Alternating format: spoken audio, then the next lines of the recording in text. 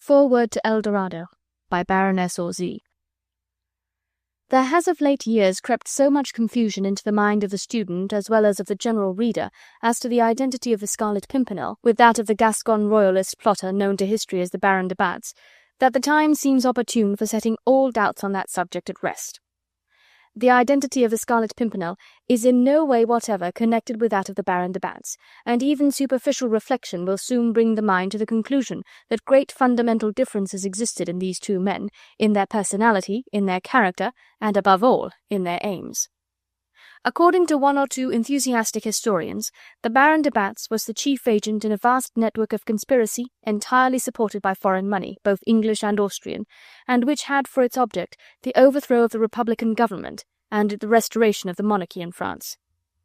In order to attain this political goal, it is averred that he set himself the task of pitting the members of the revolutionary government one against the other, and bringing hatred and dissensions among them, until the cry of traitor resounded from one end of the assembly of the Convention to the other, and the assembly itself became as one vast den of wild beasts, wherein wolves and hyenas devoured one another, and, still unsatiated, licked their streaming jaws, hungering for more prey.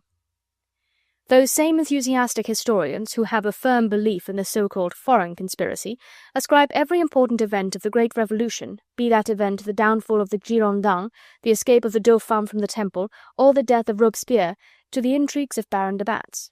He it was, so they say, who egged the Jacobins on against the Mountain, Robespierre against Danton, Hébert against Robespierre. He it was who instigated the massacres of September, the atrocities of Nantes, the horrors of Thermidor, the sacrileges, the noyades, all with the view of causing every section of the National Assembly to vie with the other in excesses and in cruelty, until the makers of the Revolution, satiated with their own lust, turned on one another, and, sardin à plus like, buried themselves and their orgies in the vast hecatomb of a self-consumed anarchy. Whether the power thus ascribed to Baron de Batz by his historians is real or imaginary, it is not the purpose of this preface to investigate. Its sole object is to point out the difference between the career of this plotter and that of the Scarlet Pimpernel. The Baron de Batz himself was an adventurer without substance, save that which he derived from abroad. He was one of those men who have nothing to lose and everything to gain by throwing themselves headlong into the seething cauldron of internal politics. Though he made several attempts at rescuing King Louis first, and then the Queen and royal family from prison and from death, he never succeeded, as we know, in any of these undertakings, and he never once so much as attempted the rescue of other equally innocent, if not quite so distinguished victims of the most bloodthirsty revolution that has ever shaken the foundations of the civilized world. Nay, more. When on the 29th Prairial, those unfortunate men and women were condemned and executed for alleged complicity in the so-called foreign conspiracy, de Batz, who is universally admitted to have been the head and prime mover of that conspiracy, if indeed conspiracy there was, never made either the slightest attempt to rescue his confederates from the guillotine, or at least the offer to perish by their sides if he could not succeed in saving them. And when we remember that the martyrs of the 29th Prairial included women like Grandmaison, the devoted friend of de Batz, the beautiful Emily de Saint-Amaranthe, little Cécile Renaud, a mere child not 16 years of age, also men like Michoni and Roussel, faithful servants of de Batz, the Baron de Lézardière and the Comte de Saint-Maurice, his friends, we no longer can have the slightest doubt that the Gascon plotter and the English gentleman are indeed two very different persons. The latter's aims were absolutely non-political. He never intrigued for the restoration of the monarchy, or even for the overthrow of that republic which he loathed. His only concern was the rescue of the innocent, the stretching out of a saving hand to those unfortunate creatures who had fallen into the net spread out for them by their fellow men, by those who, godless, lawless, penniless themselves, had sworn to exterminate all those who clung to their belongings, to their religion, and to their beliefs. The Scarlet Pimpernel did not take it upon himself to punish the guilty. His care was solely of the helpless and of the innocent. For this aim he risked his life every time that he set foot on French soil. For it he sacrificed his fortune and even his personal happiness, and to it he devoted his entire existence. Moreover, whereas the French plotter is said to have had confederates even in the assembly of the Convention, confederates who were sufficiently influential and powerful to secure his own immunity, the Englishman, when he was bent on his errands of mercy, had the whole of France against him. The Baron de Batz was a man who never justified either his own ambitions or even his existence. The Scarlet Pimpernel was a personality of whom an entire nation might justly be proud. Chapter 11. The League of the Scarlet Pimpernel. Armand never could say definitely afterwards whither he went when he left the Square du Roule that evening. No doubt he wandered about the streets for some time, in an absent, mechanical way, paying no heed to the passers-by, none to the direction in which he was going. His mind was full of Jeanne, her beauty, her courage, her attitude in face of that hideous bloodhound who had come to pollute that charming old-world boudoir by his loathsome presence. He recalled every word she uttered, every gesture she made. He was a man in love for the first time, wholly, irremediably in love.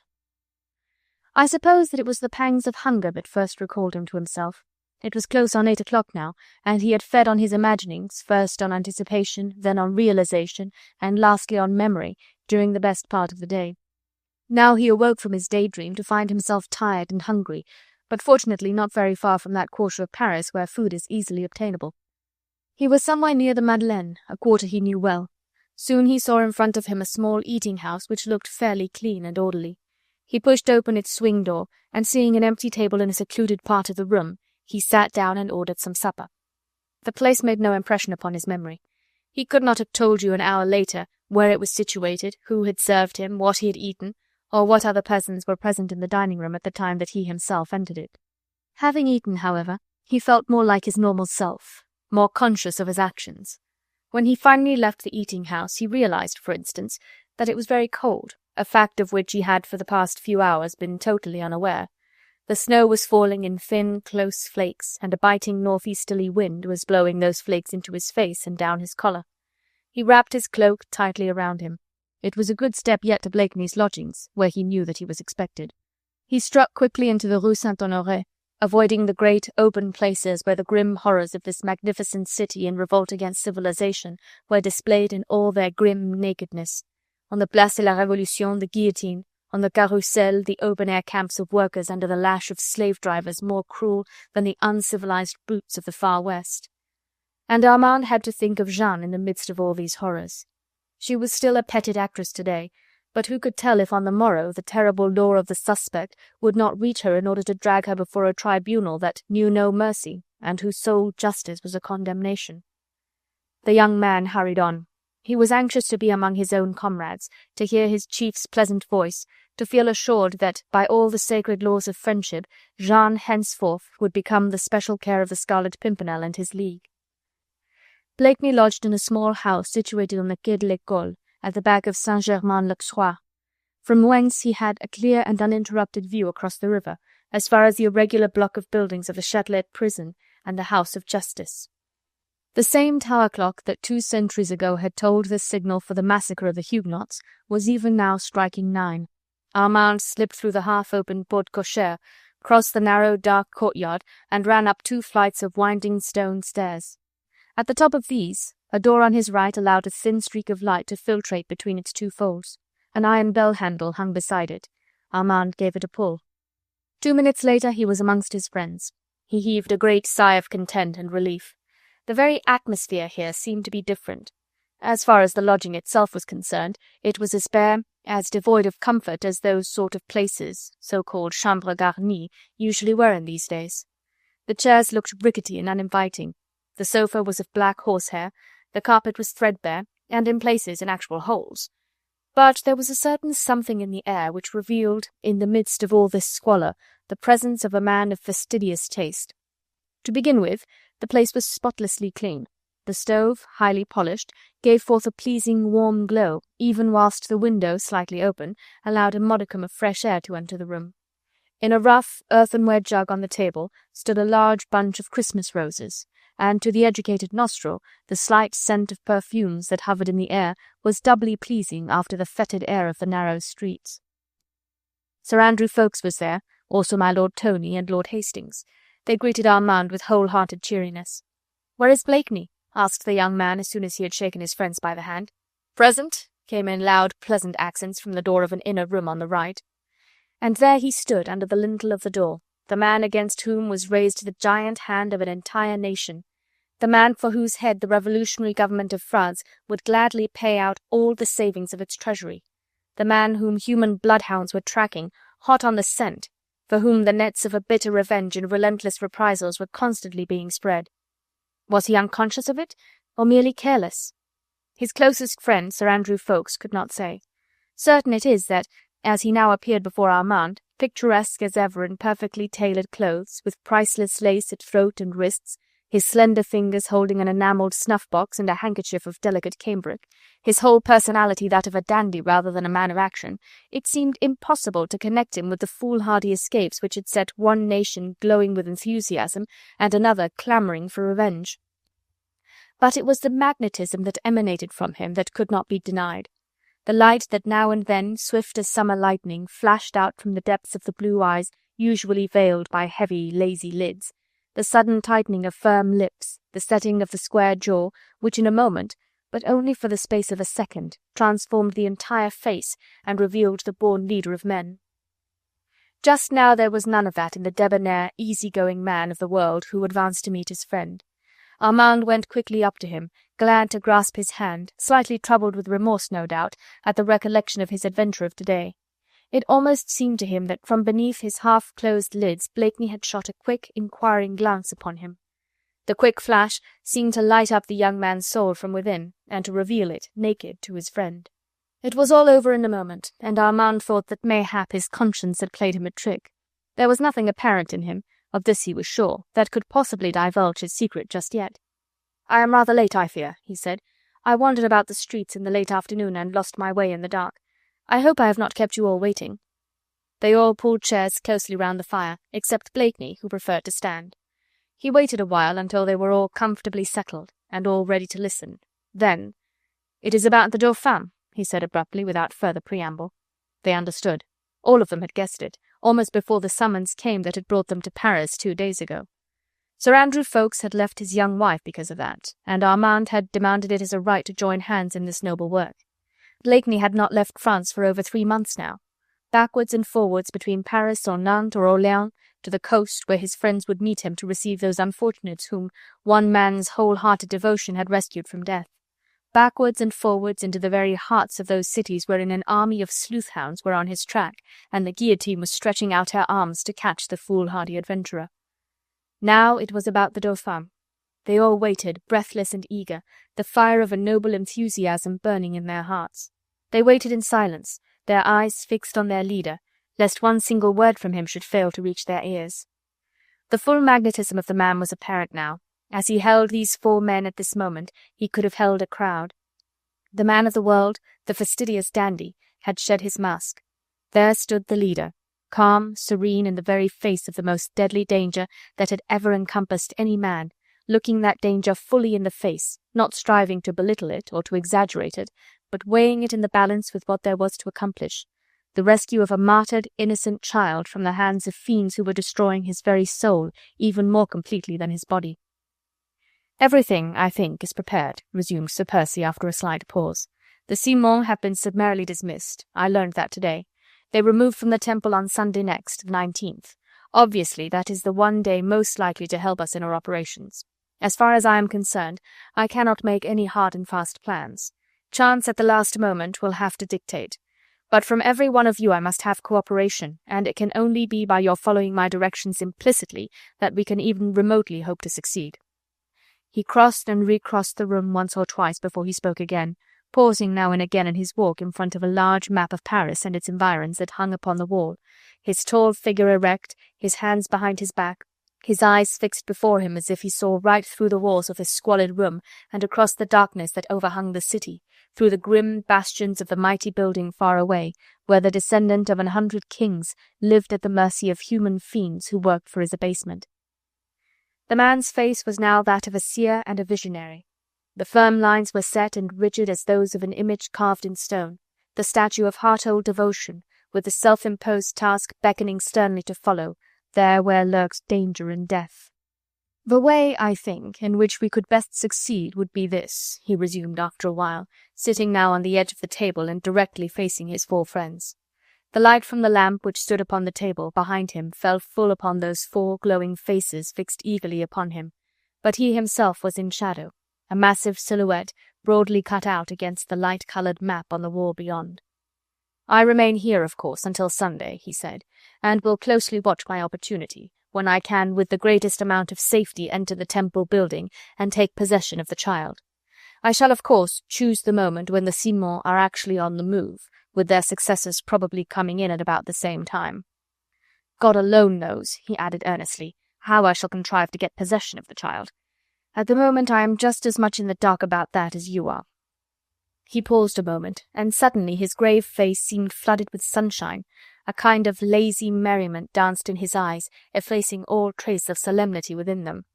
"La," he said lightly, "on one point I am not at all in the dark, and that is that His Majesty King Louis XVII will come out of that ugly house in my company next Sunday, the 19th day of January, in this year of grace 1794. And this too do I know, that those murderous blackguards shall not lay hands on me whilst that precious burden is in my keeping. So I pray you, my good Armand, do not look so glum," he added with his pleasant, merry laugh. "You'll need all your wits about you to help us in our undertaking." "What do you wish me to do, Percy?" said the young man simply. "In one moment I will tell you. I want you all to understand the situation first. The child will be out of the temple on Sunday, but at what hour I know not. The later it will be, the better would it suit my purpose, for I cannot get him out of Paris before evening with any chance of safety. Here we must risk nothing. The child is far better off as he is now than he would be if he were dragged back after an abortive attempt at rescue. But at this hour of the night, between 9 and 10 o'clock, I can arrange to get him out of Paris by the Villette gate, and that is where I want you folks, and you too, Tony, to be, with some kind of covered cart, yourselves in any disguise your ingenuity will suggest. Here are a few certificates of safety. I have been making a collection of them for some time, as they are always useful."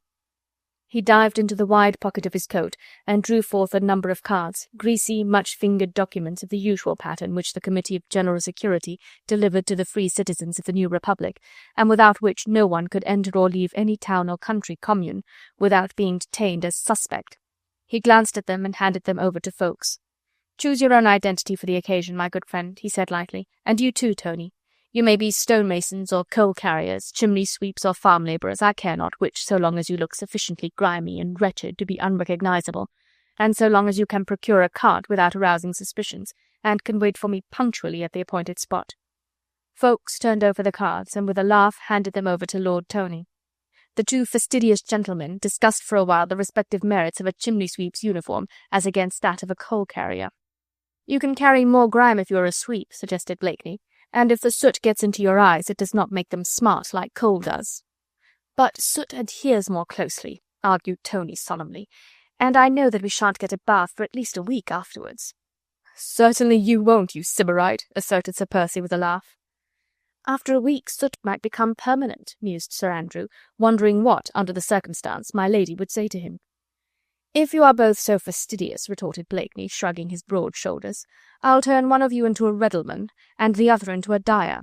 Then one of you will be bright scarlet to the end of his days, as the Reddle never comes off the skin at all, and the other will have to soak in turpentine before the dye will consent to move. In either case— Oh, my dear Tony, the smell!" He laughed like a schoolboy in anticipation of a prank, and held his scented handkerchief to his nose. My Lord Hastings chuckled audibly, and Tony punched him for this unseemly display of mirth. Armand watched the little scene in utter amazement. He had been in England over a year, and yet he could not understand these Englishmen. Surely they were the queerest, most inconsequent people in the world. Here were these men, who were engaged at this very moment in an enterprise which for cool-headed courage and foolhardy daring had probably no parallel in history. They were literally taking their lives in their hands, in all probability facing certain death, and yet they now sat chaffing and fighting like a crowd of third-form schoolboys, talking utter silly nonsense and making foolish jokes that would have shamed a Frenchman in his teens. Vaguely he wondered what fat, pompous de Batz would think of this discussion if he could overhear it. His contempt, no doubt, for the Scarlet Pimpernel and his followers would be increased tenfold. Then at last the question of the disguise was effectually dismissed. Sir Andrew Ffoulkes and Lord Anthony Dewhurst had settled their differences of opinion by solemnly agreeing to represent two over-grimy and overheated coal-heavers. They chose two certificates of safety that were made out in the names of Jean Le Petit and Achille Robespierre, labourers. "Though you don't look at all like an Achille, Tony," was Blakeney's parting shot to his friend. Then, without any transition from this schoolboy nonsense to the serious business of the moment, Sir Andrew Ffoulkes said abruptly, "Tell us exactly, Blakeney, where you will want the cart to stand on Sunday."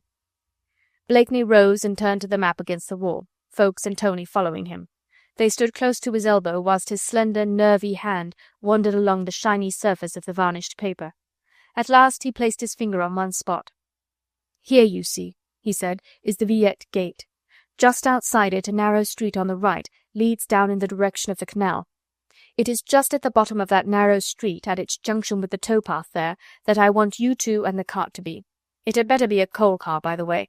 They will be unloading coal close by there tomorrow," he added with one of his sudden, irrepressible outbursts of merriment.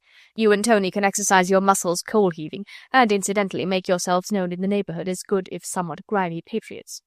"We had better take up our parts at once, then," said Tony. "I'll take a fond farewell of my clean shirt tonight."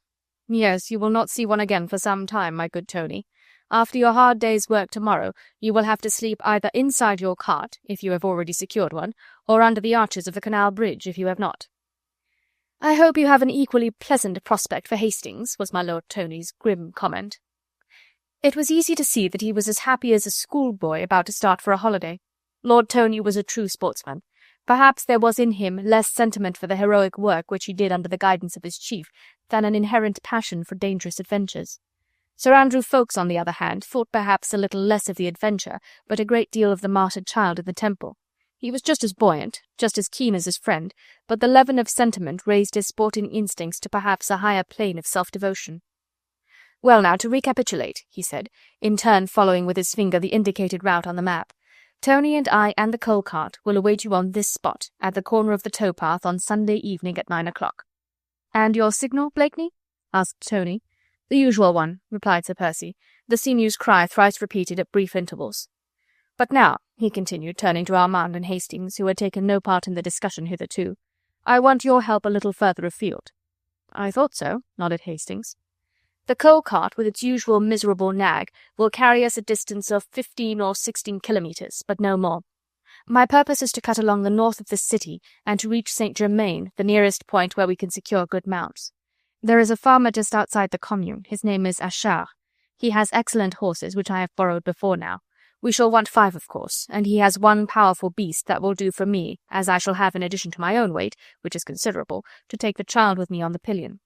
Now you, Hastings, and Armand will have to start early tomorrow morning, leave Paris by the Neuilly gate, and from there make your way to Saint-Germain by any conveyance you can contrive to obtain. At Saint-Germain you must at once find Achard's farm. Disguised as labourers, you will not arouse suspicion by so doing. You will find the farmer quite amenable to money, and you must secure the best horses you can get for our own use, and, if possible, the powerful mount I spoke of just now. You are both excellent horsemen, therefore I selected you amongst the others for this special errand, for you too, with the 5 horses, will have to come and meet our coal cart some 17 kilometres out of Saint-Germain, to where the first signpost indicates the road to Courbevoie. Some 200 metres down this road on the right there is a small spinney, which will afford splendid shelter for yourselves and your horses. We hope to be there at about 1 o'clock after midnight of Monday morning.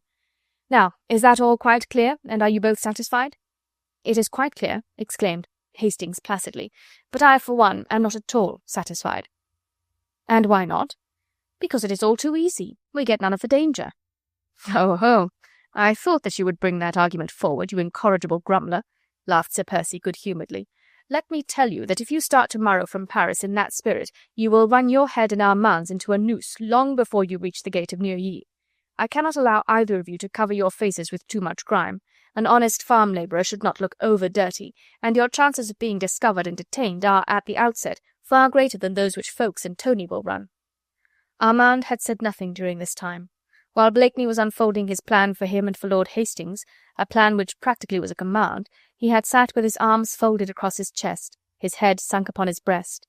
When Blakeney had asked if they were satisfied, he had taken no part in Hastings' protest, nor responded to his leader's good-humoured banter.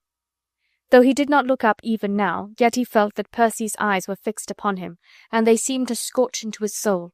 He made a great effort to appear eager like the others, and yet from the first a chill had struck at his heart. He could not leave Paris before he had seen Jeanne. He looked up suddenly, trying to seem unconcerned. He even looked his chief fully in the face. "When ought we to leave Paris?" he asked calmly. "You must leave at daybreak," replied Blakeney, with a slight, almost imperceptible emphasis on the word of command. "When the gates are first opened, and the work-people go to and fro at their work, that is the safest hour. and you must be at Saint-Germain as soon as may be, or the farmer may not have a sufficiency of horses available at a moment's notice. I want you to be spokesman with Achard, so that Hastings' British accent should not betray you both. Also, you might not get a conveyance for Saint-Germain immediately. We must think of every eventuality, Armand. There is so much at stake." Armand made no further comment just then, but the others looked astonished. Armand had but asked a simple question, and Blakeney's reply seemed almost like a rebuke, so circumstantial too, and so explanatory. He was so used to being obeyed at a word, so accustomed that the merest wish, the slightest hint from him was understood by his band of devoted followers, that the long explanation of his orders which he gave to Armand struck them all with a strange sense of unpleasant surprise. Hastings was the first to break the spell that seemed to have fallen over the party. "We leave at daybreak, of course," he said, "as soon as the gates are opened. We can, I know, get one of the carriers to give us a lift as far as Saint-Germain. There, how do we find Achard?" "He is a well-known farmer," replied Blakeney. "You have but to ask." "Good. Then we bespeak 5 horses for the next day, find lodgings in the village that night, and make a fresh start back towards Paris in the evening of Sunday. Is that right?" "Yes. One of you will have 2 horses on the lead, the other 1. Pack some fodder on the empty saddles and start at about 10 o'clock. Ride straight along the main road as if you were making back for Paris, until you come to 4 crossroads with a signpost pointing to Courbevoie. Turn down there and go along the road until you meet a close spinney of fir trees on your right. Make for the interior of that. It gives splendid shelter, and you can dismount there and give the horses a feed. We'll join you 1 hour after midnight. The night will be dark, I hope, and the moon anyhow will be on the wane." "I think I understand. Anyhow, it's not difficult, and we'll be as careful as may be." "You will have to keep your heads clear, both of you," concluded Blakeney. He was looking at Armand as he said this, but the young man had not made a movement during this brief colloquy between Hastings and the chief. He still sat with his arms folded, his head falling on his breast. Silence had fallen on them all. They all sat round the fire, buried in thought. Through the open window there came from the quay beyond the hum of life in the open-air camp, the tramp of the sentinels around it, the words of command from the drill sergeant, and through it all the moaning of the wind and the beating of the sleet against the window-panes. A whole world of wretchedness was expressed by those sounds. Blakeney gave a quick, impatient sigh, and going to the window he pushed it further open, and just then there came from afar the muffled roll of drums, and from below the watchman's cry that seemed such dire mockery. "Sleep, citizens, everything is safe and peaceful." "Sound advice," said Blakeney lightly. "Shall we also go to sleep? What say you all, eh?" He had, with that sudden rapidity characteristic of his every action, already thrown off the serious air which he had worn a moment ago when giving instructions to Hastings. His usual debonair manner was on him once again, his laziness, his careless insouciance. He was even at this moment deeply engaged in flicking off a grain of dust from the immaculate Mechlin ruff at his wrist. The heavy lids had fallen over the tell-tale eyes as if weighted with fatigue. The mouth appeared ready for the laugh which never was absent from it very long. It was only Ffoulkes's devoted eyes that were sharp enough to pierce the mask of light-hearted gaiety which enveloped the soul of his leader at the present moment.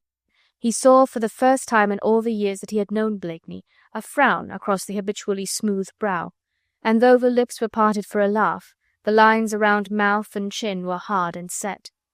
With that intuition born of whole-hearted friendship, Sir Andrew guessed what troubled Percy. He had caught the look which the latter had thrown on Armand, and knew that some explanation would have to pass between the 2 men before they parted tonight. Therefore he gave the signal for the breaking up of the meeting. "There is nothing more to say, is there, Blakeney?" he asked. "No, my good fellow, nothing," replied Sir Percy. "I do not know how you all feel, but I am demmed fatigued." "What about the rags for tomorrow?" queried Hastings. "You know where to find them, in the room below. Ffoulkes has the key. Wigs and all are there. But don't use false hair if you can help it. It is apt to shift in a scrimmage." He spoke jerkily, more curtly than was his wont. Hastings and Tony thought that he was tired. They rose to say good night. Then the 3 men went away together, Armand remaining behind. Chapter 12. What Love Is. "Well now, Armand, what is it?" asked Blakeney the moment the footsteps of his friends had died away down the stone stairs, and their voices had ceased to echo in the distance. "You guessed, then, that there was something?" said the young man after a slight hesitation. "Of course." Armand rose, pushing the chair away from him with an impatient, nervy gesture. Burying his hands in the pockets of his breeches, he began striding up and down the room, a dark, troubled expression in his face, a deep frown between his eyes. Blakeney had once more taken up his favourite position, sitting on the corner of the table, his broad shoulders interposed between the lamp and the rest of the room. He was apparently taking no notice of Armand, but only intent on the delicate operation of polishing his nails. Suddenly the young man paused in his restless walk and stood in front of his friend, an earnest, solemn, determined figure. "Blakeney," he said, "I cannot leave Paris tomorrow." Sir Percy made no reply. He was contemplating the polish which he had just succeeded in producing on his thumbnail. "I must stay here for a while longer," continued Armand firmly. "I may not be able to return to England for some weeks. You have the 3 others here to help you in your enterprise outside Paris. I am entirely at your service within the compass of its walls." Still no comment from Blakeney, not a look from beneath the fallen lids. Armand continued, with a slight tone of impatience apparent in his voice. "You must want someone to help you here on Sunday. I am entirely at your service, here or anywhere in Paris, but I cannot leave this city. At any rate, not just yet." Blakeney was apparently satisfied at last with the result of his polishing operations. He rose, gave a slight yawn, and turned toward the door. "Good night, my dear fellow," he said pleasantly. "It is time we were all abed. I am so demmed fatigued." "Percy!" exclaimed the young man hotly. "Eh? What is it?" queried the other lazily. "You are not going to leave me like this, without a word?" "I have said a great many words, my good fellow. I have said good night, and remarked that I was demmed fatigued." He was standing beside the door which led to his bedroom, and now he pushed it open with his hand. "Percy, you cannot go and leave me like this," reiterated Armand with rapidly growing irritation. "Like what, my dear fellow?" queried Sir Percy with good-humoured impatience. "Without a word, without a sign? What have I done that you should treat me like a child, unworthy even of attention?" Blakeney had turned back and was now facing him, towering above the slight figure of the younger man. His face had lost none of its gracious air, and beneath their heavy lids his eyes looked down not unkindly on his friend. "Would you have preferred it, Armand," he said quietly, "if I had said the word that your ears have heard even though my lips have not uttered it?" "I don't understand," murmured Armand defiantly. "What sign would you have had me make?" continued Sir Percy, his pleasant voice falling calm and mellow on the younger man's supersensitive consciousness. "That of branding you, Marguerite's brother, as a liar and a cheat?" "Blakeney!" retorted the other, as with flaming cheeks and wrathful eyes he took a menacing step toward his friend. "Had any man but you dared to speak such words to me?" "I pray to God, Armand, that no man but I has the right to speak them." "You have no right. Every right, my friend. Do I not hold your oath? Are you not prepared to break it?" "I'll not break my oath to you. I'll serve and help you in every way you can command. My life I'll give to the cause. Give me the most dangerous, the most difficult task to perform. I'll do it gladly." "I have given you an over-difficult and dangerous task. Bah! To leave Paris in order to engage horses while you and the others do all the work. That is neither difficult nor dangerous." "It will be difficult for you, Armand, because your head is not sufficiently cool to foresee serious eventualities and to prepare against them. It is dangerous because you are a man in love, and a man in love is apt to run his head, and that of his friends, blindly into a noose." "Who told you that I was in love?" "You yourself, my good fellow. Had you not told me so at the outset," he continued, still speaking very quietly and deliberately, and never raising his voice, "I would even now be standing over you, dog-whip in hand, to thrash you as a defaulting coward and a perjurer. Bah!" he added, with a return to his habitual bonhomie, "I would no doubt even have lost my temper with you, which would have been purposeless and excessively bad form, eh?" A violent retort had sprung to Armand's lips, but fortunately at that very moment his eyes, glowing with anger, caught those of Blakeney, fixed with lazy good nature upon his. Something of that irresistible dignity which pervaded the whole personality of the man checked Armand's hot-headed words on his lips. "I cannot leave Paris tomorrow," he reiterated more calmly. "Because you have arranged to see her again?" "Because she saved my life today, and is herself in danger." "She is in no danger," said Blakeney simply, "since she saved the life of my friend." "Percy!" The cry was wrung from Armand St.'s very soul. Despite the tumult of passion which was raging in his heart, he was conscious again of the magnetic power which bound so many to this man's service. The words he had said, simple though they were, had sent a thrill through Armand's veins. He felt himself disarmed, His resistance fell before the subtle strength of an unbendable will. Nothing remained in his heart but an overwhelming sense of shame and of impotence. He sank into a chair and rested his elbows on the table, burying his face in his hands. Blakeney went up to him and placed a kindly hand upon his shoulder. "The difficult task, Armand," he said gently. "Percy, cannot you release me? She saved my life. I have not thanked her yet." "There will be time for thanks later, Armand. Just now, over yonder, the son of kings is being done to death by savage brutes." "I would not hinder you if I stayed. God knows you have hindered us enough already." "How? You say she saved your life. Then you were in danger. Heron and his spies have been on your track. Your track leads to mine, and I have sworn to save the Dauphin from the hands of thieves. A man in love, Armand, is a deadly danger among us. Therefore, at daybreak you must leave Paris with Hastings on your difficult and dangerous task." "And if I refuse?" retorted Armand. "My good fellow," said Blakeney earnestly, "in that admirable lexicon which the League of the Scarlet Pimpernel has compiled for itself, there is no such word as refuse." "But if I do refuse?" persisted the other. "You would be offering a tainted name and tarnished honor to the woman you pretend to love." "And you insist upon my obedience?"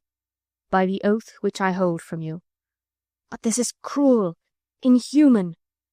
"Honor, my good Armand, is often cruel and seldom human. He is a godlike taskmaster, and we who call ourselves men are all of us his slaves. The tyranny comes from you alone. You could release me and you would. And to gratify the selfish desire of immature passion, you would wish to see me jeopardize the life of those who place infinite trust in me. God knows how you have gained their allegiance, Blakeney. To me now you are selfish and callous." "There is the difficult task you craved for, Armand," was all the answer that Blakeney made to the taunt. "To obey a leader whom you no longer trust." But this Armand could not brook. He had spoken hotly, impetuously, smarting under the discipline which thwarted his desire, but his heart was loyal to the chief whom he had reverenced for so long. "Forgive me, Percy," he said humbly. "I am distracted. I don't think I quite realized what I was saying. I trust you, of course, implicitly, and you need not even fear. I shall not break my oath, though your orders now seem to me needlessly callous and selfish. I will obey. You need not be afraid." "I was not afraid of that, my good fellow. Of course, you do not understand. You cannot. To you, your honor, the task which you have set yourself, has been your only fetish. Love, in its true sense, does not exist for you. I see it now. You do not know what it is to love." Blakeney made no reply for the moment.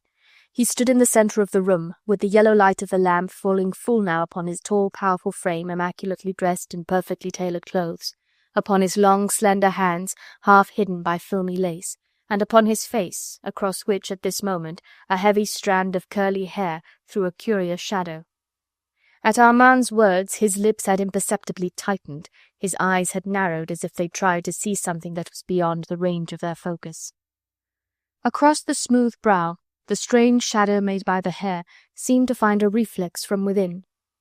Perhaps the reckless adventurer, the careless gambler with life and liberty, saw through the walls of this squalid room, across the wide, ice-bound river, and beyond even the gloomy pile of buildings opposite, a cool, shady garden at Richmond, a velvety lawn sweeping down to the river's edge, a bower of clematis and roses, with a carved stone seat half covered with moss. There sat an exquisitely beautiful woman, with great, sad eyes fixed on the far distant horizon. The setting sun was throwing a halo of gold all round her hair. Her white hands were clasped idly on her lap. She gazed out beyond the river, beyond the sunset, toward an unseen bourne of peace and happiness, and her lovely face had in it a look of utter hopelessness and of sublime self-abnegation. The air was still. It was late autumn, and all around her the russet leaves of beech and chestnut fell with a melancholy hush about her feet. She was alone, and from time to time heavy tears gathered in her eyes and rolled slowly down her cheeks. Suddenly a sigh escaped the man's tightly pressed lips. With a strange gesture, wholly unusual to him, he passed his hand right across his eyes. "Mayhap you are right, Armand," he said quietly. "Mayhap I do not know what it is to love." Armand turned to go. There was nothing more to be said. He knew Percy well enough by now to realize the finality of his pronouncements. His heart felt sore, but he was too proud to show his hurt again to a man who did not understand. All thoughts of disobedience he had put resolutely aside. He had never meant to break his oath. All that he had hoped to do was to persuade Percy to release him from it for a while. That by leaving Paris he risked to lose Jeanne he was quite convinced, but it is nevertheless a true fact that in spite of this he did not withdraw his love and trust from his chief. He was under the influence of that same magnetism which enchained all his comrades to the will of this man, and though his enthusiasm for the great cause had somewhat waned, his allegiance to its leader was no longer tottering. But he would not trust himself to speak again on the subject. "I will find the others downstairs," was all he said, "and will arrange with Hastings for tomorrow. Good night, Percy." "Good night, my dear fellow. By the way, you have not yet told me who she is." "Her name is Jeanne Lange," said St-Just, half reluctantly. He had not meant to divulge his secret quite so fully as yet. "The young actress at the Théâtre National?" "Yes. Do you know her?" "Only by name." "She is beautiful, Percy, and she is an angel. Think of my sister Marguerite. She too was an actress. Good night, Percy." "Good night." The two men grasped one another by the hand. Armand's eyes proffered a last desperate appeal, but Blakeney's eyes were impassive and unrelenting, and Armand, with a quick sigh, finally took his leave. For a long while after he had gone, Blakeney stood silent and motionless in the middle of the room. Armand's last words lingered in his ear. "Think of Marguerite." The walls had fallen away from around him. The window, the river below, the Temple prison had all faded away, merged in the chaos of his thoughts. Now he was no longer in Paris. He heard nothing of the horrors that, even at this hour of the night, were raging around him. He did not hear the call of murdered victims, of innocent women and children crying for help. He did not see the descendant of St. Louis, with a red cap on his baby head, stamping on the fleur-de-lis and heaping insults on the memory of his mother. All that had faded into nothingness. He was in the garden at Richmond, and Marguerite was sitting on the stone seat, with branches of the rambler roses twining themselves in her hair. He was sitting on the ground at her feet, his head pillowed in her lap, lazily dreaming, whilst at his feet the river wound its graceful curves beneath overhanging willows and tall, stately elms. A swan came sailing majestically down the stream, and Marguerite, with idle, delicate hands, threw some crumbs of bread into the water. Then she laughed, for she was quite happy, and anon she stooped, and he felt the fragrance of her lips as she bent over him, and savoured the perfect sweetness of her caress. She was happy because her husband was by her side. He had done with adventures, with risking his life for others' sake. He was living only for her. The man, the dreamer, the idealist that lurked behind the adventurous soul, lived an exquisite dream as he gazed upon that vision. He closed his eyes so that it might last all the longer, so that through the open window opposite he should not see the great, gloomy walls of the labyrinthine building packed to overflowing with innocent men, women, and children, waiting patiently and with a smile on their lips for a cruel and unmerited death, so that he should not see even through the vista of houses and of streets that grim Temple prison far away, and the light in one of the tower windows which illumined the final martyrdom of a boy king. Thus he stood for fully 5 minutes, with eyes deliberately closed and lips tightly set. Then the neighbouring tower clock of Saint-Germain-l'Auxerrois slowly tolled the hour of midnight. Blakeney woke from his dream. The walls of his lodging were once more around him, and through the window the ruddy light of some torch in the street below fought with that of the lamp. He went deliberately up to the window and looked out into the night. On the quay, a little to the left, the outdoor camp was just breaking up for the night. The people of France in arms against tyranny were allowed to put away their work for the day and to go to their miserable homes to gather rest in sleep for the morrow. A band of soldiers, rough and brutal in their movements, were hustling the women and children. The little ones, weary, sleepy, and cold, seemed too dazed to move. One woman had 2 little children clinging to her skirts. A soldier suddenly seized one of them by the shoulders and pushed it along roughly in front of him to get it out of the way. The woman struck at the soldier in a stupid, senseless, useless way, and then gathered her trembling chicks under her wing, trying to look defiant. In a moment she was surrounded. 2 soldiers seized her, and 2 more dragged the children away from her. She screamed, and the children cried. The soldiers swore and struck out right and left with their bayonets. There was a general melee. Calls of agony rent the air, rough oaths drowned the shouts of the helpless. Some women, panic-stricken, started to run. And Blakeney from his window looked down upon the scene. He no longer saw the garden at Richmond, the lazily flowing river, the bowers of roses. Even the sweet face of Marguerite, sad and lonely, appeared dim and far away. He looked across the ice-bound river, past the quay where rough soldiers were brutalizing a number of wretched, defenseless women, to that grim Châtelet prison, where tiny lights shining here and there behind barred windows told the sad tale of weary vigils, of watches through the night, when dawn would bring martyrdom and death. And it was not Marguerite's blue eyes that beckoned to him now. It was not her lips that called, but the wan face of a child with matted curls hanging above a greasy forehead, and small hands covered in grime that had once been fondled by a queen. The adventurer in him had chased away the dream. "While there is life in me, I'll cheat those brutes of prey," he murmured. Chapter 13. Then everything was dark. The night that Armand St spent tossing about in a hard, narrow bed was the most miserable, agonizing one he had ever passed in his life. A kind of fever ran through him, causing his teeth to chatter and the veins in his temples to throb until he thought that they must burst.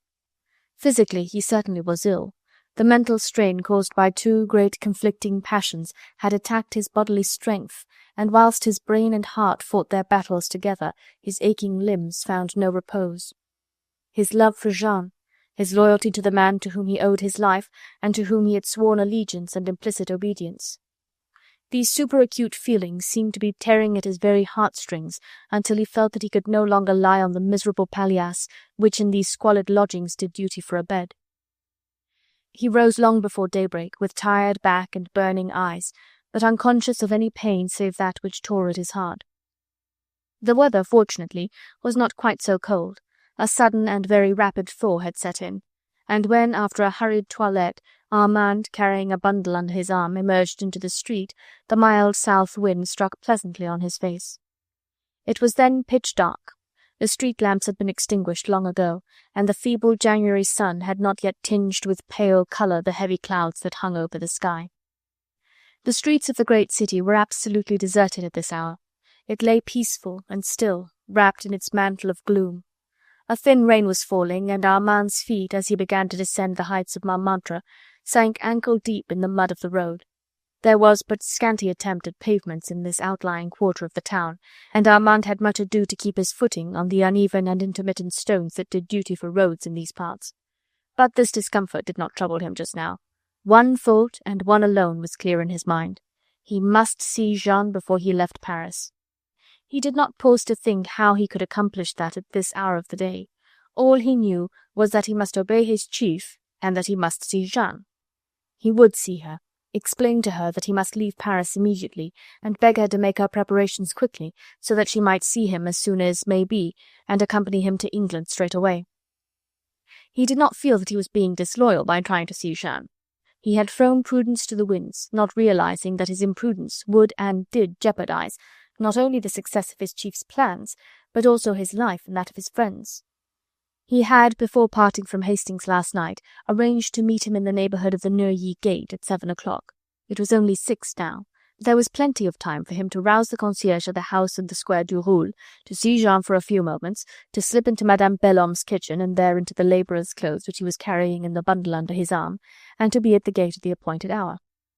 The Square du Roule is shut off from the Rue Saint-Honoré, on which it abuts, by tall iron gates, which a few years ago, when the secluded little square was a fashionable quarter of the city, used to be kept closed at night, with a watchman in uniform to intercept midnight prowlers. Now these gates had been rudely torn away from their sockets, the iron had been sold for the benefit of the ever-empty treasury, and no one cared if the homeless, the starving, or the evil-doer found shelter under the porticos of the houses, from whence wealthy or aristocratic owners had long since thought it wise to flee. No one challenged Armand when he turned into the square, and though the darkness was intense, he made his way fairly straight for the house where lodged Mademoiselle Lange.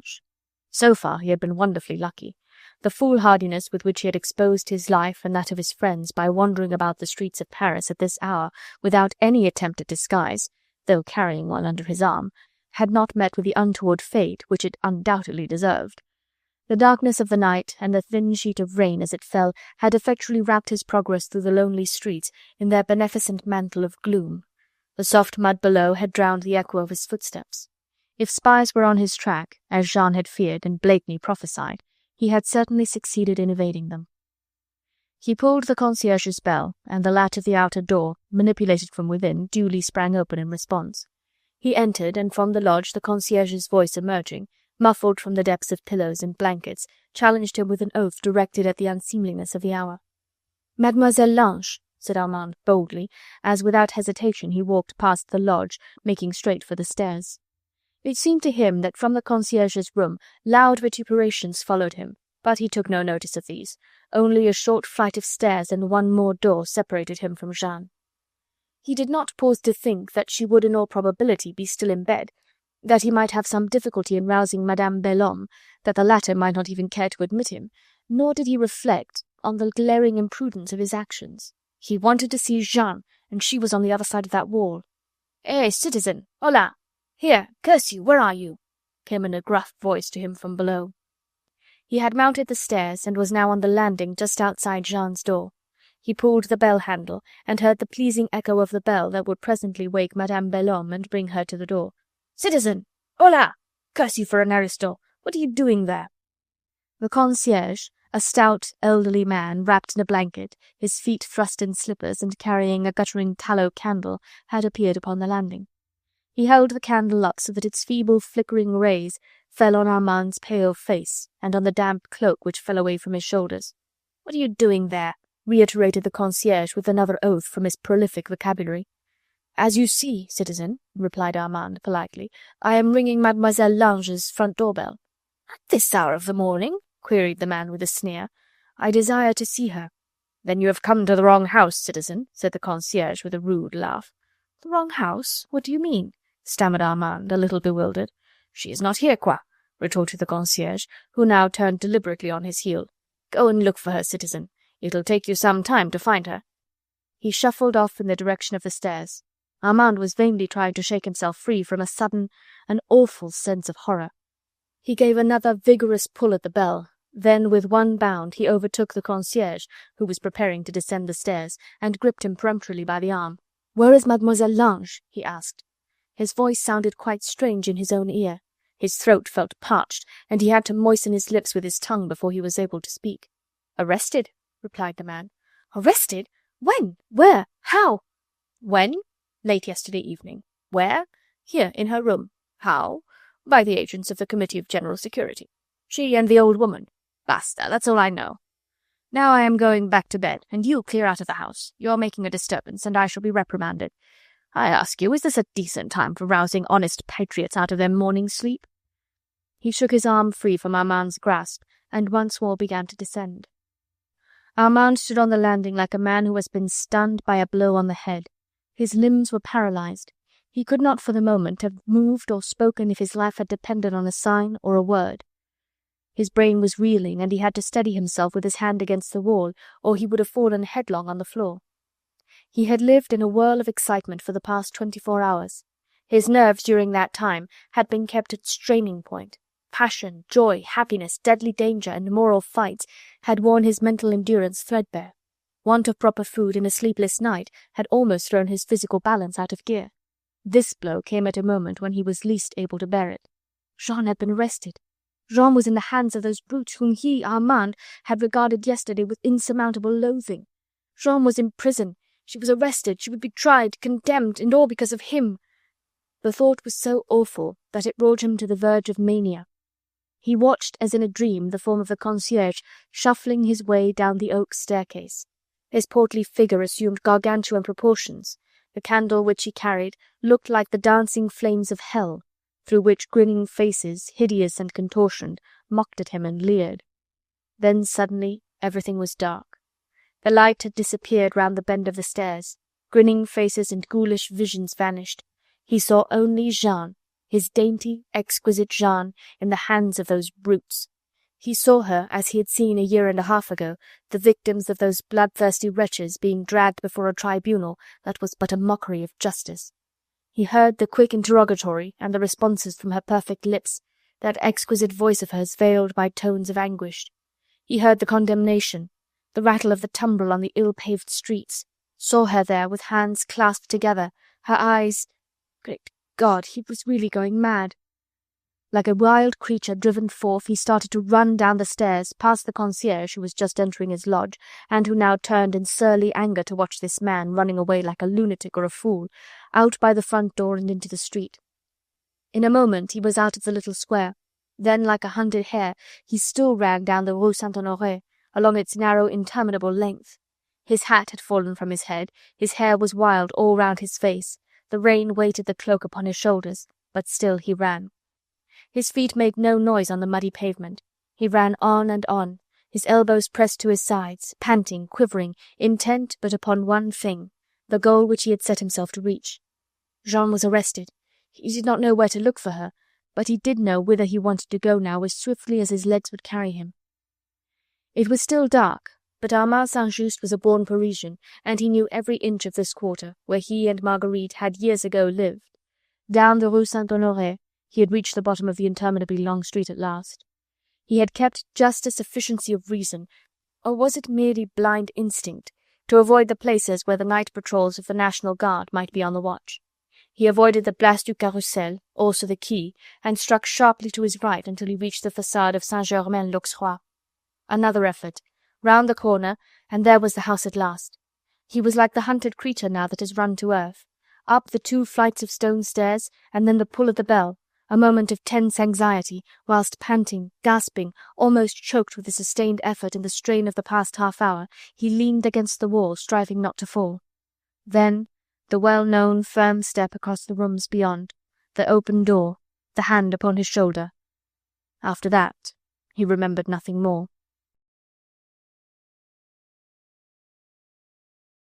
Chapter 14. The Chief. He had not actually fainted, but the exertion of that long run had rendered him partially unconscious. He knew now that he was safe, that he was sitting in Blakeney's room, and that something hot and vivifying was being poured down his throat. "Percy, they have arrested her," he said, panting as soon as speech returned to his paralyzed tongue. "All right. Don't talk now. Wait till you are better." With infinite care and gentleness, Blakeney arranged some cushions around Armand's head, turned the sofa towards the fire, and anon brought his friend a cup of hot coffee, which the latter drank with avidity. He was really too exhausted to speak. He had contrived to tell Blakeney, and now Blakeney knew, so everything would be all right. The inevitable reaction was asserting itself. The muscles had relaxed, the nerves were numbed, and Armand lay back on the sofa, with eyes half closed, unable to move, yet feeling his strength gradually returning to him, his vitality asserting itself, all the feverish excitement of the past 24 hours yielding at last to a calmer mood. Through his half-closed eyes he could see his brother-in-law moving about the room. Blakeney was fully dressed. In a sleepy kind of way, Armand wondered if he had been to bed at all. Certainly his clothes set on him with their usual well-tailored perfection, and there was no suggestion in his brisk step and alert movements that he had passed a sleepless night. Now he was standing by the open window. Armand, from where he lay, could see his broad shoulders sharply outlined against the grey background of the hazy winter dawn. A wan light was just creeping up from the east over the city. The noises of the streets below came distinctly to Armand's ear. He roused himself with one vigorous effort from his lethargy, feeling quite ashamed of himself and of this breakdown of his nervous system. He looked with frank admiration on Sir Percy, who stood immovable and silent by the window, a perfect tower of strength, serene and impassive, yet kindly in distress. "Percy," said the young man, "I ran all the way from the top of the Rue Saint-Honoré. I was only breathless. I am quite all right. May I tell you all about it?" Without a word, Blakeney closed the window and came across to the sofa. He sat down beside Armand, and to all outward appearances he was nothing now but a kind and sympathetic listener to a friend's tale of woe. Not a line in his face or a look in his eyes betrayed the thoughts of the leader who had been thwarted at the outset of a dangerous enterprise, or of the man accustomed to command who had been so flagrantly disobeyed. Armand, unconscious of all save of Jeanne and of her immediate need, put an eager hand on Percy's arm. Heron and his hellhounds went back to our lodgings last night, he said, speaking as if he was still a little out of breath. They hoped to get me, no doubt. Not finding me there, they took her. Oh, my God! It was the first time that he had put the whole terrible circumstance into words, and it seemed to gain in reality by the recounting. The agony of mind which he endured was almost unbearable. He hid his face in his hands, lest Percy should see how terribly he suffered. "I knew that," said Blakeney quietly. Armand looked up in surprise. "How? When did you know it?" he stammered. "Last night, when you left me. I went down to the Square du Roule. I arrived there just too late." "Percy!" exclaimed Armand, whose pale face had suddenly flushed scarlet. "You did that? Last night you—" "Of course," interposed the other calmly. "Had I not promised you to keep watch over her? When I heard the news, it was already too late to make further inquiries, but when you arrived just now I was on the point of starting out, in order to find out in what prison Mademoiselle Lange is being detained. I shall have to go soon, Armand, before the guard is changed at the temple in the Tuileries. This is the safest time, and God knows we are all of us sufficiently compromised already." The flush of shame deepened in St-Just's cheek. There had not been a hint of reproach in the voice of his chief, and the eyes which regarded him now from beneath the half-closed lids showed nothing but lazy bonhomie. In a moment now Armand realized all the harm which his recklessness had done, was still doing to the work of the League. Every one of his actions since his arrival in Paris 2 days ago had jeopardized a plan or endangered a life. His friendship with de Batz, his connection with Mademoiselle Lange, his visit to her yesterday afternoon, the repetition of it this morning, culminating in that wild run through the streets of Paris, when at any moment a spy lurking round a corner might either have barred his way, or, worse still, have followed him to Blakeney's door. Armand, without a thought of any one save of his beloved, might easily this morning have brought an agent of the Committee of General Security face to face with his chief. "Percy," he murmured, "can you ever forgive me?" "Pshaw, man," retorted Blakeney lightly. "There is naught to forgive. Only a great deal that should no longer be forgotten. Your duty to the others, for instance, your obedience and your honour." "I was mad, Percy. Oh, if you only could understand what she means to me." Blakeney laughed, his own light-hearted, careless laugh, which so often before now had helped to hide what he really felt from the eyes of the indifferent, and even from those of his friends. "No, no," he said lightly. "We agreed last night, did we not, that in matters of sentiment I am a cold-blooded fish? But will you at any rate concede that I am a man of my word? Did I not pledge it last night that Mademoiselle Lange would be safe? I foresaw her arrest the moment I heard your story. I hoped that I might reach her before that brute Heron's return. Unfortunately, he forestalled me by less than half an hour. Mademoiselle Lange has been arrested, Armand. But why should you not trust me on that account? Have we not succeeded, I and the others, in worse cases than this one? They mean no harm to Jeanne Lange," he added emphatically. "I give you my word on that. They only want her as a decoy. It is you they want. You through her, and me through you. I pledge you my honour that she will be safe. You must try and trust me, Armand. It is much to ask, I know, for you will have to trust me with what is most precious in the world to you, and you will have to obey me blindly, or I shall not be able to keep my word." "What do you wish me to do?"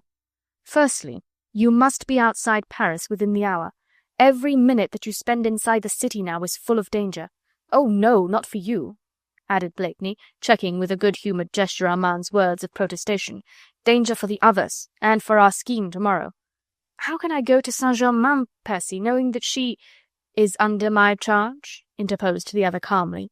"That should not be so very difficult. Come," he added, placing a kindly hand on the other's shoulder. "You shall not find me such an inhuman monster after all. But I must think of the others, you see, and of the child whom I have sworn to save. But I won't send you as far as Saint-Germain. Go down to the room below and find a good bundle of rough clothes that will serve you as a disguise, for I imagine that you have lost those which you had on the landing or the stairs of the house in the Square du Roule. In a tin box with the clothes downstairs you will find the packet of miscellaneous certificates of safety. Take an appropriate one, and then start out immediately for Villette. You understand?" "Yes, yes," said Armand eagerly. "You want me to join Ffoulkes and Tony?" "Yes. You'll find them probably unloading coal by the canal. Try and get private speech with them as early as may be, and tell Tony to set out at once for Saint-Germain, and to join Hastings there, instead of you, whilst you take his place with Ffoulkes." "Yes, I understand. But how will Tony reach Saint-Germain?" "La, my good fellow," said Blakeney gaily, "you may safely trust Tony to go where I sent him. Do you but do as I tell you, and leave him to look after himself. And now," he added, speaking more earnestly, "the sooner you get out of Paris, the better it will be for us all. As you see, I am only sending you to La Villette because it is not so far, but that I can keep in personal touch with you. Remain close to the gates for an hour after nightfall. I will contrive before they close to bring you news of Mademoiselle Lange." Armand said no more. The sense of shame in him deepened with every word spoken by his chief. He felt how untrustworthy he had been, how undeserving of the selfless devotion which Percy was showing him even now. The words of gratitude died on his lips. He knew that they would be unwelcome. These Englishmen were so devoid of sentiment, he thought, and his brother-in-law, with all his unselfish and heroic deeds, was, he felt, absolutely callous in matters of the heart. But Armand was a noble-minded man, and with the true sporting instinct in him, despite the fact that he was a creature of nerves, highly strung and imaginative. He could give ungrudging admiration to his chief, even whilst giving himself up entirely to the sentiment for Jean. He tried to imbue himself with the same spirit that actuated my Lord Tony and the others of the League. How gladly would he have chaffed and made senseless schoolboy jokes like those which, in face of their hazardous enterprise and the dangers which they all ran, had horrified him so much last night. But somehow he knew that jokes from him would not ring true. How could he smile when his heart was brimming over with his love for Jeanne and with solicitude on her account? He felt that Percy was regarding him with a kind of indulgent amusement. There was a look of suppressed merriment in the depths of those lazy blue eyes. So he braced up his nerves, trying his best to look cool and unconcerned, but he could not altogether hide from his friend the burning anxiety which was threatening to break his heart. "I have given you my word, Armand," said Blakeney in answer to the unspoken prayer. "Can you try and trust me as the others do?" Then, with sudden transition, he pointed to the map behind him. "Remember the gate of Villette, and the corner by the towpath. Join folks as soon as may be, and send Tony on his way, and wait for news of Mademoiselle Lange some time tonight." "God bless you, Percy," said Armand involuntarily. "Goodbye. Goodbye, my dear fellow. Slip on your disguise as quickly as you can, and be out of the house in a quarter of an hour." He accompanied Armand through the anteroom, and finally closed the door on him. Then he went back to his room, and walked up to the window, which he threw open to the humid morning air. Now that he was alone, the look of trouble on his face deepened to a dark, anxious frown, and as he looked out across the river, a sigh of bitter impatience and disappointment escaped his lips. Chapter 15. The Gate of La Villette. And now the shades of evening had long since yielded to those of night. The gate of La Villette, at the northeast corner of the city, was about to close. Armand, dressed in the rough clothes of a labouring man, was leaning against a low wall at the angle of the narrow street which abuts on the canal at its further end. From this point of vantage he could command a view of the gate and of the life and bustle around it. He was dog-tired. After the emotions of the past 24 hours, the day's hard manual toil to which he was unaccustomed had caused him to ache in every limb. As soon as he had arrived at the canal wharf in the early morning, he had obtained the kind of casual work that ruled about here, and soon was told off to unload a cargo of coal which had arrived by barge overnight. He had set to with a will, half hoping to kill his anxiety by dint of heavy bodily exertion. During the course of the morning he had suddenly become aware of Sir Andrew Ffoulkes and of Lord Anthony Dewhurst, working not far away from him, and as fine a pair of coal-heavers as any shipper could desire. It was not very difficult, in the midst of the noise and activity that reigned all about the wharf, for the three men to exchange a few words together, and Armand soon communicated the chief's new instructions to my Lord Tony, who effectually slipped away from his work some time during the day. Armand did not even see him go. It had all been so neatly done. Just before 5 o'clock in the afternoon, the labourers were paid off. It was then too dark to continue work. Armand would have liked to talk to Sir Andrew, if only for a moment. He felt lonely and desperately anxious. He had hoped to tire out his nerves as well as his body, but in this he had not succeeded. As soon as he had given up his tools, his brain began to work again more busily than ever. It followed Percy in his peregrinations through the city, trying to discover where those brutes were keeping Jean. That task had suddenly loomed up before Armand's mind with all its terrible difficulties. How could Percy, a marked man if ever there was one, go from prison to prison to inquire about Jeanne? The very idea seemed preposterous. Armand ought never to have consented to such an insensate plan. The more he thought of it, the more impossible did it seem that Blakeney could find anything out. Sir Andrew Ffoulkes was nowhere to be seen. Saint-Just wandered about in the dark, lonely streets of this outlying quarter, vainly trying to find the friend in whom he could confide, who, no doubt, would reassure him as to Blakeney's probable movements in Paris. Then, as the hour approached for the closing of the city gates, Armand took up his stand at an angle of the street from whence he could see both the gate on one side of him and the thin line of a canal intersecting the street at its further end. Unless Percy came within the next 5 minutes, the gates would be closed, and the difficulties of crossing the barrier would be increased 100-fold. The market gardeners with their covered carts filed out of the gate one by one. The labourers on foot were returning to their homes. There was a group of stonemasons, a few road-makers, also a number of beggars, ragged and filthy, who herded somewhere in the neighbourhood of the canal. In every form, under every disguise, Armand hoped to discover Percy. He could not stand still for very long, but strode up and down the road that skirts the fortifications at this point. There were a good many idlers about at this hour, some men who had finished their work and meant to spend an hour or so in one of the drinking shops that abounded in the neighbourhood of the wharf. Others who liked to gather a small knot of listeners around them whilst they discoursed on the politics of the day, or rather raged against the convention, which was all made up of traitors to the people's welfare. Armand, trying manfully to play his part, joined one of the groups that stood gaping round a street orator.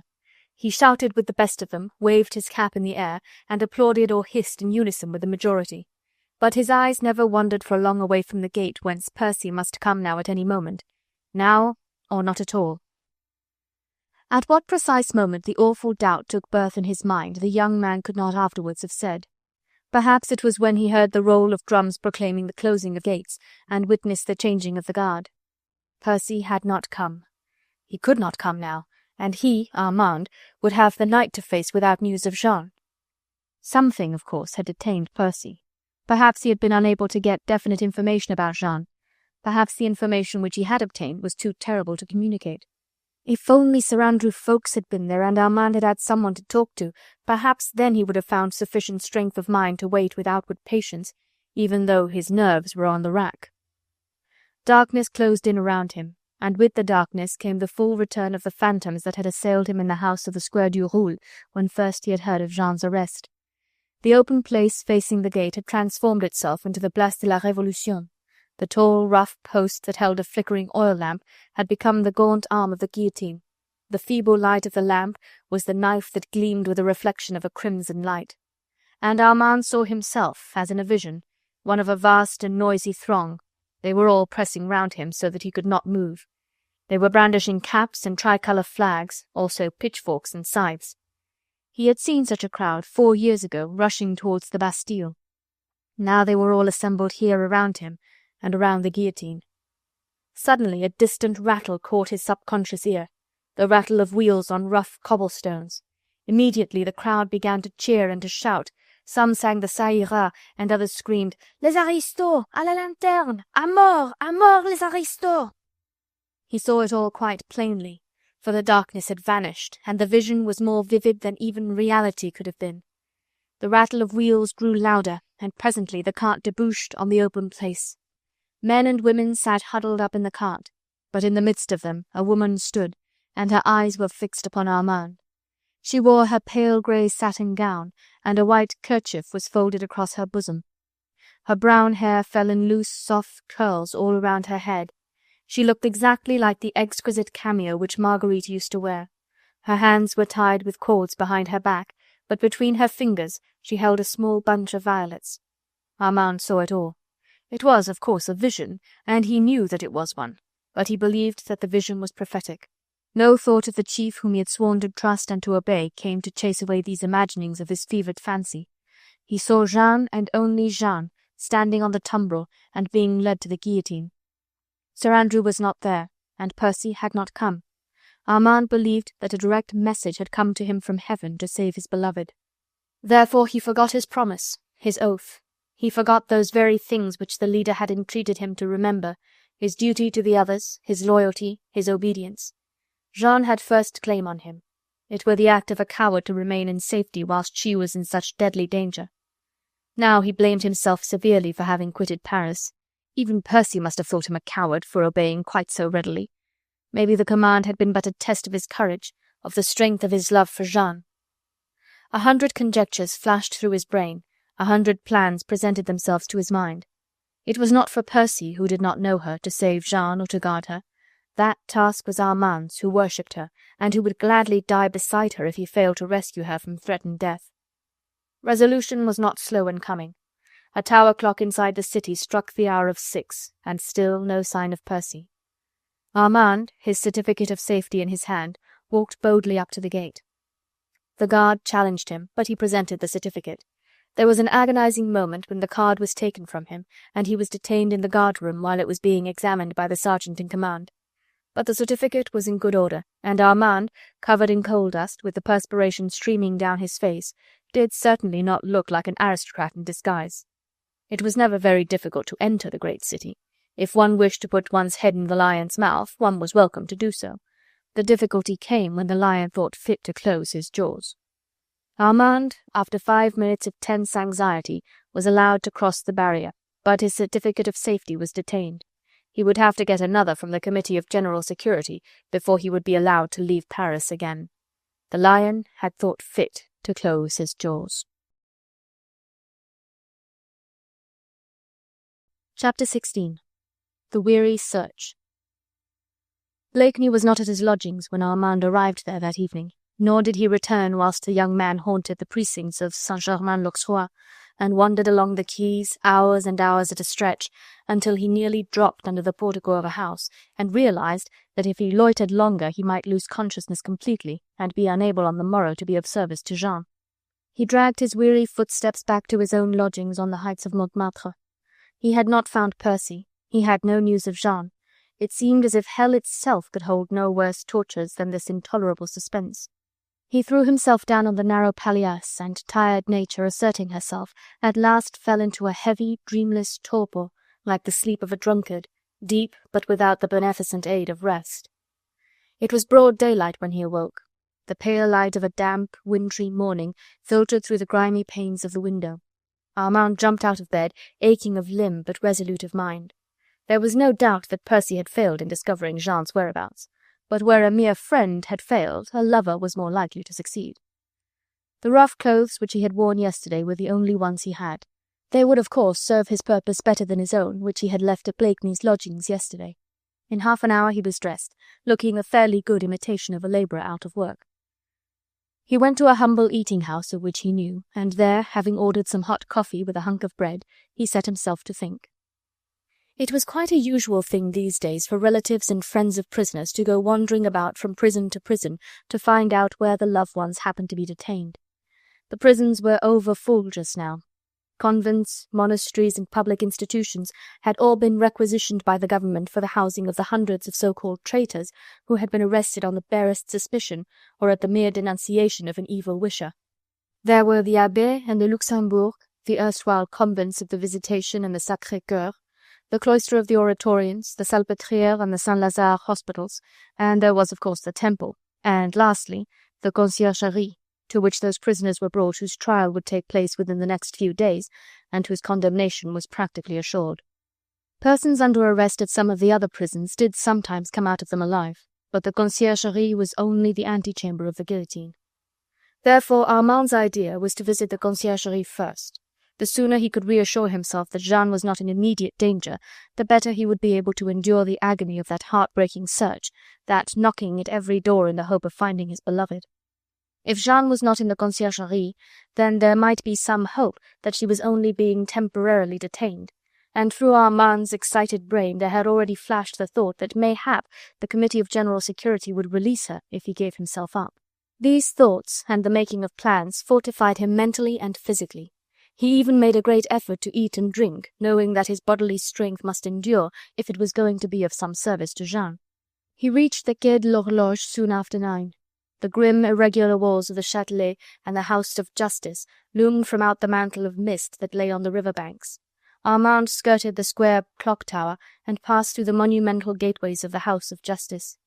He knew that his best way to the prison would be through the halls and corridors of the tribunal, to which the public had access whenever the court was sitting. The sittings began at 10, and already the usual crowd of idlers were assembling. men and women who apparently had no other occupation save to come day after day to this theatre of horrors and watch the different acts of the heart-rending dramas that were enacted here with a kind of awful monotony. Armand mingled with the crowd that stood about the courtyard, and anon moved slowly up the gigantic flight of stone steps, talking lightly on indifferent subjects. There was quite a goodly sprinkling of working-men amongst this crowd, and Armand in his toil-stained clothes attracted no attention. Suddenly a word reached his ear, just a name, flippantly spoken by spiteful lips, and it changed the whole trend of his thoughts. Since he had risen that morning, he had thought of nothing but of Jeanne, and in connection with her of Percy and his vain quest of her. Now that name spoken by someone unknown brought his mind back to more definite thoughts of his chief. Capet. The name, intended as an insult, but actually merely irrelevant, whereby the uncrowned little king of France was designated by the revolutionary party. Armand suddenly recollected that today was Sunday the 19th of January. He had lost count of days and of dates lately, but the name Capet had brought everything back. The child in the temple, the conference in Blakeney's lodgings, the plans for the rescue of the boy, that was to take place today, Sunday the 19th. The Simon would be moving from the temple, at what hour Blakeney did not know, but it would be today, and he would be watching his opportunity. Now Armand understood everything. A great wave of bitterness swept over his soul. Percy had forgotten Jeanne.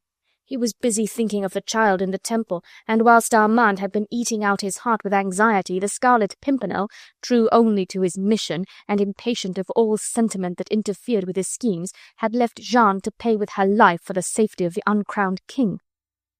But the bitterness did not last long. On the contrary, a kind of wild exultation took its place. If Percy had forgotten, then Armand could stand by Jeanne alone. It was better so. He would save the loved one. It was his duty and his right to work for her sake. Never for a moment did he doubt that he could save her, that his life would be readily accepted in exchange for hers. The crowd around him was moving up the monumental steps, and Armand went with the crowd. It lacked but a few minutes to 10 now. Soon the court would begin to sit. In the olden days, when he was studying for the law, Armand had often wandered about at will along the corridors of the House of Justice. He knew exactly where the different prisons were situated about the buildings, and how to reach the courtyards where the prisoners took their daily exercise. To watch those aristos who were waiting trial and death taking their recreation in these courtyards had become one of the sights of Paris. Country cousins on a visit to the city were brought hither for entertainment. Tall iron gates stood between the public and the prisoners, and a row of sentinels guarded these gates. But if one was enterprising and eager to see, one could glue one's nose against the ironwork and watch the ci-devant aristocrats in threadbare clothes trying to cheat their horror of death by acting a farce of light-heartedness which their wan faces and tear-dimmed eyes effectually belied. All this Armand knew, and on this he counted. For a little while he joined the crowd in the Salle des Pas Perdus, and wandered idly up and down the majestic colonnaded hall. He even at one time formed part of the throng that watched one of those quick tragedies that were enacted within the great chamber of the court. A number of prisoners brought in a batch. Hurried interrogations, interrupted answers, a quick indictment, monstrous in its flaring injustice, spoken by Fouquier Tinville, the public prosecutor, and listened to in all seriousness by men who dared to call themselves judges of their fellows. The accused had walked down the Champs-Elysees without wearing a tricolour cockade. The other had invested some savings in an English industrial enterprise, yet another had sold public funds, causing them to depreciate rather suddenly in the market. Sometimes from one of these unfortunates led thus wantonly to butchery there would come an excited protest, or from a woman screams of agonized entreaty.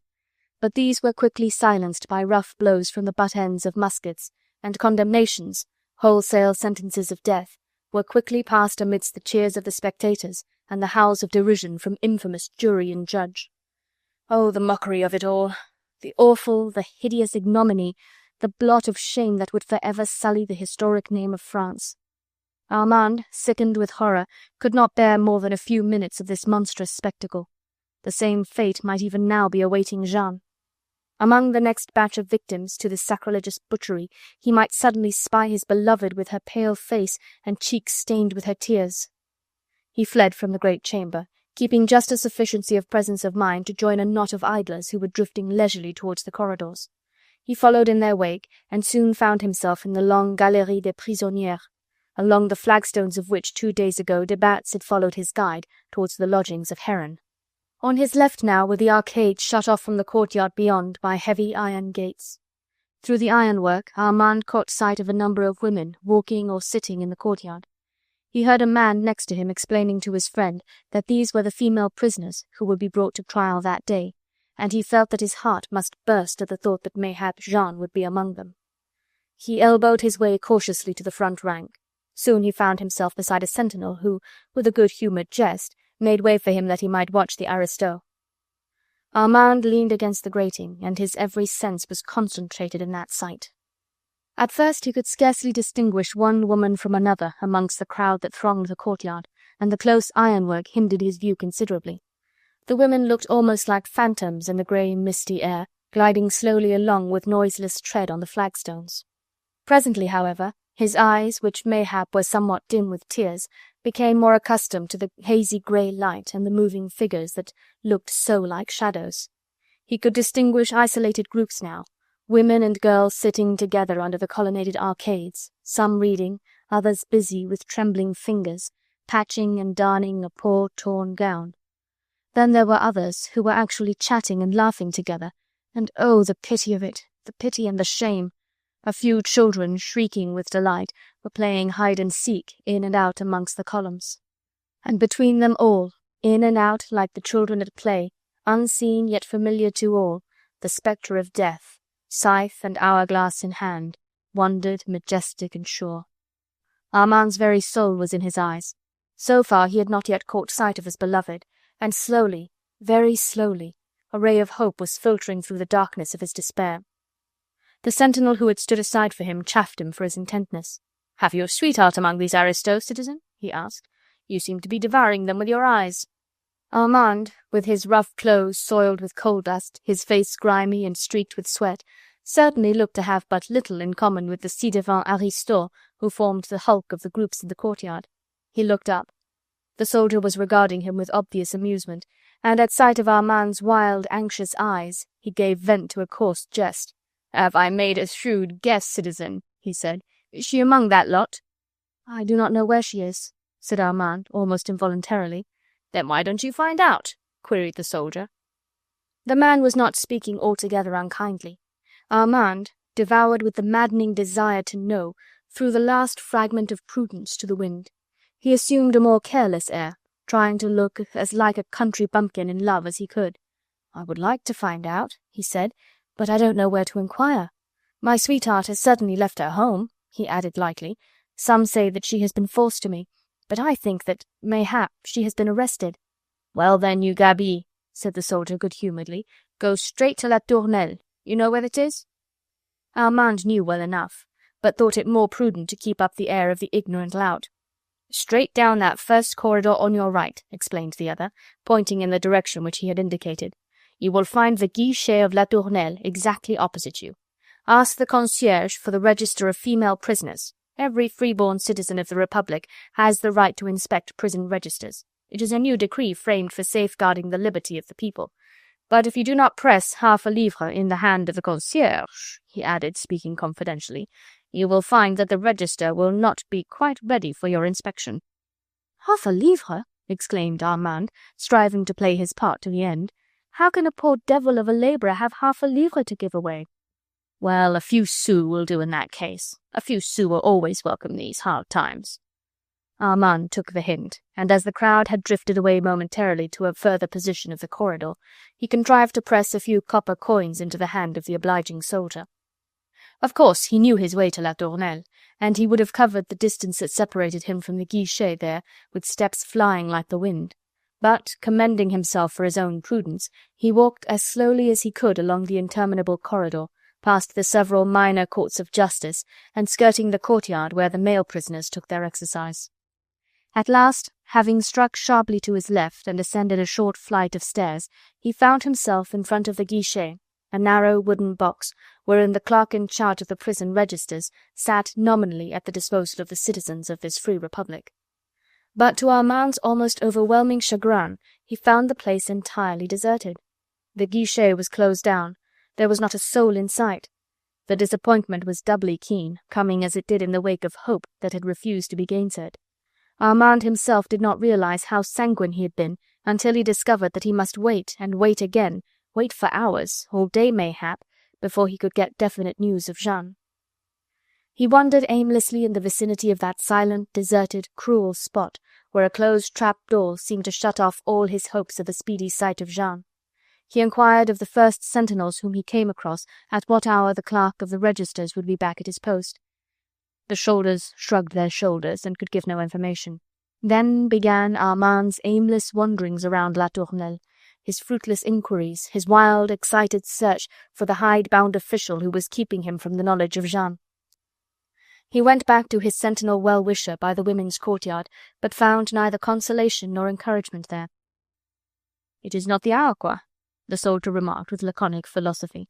It apparently was not the hour when the prison registers were placed at the disposal of the public.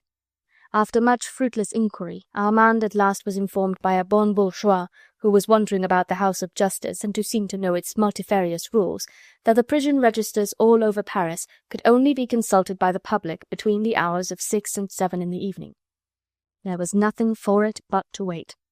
Armand, whose temples were throbbing, who was footsore, hungry, and wretched, could gain nothing by continuing his aimless wanderings through the labyrinthine building. For close upon another hour he stood with his face glued against the ironwork which separated him from the female prisoner's courtyard. Once it seemed to him as if from its further end he caught the sound of that exquisitely melodious voice which had rung forever in his ear since that memorable evening when Jeanne's dainty footsteps had first crossed the path of his destiny. He strained his eyes to look in the direction whence the voice had come, but the centre of the courtyard was planted with a small garden of shrubs, and Armand could not see across it. At last, driven forth like a wandering and lost soul, he turned back and out into the streets. The air was mild and damp. The sharp thaw had persisted through the day, and a thin, misty rain was falling and converting the ill-paved roads into seas of mud. But of this Armand was wholly unconscious. He walked along the quay holding his cap in his hand so that the mild south wind should cool his burning forehead. How he contrived to kill those long, weary hours he could not afterwards have said. Once he felt very hungry and turned almost mechanically into an eating-house and tried to eat and drink. But most of the day he wandered through the streets restlessly, unceasingly, feeling neither chill nor fatigue. The hour before 6 o'clock found him on the Quai de l'Horloge, in the shadow of the great towers of the Hall of Justice, listening for the clang of the clock that would sound the hour of his deliverance from this agonizing torture of suspense. He found his way to La Tournelle without any hesitation. There before him was the wooden box, with its guichet open at last, and 2 stands upon its ledge, on which were placed 2 huge leather-bound books. Though Armand was nearly an hour before the appointed time, he saw when he arrived a number of people standing round the guichet. 2 soldiers were there keeping guard and forcing the patient, long-suffering inquirers to stand in a queue, each waiting his or her turn at the books. It was a curious crowd that stood there, in single file, as if waiting at the door of the cheaper part of a theatre, men in substantial cloth clothes, and others in ragged blouse and breeches. There were a few women, too, with black shawls on their shoulders and kerchiefs round their wan, tear-stained faces. They were all silent and absorbed, submissive under the rough handling of the soldiery, humble and deferential, when anon the clerk of the registers entered his box and prepared to place those fateful books at the disposal of those who had lost a loved one, father, brother, mother, or wife, and who had come to search through those cruel pages. From inside his box the clerk disputed every inquirer's right to consult the books. He made as many difficulties as he could, demanding the production of certificates of safety or permits from the section. He was as insolent as he dared, and Armand, from where he stood, could see that a continuous, if somewhat thin, stream of coppers flowed from the hands of the inquirers into those of the official. It was quite dark in the passage, where the long queue continued to swell with amazing rapidity. Only on the ledge in front of the guichet there was a guttering tallow candle at the disposal of the inquirers. Now it was Armand's turn at last. By this time his heart was beating so strongly and so rapidly that he could not have trusted himself to speak. He fumbled in his pocket, and without unnecessary preliminaries he produced a small piece of silver and pushed it towards the clerk. Then he seized on the register marked Femme with voracious avidity. The clerk had with stolid indifference pocketed the half-livre. He looked on Armand over a pair of large, bone-rimmed spectacles, with the air of an old hawk that sees a helpless bird, and yet is too satiated to eat. He was apparently vastly amused at Armand's trembling hands and the clumsy, aimless way with which he fingered the book and held up the tallow candle. "What date?" he asked curtly in a piping voice. "What date?" reiterated Armand vaguely. "What day and hour was she arrested?" said the man, thrusting his beak-like nose closer to Armand's face. Evidently the piece of silver had done its work well. He meant to be helpful to this country lout. "On Friday evening," murmured the young man. The clerk's hands did not in character gainsay the rest of his appearance. They were long and thin, with nails that resembled the talons of a hawk. Armand watched them fascinated as from above they turned over rapidly the pages of the book. Then one long, grimy finger pointed to a row of names down a column.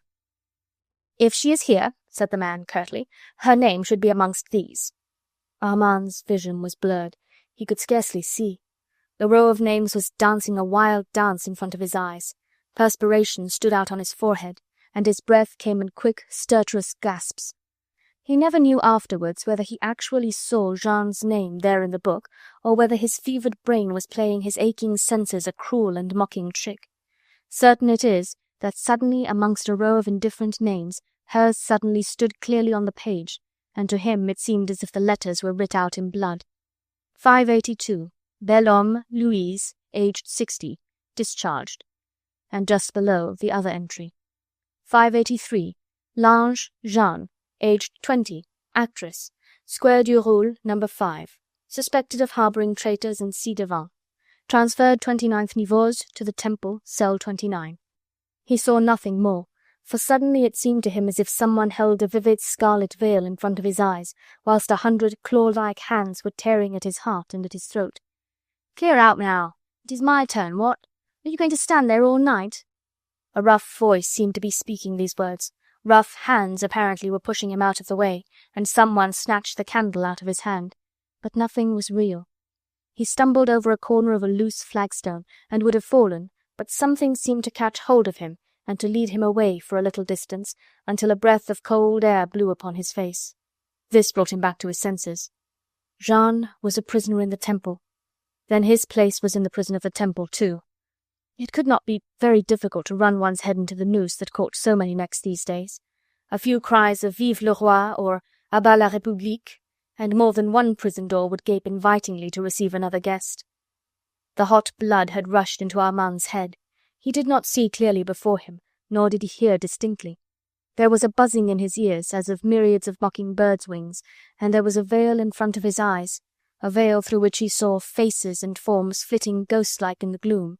Men and women jostling or being jostled, soldiers, sentinels, then long interminable corridors, more crowd and more soldiers, winding stairs, courtyards and gates, finally the open street, the quay and the river beyond. An incessant hammering went on in his temples, and that veil never lifted from before his eyes. Now it was lurid and red, as if stained with blood. Anon it was white, like a shroud, but it was always there. Through it he saw the Pont au Change, which he crossed, then far down on the Quai de l'École, to the left the corner house behind Saint-Germain-l'Auxerrois where Blakeney lodged. Blakeney, who for the sake of a stranger had forgotten all about his comrade and Jeanne. Through it he saw the network of streets which separated him from the neighbourhood of the Temple, the gardens of ruined habitations, the closely shuttered and barred windows of ducal houses, then the mean streets, the crowded drinking bars, the tumble-down shops with their dilapidated awnings. He saw with eyes that did not see, heard the tumult of daily life round him with ears that did not hear. Jeanne was in the Temple prison, and when its grim gates closed finally for the night, he, Armand, her chevalier, her lover, her defender, would be within its walls, as near to cell number 29 as bribery, entreaty, promises would help him to attain. Ah! There at last loomed the great building, the pointed bastions cut through the surrounding gloom as with a sable knife. Armand reached the gate. The sentinels challenged him. He replied, "Vive le roi!" shouting wildly like one who is drunk. He was hatless, and his clothes were saturated with moisture. He tried to pass, but crossed bayonets barred the way. Still he shouted, "Vive le roi!" and "À bas la République!" Allons, "The fellow is drunk," said one of the soldiers. Armand fought like a madman. He wanted to reach that gate. He shouted, he laughed, and he cried, until one of the soldiers, in a fit of rage, struck him heavily on the head. Armand fell backwards, stunned by the blow. His foot slipped on the wet pavement. Was he indeed drunk, or was he dreaming? He put his hand up to his forehead. It was wet, but whether with the rain or with blood he did not know. But for the space of 1 second he tried to collect his scattered wits. "Citizen Saint-Just," said a quiet voice at his elbow. Then, as he looked round, dazed, feeling a firm, pleasant grip on his arm, the same quiet voice continued calmly, "Perhaps you do not remember me, Citizen Saint-Just. I had not the honour of the same close friendship with you as I had with your charming sister. My name is Chauvelin. Can I be of any service to you?"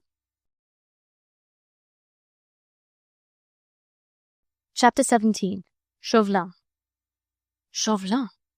The presence of this man here at this moment made the events of the past few days seem more absolutely like a dream.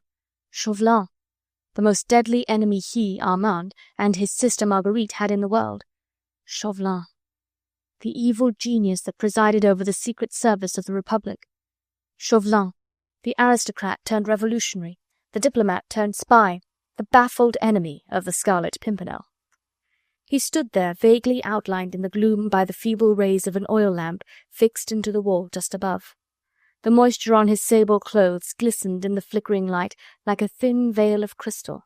It clung to the rim of his hat, to the folds of his cloak. The ruffles at his throat and wrist hung limp and soiled. He had released Armand's arm, and held his hands now underneath his cloak. His pale, deep-set eyes rested gravely on the younger man's face. "I had an idea somehow," continued Chauvelin calmly, "that you and I would meet during your sojourn in Paris. I heard from my friend Heron that you had been in the city. He unfortunately lost your track almost as soon as he had found it, and I, too, had begun to fear that our mutual and ever enigmatical friend, the Scarlet Pimpernel, had spirited you away, which would have been a great disappointment to me." Now he once more took hold of Armand by the elbow, but quite gently, more like a comrade who is glad to have met another and is preparing to enjoy a pleasant conversation for a while. He led the way back to the gate, the sentinel saluting at sight of the tricolour scarf which was visible underneath his cloak. Under the stone rampart Chauvelin paused. It was quiet and private here. The group of soldiers stood at the further end of the archway, but they were out of hearing, and their forms were only vaguely discernible in the surrounding darkness. Armand had followed his enemy mechanically, like one bewitched and irresponsible for his actions. When Chauvelin paused, he too stood still, not because of the grip on his arm, but because of that curious numbing of his will. Vague, confused thoughts were floating through his brain, the most dominant one among them being that fate had effectually ordained everything for the best. Here was Chauvelin, a man who hated him, who, of course, would wish to see him dead. Well, surely it must be an easier matter now to barter his own life for that of Jeanne. She had only been arrested on suspicion of harbouring him who was a known traitor to the Republic. Then, with his capture and speedy death, her supposed guilt would, he hoped, be forgiven. These people could have no ill will against her, and actors and actresses were always leniently dealt with when possible. Then surely he could serve Jeanne best by his own arrest and condemnation than by working to rescue her from prison. In the meanwhile Chauvelin shook the damp from off his cloak, talking all the while in his own peculiar, gently ironical manner. "Lady Blakeney," he was saying, "I hope that she is well." "I thank you, sir," murmured Armand mechanically. "And my dear friend, Sir Percy Blakeney. I had hoped to meet him in Paris. But no doubt he has been very busy. But I live in hopes. See how kindly chance has treated me," he continued in the same bland and mocking tones. "I was taking a stroll in these parts, scarce hoping to meet a friend, when passing the postern gate of this charming hostelry, whom should I see but my amiable friend Saint-Just, striving to gain admission. But la! Here am I talking of myself, and I am not reassured as to your state of health. You felt faint just now, did you not? The air about this building is very dank and close. I hope you feel better now. Command me, pray, if I can be of service to you in any way." Whilst Chauvelin talked, he had drawn Armand after him into the lodge of the concierge. The young man now made a great effort to pull himself vigorously together and to steady his nerves. He had his wish. He was inside the Temple prison now, not far from Jeanne, and though his enemy was older and less vigorous than himself, and the door of the concierge's lodge stood wide open, he knew that he was indeed as effectually a prisoner already as if the door of one of the numerous cells in this gigantic building had been bolted and barred upon him. This knowledge helped him to recover his complete presence of mind. No thought of fighting or trying to escape his fate entered his head for a moment. It had been useless, probably, and undoubtedly it was better so. If he could only see Jeanne, and assure himself that she would be safe in consequence of his own arrest, then indeed life could hold no greater happiness for him. Above all now he wanted to be cool and calculating, to curb the excitement which the Latin blood in him called forth at every mention of the loved one's name. He tried to think of Percy, of his calmness, his easy banter with an enemy. He resolved to act as Percy would act under these circumstances. Firstly, he steadied his voice, and drew his well-knit, slim figure upright. He called to mind all his friends in England, with their rigid manners, their impassiveness in the face of trying situations. There was Lord Tony, for instance, always ready with some boyish joke, with boyish impertinence always hovering on his tongue. Armand tried to emulate Lord Tony's manner, and to borrow something of Percy's calm impudence. "Citizen Chauvelin," he said, as soon as he felt quite sure of the steadiness of his voice and the calmness of his manner, "I wonder if you are quite certain that that light grip which you have on my arm is sufficient to keep me here walking quietly by your side, instead of knocking you down, as I certainly feel inclined to do, for I am a younger, more vigorous man than you." Said Chauvelin, who made pretence to ponder over this difficult problem. "Like you, Citizen Saint-Just, I wonder. It could be easily done, you know." "Fairly easily," rejoined the other. "But there is the guard. It is numerous and strong in this building, and the gloom would help me. It is dark in the corridors, and a desperate man takes risks, remember." "Quite so. And you, Citizen Saint-Just, are a desperate man just now." "My sister Marguerite is not here, Citizen Chauvelin. You cannot barter my life for that of your enemy." "No, no, no," rejoined Chauvelin blandly. "Not for that of my enemy, I know, but—" Armand caught at his words like a drowning man at a reed. "For hers," he exclaimed. "For hers?" queried the other with obvious puzzlement. "Mademoiselle Lange," continued Armand with all the egoistic ardour of the lover who believes that the attention of the entire world is concentrated upon his beloved. "Mademoiselle Lange. You will set her free now that I am in your power." Chauvelin smiled, his usual suave, enigmatical smile.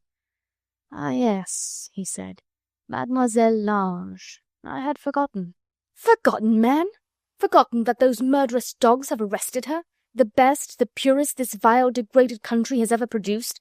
She sheltered me one day just for an hour. I am a traitor to the Republic. I own it. I'll make full confession. But she knew nothing of this. I deceived her. She is quite innocent, you understand? I'll make full confession, but you must set her free." He had gradually worked himself up again to a state of feverish excitement. Through the darkness which hung about in this small room he tried to peer into Chauvelin's impassive face. "Easy, easy, my young friend," said the other placidly. "You seem to imagine that I have something to do with the arrest of the lady in whom you take so deep an interest. You forget that now I am but a discredited servant of the Republic whom I failed to serve in her need.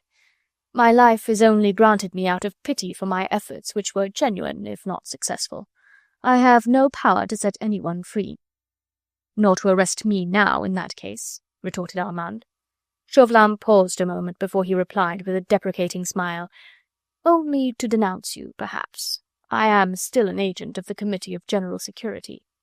"Then all is for the best," exclaimed Saint-Just eagerly. "You shall denounce me to the committee. They will be glad of my arrest, I assure you.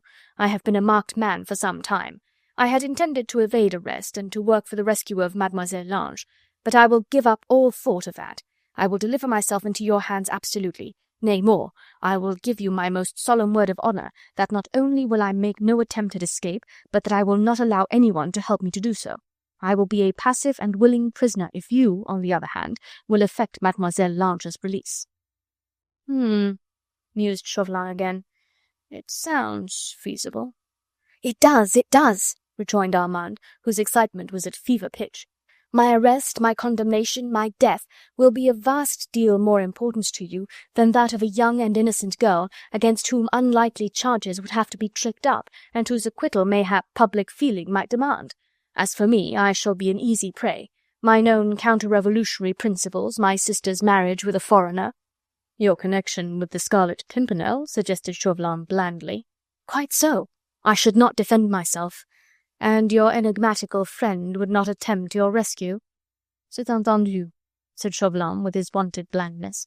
"Then, my dear enthusiastic young friend, shall we adjourn to the office of my colleague, Citizen Heron, who is chief agent of the Committee of General Security, and will receive your, did you say, confession?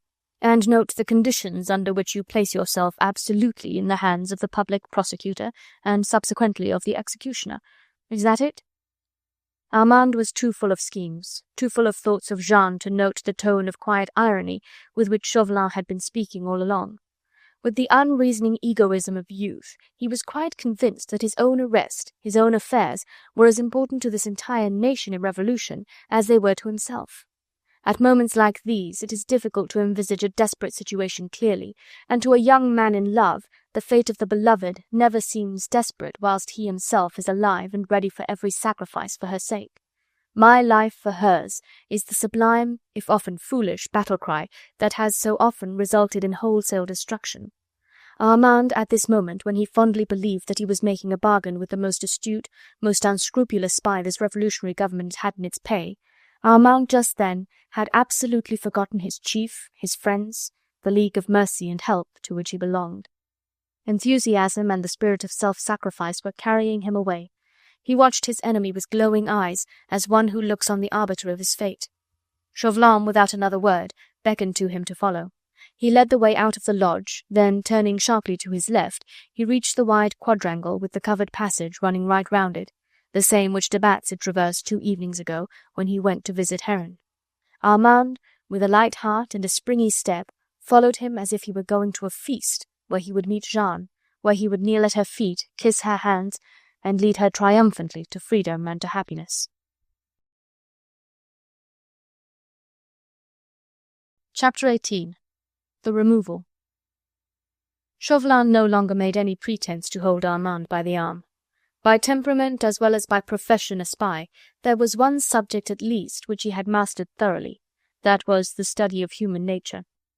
Though occasionally an exceptionally complex mental organization baffled him, as in the case of Sir Percy Blakeney, he prided himself, and justly too, on reading natures like that of Armand St as he would an open book.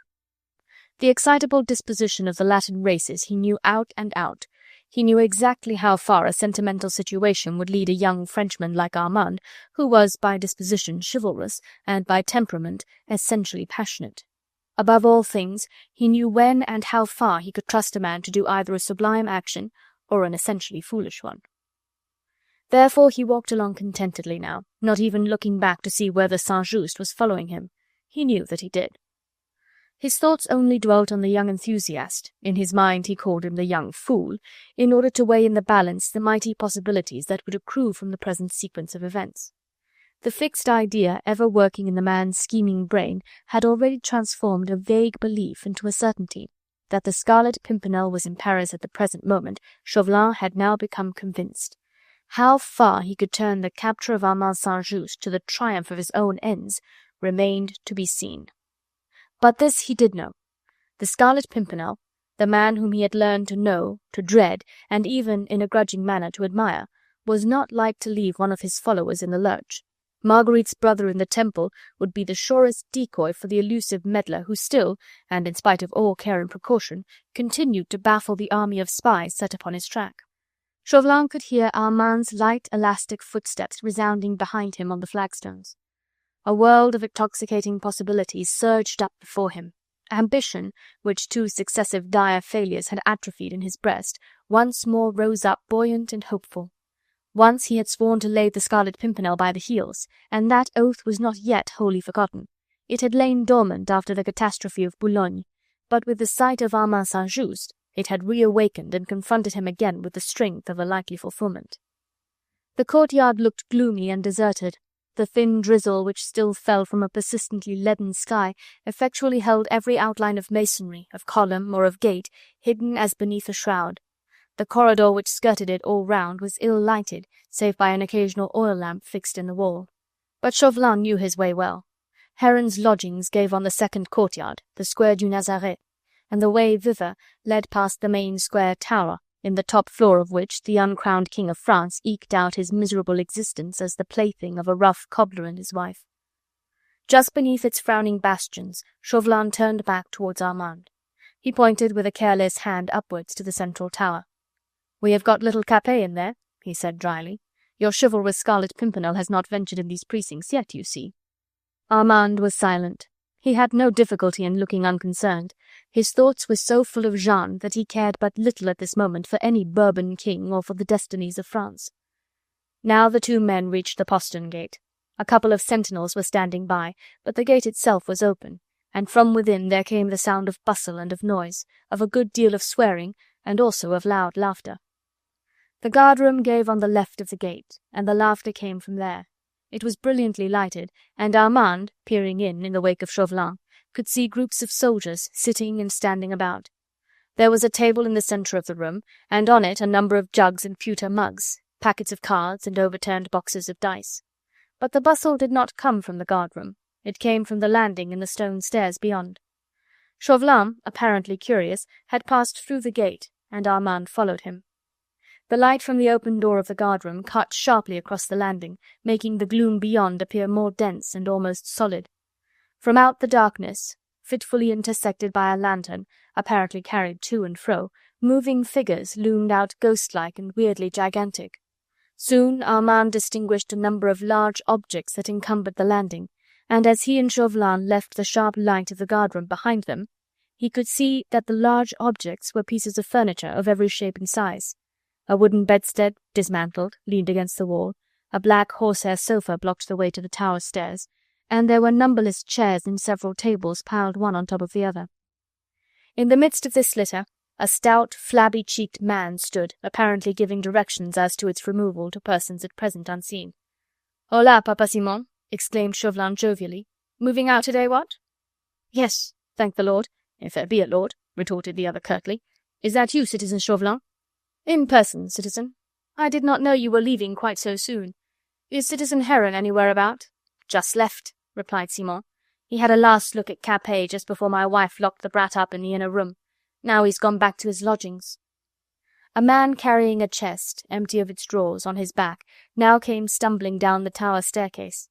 Madame Simon followed close on his heels, steadying the chest with one hand. "We had better begin to load up the cart," she called to her husband in a high-pitched, querulous voice. "The corridor is getting too much encumbered." She looked suspiciously at Chauvelin and at Armand, and when she encountered the former's bland, unconcerned gaze, she suddenly shivered and drew her black shawl closer round her shoulders. "Bah!" she said. "I shall be glad to get out of this God-forsaken hole. I hate the very sight of these walls." "Indeed, the citizeness does not look over-robust in health," said Chauvelin with studied politeness. "The stay in the tower did not, mayhap, bring forth all the fruits of prosperity which she had anticipated." The woman eyed him with dark suspicion lurking in her hollow eyes. "I don't know what you mean, citizen," she said with a shrug of her wide shoulders. "Oh, I meant nothing," rejoined Chauvelin, smiling. "I am so interested in your removal. Busy man as I am, it has amused me to watch you. Whom have you got to help you with the furniture?" "Dupin, the man of all work from the concierge," said Simon curtly. "Citizen Heron would not allow anyone to come in from the outside." "Rightly, too. Have the new commissaries come yet?" "Only Citizen Cochefer. He is waiting upstairs for the others." "And Capet?" "He is all safe. Citizen Heron came to see him, and then he told me to lock the little vermin up in the inner room. Citizen Cochefer had just arrived by that time, and he has remained in charge." During all this while the man with the chest on his back was waiting for orders. Bent nearly double, he was grumbling audibly at his uncomfortable position. "Does the citizen want to break my back?" he muttered. "We had best get along, quoi?" He asked if he should begin to carry the furniture out into the street. "2 sous have I got to pay every 10 minutes to the lad who holds my nag," he said, muttering under his breath. "We shall be all night at this rate." "Begin to load, then," commanded Simon gruffly. "Here, begin with this sofa." "You'll have to give me a hand with that," said the man. "Wait a bit. I'll just see that everything is all right in the cart. I'll be back directly." "Take something with you, then, as you are going down," said Madame Simon in her querulous voice. The man picked up a basket of linen that stood in the angle by the door. He hoisted it on his back and shuffled away with it across the landing and out through the gate. "How did Capet like parting from his papa and maman?" asked Chauvelin with a laugh. growled Simon laconically. "He will find out soon enough how well off he was under our care." "Have the other commissaries come yet?" "No, but they will be here directly. Citizen Cochefer is upstairs mounting guard over Capet." "Well, good-bye, Papa Simon," concluded Chauvelin jovially. "Citizeness, your servant." He bowed with unconcealed irony to the cobbler's wife, and nodded to Simon, who expressed by a volley of motley oaths his exact feelings with regards to all the agents of the Committee of General Security. 6 months of this penal servitude have we had," he said roughly, "and no thanks or pension. I would as soon serve a ci-devant aristo as your accursed committee." The man Dupont had returned. Stolidly, after the fashion of his kind, he commenced the removal of Citizen Simon's goods. He seemed a clumsy enough creature, and Simon and his wife had to do most of the work themselves. Chauvelin watched the moving forms for a while, then he shrugged his shoulders with a laugh of indifference, and turned on his heel. Chapter 19. It is about the Dauphin. Heron was not at his lodgings when at last, after vigorous pulls at the bell, a great deal of waiting and much cursing, Chauvelin, closely followed by Armand, was introduced in the chief agent's office. The soldier who acted as servant said that Citizen Heron had gone out to sup, but would surely be home again by 8 o'clock. Armand by this time was so dazed with fatigue that he sank on a chair like a log, and remained there, staring into the fire, unconscious of the flight of time. Anon Heron came home. He nodded to Chauvelin, and threw but a cursory glance on Armand. 5 minutes, citizen, he said, with a rough attempt at an apology. I am sorry to keep you waiting, but the new commissaries have arrived, who are to take charge of Capet. The Simons have just gone, and I want to assure myself that everything is all right in the tower. Cochefer has been in charge, but I like to cast an eye over the brat every day myself. He went out again, slamming the door behind him. His heavy footsteps were heard treading the flagstones of the corridor, and gradually dying away in the distance. Armand had paid no heed either to his entrance or to his exit. He was only conscious of an intense weariness, and would at this moment gladly have laid his head on the scaffold, if on it he could find rest. A white-faced clock on the wall ticked off the seconds one by one. From the street below came the muffled sounds of wheeled traffic on the soft mud of the road. It was raining more heavily now, and from time to time a gust of wind rattled the small windows in the dilapidated frames, or hurled a shower of heavy drops against the panes. The heat from the stove had made Armand drowsy. His head fell forward on his chest. Chauvelin, with his hands held behind his back, paced ceaselessly up and down the narrow room. Suddenly Armand started, wide awake now. Hurried footsteps on the flagstones outside, a hoarse shout, a banging of heavy doors, and the next moment Heron stood once more on the threshold of the room. Armand, with wide-opened eyes, gazed on him in wonder. The whole appearance of the man had changed. He looked 10 years older, with lank, dishevelled hair hanging matted over a moist forehead, the cheeks ashen white, the full lips bloodless and hanging, flabby and parted, displaying both rows of yellow teeth that shook against each other. The whole figure looked bowed, as if shrunk within itself. Chauvelin had paused in his restless walk. He gazed on his colleague, a frown of puzzlement on his pale, set face. "Capet!" he exclaimed, as soon as he had taken in every detail of Heron's altered appearance, and seen the look of wild terror that literally distorted his face. Heron could not speak. His teeth were chattering in his mouth, and his tongue seemed paralyzed.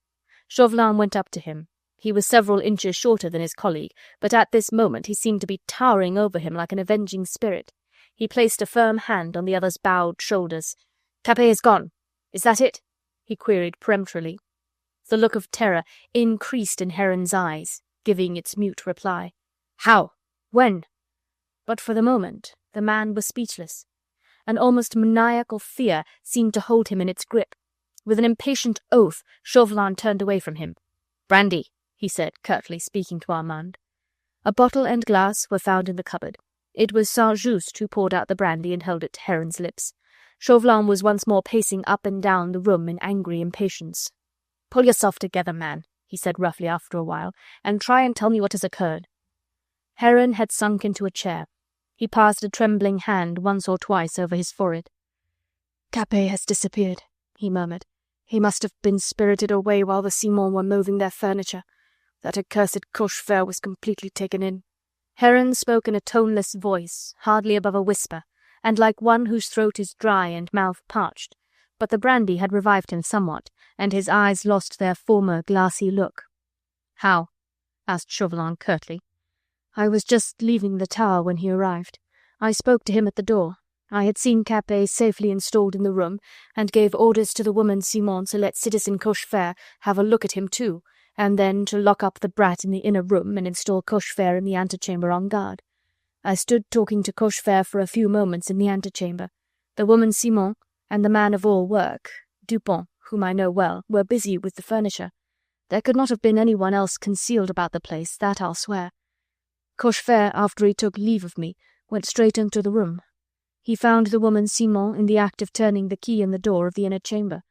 'I have locked Capet in there,' she said, giving the key to Cochefer. 'He will be quite safe until tonight, when the other commissaries come.'" "Didn't Cochefer go into the room and ascertain whether the woman was lying?" "Yes, he did. He made the woman reopen the door and peeped in over her shoulder. She said the child was asleep. He vows that he saw the child lying fully dressed on a rug in the further corner of the room. The room, of course, was quite empty of furniture, and only lighted by one candle, but there was the rug and the child asleep on it. Cochefer swears he saw him, and now, when I went up—" "Well?" "The commissaries were all there, Cochefer and Lasnière, Lorinet and Legrand. We went into the inner room, and I had a candle in my hand. We saw the child lying on the rug, just as Cochefer had seen him, and for a while we took no notice of it. Then someone, I think it was Lorinet, went to have a closer look at the brat. He took up the candle and went to the rug. Then he gave a cry, and we all gathered round him. The sleeping child was only a bundle of hair and of clothes, a dummy, what?" There was silence now in the narrow room, while the white-faced clock continued to tick off each succeeding second of time. Heron had once more buried his head in his hands. A trembling, like an attack of ague, shook his wide, bony shoulders. Armand had listened to the narrative with glowing eyes and a beating heart. The details which the two terrorists here could not probably understand, he had already added to the picture which his mind had conjured up. He was back in thought now in the small lodging in the rear of Saint-Germain-l'Auxerrois. Sir Andrew Ffoulkes was there, and my Lord Tony and Hastings, and a man was striding up and down the room, looking out into the great space beyond the river with the eyes of a seer, and a firm voice said abruptly, "It is about the Dauphin." "Have you any suspicions?" asked Chauvelin now, pausing in his walk beside Heron, and once more placing a firm peremptory hand on his colleague's shoulder. "Suspicions!" exclaimed the chief agent with a loud oath. "Suspicions! Certainties, you mean. The man sat here but 2 days ago in that very chair and bragged of what he would do. I told him then that if he interfered with Capet, I would wring his neck with my own hands." And his long, talon-like fingers, with their sharp, grimy nails, closed and unclosed like those of feline creatures when they hold the coveted prey. "Of whom do you speak?" queried Chauvelin curtly. "Of whom? Of whom but that accursed de Batz?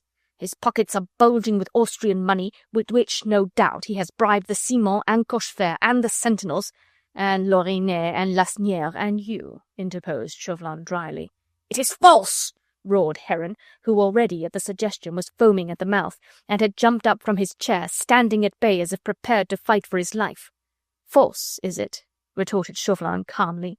"Then be not so quick, friend Heron, in slashing out with senseless denunciations right and left. You'll gain nothing by denouncing anyone just now. This is too intricate a matter to be dealt with a sledgehammer. Is anyone up in the tower at this moment?" he asked in quiet, businesslike tones. "Yes. Cochefer and the others are still there. They are making wild schemes to cover their treachery. Cochefer is aware of his own danger, and Lasnière and the others know that they arrived at the tower several hours too late. They are all at fault, and they know it.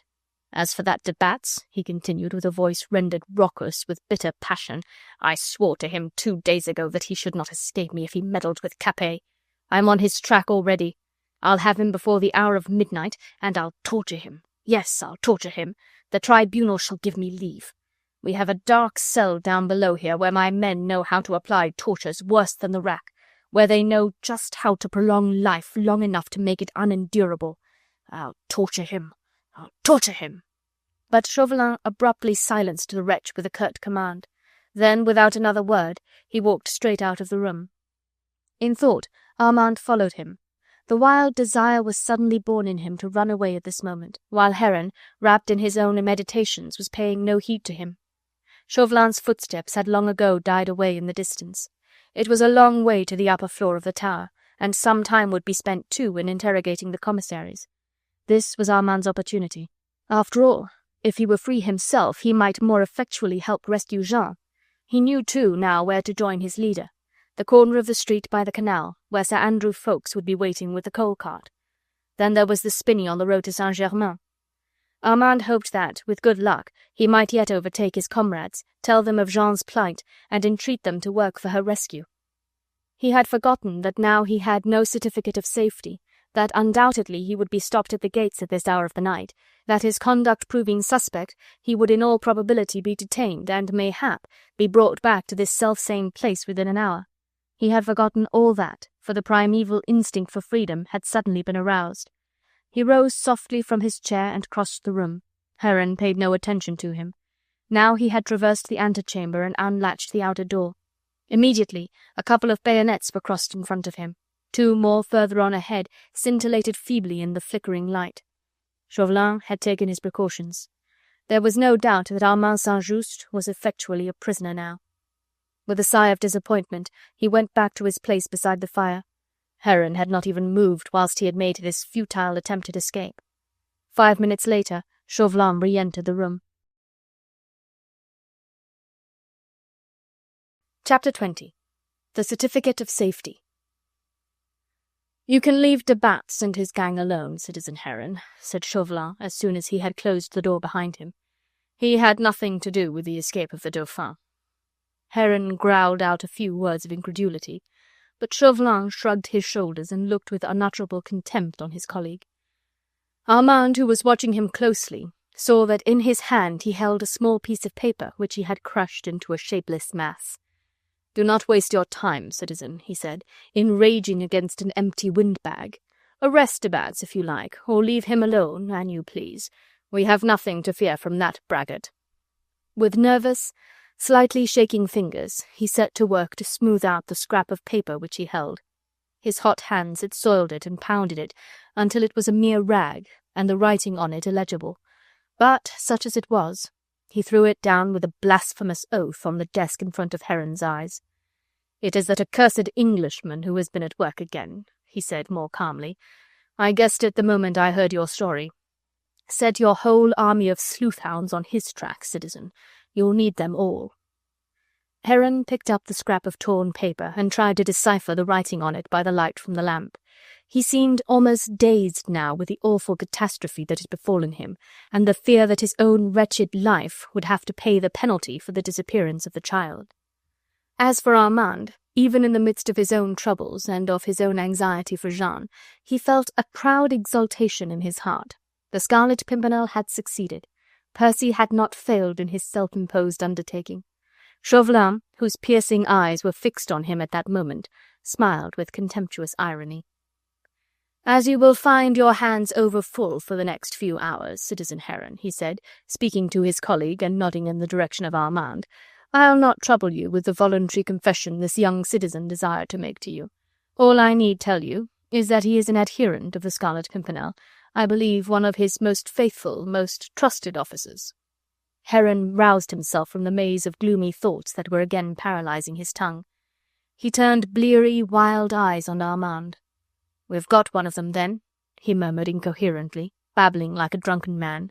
Yes," replied Chauvelin lightly, "but it is too late now for a formal denunciation and arrest. He cannot leave Paris anyhow, and all that your men need to do is to keep a close lookout on him, but I should send him home tonight if I were you." Heron muttered something more which, however, Armand did not understand. Chauvelin's words were still ringing in his ear. Was he, then, to be set free tonight? Free in a measure, of course, since spies were to be set to watch him, but free nevertheless. He could not understand Chauvelin's attitude, and his own self-love was not a little wounded at the thought that he was of such little account that these men could afford to give him even this provisional freedom. And, of course, there was still Jean. "I must therefore bid you good night, citizen," Chauvelin was saying in his bland, gently ironical manner. "You will be glad to return to your lodgings. As you see, the chief agent of the Committee of General Security is too much occupied just now to accept the sacrifice of your life which you were prepared so generously to offer him." "I do not understand you, citizen," retorted Armand coldly, "nor do I desire indulgence at your hands. You have arrested an innocent woman on the trumped-up charge that she was harbouring me. I came here tonight to give myself up to justice so that she might be set free." "But the hour is somewhat late, citizen," rejoined Chauvelin urbanely.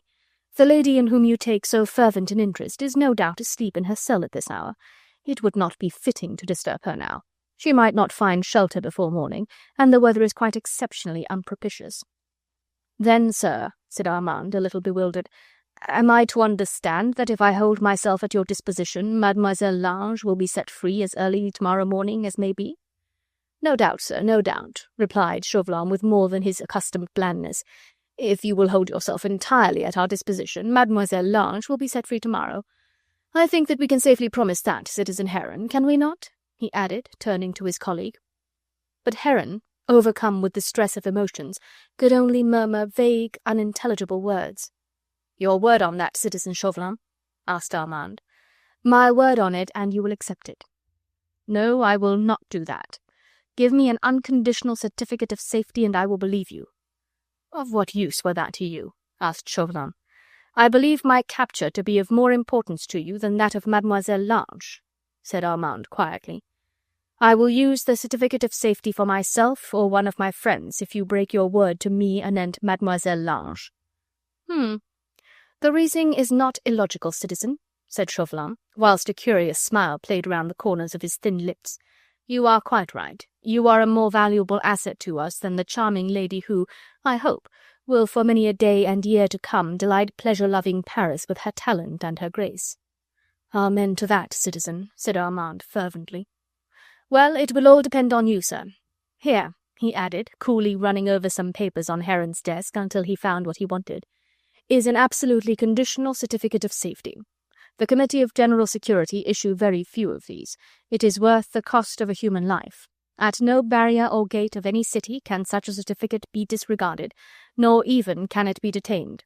Allow me to hand it to you, citizen, as a pledge of my own good faith."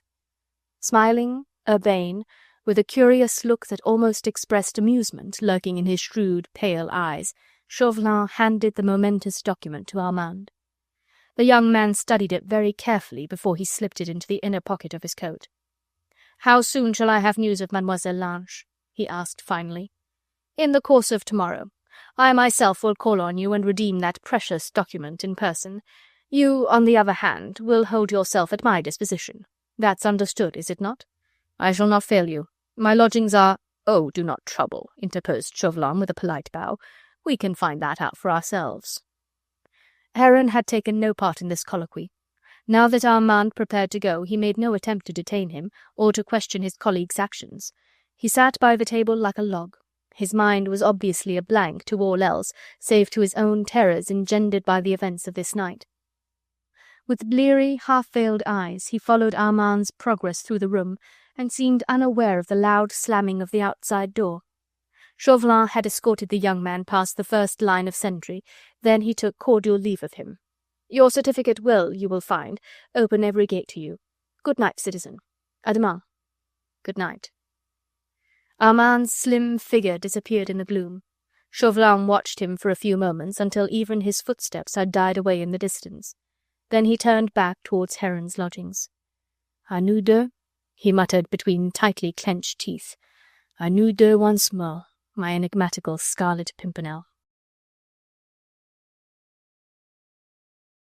Chapter 21. Back to Paris.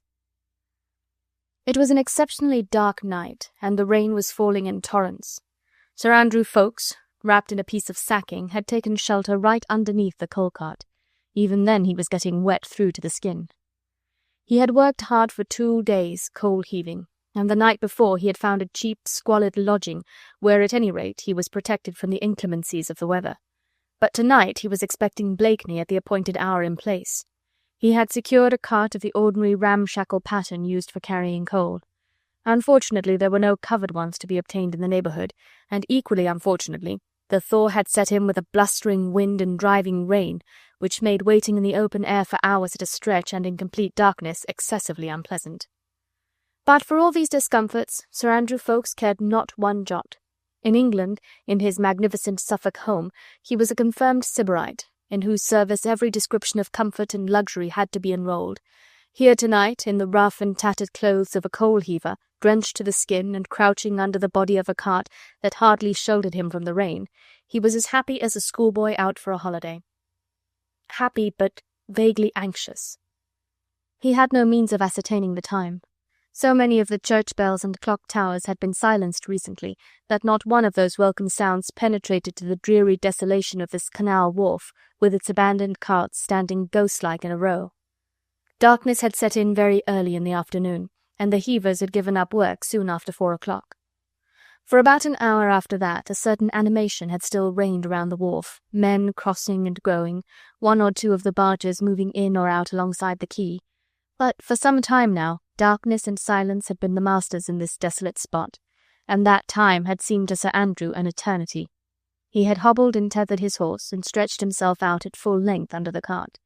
Now and again he had crawled out from under this uncomfortable shelter, and walked up and down in ankle-deep mud, trying to restore circulation in his stiffened limbs. Now and again a kind of torpor had come over him, and he had fallen into a brief and restless sleep. He would at this moment have given half his fortune for knowledge of the exact time. But through all this weary waiting, he was never for a moment in doubt. Unlike Armand St, he had the simplest, most perfect faith in his chief. He had been Blakeney's constant companion in all these adventures for close upon 4 years now. The thought of failure, however vague, never once entered his mind. He was only anxious for his chief's welfare. He knew that he would succeed, but he would have liked to have spared him much of the physical fatigue and the nerve-racking strain of these hours that lay between the daring deed and the hope of safety. Therefore he was conscious of an acute tingling of his nerves, which went on even during the brief patches of fitful sleep, and through the numbness that invaded his whole body, while the hours dragged wearily and slowly along. Then, quite suddenly, he felt wakeful and alert. Quite a while, even before he heard the welcome signal, he knew with a curious subtle sense of magnetism that the hour had come, and that his chief was somewhere nearby, not very far. Then he heard the cry, a seamew's call, repeated thrice at intervals, and 5 minutes later something loomed out of the darkness quite close to the hind wheels of the cart. "Psst! Ffoulkes!" came in a soft whisper, scarce louder than the wind. "Present," came in quick response. "Here, help me lift the child into the cart. He is asleep and has been a dead weight on my arm for close on an hour now. Have you a dry bit of sacking or something to lay him on? Not very dry, I'm afraid." With tender care the 2 men lifted the sleeping little King of France into the rickety cart. Blakeney laid his cloak over him, and listened for a while to the slow, regular breathing of the child. "St. is not here. You know that?" said Sir Andrew after a while. "Yes, I knew it," replied Blakeney curtly. It was characteristic of these 2 men that not a word about the adventure itself, about the terrible risks and dangers of the past few hours, was exchanged between them. The child was here and was safe, and Blakeney knew the whereabouts of St. That was enough for Sir Andrew Ffoulkes, the most devoted follower, the most perfect friend the Scarlet Pimpernel would ever know. Ffoulkes now went to the horse, detached the nosebag, and undid the nooses of the hobble and of the tether. "Will you get in now, Blakeney?" he said. "We are ready." And in unbroken silence they both got into the cart, Blakeney sitting on its floor beside the child, and Ffoulkes gathering the reins in his hands. The wheels of the cart and the slow jog-trot of the horse made scarcely any noise in the mud of the roads. What noise they did make was effectually drowned by the soughing of the wind in the bare branches of the stunted acacia trees that edged the towpath along the line of the canal. Sir Andrew had studied the topography of this desolate neighbourhood well during the past 24 hours. He knew of a detour that would enable him to avoid the La Villette gate and the neighbourhood of the fortifications, and yet bring him out soon on the road leading to Saint-Germain. Once he turned to ask Blakeney the time. "It must be close on 10 now," replied Sir Percy. "Push your nag along, old man. Tony and Hastings will be waiting for us." It was very difficult to see clearly even a metre or 2 ahead, but the road was a straight one, and the old nag seemed to know it almost as well and better than her driver. She shambled along at her own pace, covering the ground very slowly for Ffoulkes' burning impatience. Once or twice he had to get down and lead her over a rough piece of ground. They passed several groups of dismal, squalid houses, in some of which a dim light still burned, and as they skirted Saint-Ouen, the church clock slowly tolled the hour of midnight. But for the greater part of the way, derelict, uncultivated spaces of terrain vague and a few isolated houses lay between the road and the fortifications of the city. The darkness of the night, the late hour, the soughing of the wind, were all in favour of the adventurers, and a coal-cart slowly trudging along in this neighbourhood, with 2 labourers sitting in it, was the least likely of any vehicle to attract attention. Past Clichy they had to cross the river by the rickety wooden bridge that was unsafe even in broad daylight. They were not far from their destination now. Half a dozen kilometres further on, they would be leaving Courbevoie on their left, and then the signpost would come in sight. After that, the spinney just off the road, and the welcome presence of Tony, Hastings, and the horses. Ffoulkes got down in order to make sure of the way. He walked at the horse's head now, fearful lest he missed the crossroads and the signpost. The horse was getting overtired. It had covered 15 kilometres, and it was close on 3 o'clock of Monday morning. Another hour went by in absolute silence. Ffoulkes and Blakeney took turns at the horse's head. Then at last they reached the crossroads. Even through the darkness the signpost showed white against the surrounding gloom. "This looks like it," murmured Sir Andrew. He turned the horse's head sharply towards the left, down a narrower road, and leaving the signpost behind him. He walked slowly along for another quarter of an hour. Then Blakeney called a halt. "The spinney must be sharp on our right now," he said. He got down from the cart, and while Ffoulkes remained beside the horse, he plunged into the gloom. A moment later the cry of the seamew rang out 3 times into the air. It was answered almost immediately. The spinney lay on the right of the road. Soon the soft sounds that to a trained ear invariably betrayed the presence of a number of horses reached Ffoulkes' straining senses. He took his old nag out of the shafts, and the shabby harness from off her. Then he turned her out onto a piece of wasteland that faced the spinney. Someone would find her in the morning, her in the cart with the shabby harness laid in it, and having wondered if all these things had perchance dropped down from heaven, would quietly appropriate them, and mayhap thank much-maligned heaven for its gift. Blakeney in the meanwhile had lifted the sleeping child out of the cart. Then he called to Sir Andrew and led the way across the road and into the spinney. 5 minutes later Hastings received the uncrowned King of France in his arms. Unlike Ffoulkes, my Lord Tony wanted to hear all about the adventure of this afternoon. A thorough sportsman, he loved a good story of hairbreadth escapes, of dangers cleverly avoided, risks taken and conquered. "Just in 10 words, Blakeney," he urged entreatingly, "how did you actually get the boy away?" Sir Percy laughed, despite himself, at the young man's eagerness. "Next time we meet, Tony," he begged. "I am so demmed fatigued, and there's this beastly rain." "No, now! While Hastings sees to the horses. I could not exist long without knowing, and we are well sheltered from the rain under this tree." "Well, then, since you will have it," he began with a laugh, which, despite the weariness and anxiety of the past 24 hours, had forced its way to his lips. "I have been sweeper and man-of-all work at the Temple for the past few weeks, you must know." "No!" ejaculated my Lord Tony lustily. "By gum!" "Indeed, you old Sybarite, whilst you were enjoying yourself heaving coal on the canal wharf, I was scrubbing floors, lighting fires, and doing a number of odd jobs for a lot of demmed, murdering villains. And," he added under his breath, "incidentally, too, for our League. Whenever I had an hour or 2 off duty, I spent them in my lodgings, and asked you all to come and meet me there." "By gad, Blakeney! From the day before yesterday, when we all met?" "I had just had a bath, sorely needed, I can tell you. I had been cleaning boots half the day, but I had heard that the Simons were removing from the Temple on the Sunday, and had obtained an order from them to help them shift their furniture." "Cleaning boots," murmured my Lord Tony with a chuckle. "Well, and then?" "Well, then, everything worked out splendidly. You see, by that time I was a well-known figure in the Temple. Heron knew me well. I used to be his lantern-bearer when at nights he visited that poor mite in his prison. It was Dupont here, Dupont there, all day long. Light the fire in the office, Dupont. Dupont, brush my coat. Dupont, fetch me a light. When the Simons wanted to move their household goods, they called loudly for Dupont. I got a covered laundry cart, and I brought a dummy with me to substitute for the child. Simon himself knew nothing of this, but Madame was in my pay. The dummy was just splendid, with real hair on its head. Madame helped me to substitute it for the child.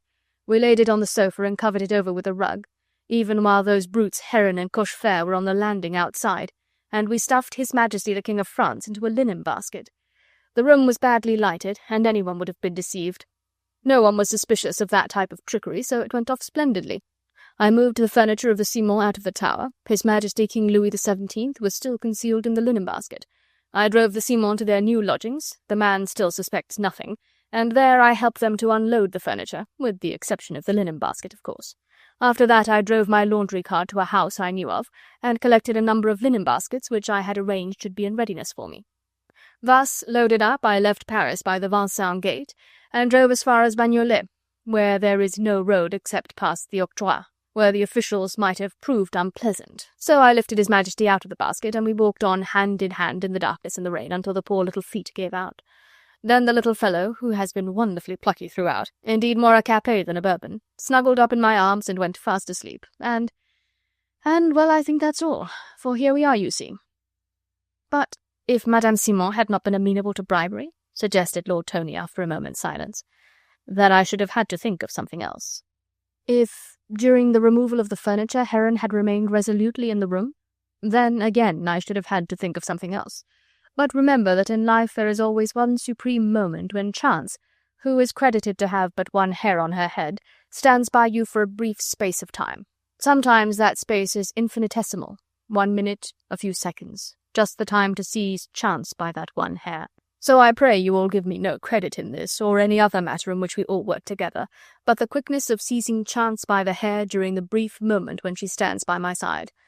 If Madame Simon had been unamenable, if Heron had remained in the room all the time, if Cochefer had had 2 looks at the dummy instead of 1, well then, something else would have helped me. Something would have occurred.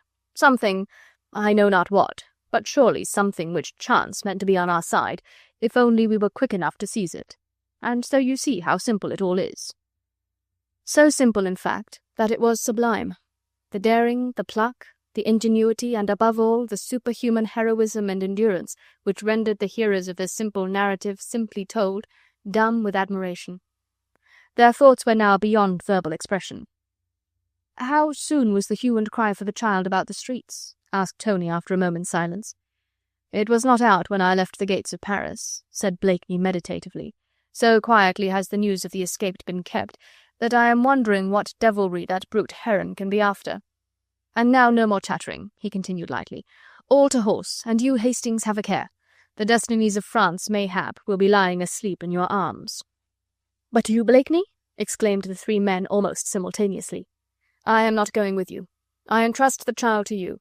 For God's sake, guard him well. Ride with him to Mantes. You should arrive there about 10 o'clock. One of you then go straight to number 9 Rue de la Tour. Ring the bell. An old man will answer it. Say the one word to him, enfant. He will reply, de roi. Give him the child, and may Heaven bless you all for the help you have given me this night." "But you, Blakeney?" reiterated Tony, with a note of deep anxiety in his fresh young voice. "I am straight for Paris," he said quietly. "Impossible." "Therefore feasible." "But why? Percy, in the name of Heaven, do you realize what you are doing?" "Perfectly." "They'll not leave a stone unturned to find you. They know by now, believe me, that your hand did this trick." "I know that." "And yet you mean to go back?" "And yet I am going back." "Blakeney!" "It's no use, Tony. Armand is in Paris. I saw him in the corridor of the Temple prison in the company of Chauvelin." "Great God!" exclaimed Lord Hastings. The others were silent. What was the use in arguing? One of themselves was in danger. Armand St, the brother of Marguerite Blakeney. Was it likely that Percy would leave him in the lurch? "One of us will stay with you, of course?" asked Sir Andrew after a while. "Yes. I want Hastings and Tony to take the child to Mantes, then to make all possible haste for Calais, and there to keep in close touch with the Daydream. The skipper will contrive to open communication. Tell him to remain in Calais waters. I hope I may have need of him soon. And now to horse, both of you," he added gaily. "Hastings, when you are ready, I will hand up the child to you. He will be quite safe on the pillion with a strap round him and you." Nothing more was said after that. The orders were given, there was nothing to do but to obey, and the uncrowned King of France was not yet out of danger. Hastings and Tony led 2 of the horses out of the spinney. At the roadside they mounted, and then the little lad for whose sake so much heroism, such selfless devotion had been expended, was hoisted up, still half asleep, on the pillion in front of my Lord Hastings. "Keep your arm around him," admonished Blakeney. "Your horse looks quiet enough, but put on speed as far as Mantes, and may Heaven guard you both." The two men pressed their heels to their horses' flanks, and the beasts snorted and pawed the ground, anxious to start. There were a few whispered farewells. 2 loyal hands were stretched out at the last, eager to grasp the leader's hand. Then horses and riders disappeared in the utter darkness which comes before the dawn. Blakeney and Ffoulkes stood side by side in silence for as long as the pawing of hoofs in the mud could reach their ears. Then Ffoulkes asked abruptly, "What do you want me to do, Blakeney?" "Well, for the present, my dear fellow, I want you to take one of the 3 horses we have left in the spinney, and put him into the shafts of our old friend the coal cart. Then I am afraid that you must go back the way we came." "Yes?" "Continue to heave coal on the canal wharf by La Villette. It is the best way to avoid attention. After your day's work, keep your cart and horse in readiness against my arrival, at the same spot where you were last night.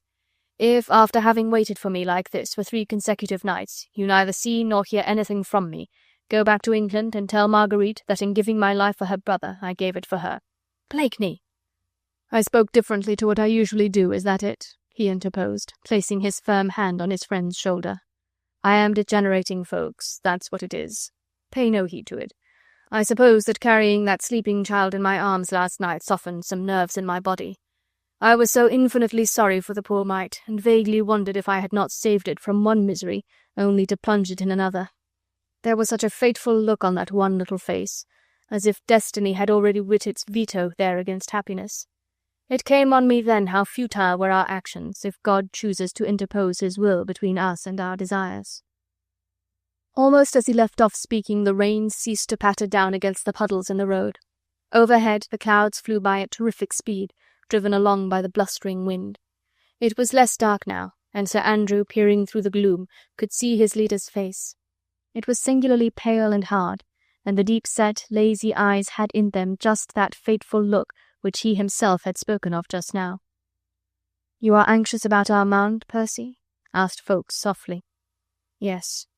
He should have trusted me as I had trusted him. He missed me at the Villette gate on Friday, and without a thought left us all in the lurch. He threw himself into the lion's jaws, thinking that he could help the girl he loved. I knew that I could save her. She is in comparative safety even now. The old woman, Madame Belhomme, had been freely released the day after her arrest, but Jean Lange is still in the house in the Rue de Charonne. You know it, Ffoulkes.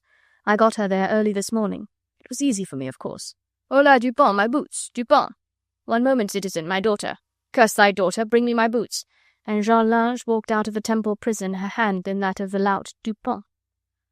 But Armand does not know that she is in the Rue de Charonne? No. I have not seen him since that early morning on Saturday when he came to tell me that she had been arrested.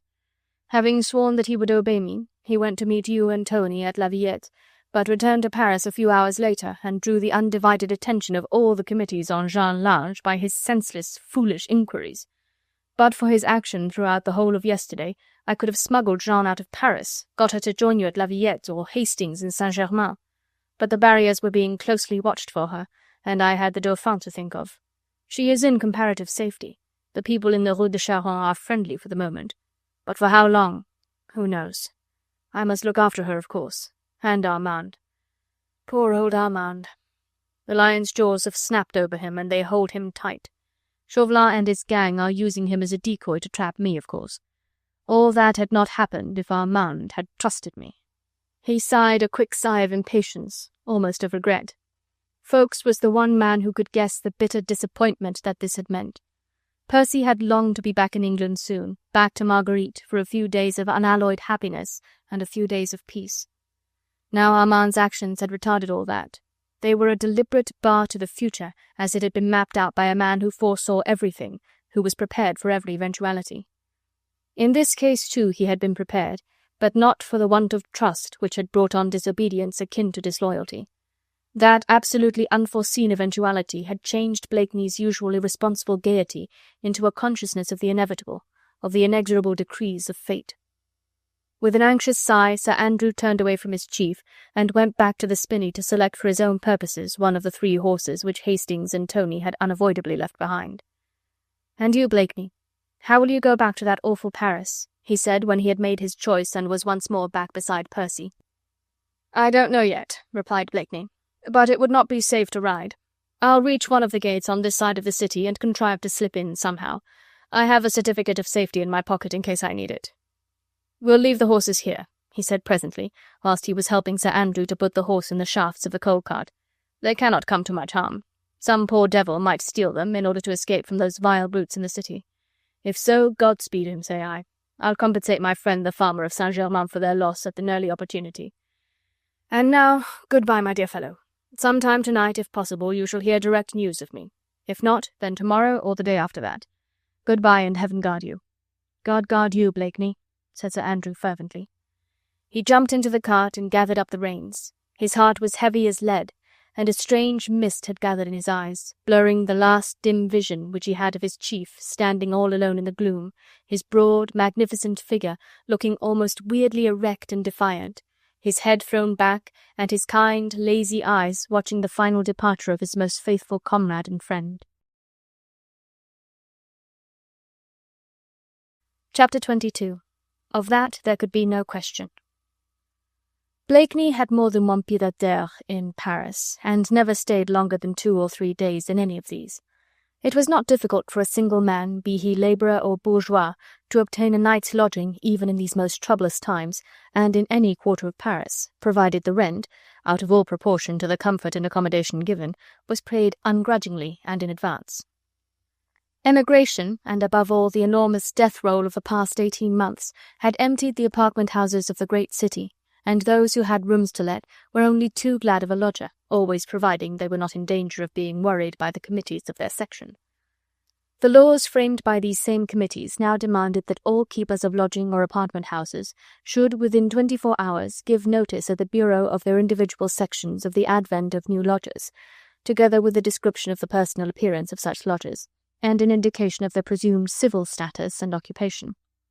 But there was a margin of 24 hours, which could, on pressure, be extended to 48, and therefore anyone could obtain shelter for 48 hours and have no questions asked, provided he or she was willing to pay the exorbitant sum usually asked under the circumstances. Thus Blakeney had no difficulty in securing what lodgings he wanted when he once more found himself inside Paris at somewhere about noon of that same Monday.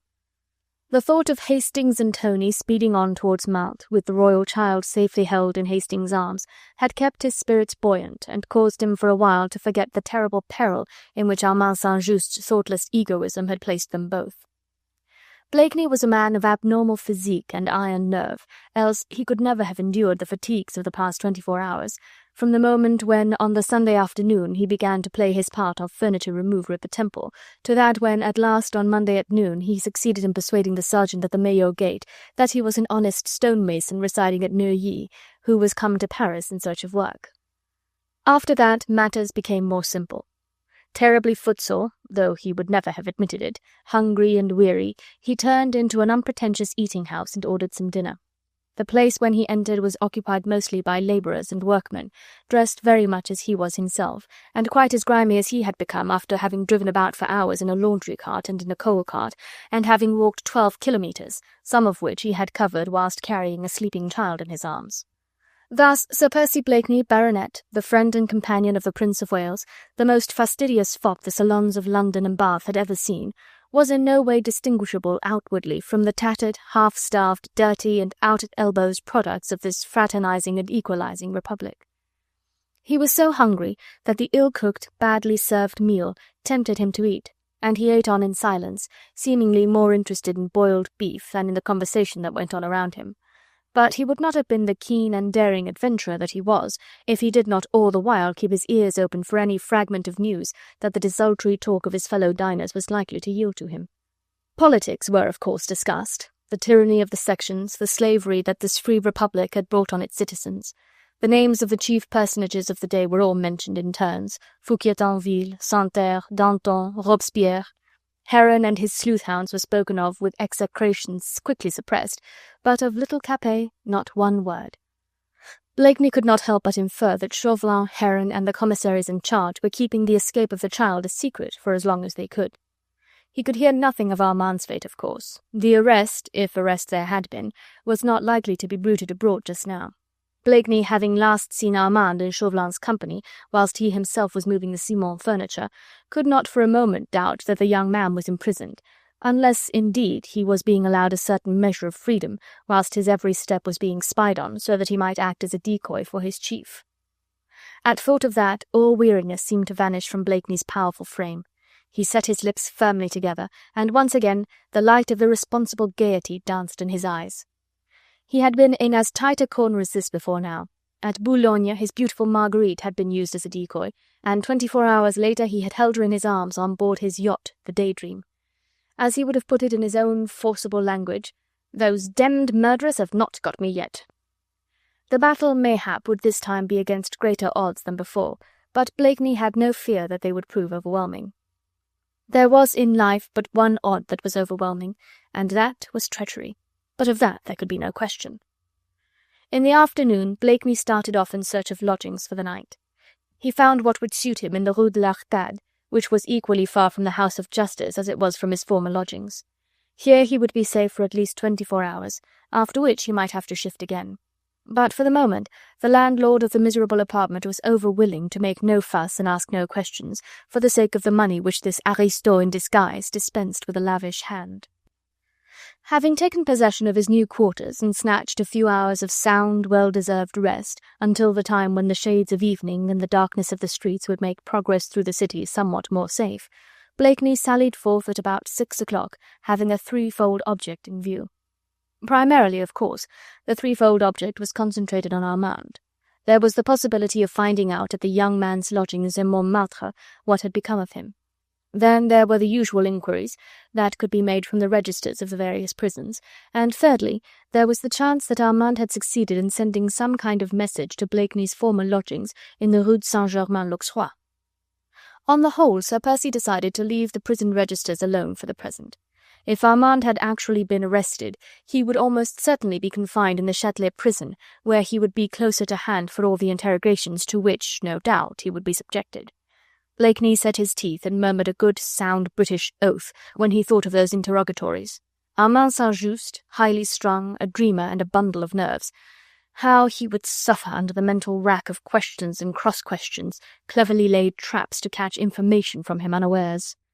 His next objective, then, was Armand's former lodging, and from 6 o'clock until close upon 8, Sir Percy haunted the slopes of Montmartre, and more especially the neighbourhood of the Rue de la Croix-Blanche, where Armand had lodged these former days.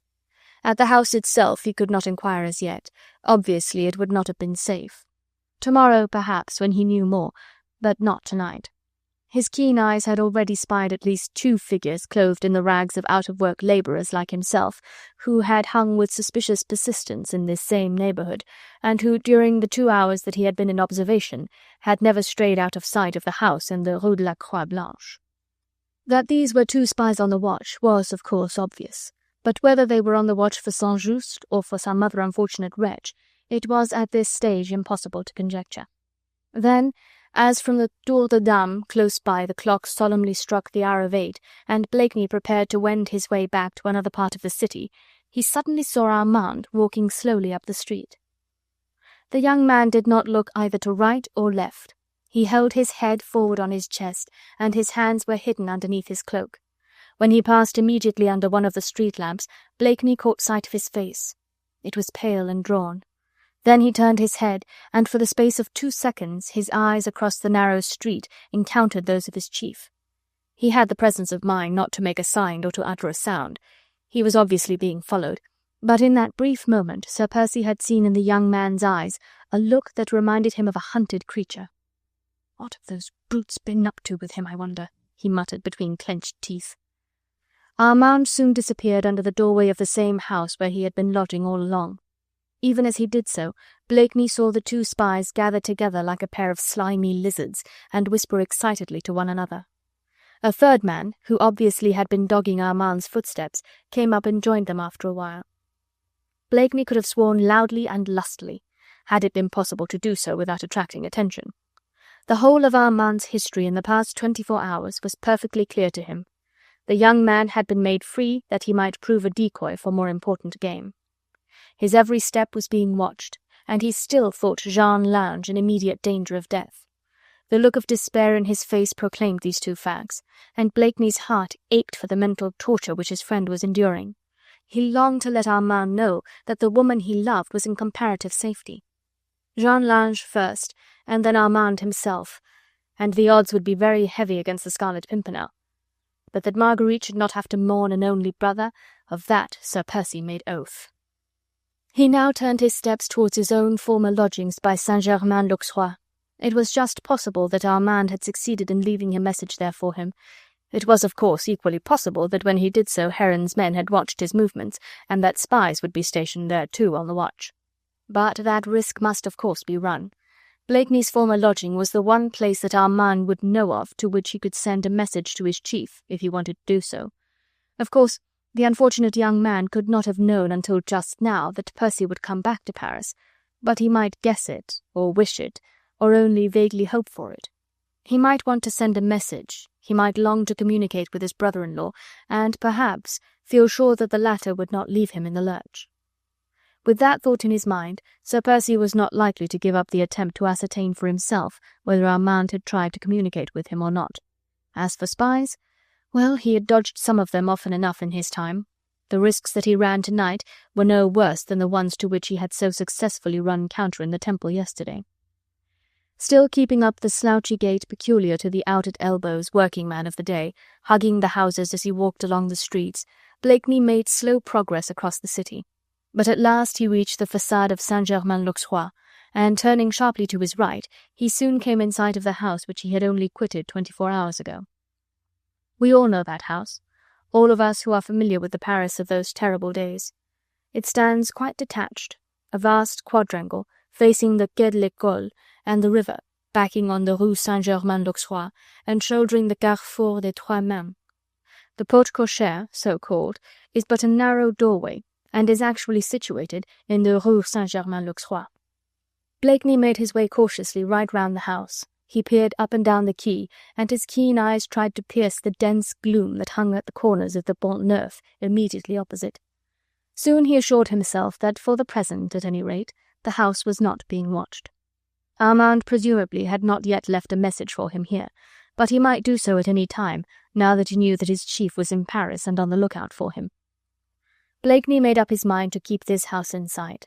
This art of watching he had acquired to a masterly extent, and could have taught Heron's watchdogs a remarkable lesson in it. At night, of course, it was a comparatively easy task. There were a good many unlighted doorways along the quay, whilst a street lamp was fixed on a bracket in the wall of the very house which he kept in observation. Finding temporary shelter under various doorways or against the dank walls of the houses, Blakeney set himself resolutely to a few hours' weary waiting. A thin, drizzly rain fell with unpleasant persistence, like a damp mist, and the thin blouse which he wore soon became wet through and clung hard and chilly to his shoulders. It was close on midnight when at last he thought it best to give up his watch and to go back to his lodgings for a few hours' sleep, but at 7 o'clock the next morning he was back again at his post. The porte cochère of his former lodging-house was not yet open. He took up his stand close beside it. His woolen cap pulled well over his forehead, the grime cleverly plastered on his hair and face, his lower jaw thrust forward, his eyes looking lifeless and bleary, all gave him an expression of sly villainy, whilst the short clay pipe stuck at a sharp angle in his mouth, his hands thrust into the pockets of his ragged breeches, and his bare feet into the mud of the road, gave the final touch to his representation of an out-of-work, ill-conditioned, and supremely discontented loafer. He had not very long to wait. Soon the porte cochère of the house was opened, and the concierge came out with his broom, making a show of cleaning the pavement in front of the door. 5 minutes later a lad, whose clothes consisted entirely of rags, and whose feet and head were bare, came rapidly up the street from the quay, and walked along looking at the houses as he went, as if trying to decipher their number. The cold, grey dawn was just breaking, dreary and damp, as all the past days had been. Blakeney watched the lad as he approached, the small naked feet falling noiselessly on the cobblestones of the road. When the boy was quite close to him and to the house, Blakeney shifted his position and took the pipe out of his mouth. "Up early, my son," he said gruffly. "Yes," said the pale-faced little creature. "I have a message to deliver at number 9 Rue Saint-Germain-l'Auxerrois. It must be somewhere near here." "It is. You can give me the message." "Oh, no, citizen," said the lad, into whose pale, circled eyes a look of terror had quickly appeared. "It is for one of the lodgers in number 9. I must give it to him." With an instinct which he somehow felt could not err at this moment, Blakeney knew that the message was one from Armand to himself, a written message too, since, instinctively, when he spoke, the boy clutched at his thin shirt, as if trying to guard something precious that had been entrusted to him. "I will deliver the message myself, Sonny," said Blakeney gruffly. "I know the citizen for whom it is intended. He would not like the concierge to see it." "Oh, I would not give it to the concierge," said the boy. "I would take it upstairs myself." "My son," retorted Blakeney, "let me tell you this. You are going to give that message up to me, and I will put 5 whole livres into your hand." Blakeney, with all his sympathy aroused for this poor, pale-faced lad, put on the airs of a ruffianly bully. He did not wish that message to be taken indoors by the lad, for the concierge might get hold of it, despite the boy's protests and tears, and after that Blakeney would perforce have to disclose himself before it would be given up to him. During the past week the concierge had been very amenable to bribery. Whatever suspicions he had had about his lodger he had kept to himself for the sake of the money which he received, but it was impossible to gauge any man's trend of thought these days from one hour to the next.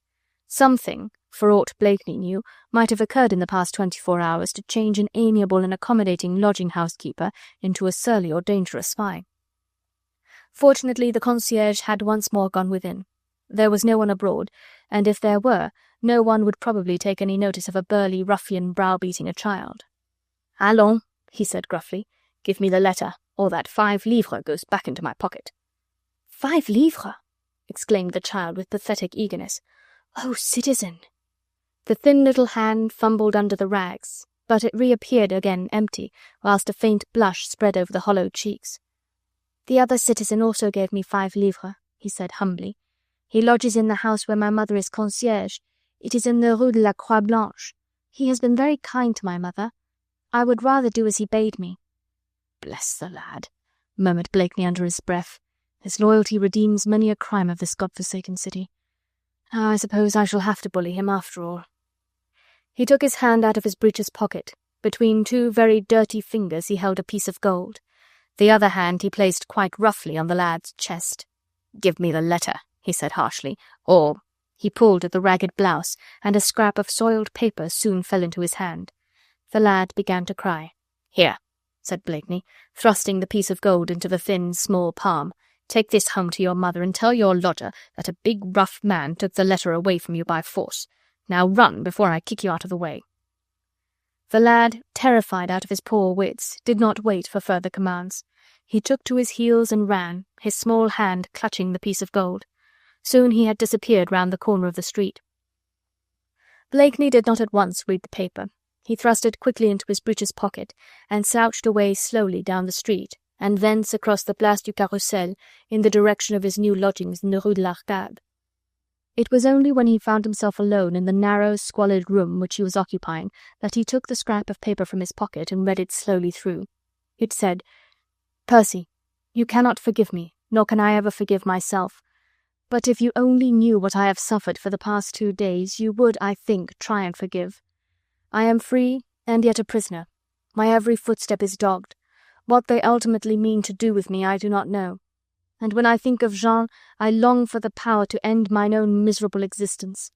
Percy, she is still in the hands of those fiends.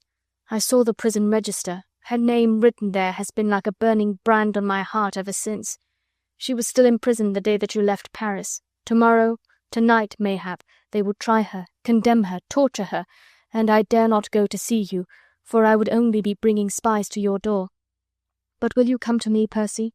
It should be safe in the hours of the night, and the concierge is devoted to me.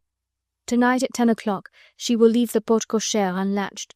If you find it so, and if on the ledge of the window immediately on your left as you enter you find a candle alight, and beside it a scrap of paper with your initials, S.P., traced on it, then it will be quite safe for you to come up to my room. It is on the 2nd landing, a door on your right. That, too, I will leave on the latch. But in the name of the woman you love best in all the world, come at once to me then, and bear in mind, Percy, that the woman I love is threatened with immediate death, and that I am powerless to save her. Indeed, believe me, I would gladly die even now but for the thought of Jean, whom I should be leaving in the hands of those fiends. For God's sake, Percy, remember that Jean is all the world to me." "Poor old Armand," murmured Blakeney with a kindly smile directed at the absent friend. He won't trust me even now. He won't trust his Jean in my hands. Well, he added after a while, after all, I would not entrust Marguerite to anybody else either. Chapter 23. The Overwhelming Odds. At 10:30 that same evening, Blakeney, still clad in a workman's tattered clothes, his feet bare so that he could tread the streets unheard, turned into the Rue de la Croix Blanche. The porte-cochere of the house where Armand lodged had been left on the latch. Not a soul was in sight. Peering cautiously round, he slipped into the house. On the ledge of the window, immediately on his left when he entered, a candle was left burning, and beside it there was a scrap of paper with the initials S.P. roughly traced in pencil. No one challenged him as he noiselessly glided past it, and up the narrow stairs that led to the upper floor. Here, too, on the second landing, the door on the right had been left on the latch. He pushed it open and entered. As is usual, even in the meanest lodgings in Paris houses, a small antechamber gave between the front door and the main room. When Percy entered, the antechamber was unlighted, but the door into the inner room beyond was ajar. Blakeney approached it with noiseless tread and gently pushed it open.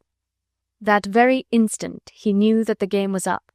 He heard the footsteps closing up behind him, saw Armand, deathly pale, leaning against the wall in the room in front of him, and Chauvelin and Heron standing guard over him. The next moment the room and the antechamber were literally alive with soldiers, 20 of them to arrest one man. It was characteristic of that man that when hands were laid on him from every side, he threw back his head and laughed mirthfully, light-heartedly, and the first words that escaped his lips were, "Well, I'm demmed." "The odds are against you, Sir Percy," said Chauvelin to him in English, whilst Heron at the further end of the room was growling like a contented beast. "By the Lord, sir," said Percy with perfect sang-froid, "I do believe that for the moment they are. Have done, my men, have done," he added, turning good-humouredly to the soldiers round him. "I never fight against overwhelming odds. 20 to 1, eh? I could lay 4 of you out easily enough, perhaps even 6, but what then?" But a kind of savage lust seemed to have rendered these men temporarily mad, and they were being egged on by Heron, the mysterious Englishman about whom so many eerie tales were told. Well, he had supernatural powers, and 20 to 1 might be nothing to him if the devil was on his side. Therefore a blow on his forearm with the butt end of a bayonet was useful for disabling his right hand, and soon the left arm with the dislocated shoulder hung limp by his side. Then he was bound with cords. The vein of luck had given out. The gambler had staked more than usual and had lost. But he knew how to lose, just as he had always known how to win. "Those demmed brutes are trussing me like a fowl," he murmured with irrepressible gaiety at the last. Then the wrench on his bruised arms as they were pulled roughly back by the cords caused the veil of unconsciousness to gather over his eyes. "And Jean was safe, Armand," he shouted with a last desperate effort. "Those devils have lied to you and tricked you into this. Since yesterday she is out of prison, in the house, you know." After that, he lost consciousness. And this occurred on Tuesday, January 21st, in the year 1794, or, in accordance with the new calendar, on the 2nd Pluviose, year 2 of the Republic. It is chronicled in the Moniteur of the 3rd Pluviose that, on the previous evening at 10:30 of the clock, the Englishman known as the Scarlet Pimpernel, who for 3 years has conspired against the safety of the Republic, was arrested through the patriotic exertions of citizen Chauvelin and conveyed to the Conciergerie, where he now lies, sick but closely guarded. Long live the Republic! Chapter 24. The News. The grey January day was falling drowsy and dull into the arms of night. Marguerite, sitting in the dusk beside the fire in her small boudoir, shivered a little as she drew her scarf closer round her shoulders. Edwards the butler entered with the lamp. The room looked peculiarly cheery now, with the delicate white panelling of the wall glowing under the soft kiss of the flickering firelight and the steadier glow of the rose-shaded lamp. "Has the courier not arrived yet, Edwards?" asked Marguerite, fixing the impassive face of the well-drilled servant with her large purple-rimmed eyes. "Not yet, milady," he replied placidly. "It is his day, is it not?" "Yes, milady, and the forenoon is his time. But there have been heavy rains, and the roads must be rare muddy. "He must have been delayed, milady." "Yes, I suppose so," she said listlessly. "That will do, Edwards. No, don't close the shutters. I'll ring presently." The man went out of the room as automatically as he had come. He closed the door behind him, and Marguerite was once more alone. She picked up the book which she had fingered idly before the light gave out. She tried once more to fix her attention on this tale of love and adventure written by Mr. Fielding, but she had lost the thread of the story, and there was a mist between her eyes and the printed pages. With an impatient gesture she threw down the book and passed her hand across her eyes, then seemed astonished to find that her hand was wet. She rose and went to the window. The air outside had been singularly mild all day. The thaw was persisting, and a south wind came across the channel from France. Marguerite threw open the casement and sat down on the wide sill, leaning her head against the window frame and gazing out into the fast-gathering gloom. From far away at the foot of the gently sloping lawns, the river murmured softly in the night. In the borders to the right and left a few snowdrops still showed like tiny white specks through the surrounding darkness. Winter had begun the process of slowly shedding its mantle, coquetting with spring who still lingered in the land of infinity. Gradually the shadows drew closer and closer.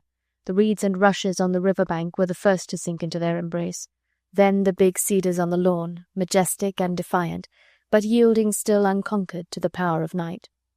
The tiny stars of snowdrop blossoms vanished one by one, and at last the cool grey ribbon of the river surface was wrapped under the mantle of evening. Only the south wind lingered on, soughing gently in the drowsy reeds, whispering among the branches of the cedars, and gently stirring the tender corollas of the sleeping snowdrops. Marguerite seemed to open out her lungs to its breath. It had come all the way from France, and on its wings had brought something of Percy, a murmur as if he had spoken, a memory that was as intangible as a dream. She shivered again, though of a truth it was not cold. The courier's delay had completely unsettled her nerves. Twice a week he came especially from Dover, and always he brought some message, some token which Percy had contrived to send from Paris. They were like tiny scraps of dry bread thrown to a starving woman, but they did just help to keep her heart alive, that poor, aching, disappointed heart that so longed for enduring happiness which it could never get. The man whom she loved with all her soul, her mind and her body, did not belong to her. He belonged to suffering humanity over there in terror-stricken France, where the cries of the innocent, the persecuted, the wretched, called louder to him than she in her love could do. He had been away 3 months now, during which time her starving heart had fed on its memories, and the happiness of a brief visit from him 6 weeks ago when, quite unexpectedly, he had appeared before her, home between 2 desperate adventures that had given life and freedom to a number of innocent people, and nearly cost him his, and she had lain in his arms in a swoon of perfect happiness. But he had gone away again as suddenly as he had come, and for 6 weeks now she had lived partly in anticipation of the courier with messages from him, and partly on the fitful joy engendered by these messages. Today she had not even that, and the disappointment seemed just now more than she could bear. She felt unaccountably restless, and could she but have analysed her feelings, had she dared so to do, she would have realized that the weight which oppressed her heart so that she could hardly breathe was one of vague yet dark foreboding. She closed the window and returned to her seat by the fire, taking up her book with the strong resolution not to allow her nerves to get the better of her. But it was difficult to pin one's attention down to the adventures of Master Tom Jones when one's mind was fully engrossed with those of Sir Percy Blakeney. The sound of carriage wheels on the gravelled forecourt in the front of the house suddenly awakened her drowsy senses. She threw down the book, and with trembling hands clutched the arms of her chair, straining her ears to listen. A carriage at this hour, and on this damp winter's evening? She racked her mind, wondering who it could be. Lady Ffoulkes was in London, she knew. Sir Andrew, of course, was in Paris. His Royal Highness, ever a faithful visitor, would surely not venture out to Richmond in this inclement weather, and the courier always came on horseback. There was a murmur of voices. That of Edwards, mechanical and placid, could be heard quite distinctly saying, "I'm sure that her ladyship will be at home for you, my lady, but I'll go and ascertain." Marguerite ran to the door, and with joyful eagerness tore it open. "Suzanne," she called, "my little Suzanne, I thought you were in London. Come up quickly. In the boudoir, yes. Oh, what good fortune hath brought you!" Suzanne flew into her arms, holding the friend whom she loved so well close and closer to her heart, trying to hide her face, which was wet with tears, in the folds of Marguerite's kerchief. "Come inside, my darling," said Marguerite. "Why, how cold your little hands are!" She was on the point of turning back to her boudoir, drawing Lady Ffoulkes by the hand, when suddenly she caught sight of Sir Andrew, who stood at a little distance from her at the top of the stairs. "Sir Andrew!" she exclaimed with unstinted gladness. Then she paused. The cry of welcome died on her lips, leaving them dry and parted. She suddenly felt as if some fearful talons had gripped her heart and were tearing at it with sharp, long nails. The blood flew from her cheeks and from her limbs, leaving her with a sense of icy numbness. She backed into the room, still holding Suzanne's hand, and drawing her in with her. Sir Andrew followed them, then closed the door behind him. At last the word escaped Marguerite's parched lips. "Percy! Something has happened to him. Is he dead?" "No, no," exclaimed Sir Andrew quickly. Suzanne put her loving arms round her friend and drew her down into the chair by the fire. She knelt at her feet on the hearthrug and pressed her own burning lips on Marguerite's icy-cold hands. Sir Andrew stood silently by, a world of loving friendship, of heartbroken sorrow in his eyes. There was silence in the pretty, white-panelled room for a while. Marguerite sat with her eyes closed, bringing the whole armoury of her willpower to bear her up outwardly now. "Tell me," she said at last, and her voice was toneless and dull, like one that came from the depths of a grave. "Tell me exactly everything. Don't be afraid. I can bear it. Don't be afraid." Sir Andrew remained standing, with bowed head and one hand resting on the table. In a firm, clear voice he told her the events of the past few days as they were known to him. All that he tried to hide was Armand's disobedience, which, in his heart, he felt was the primary cause of the catastrophe. He told of the rescue of the Dauphin from the temple, the midnight drive in the coal-cart, the meeting with Hastings and Tony in the spinney. He only gave vague explanations of Armand's stay in Paris, which caused Percy to go back to the city, even at the moment when his most daring plan had been so successfully carried through. "Armand, I understand, has fallen in love with a beautiful woman in Paris, Lady Blakeney," he said, seeing that a strange, puzzled look had appeared in Marguerite's pale face. "She was arrested the day before the rescue of the Dauphin from the temple. Armand could not join us. He felt that he could not leave her. I am sure that you will understand." Then, as she made no comment, he resumed his narrative.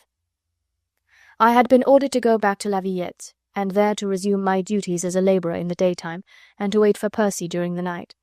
The fact that I had received no message from him for 2 days had made me somewhat worried, but I have such faith in him, such belief in his good luck and his ingenuity, that I would not allow myself to be really anxious. Then, on the 3rd day, I heard the news." "What news?" asked Marguerite mechanically. "That the Englishman who was known as the Scarlet Pimpernel had been captured in a house in the Rue de la Croix Blanche, and had been imprisoned in the Conciergerie." "The Rue de la Croix Blanche? Where is that?" "In the Montmartre quarter. Armand lodged there. Percy, I imagine, was working to get him away, and those brutes captured him." "Having heard the news, Sir Andrew, what did you do?" "I went into Paris and ascertained its truth." "And there is no doubt of it?" "Alas, none. I went to the house in the Rue de la Croix Blanche. Armand had disappeared. I succeeded in inducing the concierge to talk. She seems to have been devoted to her lodger. Amidst tears, she told me some of the details of the capture. Can you bear to hear them, Lady Blakeney?" "Yes. Tell me everything. Don't be afraid," she reiterated with the same dull monotony. "It appears that early on the Tuesday morning the son of the concierge, a lad about 15, was sent off by her lodger with a message to No. 9 Rue Saint-Germain-l'Auxerrois. That was the house where Percy was staying all last week, where he kept disguises and so on for us all, and where some of our meetings were held. Percy evidently expected that Armand would try and communicate with him at that address, for when the lad arrived in front of the house he was accosted, so he says, by a big, rough workman who browbeat him into giving up the lodger's letter, and finally pressed a piece of gold into his hand. The workman was Blakeney, of course. I imagine that Armand, at the time that he wrote the letter, must have been under the belief that Mademoiselle Lange was still in prison. He could not know then that Blakeney had already got her into comparative safety. In the letter he must have spoken of the terrible plight in which he stood, and also of his fears for the woman he loved. Percy was not the man to leave a comrade in the lurch. He would not be the man whom we all love and admire, whose word we all obey, for whose sake we would gladly all of us give our life. He would not be that man if he did not brave even certain dangers in order to be of help to those who call on him. Armand called, and Percy went to him. He must have known that Armand was being spied upon, for Armand, alas, was already a marked man, and the watchdogs of those infernal committees were already on his heels. Whether these sleuth-hounds had followed the son of the concierge and seen him give the letter to the workman in the Rue Saint-Germain-l'Auxerrois, or whether the concierge in the Rue de la Croix-Blanche was nothing but a spy of Heron's, or again, whether the Committee of General Security kept a company of soldiers in constant alert in that house, we shall, of course, never know. All that I do know is that Percy entered that fatal house at 10:30, and that a quarter of an hour later the concierge saw some of the soldiers descending the stairs, carrying a heavy burden. She peeped out of her lodge, and by the light of the corridor she saw that the heavy burden was the body of a man bound closely with ropes. His eyes were closed, his clothes were stained with blood. He was seemingly unconscious. The next day the official organ of the government proclaimed the capture of the Scarlet Pimpernel, and there was a public holiday in honour of the event. Marguerite had listened to this terrible narrative dry-eyed and silent. Now she still sat there, hardly conscious of what went on around her, of Suzanne's tears that fell unceasingly upon her fingers, of Sir Andrew who had sunk into a chair and buried his head in his hands. She was hardly conscious that she lived. The universe seemed to have stood still before this awful, monstrous cataclysm. But nevertheless, she was the first to return to the active realities of the present. "Sir Andrew," she said after a while, "tell me, where are my lords Tony and Hastings?" "At Calais, madam," he replied. "I saw them there on my way hither. They had delivered the Dauphin safely into the hands of his adherents at Mantes, and were awaiting Blakeney's further orders, as he had commanded them to do." "Will they wait for us there, think you?" "For us, Lady Blakeney?" he exclaimed in puzzlement. "Yes, for us, Sir Andrew," she replied, whilst the ghost of a smile flitted across her drawn face. "You had thought of accompanying me to Paris, had you not?" "But Lady Blakeney—" "Ah, I know what you would say, Sir Andrew. You will speak of dangers, of risks, of death, mayhap. You will tell me that I, as a woman, can do nothing to help my husband, that I could be but a hindrance to him, just as I was in Boulogne. But everything is so different now. Whilst those brutes planned his capture, he was clever enough to outwit them. But now they have actually got him. Think you they'll let him escape? They'll watch him night and day, my friend, just as they watched the unfortunate Queen. But they'll not keep him months, weeks, or even days in prison. Even Chauvelin now will no longer attempt to play with the Scarlet Pimpernel. They have him, and they will hold him until such time as they take him to the guillotine." Her voice broke in a sob. Her self-control was threatening to leave her. She was but a woman, young and passionately in love with the man who was about to die an ignominious death, far away from his country, his kindred, his friends. "I cannot let him die alone, Sir Andrew. He will be longing for me, and after all, there is you, and my Lord Tony, and Lord Hastings, and the others. Surely we are not going to let him die, not like that, and not alone." "You are right, Lady Blakeney," said Sir Andrew earnestly.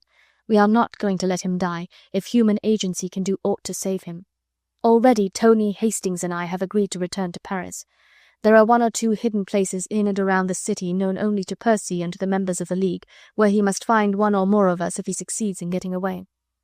All the way between Paris and Calais we have places of refuge, places where any of us can hide at a given moment, where we can find disguises when we want them, or horses in an emergency. No, we are not going to despair, Lady Blakeney. There are 19 of us prepared to lay down our lives for the Scarlet Pimpernel. Already I, as his lieutenant, have been selected as the leader of as determined a gang as has ever entered on a work of rescue before. We leave for Paris tomorrow, and if human pluck and devotion can destroy mountains, then we'll destroy them. Our watchword is, God save the Scarlet Pimpernel." He knelt beside her chair and kissed the cold fingers which, with a sad little smile, she held out to him. "And God bless you all," she murmured. Suzanne had risen to her feet when her husband knelt. Now he stood up beside her. The dainty young woman, hardly more than a child, was doing her best to restrain her tears. "See how selfish I am," said Marguerite. "I talk calmly of taking your husband from you, when I myself know the bitterness of such partings." "My husband will go where his duty calls him," said Suzanne with charming and simple dignity. "I love him with all my heart, because he is brave and good. He would not leave his comrade, who is also his chief, in the lurch. God will protect him, I know. I would not ask him to play the part of a coward." Her brown eyes glowed with pride. She was the true wife of a soldier, and with all her dainty ways and childlike manners, she was a splendid woman and a staunch friend. Sir Percy Blakeney had saved her entire family from death. The Comte and Comtesse de Tournay, the Vicomte, her brother, and she herself, all owed their lives to the Scarlet Pimpernel. This she was not like to forget. "There is but little danger for us, I fear me," said Sir Andrew lightly. "The revolutionary government only wants to strike at a head. It cares nothing for the limbs. Perhaps it feels that without our leader we are enemies not worthy of persecution. If there are any dangers, so much the better," he added. "But I don't anticipate any, unless we succeed in freeing our chief, and having freed him, we fear nothing more." "The same applies to me, Sir Andrew," rejoined Marguerite earnestly. "Now that they have captured Percy, those human fiends will care naught for me. If you succeed in freeing Percy, I, like you, will have nothing more to fear. And if you fail—" She paused and put her small white hand on Sir Andrew's arm. "Take me with you, Sir Andrew," she entreated. "Do not condemn me to the awful torture of weary waiting, day after day, wandering, guessing, never daring to hope, lest hope deferred be more hard to bear than dreary hopelessness." Then, as Sir Andrew, very undecided, yet half inclined to yield, stood silent and irresolute, she pressed her point, gently but firmly insistent. "I would not be in the way, Sir Andrew. I would know how to efface myself so as not to interfere with your plans. But oh," she added, while a quivering note of passion trembled in her voice, "can't you see that I must breathe the air that he breathes, else I shall stifle or mayhap go mad?" Sir Andrew turned to his wife, a mute query in his eyes. "You would do an inhuman and cruel act," said Suzanne with seriousness that sat quaintly on her baby face, "if you did not afford your protection to Marguerite. For I do believe that if you did not take her with you tomorrow, she would go to Paris alone." Marguerite thanked her friend with her eyes. Suzanne was a child in nature, but she had a woman's heart. She loved her husband, and therefore knew and understood what Marguerite must be suffering now. Sir Andrew no longer could resist the unfortunate woman's earnest pleading. Frankly, he thought that if she remained in England while Percy was in such deadly peril, she ran the grave risk of losing her reason before the terrible strain of suspense. He knew her to be a woman of courage, and one capable of great physical endurance, and really he was quite honest when he said that he did not believe there would be much danger for the headless League of the Scarlet Pimpernel unless they succeeded in freeing their chief. And if they did succeed, then indeed there would be nothing to fear, for the brave and loving wife who, like every true woman does, and has done in like circumstances since the beginning of time, was only demanding with passionate insistence the right to share the fate, good or ill, of the man whom she loved. Chapter 25. Paris once more. Sir Andrew had just come in. He was trying to get a little warmth into his half-frozen limbs, for the cold had set in again, and this time with renewed vigour, and Marguerite was pouring out a cup of hot coffee which she had been brewing for him. She had not asked for news. She knew that he had none to give her, else he had not worn that wearied, despondent look in his kind face. "I'll just try one more place this evening," he said, as soon as he had swallowed some of the hot coffee. "A restaurant in the Rue de la Harpe. The members of the Cordelier Club often go there for supper, and they are usually well informed. I might glean something definite there." "It seems very strange that they are so slow in bringing him to trial," said Marguerite, in that dull, toneless voice which had become habitual to her. "When you first brought me the awful news that I made sure that they would bring him to trial at once, and was in terror lest we arrived here too late to see him." She checked herself quickly, bravely trying to still the quiver of her voice. "And of Armand?" she asked. He shook his head sadly. "With regard to him, I am at a still greater loss," he said. "I cannot find his name on any of the prison registers, and I know that he is not in the Conciergerie. They have cleared out all prisoners from there. There is only Percy." "Poor Armand," she sighed. "It must be almost worse for him than for any of us. It was his first act of thoughtless disobedience that brought all this misery upon our heads." She spoke sadly but quietly. Sir Andrew noted that there was no bitterness in her tone, but her very quietude was heartbreaking. There was such an infinity of despair in the calm of her eyes. "Well, though we cannot understand it all, Lady Blakeney," he said with forced cheerfulness, "we must remember one thing, that whilst there is life, there is hope." "Hope," she exclaimed, with a world of pathos in her sigh, her large eyes dry and circled, fixed with indescribable sorrow on her friend's face. Fawkes turned his head away, pretending to busy himself with the coffee-making utensils. He could not bear to see that look of hopelessness in her face, for in his heart he could not find the wherewithal to cheer her. Despair was beginning to seize on him too, and this he would not let her see. They had been in Paris 3 days now, and it was 6 days since Blakeney had been arrested. Sir Andrew and Marguerite had found temporary lodgings inside Paris. Tony and Hastings were just outside the gates, and all along the route between Paris and Calais, at Saint-Germain, at Mantes, in the villages between Beauvais and Amiens, wherever money could obtain friendly help, members of the devoted League of the Scarlet Pimpernel lay in hiding, waiting to aid their chief. Fawkes had ascertained that Percy was kept a close prisoner in the Conciergerie, in the very rooms occupied by Marie Antoinette during the last months of her life. He left poor Marguerite to guess how closely that elusive Scarlet Pimpernel was being guarded, the precautions surrounding him being even more minute than those which had made the unfortunate Queen's closing days a martyrdom for her. But of Armand he could glean no satisfactory news, only the negative probability that he was not detained in any of the larger prisons of Paris, as no register which he, Fawkes, so laboriously consulted, bore record of the name of Saint-Just. Haunting the restaurants and drinking booths where the most advanced Jacobins and terrorists were wont to meet, he had learned 1 or 2 details of Blakeney's incarceration which he could not possibly impart to Marguerite. The capture of the mysterious Englishman known as the Scarlet Pimpernel had created a great deal of popular satisfaction, but it was obvious that not only was the public mind not allowed to associate that capture with the escape of little Capet from the Temple, but it soon became clear to Fawkes that the news of that escape was still being kept a profound secret. On one occasion he had succeeded in spying on the chief agent of the Committee of General Security, whom he knew by sight, while the latter was sitting at dinner in company of a stout, florid man with pock-marked face and podgy hands covered with rings. Sir Andrew marvelled who this man might be. Heron spoke to him in ambiguous phrases that would have been unintelligible to anyone who did not know the circumstances of the Dauphin's escape and the part that the League of the Scarlet Pimpernel had played in it. But to Sir Andrew Fawkes, who, cleverly disguised as a farrier, grimy after his day's work, was straining his ears to listen whilst apparently consuming huge slabs of boiled beef, it soon became clear that the chief agent and his fat friend were talking of the Dauphin of Blakeney. "He won't hold out much longer, citizen," the chief agent was saying in a confident voice. "Our men are absolutely unremitting in their task. 2 of them watch him night and day. They look after him well, and practically never lose sight of him. But the moment he tries to get any sleep, one of them rushes into the cell with a loud banging of bayonet and sabre, and noisy tread on the flagstones, and shouts at the top of his voice, 'Now then, Aristo, where's the brat? Tell us now when you shall be down and go to sleep.' I have done it myself all through one day, just for the pleasure of it. It's a little tiring for you to have to shout a good deal now, and sometimes give the cursed Englishman a good shake-up. He has had 5 days of it, and not 1 wink of sleep during that time, not 1 single minute of rest, and he only gets enough food to keep him alive. I tell you, he can't last. Citizen Chauvelin had a splendid idea there. It would all come right in a day or 2. Grunted the other sulkily. "Those Englishmen are tough."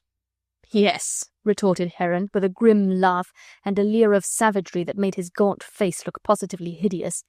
"You would have given out after 3 days, friend de Batz, would you not? And I warned you, didn't I? I told you if you tampered with the brat I would make you cry in mercy to me for death."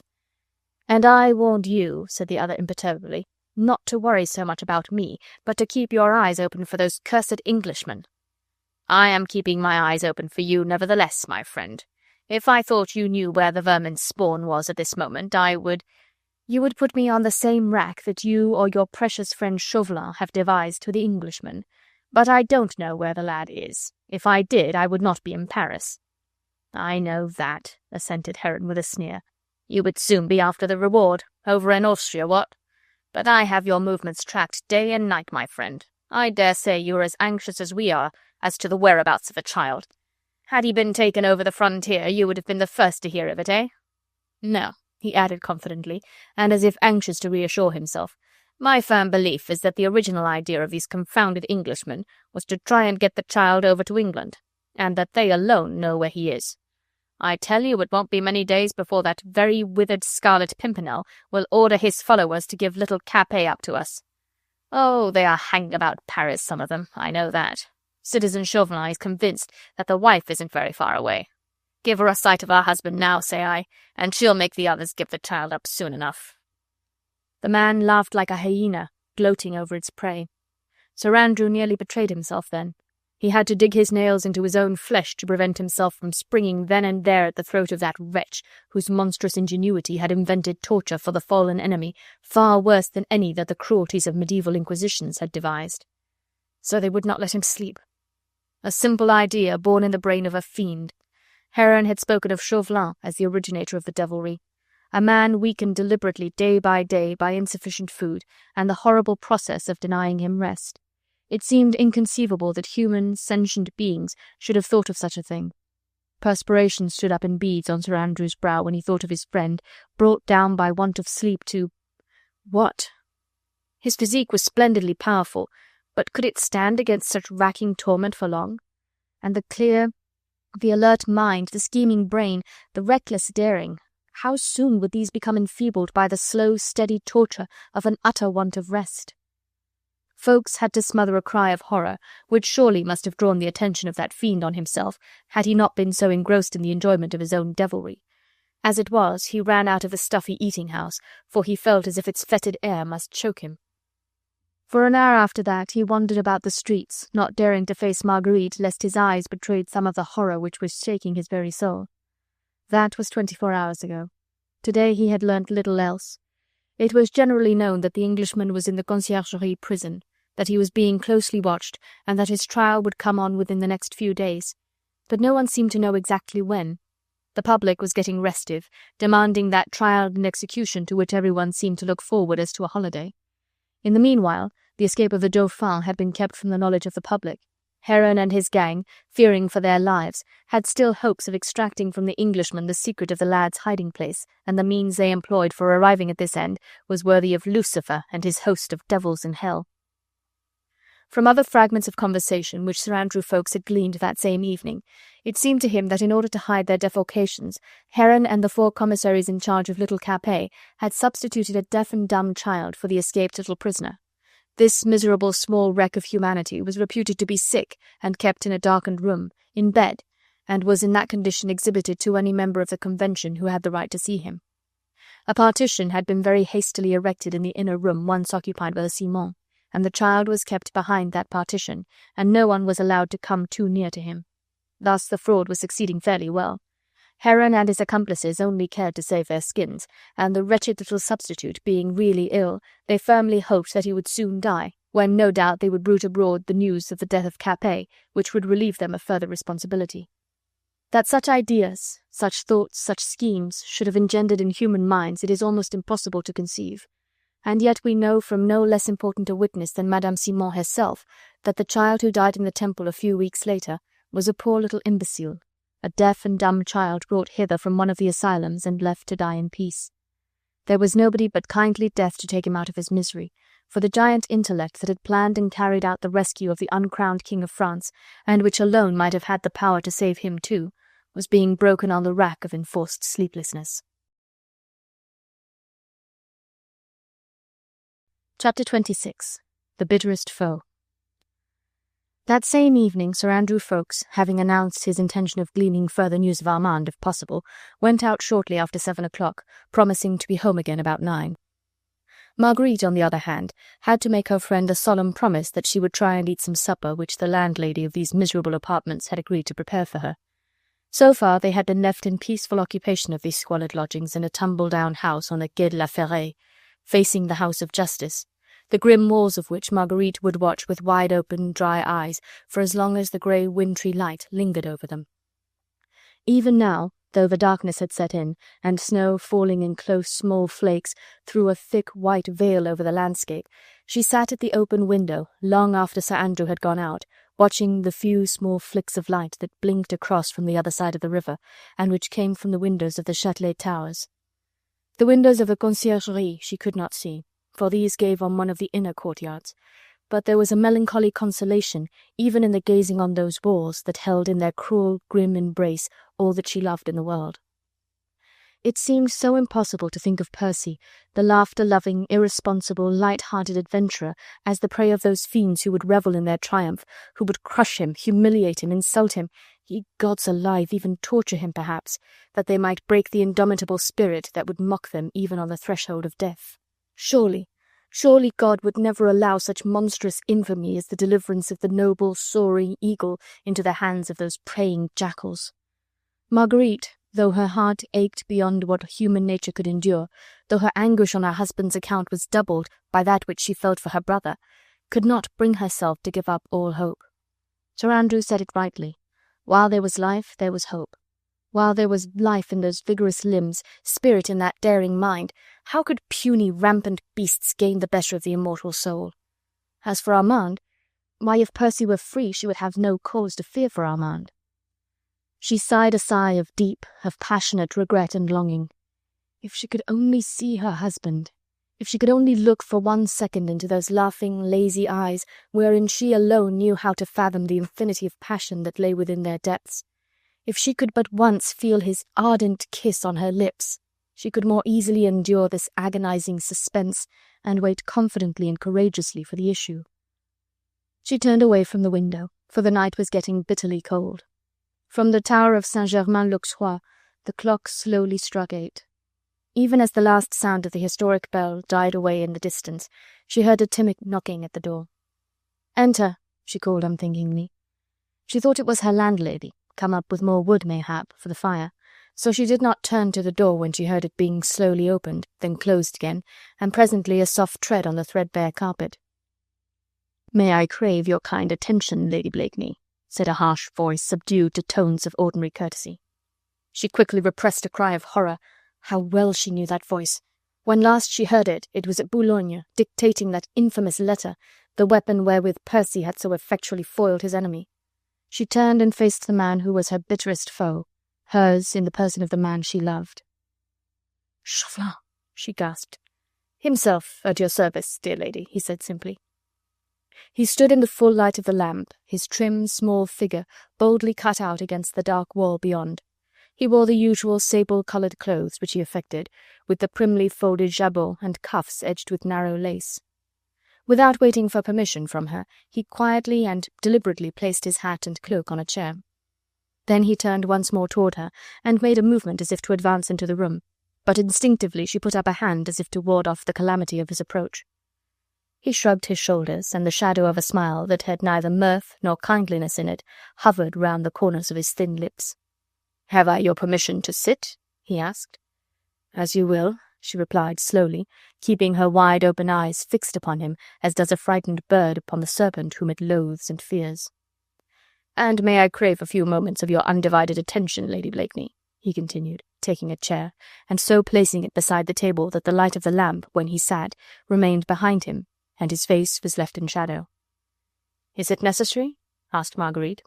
"It is," he replied curtly, "if you desire to see and speak with your husband, to be of use to him before it is too late." "Then I pray you speak, citizen, and I will listen."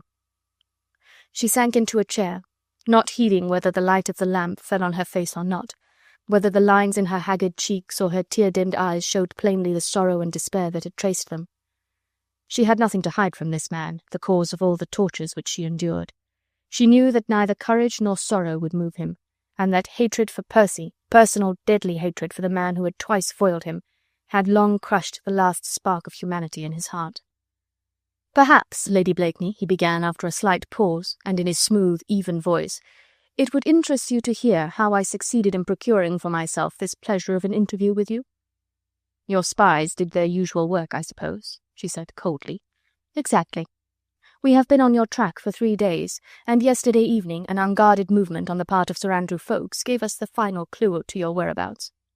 "Of Sir Andrew Ffoulkes?" she asked, greatly puzzled.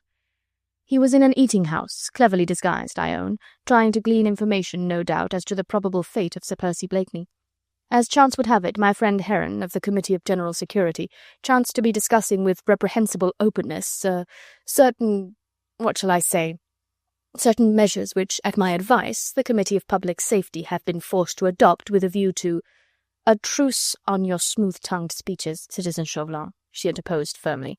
Sir Andrew Ffoulkes has told me naught of this, so I pray you speak plainly and to the point, if you can." He bowed with marked irony. "As you please," he said. Sir Andrew Ffoulkes, hearing certain matters of which I will tell you anon, made a movement which betrayed him to one of our spies. At a word from Citizen Heron, this man followed on the heels of the young farrier who had shown such interest in the conversation of the chief agent. Sir Andrew, I imagine, burning with indignation at what he had heard, was perhaps not quite so cautious as he usually is. Anyway, the man on his track followed him to the store. It was quite simple, as you see. As for me, I had guessed a week ago that we would see the beautiful Lady Blakeney in Paris before long. When I knew where Sir Andrew Ffoulkes lodged, I had no difficulty in guessing that Lady Blakeney would not be far off. "And what was there in Citizen Heron's conversation last night," she asked quietly, "that so aroused Sir Andrew's indignation?" "He has not told you?" "Oh, it is very simple. Let me tell you, Lady Blakeney, exactly how matters stand. Sir Percy Blakeney, before lucky chance at last delivered him into our hands, thought fit, as no doubt you know, to meddle with our most important prisoner of state. A child. I know it, sir, the son of a murdered father whom you and your friends were slowly doing to death." "That is as may be, Lady Blakeney," rejoined Chauvelin calmly, "but it was none of Sir Percy Blakeney's business. This, however, he chose to disregard. He succeeded in carrying little Capet from the temple, and 2 days later we had him under lock and key." "Through some infamous and treacherous trick, sir," she retorted. Chauvelin made no immediate reply. His pale, inscrutable eyes were fixed upon her face, and the smile of irony round his mouth appeared more strongly marked than before. "That, again, is as it may be," he said suavely. "But anyhow, for the moment we have the upper hand.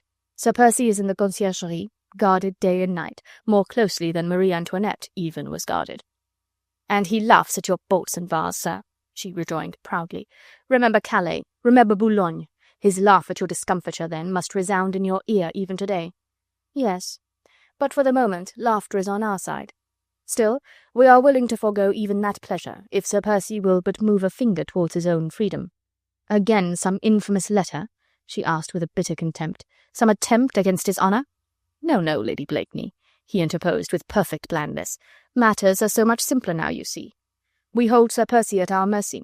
We could send him to the guillotine tomorrow, but we might be willing— remember, I only say we might— to exercise our prerogative of mercy, if Sir Percy Blakeney will on his side accede to a request from us." "And that request?" "Is a very natural one. He took Capet away from us, and it is but credible that he knows at the present moment exactly where the child is. Let him instruct his followers, and I mistake not, Lady Blakeney, there are several of them not very far from Paris just now. Let him, I say, instruct these followers of his to return the person of young Capet to us, and not only will we undertake to give these same gentlemen a safe conduct back to England, but we even might be inclined to deal somewhat less harshly with the gallant Scarlet Pimpernel himself." She laughed a harsh, mirthless, contemptuous laugh.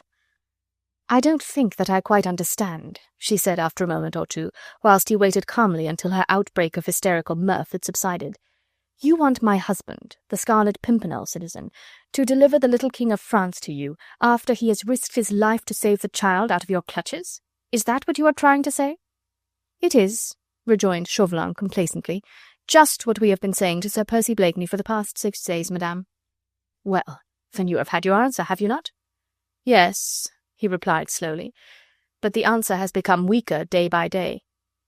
"Weaker? I don't understand." "Let me explain, Lady Blakeney," said Chauvelin, now with measured emphasis. He put both elbows on the table and leaned well forward, peering into her face, lest one of its varied expressions escaped him. "Just now you taunted me with my failure in Calais, and again at Boulogne, with a proud toss of the head, which I own is excessive becoming. You threw the name of the Scarlet Pimpernel in my face like a challenge which I no longer dare to accept. The Scarlet Pimpernel, you would say to me, stands for loyalty, for honour, and for indomitable courage. Think you he would sacrifice his honour to obtain your mercy? Remember Boulogne and your discomfiture. All of which, dear lady, is perfectly charming and womanly and enthusiastic, and I, bowing my humble head, must own that I was fooled in Calais and baffled in Boulogne. But in Boulogne I made a grave mistake, and one from which I learned a lesson, which I am putting into practice now." He paused a while as if waiting for her reply. His pale, keen eyes had already noted that with every phrase he uttered, the lines in her beautiful face became more hard and set. A look of horror was gradually spreading over it, as if the icy cold hand of death had passed over her cheeks and eyes, leaving them rigid like stone. "In Boulogne," resumed Chauvelin quietly, satisfied that his words were hitting steadily at her heart. "In Boulogne, Sir Percy and I did not fight an equal fight. Fresh from a pleasant sojourn in his own magnificent home, full of the spirit of adventure which puts the essence of life into a man's veins, Sir Percy Blakeney's splendid physique was pitted against my feeble powers. Of course I lost the battle. I made the mistake of trying to subdue a man who was in the zenith of his strength. Whereas now—" "Yes, Citizen Chauvelin," she said. "Whereas now?" "Sir Percy Blakeney has been in the prison of the Conciergerie for exactly 1 week, Lady Blakeney," he replied, speaking very slowly and letting every one of his words sink individually into her mind. Even before he had time to take the bearings of his cell or to plan on his own behalf one of those remarkable escapes for which he is so justly famous, our men began to work on a scheme which I am proud to say originated with myself. A week has gone by since then, Lady Blakeney, and during that time a special company of prison guard, acting under the orders of the Committee of General Security and of Public Safety, have questioned the prisoner unremittingly, remember, day and night. 2 by 2, these men take it in turns to enter the prisoner's cell every quarter of an hour. Lately it has had to be more often, and ask him the one question: where is little Capet? Up to now we have received no satisfactory reply, although we have explained to Sir Percy that many of his followers are honouring the neighbourhood of Paris with their visit, and that all we ask from him are instructions to those gallant gentlemen to bring young Capet back to us. It is all very simple. Unfortunately, the prisoner is somewhat obstinate. At first even the idea seemed to amuse him. He used to laugh and say that he always had the faculty of sleeping with his eyes open. But our soldiers are untiring in their efforts, and the want of sleep as well as of sufficient food and of fresh air is certainly beginning to tell on Sir Percy Blakeney's magnificent physique. I don't think that it will be very long before he gives way to our gentle persuasions.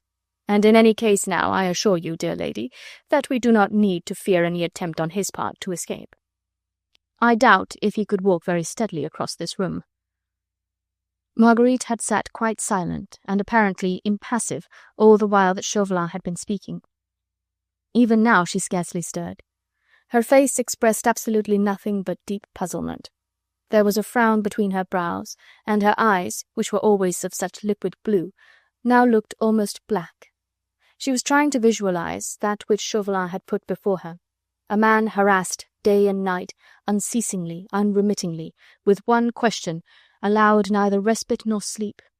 His brain, soul, and body fagged out at every hour, every moment of the day and night, until mind and body and soul must inevitably give way under anguish 10,000 times more unendurable than any physical torment invented by monsters in barbaric times. That man thus harassed, thus fagged out, thus martyrized at all hours of the day and night, was her husband, whom she loved with every fibre of her being, with every throb of her heart. Torture? Oh no. These were advanced and civilized times that could afford to look with horror on the excesses of medieval days. This was a revolution that made for progress and challenged the opinion of the world.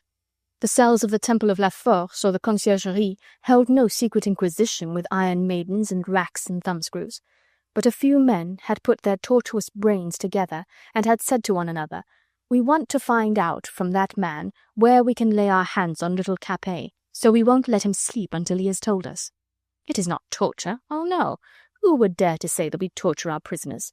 It is only a little horseplay, worrying to the prisoner, no doubt, but after all he can end the unpleasantness at any moment. He need but to answer our question, and he can go to sleep as comfortably as a little child.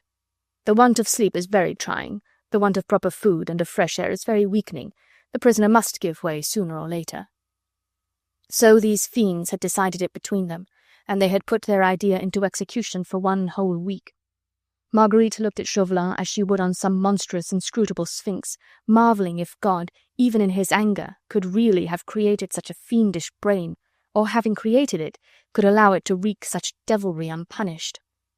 Even now she felt that he was enjoying the mental anguish which he had put upon her, and she saw his thin, evil lips curved into a smile. "So you came tonight to tell me all this?" she asked as soon as she could trust herself to speak. Her impulse was to shriek out her indignation, her horror of him, into his face. She longed to call down God's eternal curse upon this fiend, but instinctively she held herself in check. Her indignation, her words of loathing, would only have added to his delight. "You have had your wish," she added coldly. "Now I pray you go." "Your pardon, Lady Blakeney," he said with all his habitual blandness. "My object in coming to see you tonight was twofold. Methought that I was acting as your friend in giving you authentic news of Sir Percy, and in suggesting the possibility of your adding your persuasion to ours." "My persuasion? You mean that you would wish to see your husband, would you not, Lady Blakeney?" "Yes." "Then I pray you command me. I will grant you the permission whenever you wish to go." "You are in the hope, citizen," she said, "that I will do my best to break my husband's spirit by my tears or my prayers. Is that it?" "Not necessarily," he replied pleasantly. "I assure you that we can manage to do that ourselves in time." "You devil!" The cry of pain and of horror was involuntarily wrung from the depths of her soul. "Are you not afraid that God's hand will strike you down where you stand?" "No," he said lightly, "I am not afraid, Lady Blakeney. You see, I do not happen to believe in God. Come," he added more seriously, "have I not proved to you that my offer is disinterested? Yet I repeat it even now. If you desire to see Sir Percy in prison, command me, and the doors shall be open to you." She waited a moment, looking him straight and quite dispassionately in the face. Then she said coldly, "Very well, I will go." "When?" he asked. "This evening." "Just as you wish. I would have to go and see my friend Heron first, and arrange with him for your visit." "Then go. I will follow in half an hour." "C'est entendu. Will you be at the main entrance of the Conciergerie at 9:30? You know it, perhaps, no? It is in the Rue de la Barillerie, immediately on the right at the foot of the great staircase of the House of Justice." "Of the House of Justice!" she exclaimed involuntarily, a world of bitter contempt in her cry. Then she added in her former matter-of-fact tones, "Very good, citizen. At 9:30 I will be at the entrance you name." "And I will be at the door, prepared to escort you." He took up his hat and coat and bowed ceremoniously to her. Then he turned to go. At the door a cry from her, involuntarily enough, God knows, made him pause. "My interview with the prisoner," she said, vainly trying, poor soul, to repress that quiver of anxiety in her voice. "It will be private?"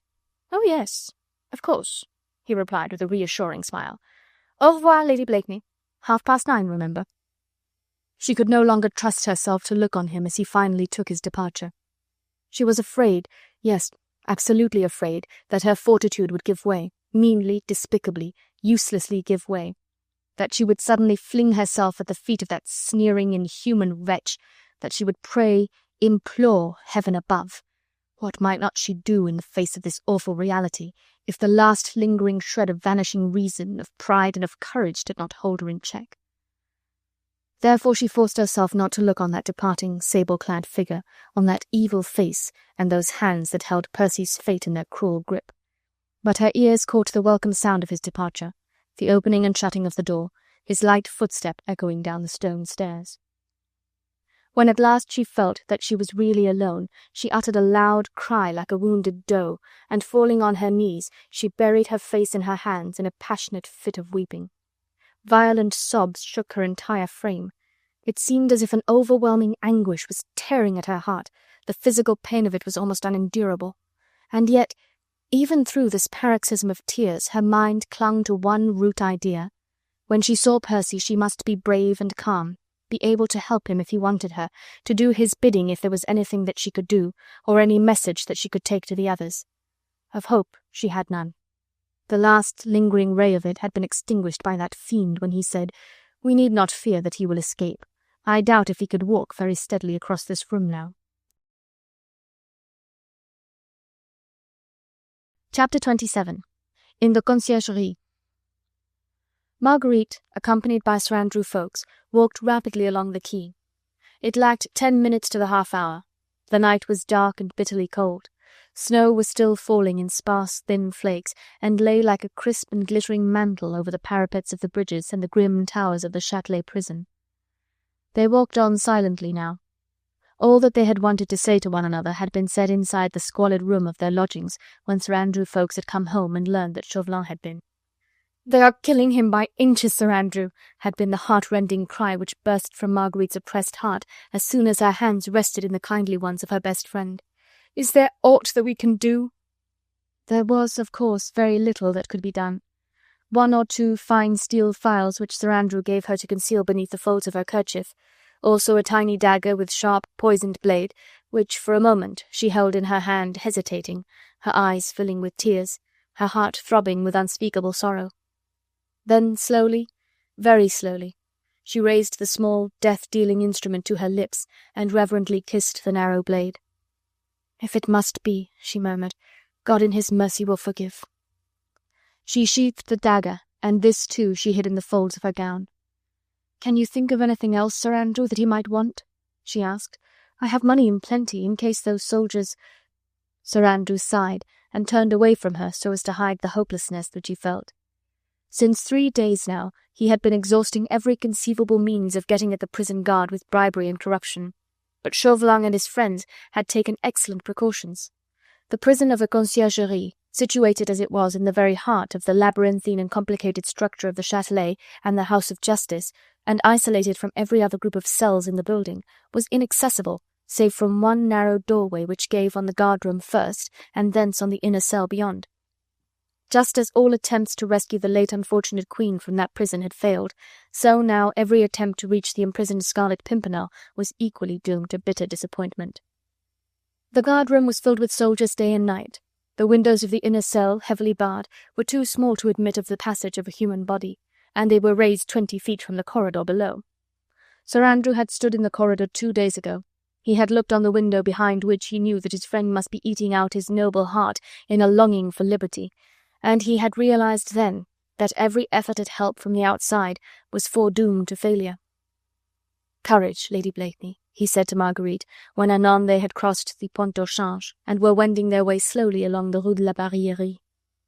"Remember our proud dictum. The Scarlet Pimpernel never fails. And also this, that whatever messages Blakeney gives you for us, whatever he wishes us to do, we are to a man ready to do it and to give our lives for our chief. Courage! Something tells me that a man like Percy is not going to die at the hands of such vermin as Chauvelin and his friends." They had reached the great iron gates of the House of Justice. Marguerite, trying to smile, extended her trembling hand to this faithful, loyal comrade. "I'll not be far," he said. "When you come out, do not look to the right or left, but make straight for home. I'll not lose sight of you for a moment, and as soon as possible will overtake you. God bless you both." He pressed his lips on her cold little hand, and watched her tall, elegant figure as she passed through the great gates until the veil of falling snow hid her from his gaze. Then, with a deep sigh of bitter anguish and sorrow, he turned away, and was soon lost in the gloom. Marguerite found the gate at the bottom of the monumental stairs open when she arrived. Chauvelin was standing immediately inside the building, waiting for her. "We are prepared for your visit, Lady Blakeney," he said, "and the prisoner knows that you are coming." He led the way down one of the numerous and interminable corridors of the building, and she followed briskly, pressing her hand against her bosom there where the folds of her kerchief hid the steel files and the precious dagger. Even in the gloom of these ill-lighted passages she realized that she was surrounded by guards. There were soldiers everywhere. 2 had stood behind the door when first she entered, and had immediately closed it with a loud clang behind her. And all the way down the corridors, through the half-light engendered by feebly flickering lamps, she caught glimpses of the white facings on the uniforms of the town guard, or occasionally the glint of steel of a bayonet. Presently Chauvelin paused beside a door which he had just reached. His hand was on the latch, for it did not appear to be locked, and he turned toward Marguerite.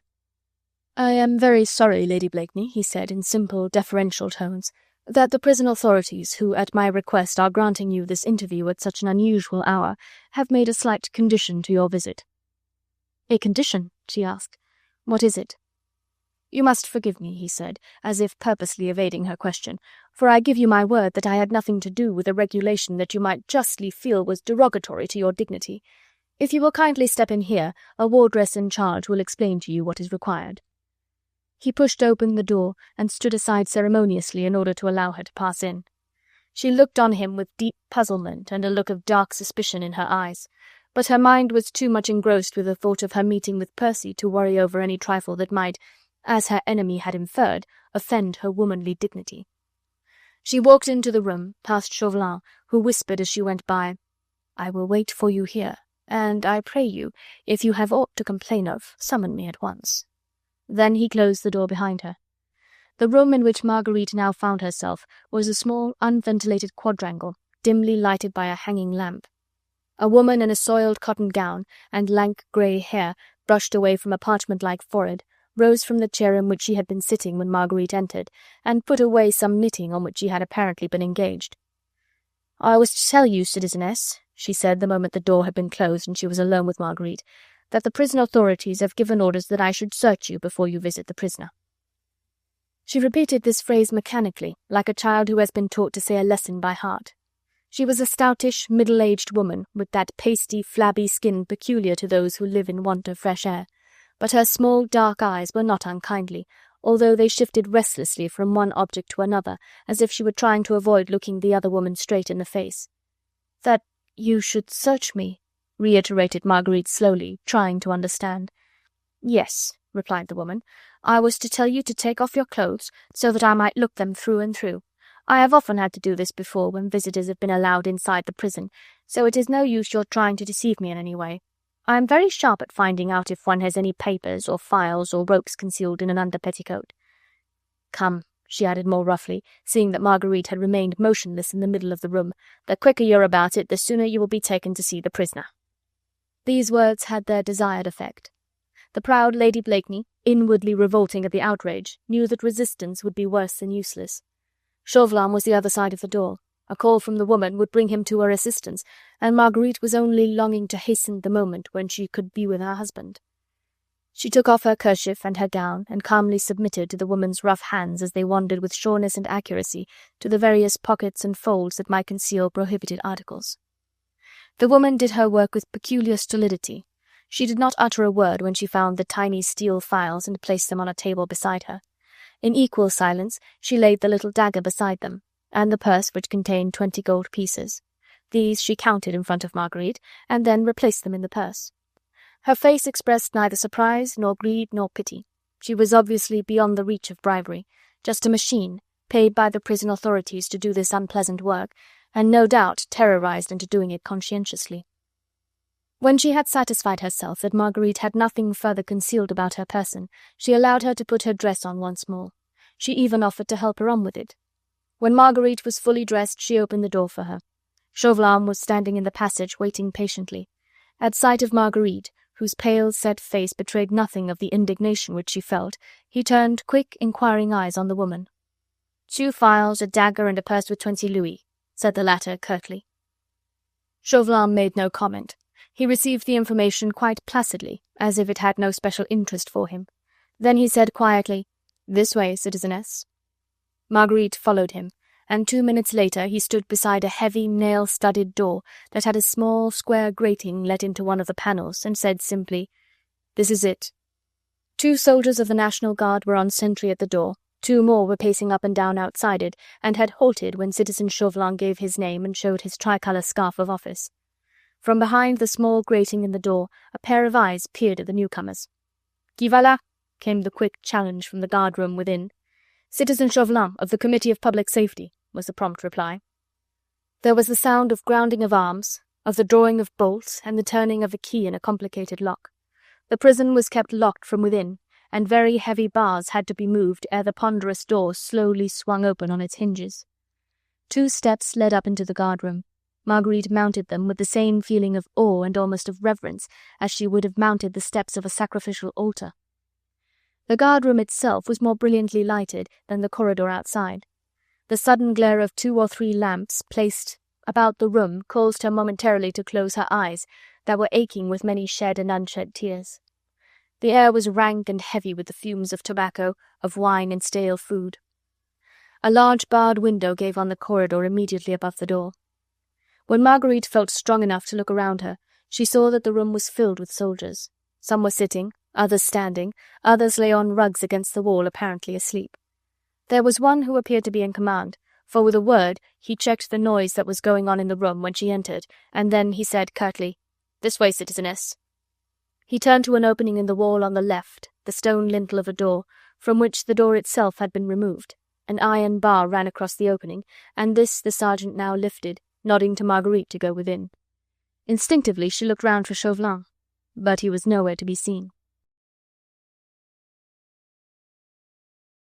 Chapter 28.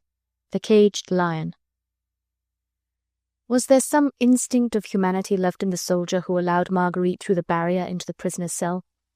Had the wan face of this beautiful woman stirred within his heart the last chord of gentleness that was not wholly atrophied by the constant cruelties, the excesses, the mercilessness which his service under this fraternizing republic constantly demanded of him? Perhaps some recollection of former years, when first he served his king and country, recollection of wife or sister or mother, pleaded within him in favour of this sorely stricken woman with the look of unspeakable sorrow in her large blue eyes. Certain it is that as soon as Marguerite passed the barrier, he put himself on guard against it with his back to the interior of the cell and to her. Marguerite had paused on the threshold. After the glaring light of the guard-room, the cell seemed dark, and at first she could hardly see.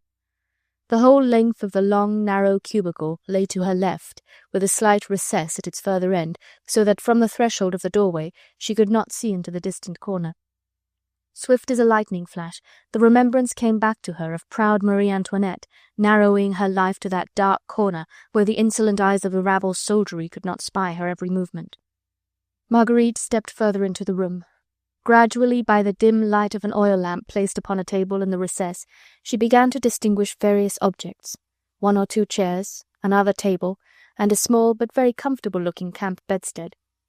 Just for a few seconds she saw only these inanimate things. Then she became conscious of Percy's presence. He sat on a chair, with his left arm half stretched out upon the table, his head hidden in the bend of the elbow. Marguerite did not utter a cry. She did not even tremble. Just for one brief instant she closed her eyes so as to gather up all her courage before she dared to look again. Then, with a steady and noiseless step, she came quite close to him. She knelt on the flagstones at his feet and raised reverently to her lips the hand that hung nerveless and limp by his side. He gave a start. A shiver seemed to go right through him. He half raised his head and murmured in a hoarse whisper, "I tell you that I do not know, and if I did—" She put her arms round him and pillowed her head upon his breast. He turned his head slowly toward her, and now his eyes, hollowed and rimmed with purple, looked straight into hers. "My beloved," he said, "I knew that you would come." His arms closed round her. There was nothing of lifelessness or of weariness in the passion of that embrace, and when she looked up again, it seemed to her as if that first vision which she had had of him with weary head bent and wan, haggard face was not reality, only a dream born of her own anxiety for him. For now the hot, ardent blood coursed just as swiftly as ever through his veins, as if life, strong, tenacious, pulsating life, throbbed with unabating vigour in those massive limbs, and behind that square, clear brow, as though the body, but half subdued, had transferred its vanishing strength to the kind and noble heart that was beating with the fervour of self-sacrifice. "Percy," she said gently, "they will only give us a few moments together. They thought that my tears would break your spirit where their devilry had failed." He held her glance with his own, with that close, intent look which binds soul to soul, and in his deep blue eyes there danced the restless flames of his own undying mirth. "La, little woman," he said with enforced lightness, even whilst his voice quivered with the intensity of passion engendered by her presence, her nearness, the perfume of her hair. "How little they know you, eh? Your brave, beautiful, exquisite soul, shining now through your glorious eyes, would defy the machinations of Satan himself and his horde. Close your dear eyes, my love. I shall go mad with joy if I drink their beauty in any longer."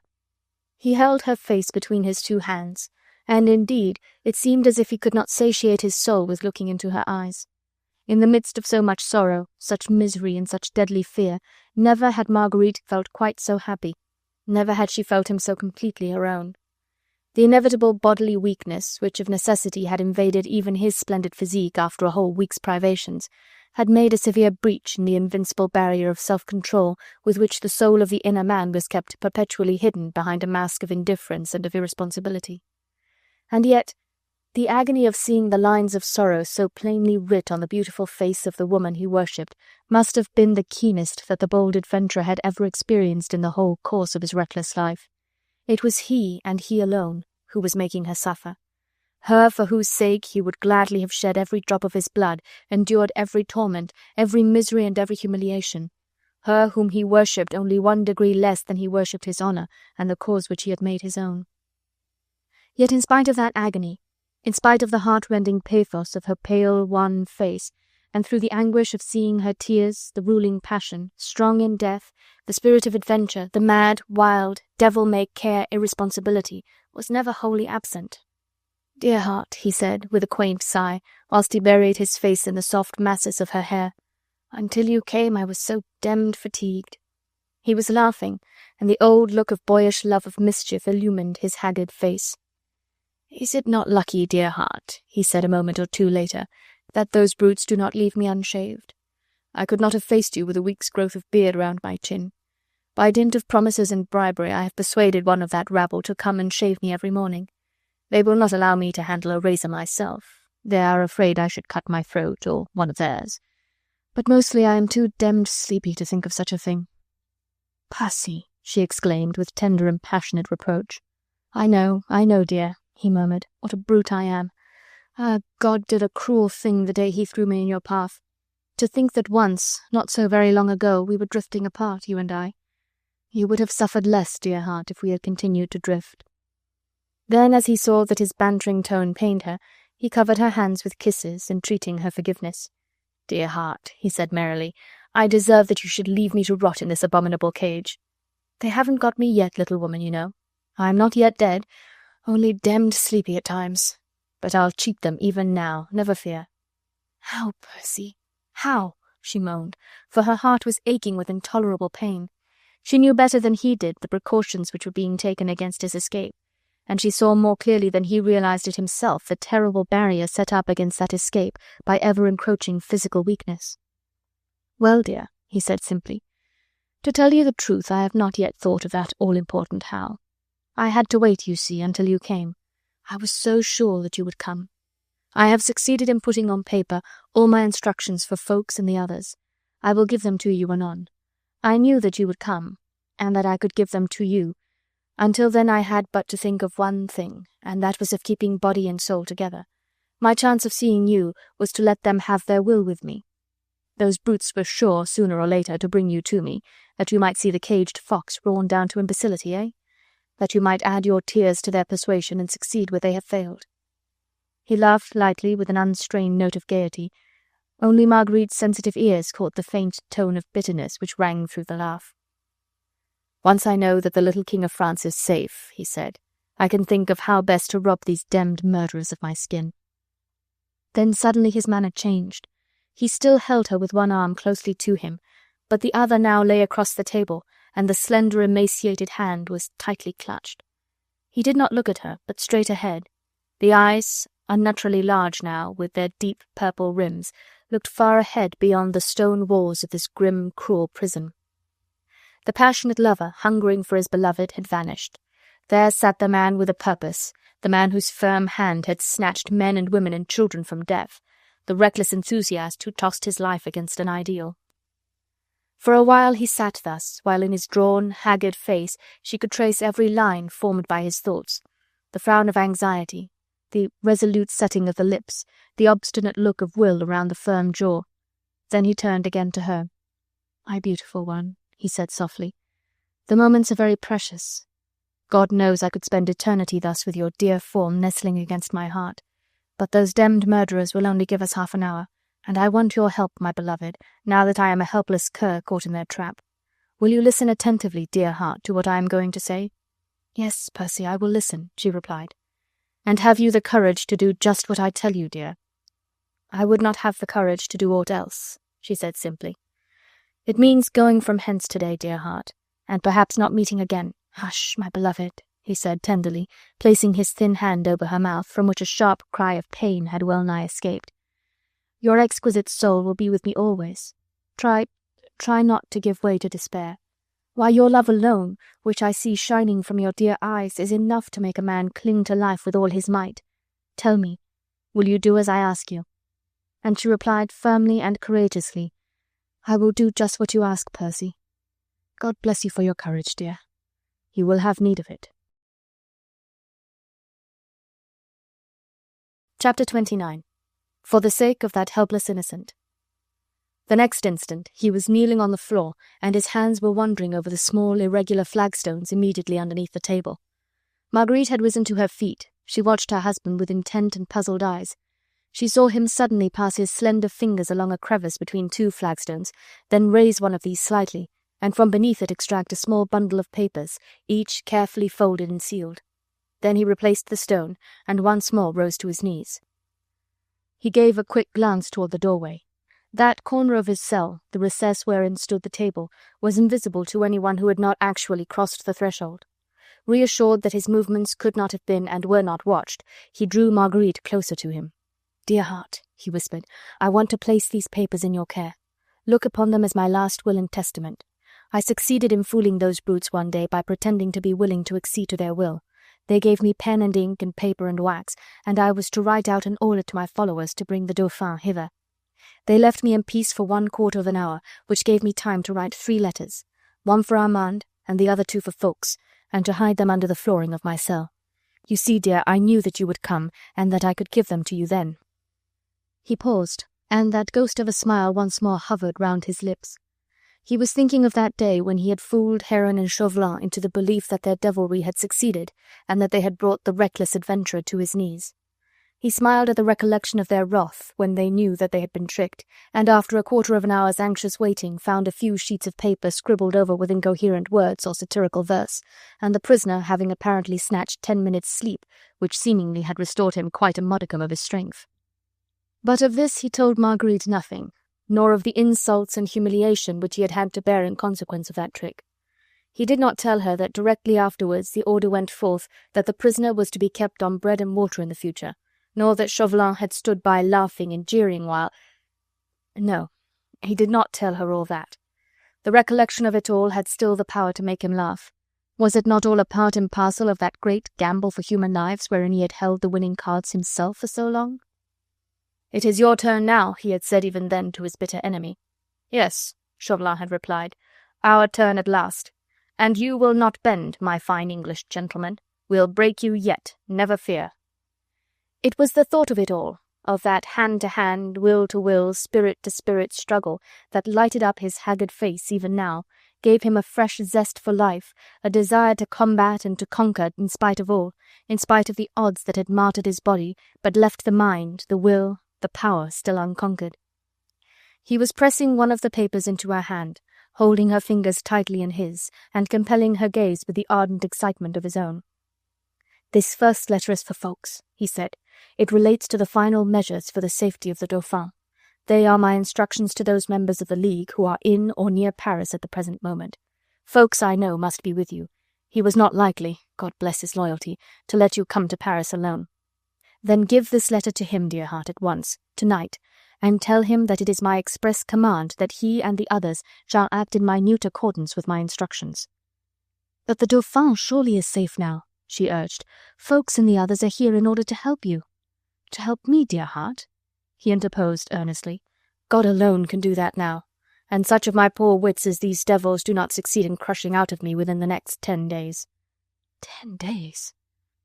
I have waited a week, until this hour when I could place this packet in your hands. Another 10 days should see the Dauphin out of France. After that, we shall see." "Percy," she exclaimed in an agony of horror, "you cannot endure this for another day, and live." "Nay," he said, in a tone that was almost insolent in its proud defiance. "There is but little that a man cannot do when he sets his mind to it. For the rest, 'tis in God's hands," he added more gently. "Dear heart, you swore that you would be brave. The Dauphin is still in France, and until he is out of it, he will not really be safe. His friends wanted to keep him inside the country. God only knows what they still hope. Had I been free, I should not have allowed him to remain so long.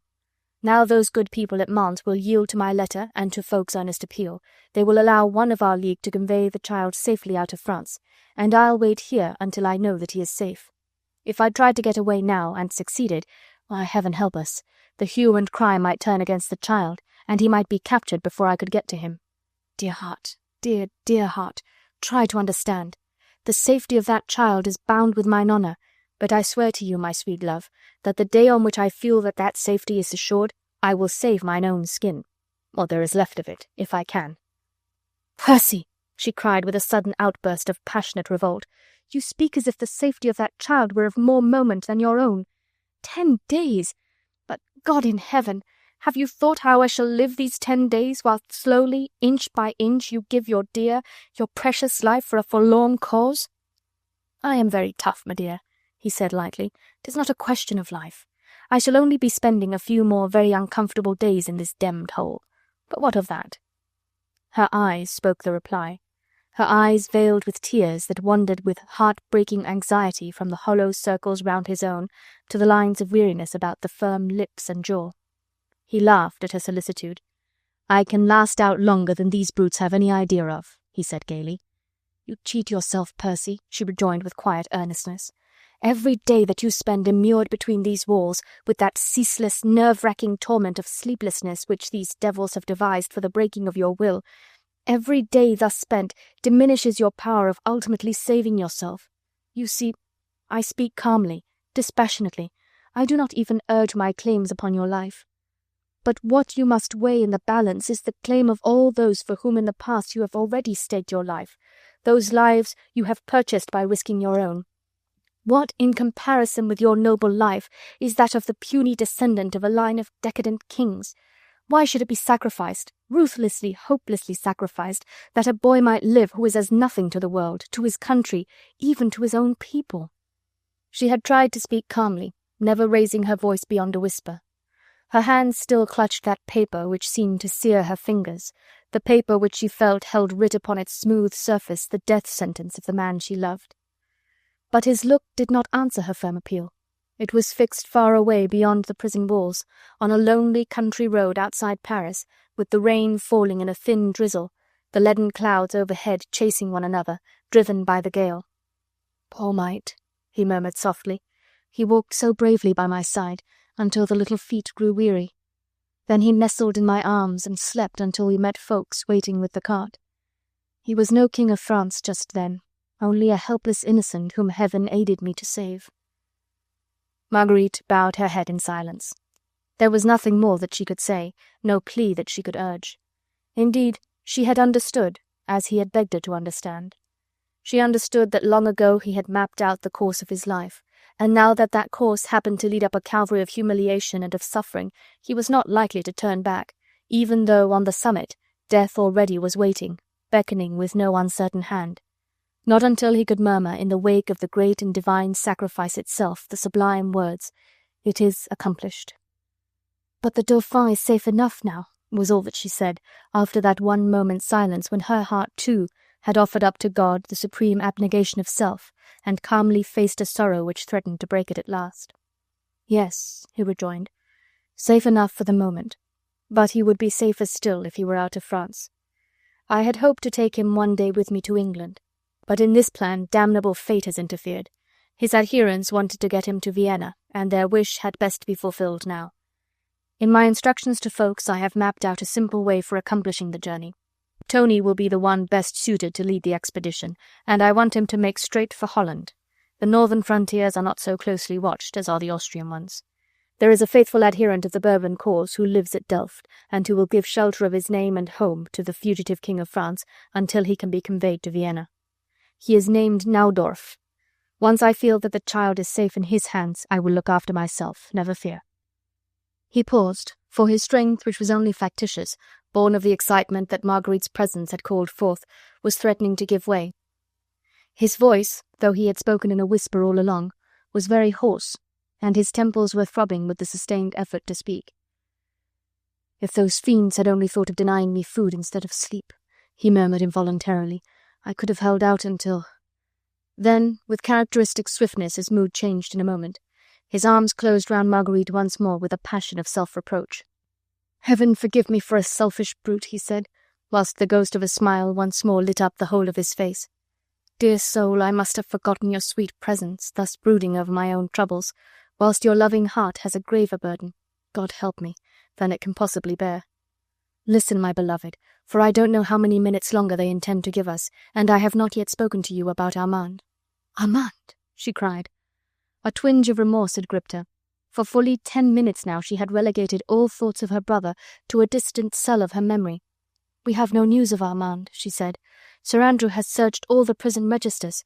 Oh, were not my heart atrophied by all that it has endured this past sennight, it would feel a final throb of agonizing pain at every thought of Armand." A curious look, which even her loving eyes failed to interpret, passed like a shadow over her husband's face. But the shadow lifted in a moment, and it was with a reassuring smile that he said to her, "Dear heart, Armand is comparatively safe for the moment. Tell folks not to search the prison registers for him, rather to seek out Mademoiselle Lange. She will know where to find Armand." "Jean Lange!" she exclaimed with a world of bitterness in the tone of her voice. "The girl whom Armand loved, it seems, with a passion greater than his loyalty. Oh, Sir Andrew tried to disguise my brother's folly, but I guessed what he did not choose to tell me. It was his disobedience, his want of trust, that brought this unspeakable misery on us all. Do not blame him overmuch, dear heart. Armand was in love, and love excuses every sin committed in its name. Jean Lange was arrested, and Armand lost his reason temporarily. The very day on which I rescued the Dauphin from the temple, I had the good fortune to drag the little lady out of prison. I had given my promise to Armand that she should be safe, and I kept my word. But this Armand did not know, or else—" He checked himself abruptly, and once more that strange, enigmatical look crept into his eyes. "I took Jean Lange to a place of comparative safety," he said after a slight pause, "but since then she has been set entirely free." "Free?" "Yes. Chauvelin himself brought me the news," he replied with a quick, mirthless laugh wholly unlike his usual light-hearted gaiety. "He had to ask me where to find Jean, for I alone knew where she was. As for Armand, they'll not worry about him whilst I am here. Another reason why I must bide a while longer. But in the meanwhile, dear, I pray you find Mademoiselle Lange. She lives at number 5, Square du Roule. Through her I know that you can get to see Armand. This second letter," he added, pressing a smaller packet into her hand, "is for him. Give it to him, dear heart. It will, I hope, tend to cheer him. I fear me the poor lad frets, yet he only sinned because he loved, and to me he will always be your brother, the man who held your affection for all the years before I came into your life. Give him this letter, dear.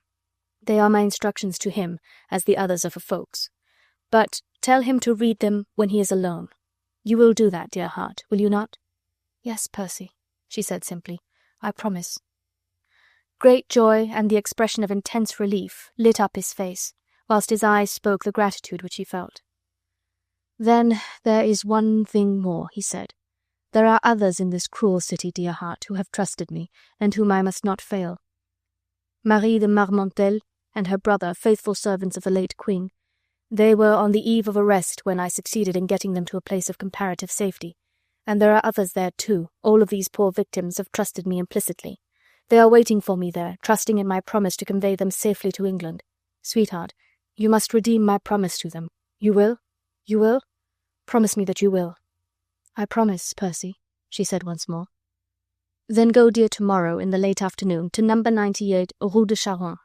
It is a narrow house at the extreme end of that long street which abuts on the fortifications. The lower part of the house is occupied by a dealer in rags and old clothes. He and his wife and family are wretchedly poor, but they are kind, good souls, and for a consideration and a minimum of risk to themselves, they will always render service to the English milors, whom they believe to be a band of inveterate smugglers. Folks and all the others know these people and know the house. Armand, by the same token, knows it too. Marie de Marmontel and her brother are there, and several others. The old Comte de Lézardière, the Abbé de Firmont, their names spell suffering, loyalty, and hopelessness. I was lucky enough to convey them safely to that hidden shelter.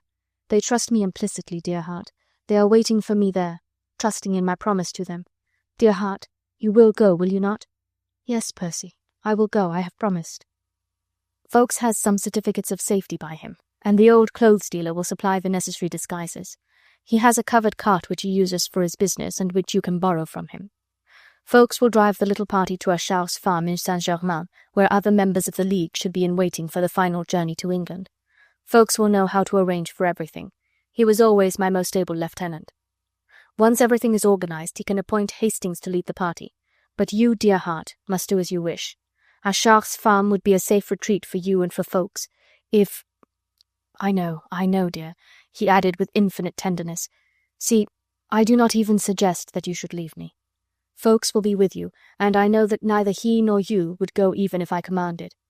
Either Achar's farm, or even the house in the Rue de Charonne, would be quite safe for you, dear, under Ffoulkes' protection, until the time when I myself can carry you back, you, my precious burden, to England in mine own arms, or until—" "Hush, dear heart," he entreated, smothering with a passionate kiss the low moan of pain which had escaped her lips. "It is all in God's hands now. I am in a tight corner, tighter than ever I have been before, but I am not dead yet, and those brutes have not yet paid the full price for my life. Tell me, dear heart, that you have understood, that you will do all that I asked. Tell me again, my dear, dear love. It is the very essence of life to hear your sweet lips murmur this promise now."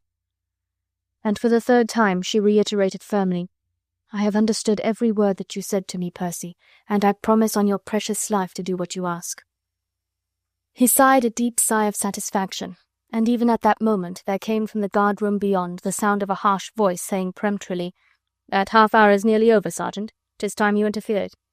3 minutes more, citizen," was the curt reply. 3 minutes, you devils," murmured Blakeney between set teeth, whilst a sudden light, which even Marguerite's keen gaze failed to interpret, leapt into his eyes. Then he pressed the third letter into her hand.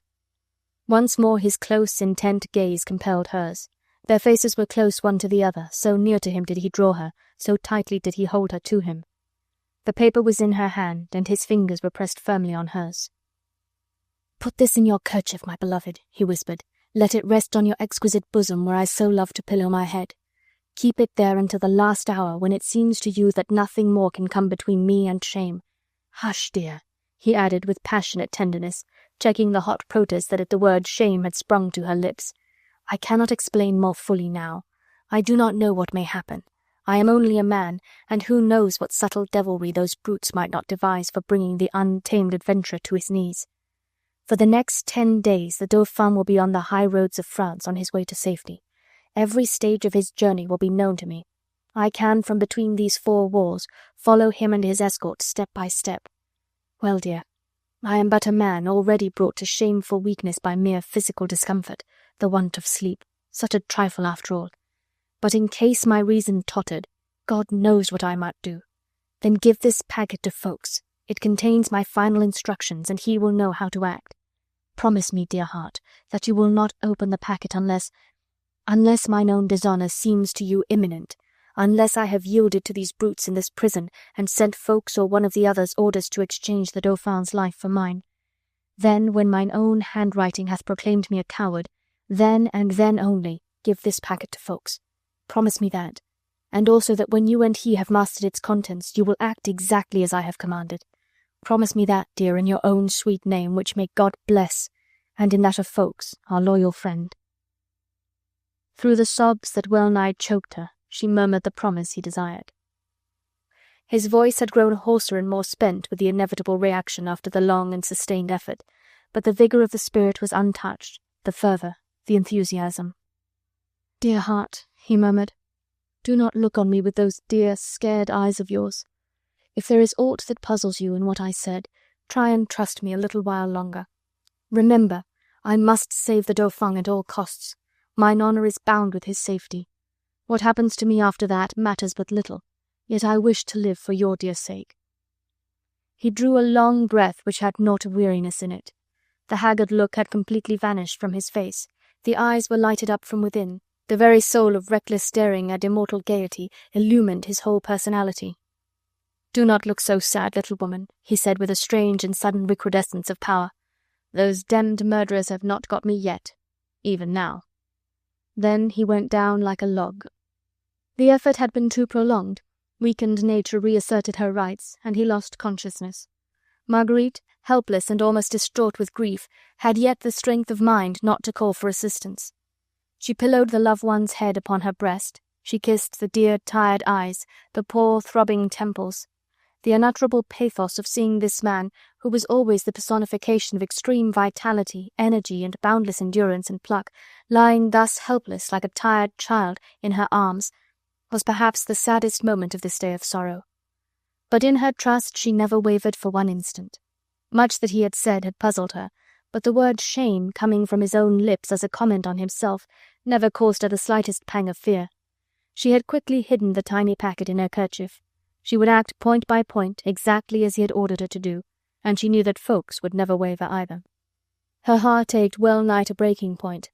That which she could not understand had increased her anguish tenfold. If she could only have given way to tears, she could have borne this final agony more easily. But the solace of tears was not for her. When those loved eyes once more opened to consciousness, they should see hers glowing with courage and determination. There had been silence for a few minutes in the little cell. The soldiery outside, inured to their hideous duty, thought no doubt that the time had come for them to interfere. The iron bar was raised and thrown back with a loud crash. The butt ends of muskets were grounded against the floor, and 2 soldiers made noisy irruption into the cell. "Hola, citizen! Wake up!" shouted one of the men. "You have not told us yet what you have done with Capet." Marguerite uttered a cry of horror. Instinctively her arms were interposed between the unconscious man and these inhuman creatures, with a beautiful gesture of protecting motherhood. "He has fainted," she said, her voice quivering with indignation. "My God, are you devils that you have not one spark of manhood in you?" The men shrugged their shoulders, and both laughed brutally. They had seen worse sights than these, since they served a republic that ruled by bloodshed and by terror.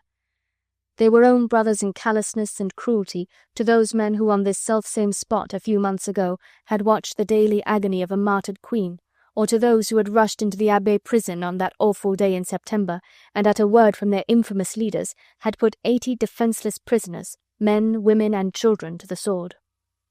"Tell him to say what he has done with Capet," said one of the soldiers now, and this rough command was accompanied with a coarse jest that sent the blood flaring up into Marguerite's pale cheeks. The brutal laugh, the coarse words which accompanied it, the insult flung at Marguerite, had penetrated to Blakeney's slowly returning consciousness.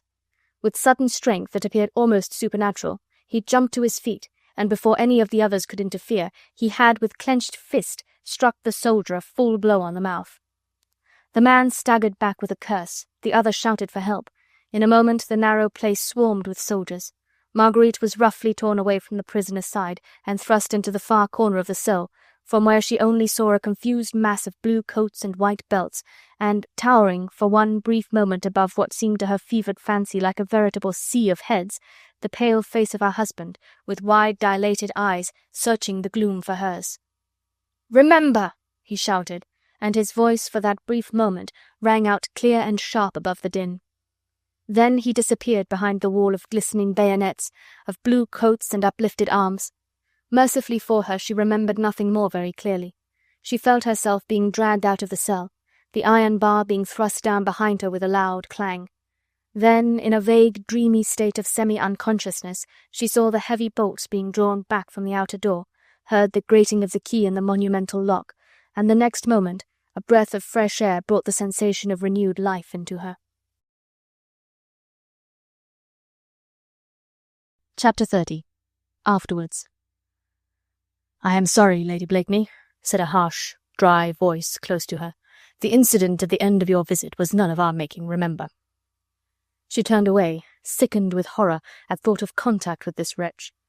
She had heard the heavy oaken door swing to behind her on its ponderous hinges, and the key once again turn in the lock. She felt as if she had suddenly been thrust into a coffin, and that clods of earth were being thrown upon her breast, oppressing her heart so that she could not breathe. Had she looked for the last time on the man whom she loved beyond everything else on earth, whom she worshipped more ardently day by day? Was she even now carrying within the folds of her kerchief a message from a dying man to his comrades? Mechanically, she followed Chauvelin down the corridor and along the passages which she had traversed a brief half-hour ago. From some distant church tower, a clock told the hour of 10. It had then really only been little more than 30 brief minutes since she first had entered this grim building, which seemed less stony than the monsters who held authority within it. To her it seemed that centuries had gone over her head during that time. She felt like an old woman, unable to straighten her back or to steady her limbs. She could only dimly see some few paces ahead the trim figure of Chauvelin walking with measured steps, his hands held behind his back, his head thrown up with what looked like triumphant defiance. At the door of the cubicle where she had been forced to submit to the indignity of being searched by a wardress, the latter was now standing, waiting with characteristic stolidity. In her hand she held the steel files, the dagger, and the purse which, as Marguerite passed, she held out to her. "Your property, citizeness," she said placidly. She emptied the purse into her own hand and solemnly counted out the 20 pieces of gold. She was about to replace them all into the purse when Marguerite pressed one of them back into her wrinkled hand. 19 will be enough, citizeness, she said. Keep one for yourself, not only for me, but for all the poor women who come here with their heart full of hope and go hence with it full of despair.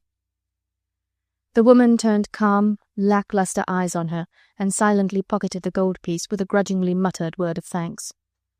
Chauvelin, during this brief interlude, had walked thoughtlessly on ahead. Marguerite, peering down the length of the narrow corridor, spied his sable-clad figure some 100 meters further on as it crossed the dim circle of light thrown by one of the lamps. She was about to follow, when it seemed to her as if someone was moving in the darkness close beside her. The wardress was even now in the act of closing the door of her cubicle, and there were a couple of soldiers who were disappearing from view round one end of the passage, whilst Chauvelin's retreating form was lost in the gloom at the other. There was no light close to where she herself was standing, and the blackness around her was as impenetrable as a veil. The sound of a human creature moving and breathing close to her in this intense darkness acted weirdly on her overwrought nerves. "Qui va là?" she called. There was a more distinct movement among the shadows this time, as of a swift tread on the flagstones of the corridor. All else was silent round, and now she could plainly hear those footsteps running rapidly down the passage away from her. She strained her eyes to see more clearly, and anon in one of the dim circles of light on ahead she spied a man's figure, slender and darkly clad, walking quickly yet furtively like one pursued. As he crossed the light, the man turned to look back. It was her brother Armand. Her first instinct was to call to him. The second checked that call upon her lips. Percy had said that Armand was in no danger. Then why should he be sneaking along the dark corridors of this awful house of justice if he was free and safe? Certainly, even at a distance, her brother's movements suggested to Marguerite that he was in danger of being seen. He cowered in the darkness, tried to avoid the circles of light thrown by the lamps in the passage. At all costs, Marguerite felt that she must warn him that the way he was going now would lead him straight into Chauvelin's arms, and she longed to let him know that she was close by.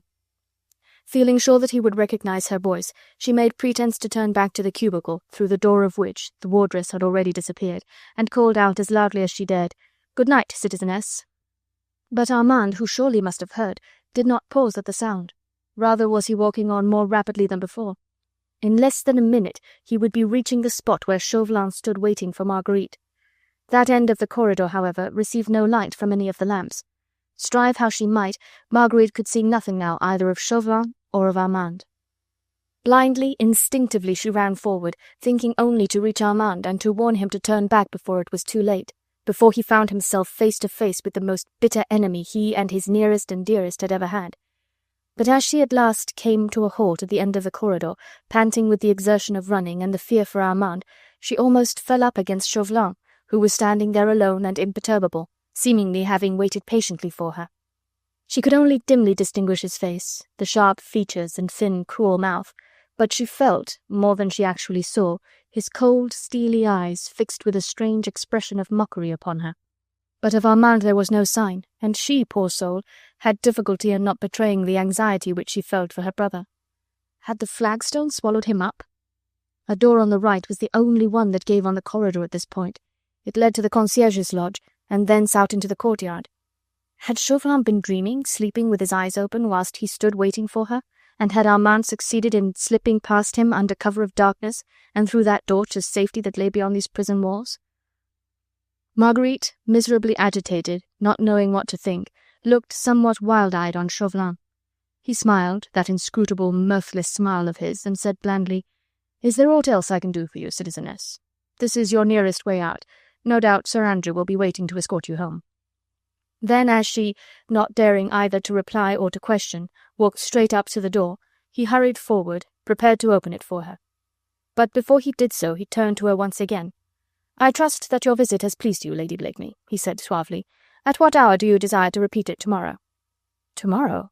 she reiterated, in a vague, absent manner, for she was still dazed with the strange incident of Armand's appearance and his flight. "Yes. You would like to see Sir Percy again tomorrow, would you not?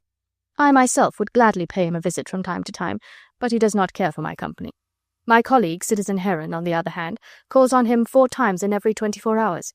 He does so a few moments before the changing of the guard, and stays chatting with Sir Percy until after the guard is changed, when he inspects the men and satisfies himself that no traitor has crept in among them. All the men are personally known to him, you see. These hours are at 5 in the morning, and again at 11, and then again at 5 and 11 in the evening. My friend Heron, as you see, is zealous and assiduous, and, strangely enough, Sir Percy does not seem to view his visit with any displeasure. Now at any other hour of the day, Lady Blakeney, I pray you command me, and I will arrange that Citizen Heron grant you a second interview with the prisoner." Marguerite had only listened to Chauvelin's lengthy speech with half an ear. Her thoughts still dwelt on the past half-hour with its bitter joy and its agonizing pain, and fighting through her thoughts of Percy, there was the recollection of Armand which so disquieted her. But though she had only vaguely listened to what Chauvelin was saying, she caught the drift of it. Madly she longed to accept his suggestion. The very thought of seeing Percy on the morrow was solace to her aching heart. It could feed on hope tonight instead of on its own bitter pain. But even during this brief moment of hesitancy, and while her whole being cried out for this joy that her enemy was holding out to her, even then, in the gloom ahead of her, she seemed to see a vision of a pale face raised above a crowd of swaying heads, and of the eyes of the dreamer searching for her own, whilst the last sublime cry of perfect self-devotion once more echoed in her ear. "Remember!" The promise which she had given him, that would she fulfill.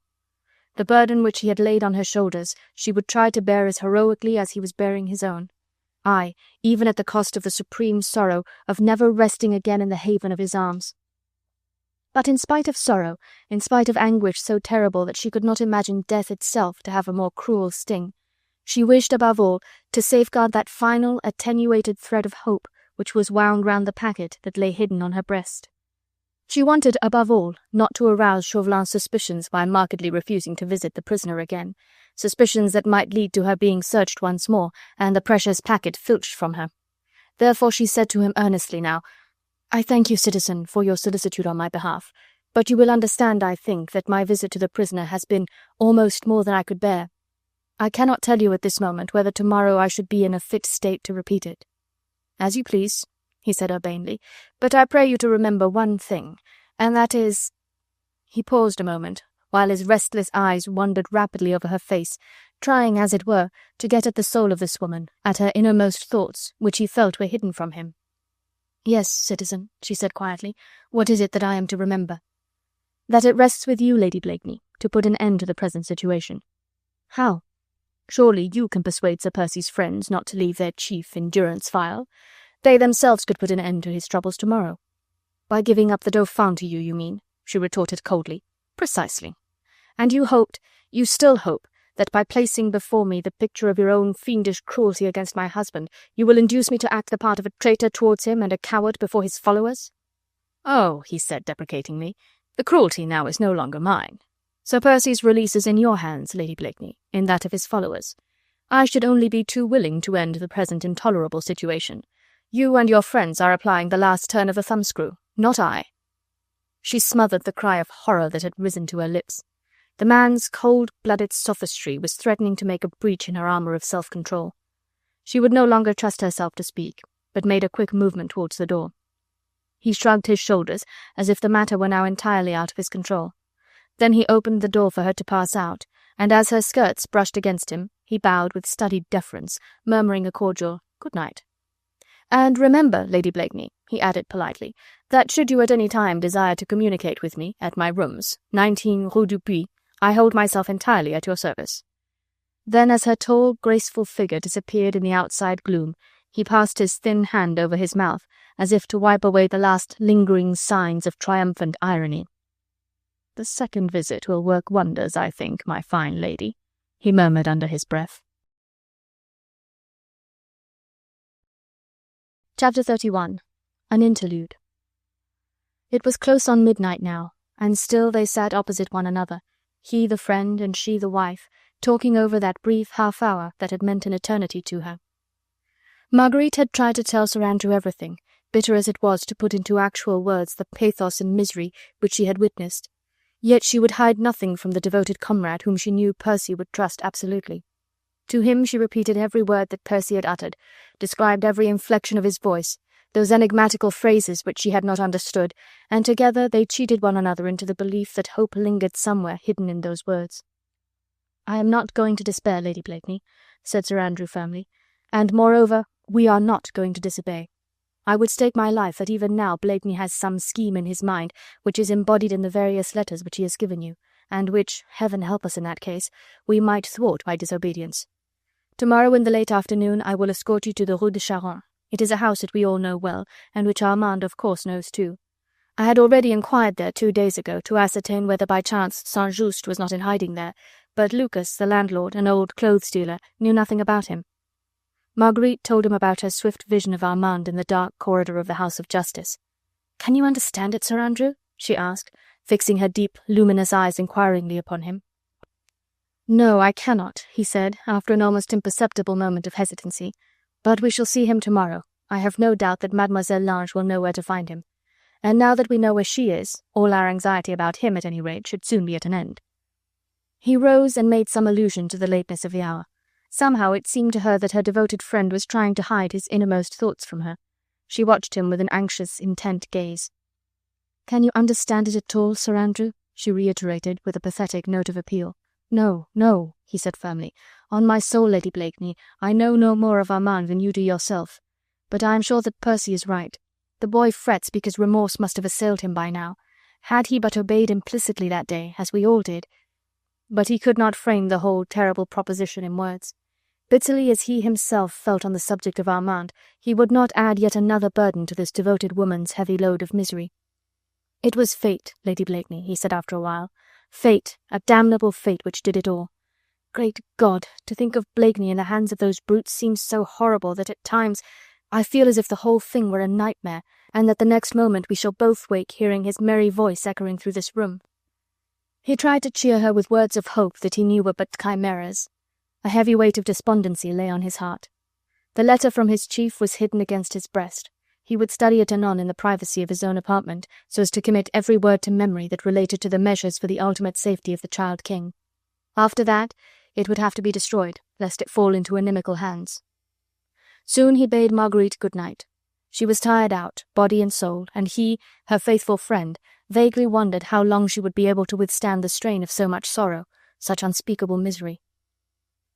When at last she was alone, Marguerite made brave efforts to compose her nerves so as to obtain a certain modicum of sleep this night. But strive how she might, sleep would not come. How could it, when before her wearied brain there rose constantly that awful vision of Percy in the long, narrow cell, with weary head bent over his arm, and those fiends shouting persistently in his ear, "Wake up, citizen! Tell us, where is Capet?"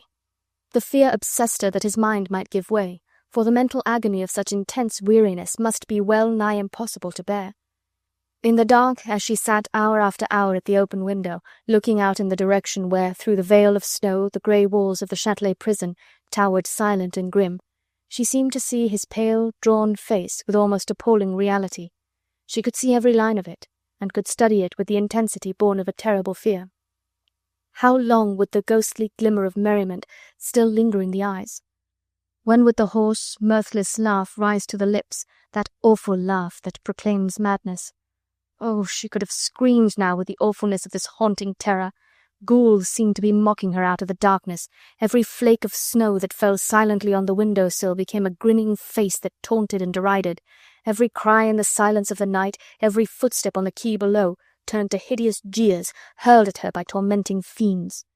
She closed the window quickly, for she feared that she would go mad.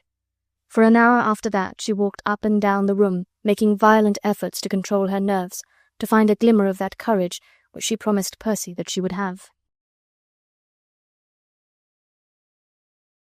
Chapter 32. Sisters. The morning found her fagged out, but more calm.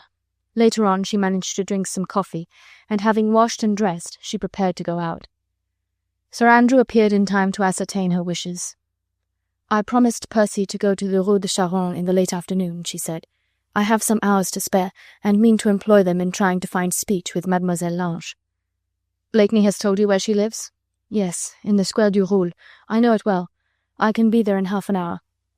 He of course begged to be allowed to accompany her, and anon they were walking together quickly up toward the Faubourg Saint-Honoré. The snow had ceased falling, but it was still very cold. But neither Marguerite nor Sir Andrew were conscious of the temperature or of any outward signs around them. They walked on silently until they reached the torn-down gates of the Square du Roule. There Sir Andrew parted from Marguerite, after having appointed to meet her an hour later at a small eating-house he knew of, where they could have some food together before starting on their long expedition to the Rue de Charonne. 5 minutes later, Marguerite Blakeney was shown in by worthy Madame Belhomme into the quaint and pretty drawing-room, with its soft-toned hangings and old-world air of faded grace. Mademoiselle Lange was sitting there in a capacious armchair, which encircled her delicate figure with its framework of dull old gold. She was ostensibly reading when Marguerite was announced, for an open book lay on a table beside her, but it seemed to the visitor that mayhap the young girl's thoughts had played truant from her work, for her pose was listless and apathetic, and there was a look of grave trouble upon the childlike face. She rose when Marguerite entered, obviously puzzled at the unexpected visit, and somewhat awed at the appearance of this beautiful woman with the sad look in her eyes. "I must crave your pardon, mademoiselle," said Lady Blakeney, as soon as the door had once more closed on Madame Belhomme, and she found herself alone with the young girl. "This visit at such an early hour must seem to you an intrusion, but I am Marguerite St. and—" Her smile and outstretched hand completed the sentence. "St. exclaimed Jean. "Yes, Armand's sister." A swift blush rushed to the girl's pale cheeks. Her brown eyes expressed unadulterated joy. Marguerite, who was studying her closely, was conscious that her poor aching heart went out to this exquisite child, the far-off innocent cause of so much misery. Jean, a little shy, a little confused and nervous in her movements, was pulling a chair close to the fire, begging Marguerite to sit. Her words came out all the while in short, jerky sentences, and from time to time she stole swift, shy glances at Armand's sister. "You will forgive me, mademoiselle," said Marguerite, whose simple and calm manner quickly tended to soothe Jean Lange's confusion. "But I was so anxious about my brother. I do not know where to find him." "And so you came to me, madame? Was I wrong?" "Oh, no. But what made you think that I would know?" "I guessed," said Marguerite with a smile. "You had heard about me, then?" "Oh, yes." "Through whom? Did Armand tell you about me?" "No, alas. I have not seen him this past fortnight, since you, mademoiselle, came into his life. But many of Armand's friends are in Paris just now. One of them knew, and he told me." The soft blush had now overspread the whole of the girl's face, even down to her graceful neck. She waited to see Marguerite comfortably installed in an armchair, then she resumed shyly. "And it was Armand who told me all about you. He loves you so dearly." "Armand and I were very young children when we lost our parents," said Marguerite softly, "and we were all in all to each other then, and until I married, he was the man I loved best in all the world." "He told me you were married to an Englishman." "Yes." "He loves England too. At first he always talked of my going there with him as his wife, and of the happiness we should find there together." "Why do you say 'at first'?" "He talks less about England now. Perhaps he feels that now you know all about it, and that you understand each other with regard to the future." "Perhaps." Jean sat opposite to Marguerite on a low stool by the fire. Her elbows were resting on her knees, and her face just now was half hidden by the wealth of her brown curls. She looked exquisitely pretty sitting like this, with just the suggestion of sadness in the listless pose. Marguerite had come here today prepared to hate this young girl, who in a few brief days had stolen not only Armand's heart, but his allegiance to his chief and his trust in him. Since last night, when she had seen her brother sneak silently past her like a thief in the night, she had nurtured thoughts of ill will and anger against Jean. But hatred and anger had melted at the sight of this child. Marguerite, with the perfect understanding born of love itself, had soon realized the charm which a woman like Mademoiselle Lange must of necessity exercise over a chivalrous, enthusiastic nature like Armand's. The sense of protection, the strongest perhaps, that exists in a good man's heart, would draw him irresistibly to this beautiful child, with the great, appealing eyes and the look of pathos that pervaded the entire face. Marguerite, looking in silence on the dainty picture before her, found it in her heart to forgive Armand for disobeying his chief when those eyes beckoned to him in a contrary direction. How could any chivalrous man endure the thought of this delicate, fresh flower lying crushed and drooping in the hands of monsters who respected neither courage nor purity? And Armand had been more than human, or mayhap less. if he had indeed consented to leave the fate of the girl whom he had sworn to love and protect in other hands than his own. It seemed almost as if Jeanne was conscious of the fixity of Marguerite's gaze, for though she did not turn to look at her, the flush gradually deepened in her cheeks. "Mademoiselle Lange," said Marguerite gently, "do you not feel that you can trust me?" She held out her 2 hands to the girl, and Jeanne slowly turned to her. The next moment she was kneeling at Marguerite's feet and kissing the beautiful kind hands that had been stretched out to her with such sisterly love. "Indeed, indeed I do trust you," she said, and looked with tear-dimmed eyes in the pale face above her. "I have longed for someone in whom I could confide. I have been so lonely lately, and Armand—" With an impatient little gesture she brushed away the tears which had gathered in her eyes. "What has Armand been doing?" asked Marguerite with an encouraging smile. "Oh, nothing to grieve me," replied the young girl eagerly, "for he is kind and good and chivalrous and noble. Oh, I love him with all my heart. I loved him from the moment that I set eyes on him, and then he came to see me, perhaps you know, and he talked so beautifully about England and so nobly about his leader, the Scarlet Pimpernel. Have you heard of him?" "Yes," said Marguerite, smiling. "I have heard of him. It was that day that Citizen Heron came with his soldiers. Oh, you do not know Citizen Heron. He is the most cruel man in France. In Paris he is hated by everyone, and no one is safe from his spies. He came to arrest Armand, but I was able to fool him and to save Armand. And after that," she added with charming naivete, "I felt as if, having saved Armand's life, he belonged to me, and his love for me had made me his. Then I was arrested," she continued after a slight pause, and at the recollection of what she had endured then, her fresh voice still trembled with horror. "They dragged me to prison, and I spent 2 days in a dark cell where—" She hid her face in her hands, whilst a few sobs shook her whole frame. Then she resumed more calmly. "I had seen nothing of Armand. I wondered where he was, and I knew that he would be eating out his heart with anxiety for me. But God was watching over me. At first I was transferred to the Temple prison, and there a kind creature, a sort of man-of-all-work in the prison, took compassion on me. I do not know how he contrived it, but one morning very early he brought me some filthy old rags which he told me to put on quickly, and when I had done that he bade me follow him. Oh, he was a very dirty, wretched man himself, but he must have had a kind heart. He took me by the hand and made me carry his broom and brushes. Nobody took much notice of us. The dawn was only just breaking, and the passages were very dark and deserted. Only once some soldiers began to chaff him about me. "C'est ma fille, quoi?" he said roughly. I very nearly laughed then, only I had the good sense to restrain myself, for I knew that my freedom and perhaps my life depended on my not betraying myself. My grimy, tattered guide took me with him right through the interminable corridors of that awful building, whilst I prayed fervently to God for him and for myself. We got out by one of the service stairs and exit, and then he dragged me through some narrow streets until we came to a corner where a covered cart stood waiting. My kind friend told me to get into the cart, and then he bade the driver on the box take me straight to a house in the Rue Saint-Germain-l'Auxerrois. Oh, I was infinitely grateful to the poor creature who had helped me to get out of that awful prison, and I would gladly have given him some money, for I am sure he was very poor, but I had none by me. He told me that I should be quite safe in the house in the Rue Saint-Germain-l'Auxerrois, and begged me to wait there patiently for a few days until I heard from one who had my welfare at heart, and who would further arrange for my safety.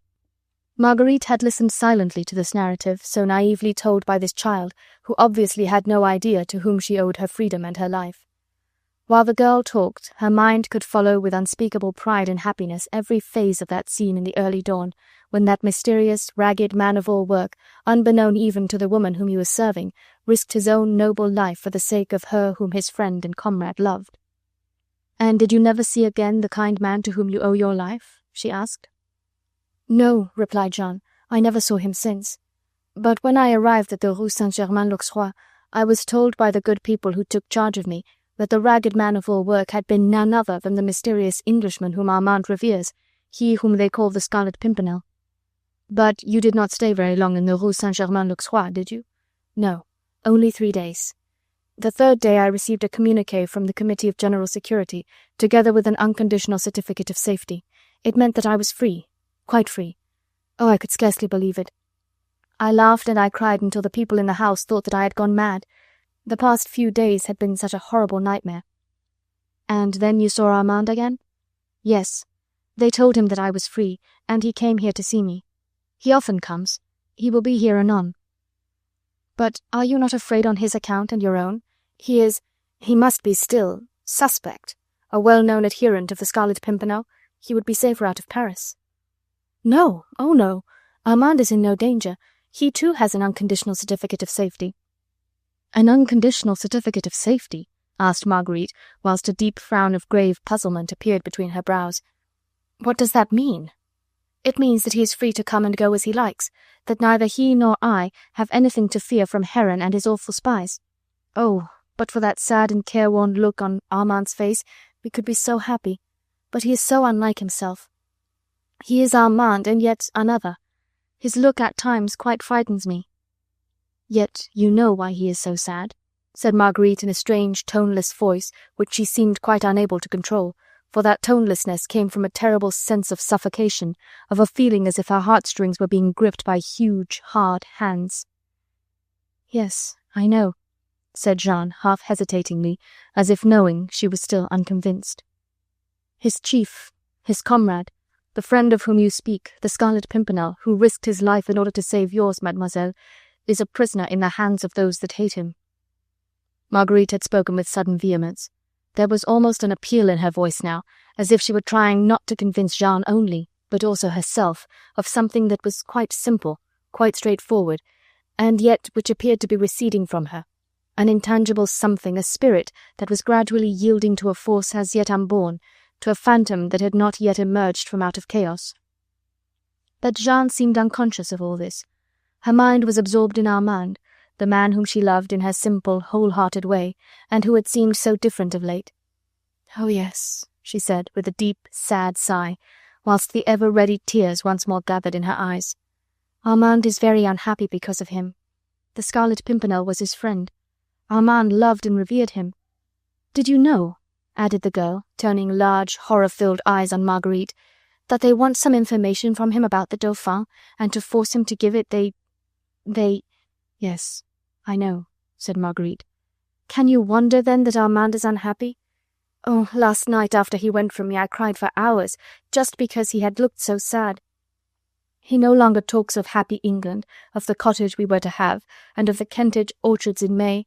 He has not ceased to love me, for at times his love seems so great that I tremble with a delicious sense of fear. But oh, his love for me no longer makes him happy. Her head had gradually sunk lower and lower on her breast, her voice died down in a murmur broken by heart-rending sighs. Every generous impulse in Marguerite's noble nature prompted her to take that sorrowing child in her arms, to comfort her as she could, to reassure her if she had the power. But a strange, icy feeling had gradually invaded her heart, even whilst she listened to the simple, unsophisticated talk of Jean Lange. Her hands felt numb and clammy, and instinctively she withdrew away from the near vicinity of the girl.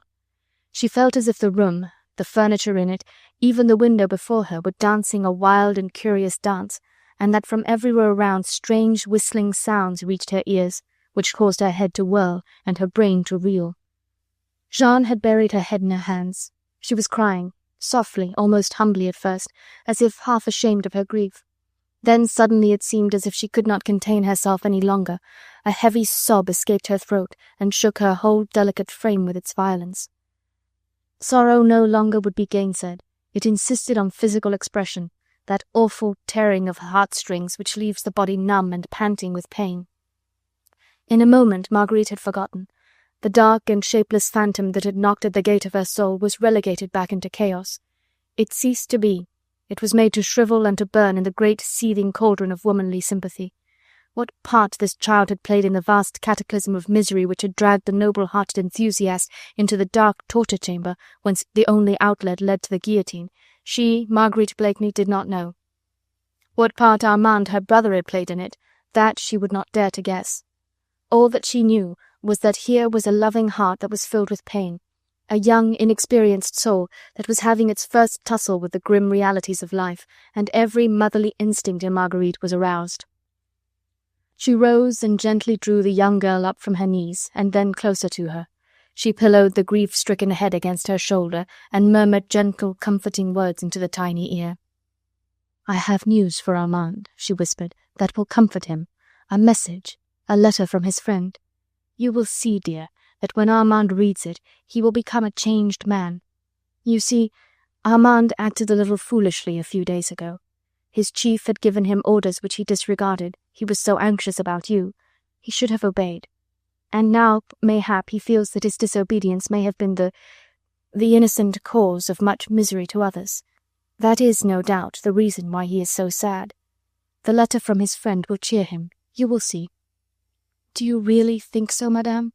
murmured Jeanne, in whose tear-stained eyes the indomitable hopefulness of youth was already striving to shine. "I am sure of it," assented Marguerite. And for the moment she was absolutely sincere. The phantom had entirely vanished. She would even, had he dared to reappear, have mocked and derided him for his futile attempt at turning the sorrow in her heart to a veritable hell of bitterness. Chapter 33. Little Mother. The two women, both so young still, but each of them with a mark of sorrow already indelibly graven in her heart, were clinging to one another, bound together by the strong bond of sympathy. And but for the sadness of it all, it were difficult to conjure up a more beautiful picture than that which they presented as they stood side by side. Marguerite, tall and stately as an exquisite lily, with the crown of her ardent hair and the glory of her deep blue eyes, and Jean Lange, dainty and delicate, with the brown curls and the childlike droop of the soft, moist lips. Thus Armand saw them when, a moment or two later, he entered unannounced. He had pushed open the door and looked on the two women silently for a second or two, on the girl whom he loved so dearly, for whose sake he had committed the great, the unpardonable sin which would send him forever henceforth, Cain-like, a wanderer on the face of the earth, and the other, his sister, her whom a Judas act would condemn to a lonely sorrow and widowhood. He could have cried out in an agony of remorse, and it was the groan of acute soul anguish which escaped his lips that drew Marguerite's attention to his presence. Even though many things that Jean Lange had said had prepared her for a change in her brother, she was immeasurably shocked by his appearance. He had always been slim and rather below the average in height, but now his usually upright and trim figure seemed to have shrunken within itself. His clothes hung baggy on his shoulders, his hands appeared waxen and emaciated, but the greatest change was in his face, in the wide circles round the eyes that spoke of wakeful nights, in the hollow cheeks and the mouth that had wholly forgotten how to smile. Percy, after a week's misery immured in a dark and miserable prison, deprived of food and rest, did not look such a physical wreck as did Armand St, who was free. Marguerite's heart reproached her for what she felt had been neglect, callousness on her part. Mutely within herself she craved his forgiveness for the appearance of that phantom which should never have come forth from out of that chaotic hell which had engendered it. "Armand!" she cried, and the loving arms that had guided his baby footsteps long ago, and the tender hands that had wiped his boyish tears, were stretched out with unalterable love toward him. "I have a message for you, dear," she said gently, "a letter from him. Mademoiselle Jeanne allowed me to wait here for you until you came." Silently, like a little shy mouse, Jeanne had slipped out of the room. Her pure love for Armand had ennobled every one of her thoughts, and her innate kindliness and refinement had already suggested that brother and sister would wish to be alone. At the door she had turned and met Armand's look. That look had satisfied her. She felt that in it she had read the expression of his love, and to it she had responded with a glance that spoke of hope for a future meeting. As soon as the door had closed on Jean Lange, Armand, with an impulse that refused to be checked, threw himself into his sister's arms. The present, with all its sorrows, its remorse and its shame, had sunk away. Only the past remained, the unforgettable past when Marguerite was little mother, the soother, the comforter, the healer, the ever-willing receptacle wherein he had been wont to pour the burden of his childish griefs, of his boyish escapades. Conscious that she could not know everything, not yet at any rate, he gave himself over to the rapture of this pure embrace the last time, mayhap, that those fond arms would close round him in unmixed tenderness, the last time that those fond lips would murmur words of affection and of comfort. Tomorrow those same lips would, perhaps, curse the traitor, and the small hand be raised in wrath, pointing an avenging finger on the Judas. "Little mother," he whispered, babbling like a child, "it is good to see you again." "And I have brought you a message from Percy," she said, "a letter which he begged me to give you as soon as may be." "You have seen him?" he asked. She nodded silently, unable to speak. Not now, not when her nerves were strung to breaking pitch, would she trust herself to speak of that awful yesterday. She groped in the folds of her gown, and took the packet which Percy had given her for Armand. It felt quite bulky in her hand. "There is quite a good deal there for you to read, dear," she said. "Percy begged me to give you this, and then to let you read it when you were alone." She pressed the packet into his hand. Armand's face was ashen pale. He clung to her with a strange, nervous tenacity. The paper which he held in one hand seemed to sear his fingers as with a branding iron. "I will slip away now," she said, for strangely enough, since Percy's message had been in Armand's hands, she was once again conscious of that awful feeling of iciness round her heart, a sense of numbness that paralyzed her very thoughts. "You will make my excuses to Mademoiselle Lange," she said, trying to smile. "When you have read, you will wish to see her alone." Gently she disengaged herself from Armand's grasp and made for the door. He appeared dazed, staring down at that paper which was scorching his fingers. Only when her hand was on the latch did he seem to realize that she was going. "Little mother," came involuntarily to his lips. She came straight back to him and took both his wrists in her small hands. She was taller than he, and his head was slightly bent forward. Thus she towered over him, loving but strong, her great, earnest eyes searching his soul. "When shall I see you again, little mother?" he asked. "Read your letter, dear," she replied, "and when you have read it, if you care to impart its contents to me, come tonight to my lodgings, Quai de la Ferraille, above the saddler's shop. But if there is aught in it that you do not wish me to know, then do not come. I shall understand. Goodbye, dear." She took his head between her two cold hands, and as it was still bowed, she placed a tender kiss, as of a long farewell, upon his hair. Then she went out of the room.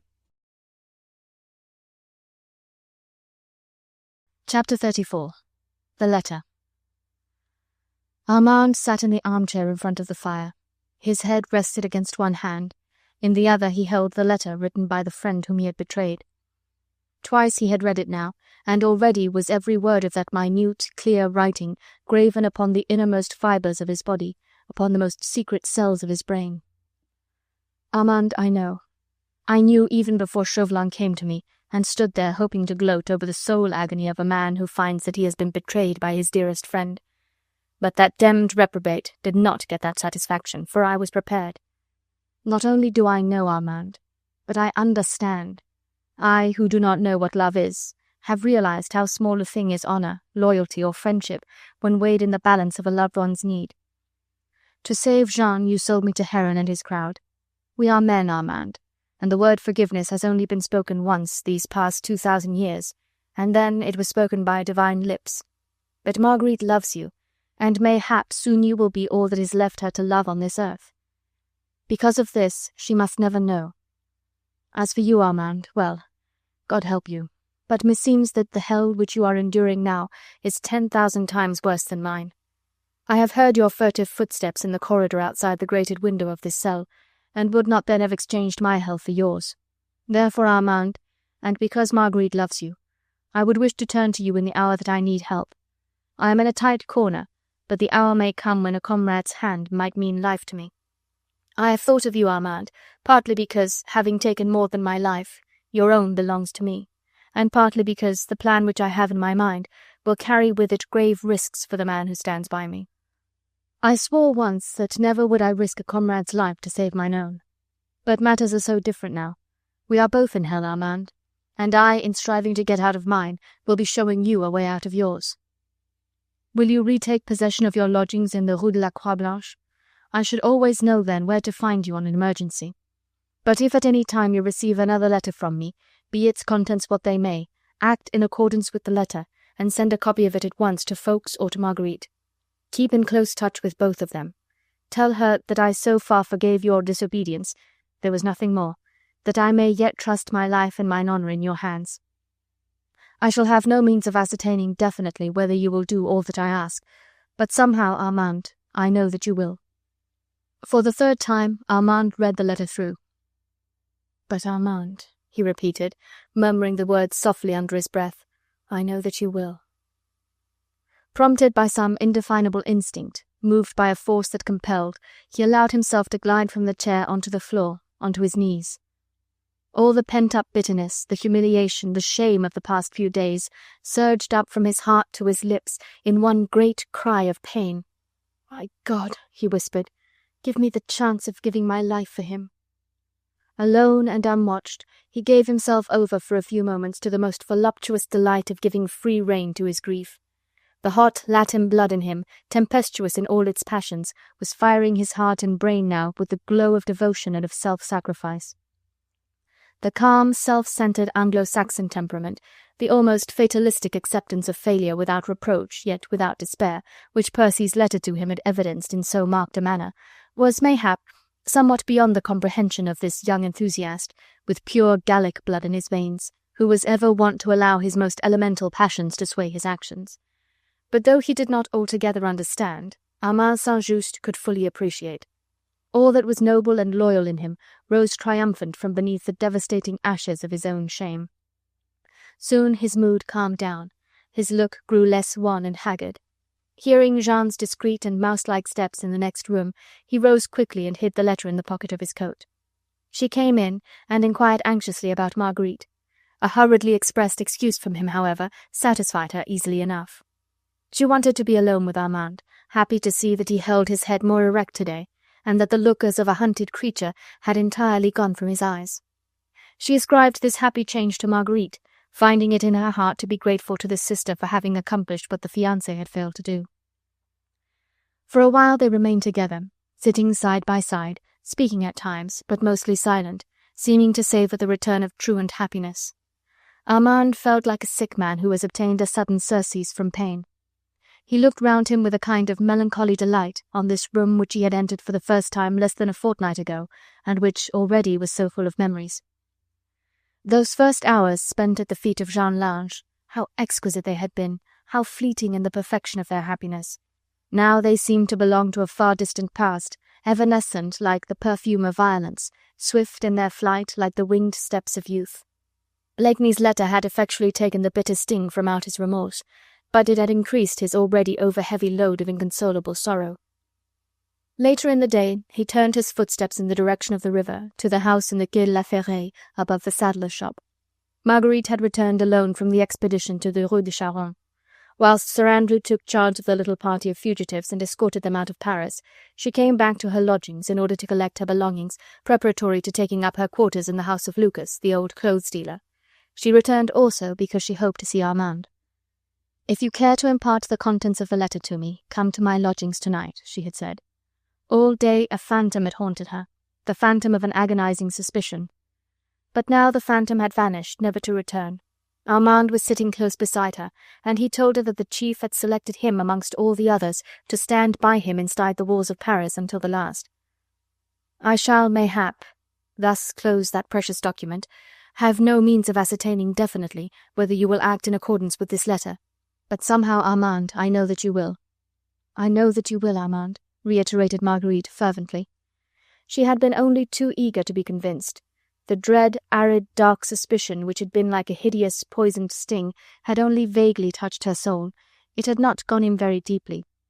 How could it, when in its death-dealing passage it encountered the rampart of tender, almost motherly love?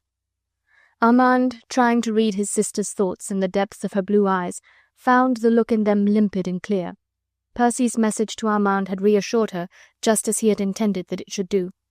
Fate had dealt over harshly with her as it was, and Blakeney's remorse for the sorrow which he had already caused her was scarcely less keen than Armand's. He did not wish her to bear the intolerable burden of hatred against her brother, and by binding Saint-Just close to him at the supreme hour of danger, he hoped to prove to the woman whom he loved so passionately that Armand was worthy of trust. Chapter 35. The Last Phase. "Well, how is it now?" "The last phase, I think. He will yield?" "He must." "Bah! You have said it yourself often enough. Those English are tough." "It takes time to hack them to pieces, perhaps. In this case, even you, Citizen Chauvelin, said that it would take time. Well, it has taken just 17 days, and now the end is in sight." It was close on midnight in the guard-room which gave on the innermost cell of the Conciergerie. Heron had just visited the prisoner, as was his wont at this hour of the night. He had watched the changing of the guard, inspected the night watch, questioned the sergeant in charge, and finally He had been on the point of retiring to his own new quarters in the House of Justice, in the near vicinity of the Conciergerie, when Citizen Chauvelin entered the guard-room unexpectedly and detained his colleague with the peremptory question, "How is it now?" "If you are so near the end, Citizen Heron," he now said, sinking his voice to a whisper, "why not make a final effort and end it tonight?" "I wish I could. The anxiety is wearing me out more than him," he added, with a jerky movement of the head in the direction of the inner cell. "Shall I try?" rejoined Chauvelin grimly. "Yes, an you wish." Citizen Heron's long limbs were sprawling on a guard-room chair. In this low, narrow room he looked like some giant whose body had been carelessly and looselessly put together by a prentice hand in the art of manufacture. His broad shoulders were bent, probably under the weight of anxiety to which he had referred, and his head and the lank, shaggy hair overshadowing the brow was sunk deep down on his chest. Chauvelin looked at his friend and associate with no small measure of contempt. He would no doubt have preferred to conclude the present difficult transaction entirely in his own way and alone, but equally there was no doubt that the Committee of Public Safety did not trust him quite so fully as it used to do before the fiasco at Calais and the blunders at Boulogne. Heron, on the other hand, enjoyed to its outermost the confidence of his colleagues. His ferocious cruelty and his callousness were well known, whilst physically, owing to his great height and bulky if loosely knit frame, he had a decided advantage over his trim and slender friend. As far as bringing the prisoners to trial was concerned, the chief agent of the Committee of General Security had been given a perfectly free hand by the decree of the 27th Nivose. At first, therefore, he had experienced no difficulty when he desired to keep the Englishman in close confinement for a time without hurrying on that summary trial and condemnation which the populace had loudly demanded, and to which they felt that they were entitled as to a public holiday. The death of the Scarlet Pimpernel on the guillotine had been a spectacle promised by every demagogue who desired to purchase a few votes by holding out visions of pleasant doings to come, and during the first few days the mob of Paris was content to enjoy the delights of expectation. But now 17 days had gone by, and still the Englishman was not being brought to trial. The pleasure-loving public was waxing impatient, and earlier this evening, when Citizen Heron had shown himself in the stalls of the National Theatre, he was greeted by a crowded audience with decided expressions of disapproval and open mutterings of, "What of the Scarlet Pimpernel?" It almost looked as if he would have to bring that accursed Englishman to the guillotine without having wrested from him the secret which he would have given a fortune to possess. Chauvelin, who had also been present at the theatre, had heard the expressions of discontent. Hence his visit to his colleague at this late hour of the night. "Shall I try?" he had queried with some impatience, and a deep sigh of satisfaction escaped his thin lips when the chief agent, wearied and discouraged, had reluctantly agreed. "Let the men make as much noise as they like," he added with an enigmatical smile.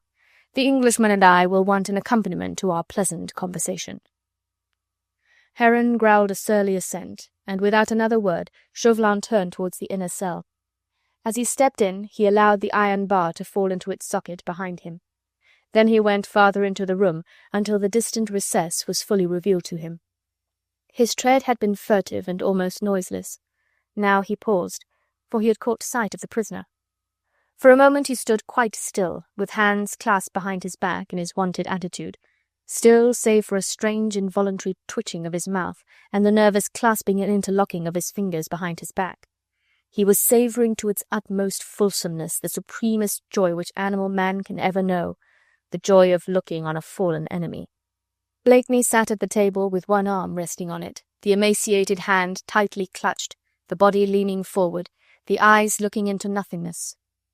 For the moment he was unconscious of Chauvelin's presence, and the latter could gaze on him to the full content of his heart. Indeed, to all outward appearances there sat a man whom privations of every sort and kind, the want of fresh air, of proper food, above all of rest, had worn down physically to a shadow. There was not a particle of colour in cheeks or lips, the skin was grey in hue, the eyes looked like deep caverns wherein the glow of fever was all that was left of life. Chauvelin looked on in silence, vaguely stirred by something that he could not define, something that, right through his triumphant satisfaction, his hatred and final certainty of revenge, had roused in him a sense almost of admiration. He gazed on the noiseless figure of the man who had endured so much for an ideal, and as he gazed, it seemed to him as if the spirit no longer dwelt in the body, but hovered round in the dank, stuffy air of the narrow cell above the head of the lonely prisoner, crowning it with glory that was no longer of this earth. Of this the looker-on was conscious despite himself, of that and of the fact that, stare as he might, and with perception rendered doubly keen by hate, he could not, in spite of all, find the least trace of mental weakness in that far-seeing gaze which seemed to pierce the prison walls, nor could he see that bodily weakness had tended to subdue the ruling passions. Sir Percy Blakeney, a prisoner since 17 days in close, solitary confinement, half-starved, deprived of rest and of that mental and physical activity which had been the very essence of life to him hitherto, might be outwardly but a shadow of his former brilliant self, but nevertheless he was still that same elegant English gentleman, that prince of dandies whom Chauvelin had first met 18 months ago at the most courtly court in Europe. His clothes, despite constant wear and the want of attention from a scrupulous valet, still betrayed the perfection of London tailoring. He had put them on with meticulous care. They were free from the slightest particle of dust, and the filmy folds of priceless Mechlin still half veiled the delicate whiteness of his shapely hands. And in the pale, haggard face, in the whole pose of body and of arm, there was still the expression of that indomitable strength of will, that reckless daring, that almost insolent challenge to fate. It was there, untamed, uncrushed. Chauvelin himself could not deny to himself its presence or its force. He felt that behind that smooth brow, which looked wax-like now, the mind was still alert, scheming, plotting, striving for freedom, for conquest and for power, and rendered even doubly keen and virile by the ardour of supreme self-sacrifice. Chauvelin now made a slight movement, and suddenly Blakeney became conscious of his presence, and swift as a flash a smile lit up his wan face. "Why, if it is not my engaging friend, Monsieur Chambertin," he said gaily. He rose and stepped forward in the most approved fashion prescribed by the elaborate etiquette of the time. But Chauvelin smiled grimly, and a look of almost animal lust gleamed in his pale eyes, for he had noted that as he rose, Sir Percy had to seek the support of the table, even whilst a dull film appeared to gather over his eyes. The gesture had been quick and cleverly disguised, but it had been there nevertheless, that and the livid hue that overspread the face as if consciousness was threatening to go. All of which was sufficient still further to assure the looker-on that that mighty physical strength was giving way at last, that strength which he had hated in his enemy almost as much as he had hated the thinly veiled insolence in his manner. "And what procures me, sir, the honour of your visit?" continued Blakeney, who had, at any rate, outwardly soon recovered himself, and whose voice, though distinctly hoarse and spent, rang quite cheerfully across the dank, narrow cell. "My desire for your welfare, Sir Percy," replied Chauvelin with equal pleasantry. "La, sir, but have you not gratified that desire already to an extent which leaves no room for further solicitude? But I pray you, will you not sit down?" he continued, turning back toward the table. "I was about to partake of the lavish supper which your friends have provided for me. Will you not share it, sir? You are most royally welcome, and it will mayhap remind you of that supper we shared together in Calais, when you, Monsieur Chambertin, were temporarily in holy orders." He laughed, offering his enemy a chair, and pointed with inviting gesture to the hunk of brown bread and the mug of water which stood on the table. "Such as it is, sir," he said with a pleasant smile, "it is yours to command." Chauvelin sat down. He held his lower lip tightly between his teeth, so tightly that a few drops of blood appeared upon its narrow surface. He was making vigorous efforts to keep his temper under control, for he would not give his enemy the satisfaction of seeing him resent his insolence. He could afford to keep calm now that victory was at last in sight, now that he knew that he had but to raise a finger, and those smiling, impudent lips would be closed forever at last. "Sir Percy," he resumed quietly, "no doubt it affords you a certain amount of pleasure to aim your sarcastic shafts at me. I will not begrudge you that pleasure. In your present position, sir, your shafts have little or no sting." "And I shall have but few chances left to aim them at your charming self," interposed Blakeney, who had drawn another chair close to the table, and was now sitting opposite his enemy, with the light of the lamp falling full on his own face, as if he wished his enemy to know that he had nothing to hide, no thought, no hope, no fear. "Exactly," said Chauvelin dryly.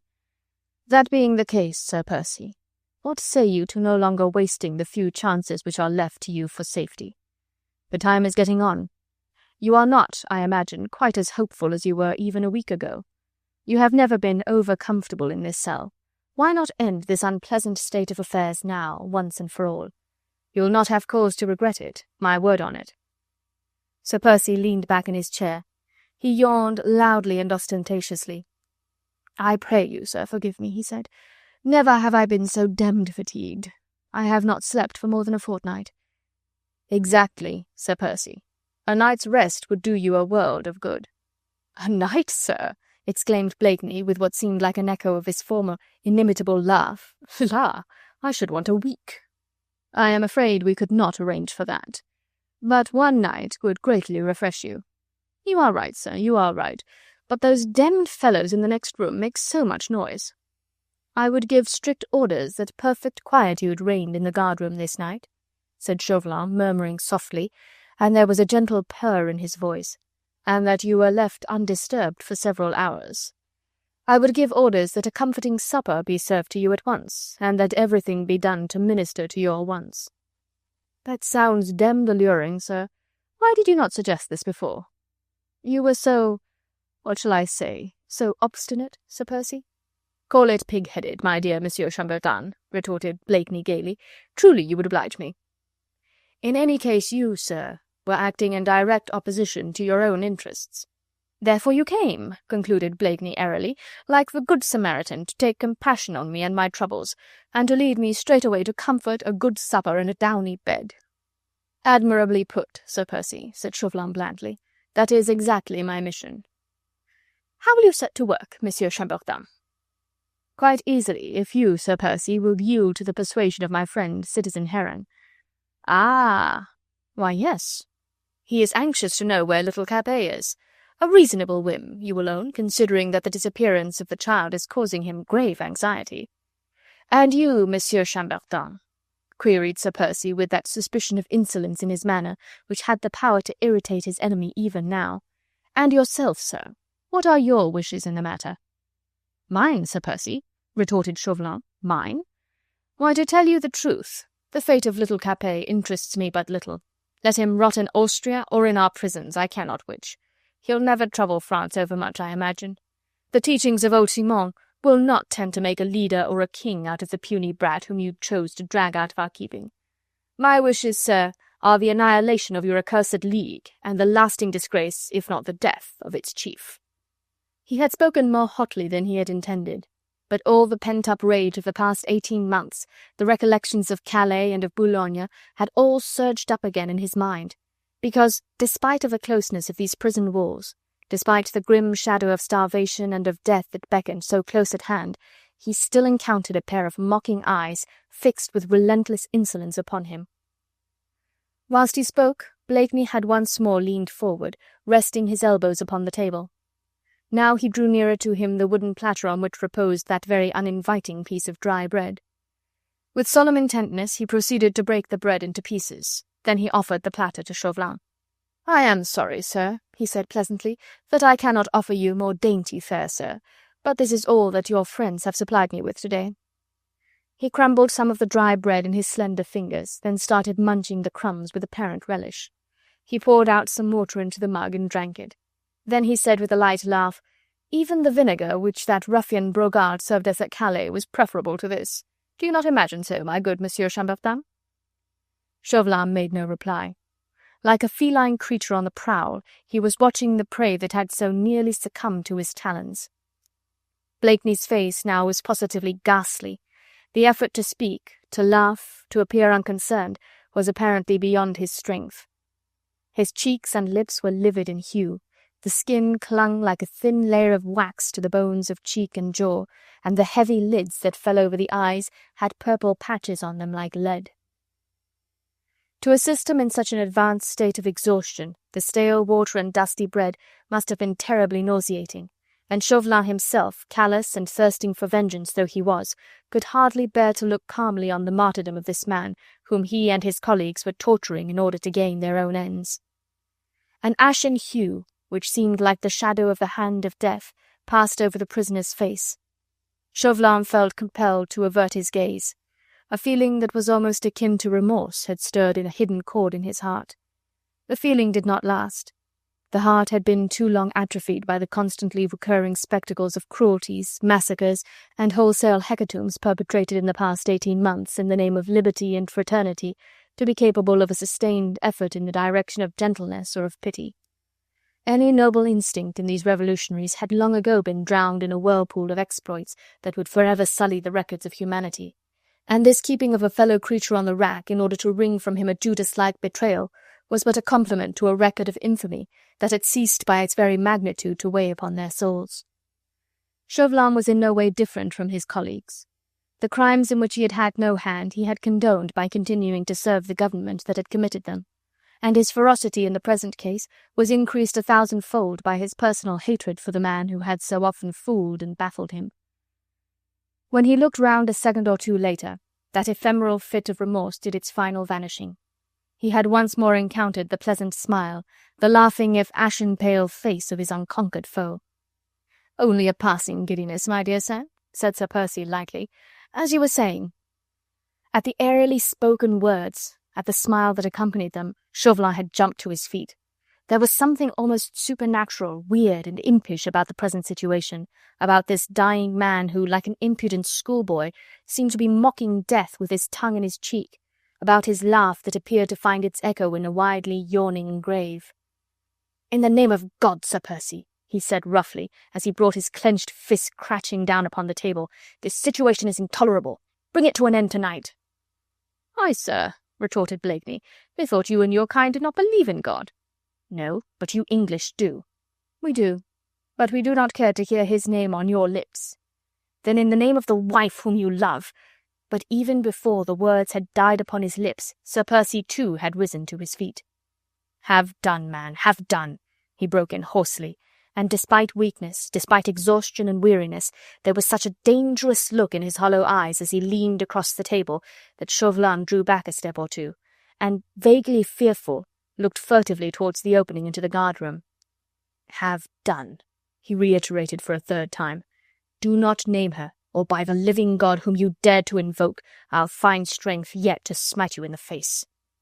But Chauvelin, after that first moment of almost superstitious fear, had quickly recovered his sang-froid.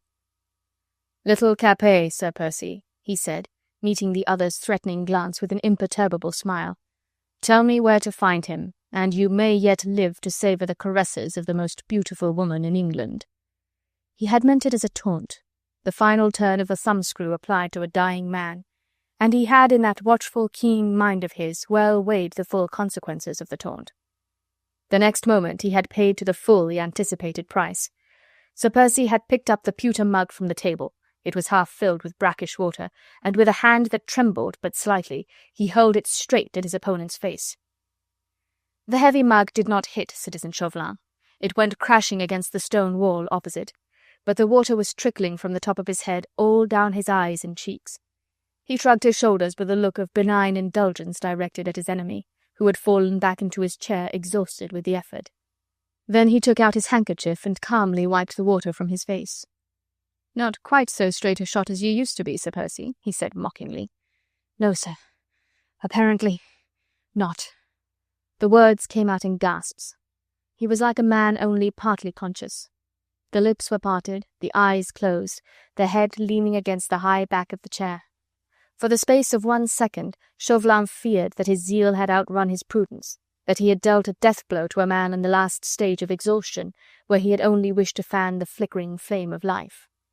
Hastily, for the second seemed precious, he ran to the opening that led into the guard-room. "Brandy! Quick!" he cried. Heron looked up, roused from the semi-somnolence in which he had lain for the past half-hour. He disentangled his long limbs from out the guard-room chair. "Eh?" he queried. "What is it?" "Brandy!" reiterated Chauvelin impatiently. "The prisoner has fainted." "Bah!" retorted the other with a callous shrug of the shoulders. "You are not going to revive him with brandy, I imagine." "No, but you will, Citizen Heron," rejoined the other dryly, "for if you do not he'll be dead in an hour." "Devils in hell!" exclaimed Heron. "You've not killed him. You damned fool!" He was wide awake enough now, wide awake and shaking with fury. Almost foaming at the mouth and uttering volleys of the choicest oaths, he elbowed his way roughly through the groups of soldiers who were crowding round the centre table of the guard-room, smoking and throwing dice or playing cards. They made way for him as hurriedly as they could, for it was not safe to thwart the citizen agent when he was in a rage. Heron walked across to the opening and lifted the iron bar. With scant ceremony he pushed his colleague aside and strode into the cell, whilst Chauvelin, seemingly not resenting the other's ruffianly manners and violent language, followed close upon his heel. In the centre of the room both men paused, and Heron turned with a surly growl to his friend. "You vowed he would be dead in an hour," he said reproachfully. The other shrugged his shoulders. "It does not look like it now, certainly," he said dryly. Blakeney was sitting, as was his wont, close to the table, with one arm leaning on it, the other tightly clenched, resting upon his knee. A ghost of a smile hovered round his lips. "Not in an hour, citizen Heron," he said, and his voice flow was scarce above a whisper, "nor yet in 2. "You are a fool, man," said Heron roughly. "You have had 17 days of this. Are you not sick of it?" "Heartily, my dear friend," replied Blakeney a little more firmly. 17 days, reiterated the other, nodding his shaggy head. "You came here on the 2nd Pluviose. Today is the 19th. "The 19th Pluviose," interposed Sir Percy, and a strange gleam suddenly flashed in his eyes. "Damn it, sir, and in Christian parlance, what may that day be?" "The 7th of February at your service, Sir Percy," replied Chauvelin quietly. "I thank you, sir. In this damned hole I had lost count of time." Chauvelin, unlike his rough and blundering colleague, had been watching the prisoner very closely for the last moment or two, conscious of a subtle, undefinable change that had come over the man during these few seconds while he, Chauvelin, had thought him dying. The pose was certainly the old familiar one, the head erect, the hand clenched, the eyes looking through and beyond the stone walls. But there was an air of listlessness in the stoop of the shoulders, and, except for that one brief gleam just now, a look of more complete weariness round the hollow eyes. To the keen watcher it appeared as if that sense of living power, of unconquered will and defiant mind, was no longer there, and as if he himself need no longer fear that almost supersensual thrill which had a while ago kindled in him a vague sense of admiration, almost of remorse. Even as he gazed, Blakeney slowly turned his eyes full upon him. Chauvelin's heart gave a triumphant bound. With a mocking smile he met the wearied look, the pitiable appeal. His turn had come at last, his turn to mock and to exult. He knew that what he was watching now was no longer the last phase of a long and noble martyrdom. It was the end, the inevitable end, that for which he had schemed and striven, for which he had schooled his heart to ferocity and callousness that were devilish in their intensity. It was the end indeed, the slow descent of a soul from the giddy heights of attempted self-sacrifice, where it had striven to soar for a time, until the body and the will both succumbed together, and dragged it down with them into the abyss of submission and of irreparable shame. Chapter 1.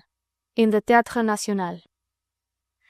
And yet people found the opportunity to amuse themselves, to dance and to go to the theatre, to enjoy music and open-air cafes and promenades at the Palais Royal. New fashions in dress made their appearance, milliners produced fresh creations, and jewellers were not idle. A grim sense of humour, born of the very intensity of ever-present danger, had dubbed the cut of certain tunics tête tranche, or a favourite ragout was called à la guillotine. On 3 evenings only during the past memorable 4.5 years did the theatres close their doors, and these evenings were the ones immediately following that terrible 2nd of September, the day of the butchery outside the Abbaye prison, when Paris herself was aghast with horror, and the cries of the massacred might have drowned the calls of the audience whose hands upraised for plaudits would still be dripping with blood. On all other evenings of these same 4.5 years, the theatres in the Rue de Richelieu, in the Palais Royal, the Luxembourg, and others, had raised their curtains and taken money at their doors. The same audience that earlier in the day had whiled away the time by witnessing the ever-recurrent dramas of the Place de la Révolution, assembled here in the evenings in filled stalls, boxes, and tiers, laughing over the satires of Voltaire or weeping over the sentimental tragedies of persecuted Romeos and innocent Juliets. Death knocked at so many doors these days. He was so constant a guest in the houses of relatives and friends that those who had merely shaken him by the hand, those on whom he had smiled and whom he, still smiling, had passed indulgently by, looked on him with that subtle contempt born of familiarity, shrugged their shoulders at his passage, and envisaged his probable visit on the morrow with light-hearted indifference. Paris, despite the horrors that had stained her walls, had remained a city of pleasure, and the knife of the guillotine did scarce descend more often than did the drop scenes on the stage. On this bitterly cold evening of the 27th Nivose, in the second year of the Republic, or as we of the old style still persist in calling it, the 16th of January, 1794, the auditorium of the Théâtre National was filled with a very brilliant company. The appearance of a favourite actress in the part of one of Molière's volatile heroines had brought pleasure-loving Paris to witness this revival of Le Misanthrope, with new scenery, dresses, and the aforesaid charming actress to add piquancy to the master's mordant wit. The Moniteur, which so impartially chronicles the events of those times, tells us under that date that the Assembly of the Convention voted on that same day a new law giving fuller power to its spies, enabling them to effect domiciliary searches at their discretion without previous reference to the Committee of General Security, authorizing them to proceed against all enemies of public happiness, to send them to prison at their own discretion, and assuring them the sum of 35 livres, quote, for every piece of game thus beaten up for the guillotine. Under that same date, the Moniteur also puts it on record that the Théâtre National was filled to its utmost capacity for the revival of the late citoyen Molière's comedy. The Assembly of the Convention having voted the new law which placed the lives of thousands at the mercy of a few human bloodhounds, adjourned its sitting and proceeded to the Rue de Richelieu. Already the house was full when the fathers of the people made their way to the seats which had been reserved for them. An awed hush descended on the throng, as one by one the men whose very names inspired horror and dread filed in through the narrow gangways of the stalls, or took their places in the tiny boxes around. Citizen Robespierre's neatly wigged head soon appeared in one of these. His bosom friend Saint-Just was with him, and also his sister Charlotte. Danton, like a big, shaggy-coated lion, elbowed his way into the stalls, whilst Sauterre, the handsome butcher and idol of the people of Paris, was loudly acclaimed as his huge frame, gorgeously clad in the uniform of the National Guard, was sighted on one of the tiers above. The public in the parterre and in the galleries whispered excitedly. The awe-inspiring names flew about hither and thither on the wings of the overheated air. Women craned their necks to catch sight of heads which mayhap on the morrow would roll into the gruesome basket at the foot of the guillotine. In one of the tiny avant-scène boxes 2 men had taken their seats long before the bulk of the audience had begun to assemble in the house. The inside of the box was in complete darkness, and the narrow opening which allowed but a sorry view of one side of the stage helped to conceal rather than display the occupants. The younger one of these 2 men appeared to be something of a stranger in Paris, for as the public men and the well-known members of the government began to arrive, he often turned to his companion for information regarding these notorious personalities. "Tell me, de Batz," he said, calling the other's attention to a group of men who had just entered the house. "That creature there in the green coat, with his hand up to his face now, who is he?" "Where? Which do you mean?" "There. He looks this way now, and he has a playbill in his hand. The man with the protruding chin and the convex forehead, a face like a marmoset and eyes like a jackal. What?" The other leaned over the edge of the box, and his small, restless eyes wandered over the now closely packed auditorium. "Oh," he said, as soon as he recognized the face which his friend had pointed out to him, "that is Citizen Fouquier-Tinville." "The public prosecutor?" "Himself. And Heron is the man next to him." "Heron?" said the younger man interrogatively. "Yes, he is chief agent to the Committee of General Security now." "What does that mean?" Both leaned back in their chairs, and their sombrely clad figures were once more merged in the gloom of the narrow box. Instinctively, since the name of the public prosecutor had been mentioned between them, they had allowed their voices to sink to a whisper. The older man, a stoutish, florid-looking individual with small, keen eyes and a skin pitted with smallpox, shrugged his shoulders at his friend's question, and then said with an air of contemptuous indifference, "It means, my good Saint-Just, that these 2 men whom you see down there, calmly conning the programme of this evening's entertainment, and preparing to enjoy themselves tonight in the company of the late Monsieur de Molière, are 2 hellhounds as powerful as they are cunning." "Yes, yes," said Saint-Just, and much against his will a slight shudder ran through his slim figure as he spoke. "Fouquier-Tinville I know his cunning, and I know his power. But the other?" "The other?" retorted de Batz lightly. "Heron?" Let me tell you, my friend, that even the might and lust of that damned public prosecutor pale before the power of Heron. But how? I do not understand.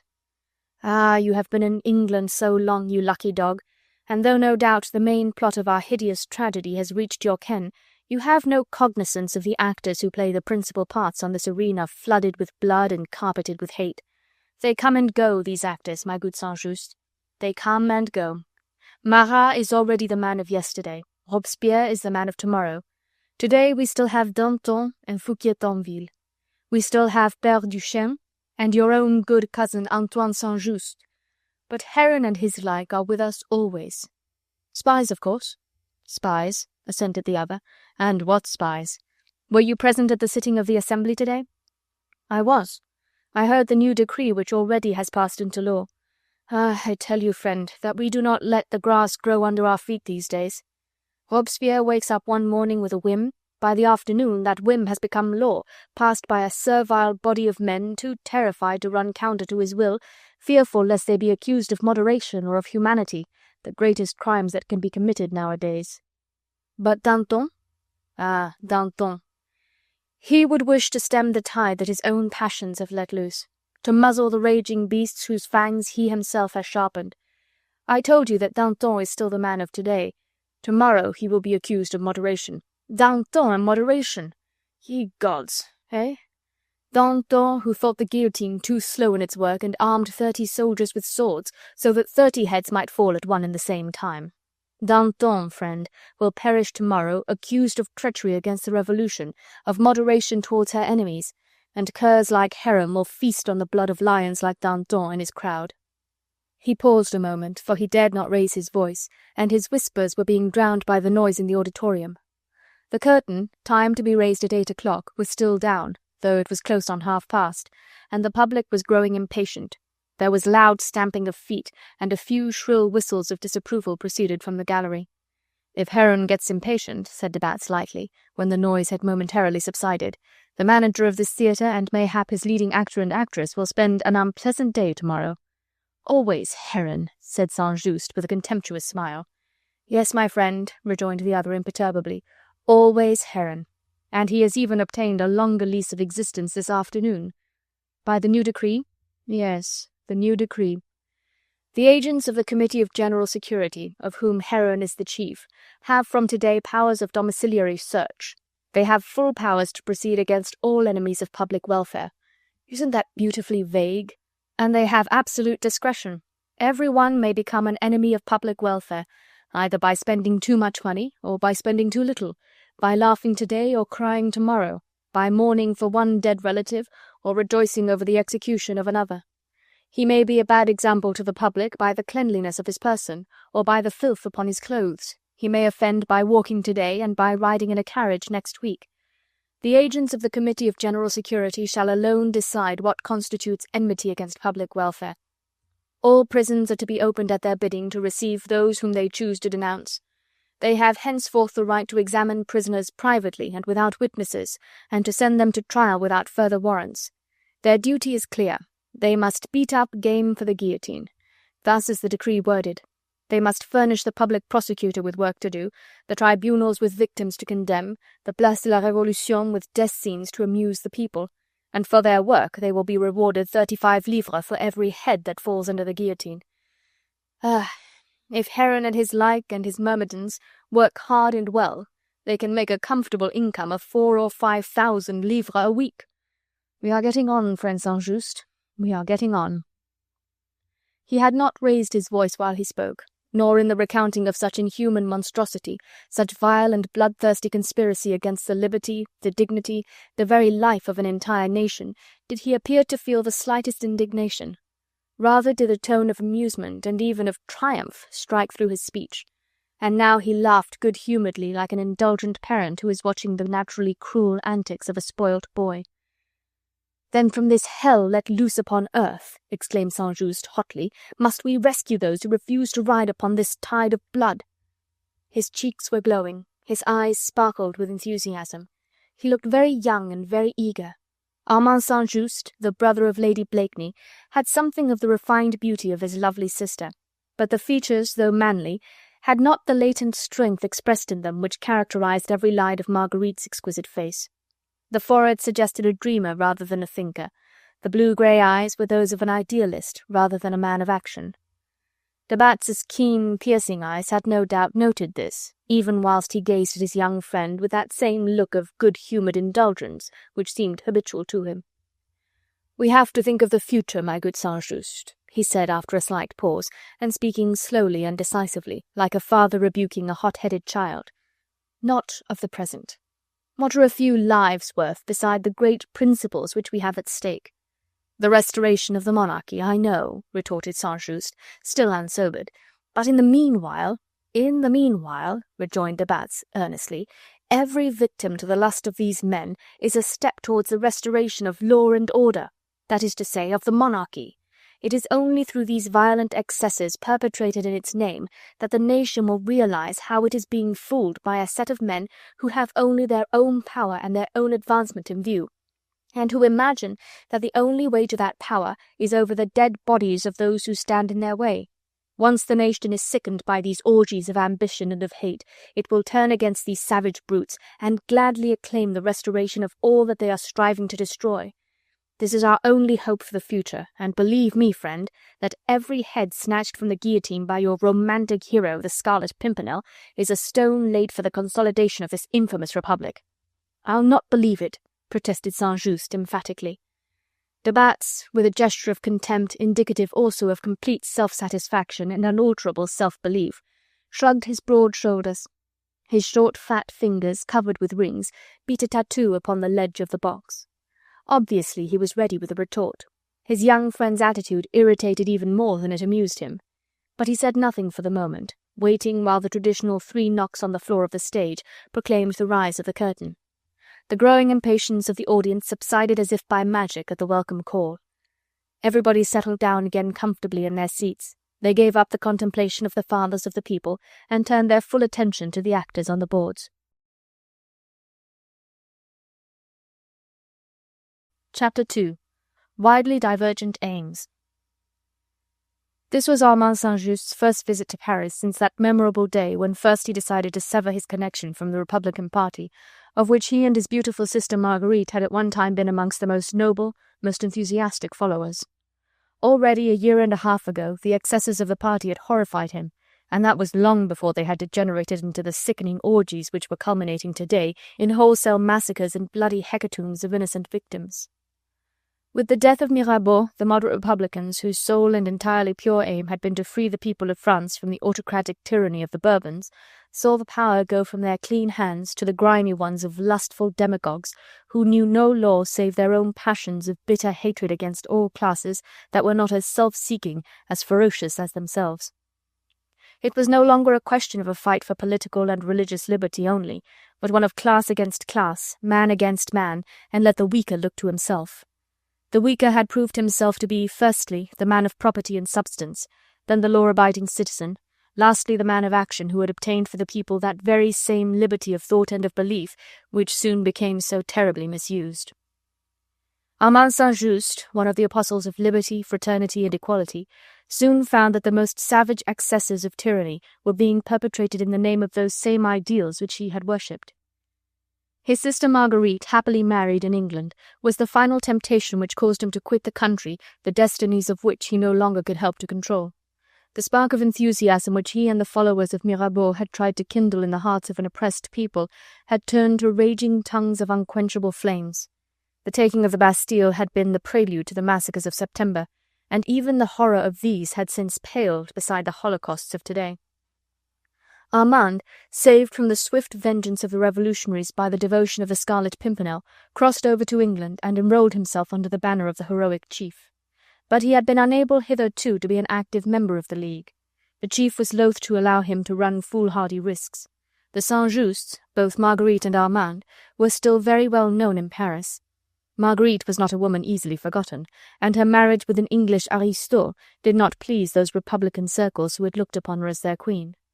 Armand's secession from his party into the ranks of the émigrés had singled him out for special reprisals, if and whenever he could be got hold of, and both brother and sister had an unusually bitter enemy in their cousin Antoine St. Just, once an aspirant to Marguerite's hand, and now a servile adherent and imitator of Robespierre, whose ferocious cruelty he tried to emulate with a view to ingratiating himself with the most powerful man of the day. Nothing would have pleased Antoine Saint-Just more than the opportunity of showing his zeal and his patriotism by denouncing his own kith and kin to the tribunal of the Terror, and the Scarlet Pimpernel, whose own slender fingers were held on the pulse of that reckless revolution, had no wish to sacrifice Armand's life deliberately, or even expose it to unnecessary dangers. Thus it was that more than a year had gone by before Armand St. an enthusiastic member of the League of the Scarlet Pimpernel, was able to do aught for its service. He had chafed under the enforced restraint placed upon him by the prudence of his chief, when indeed he was longing to risk his life with the comrades whom he loved and beside the leader whom he revered. At last, in the beginning of '94, he persuaded Blakeney to allow him to join the next expedition to France. What the principal aim of that expedition was, the members of the League did not know as yet, but what they did know was that perils, graver even than hitherto, would attend them on their way. The circumstances had become very different of late.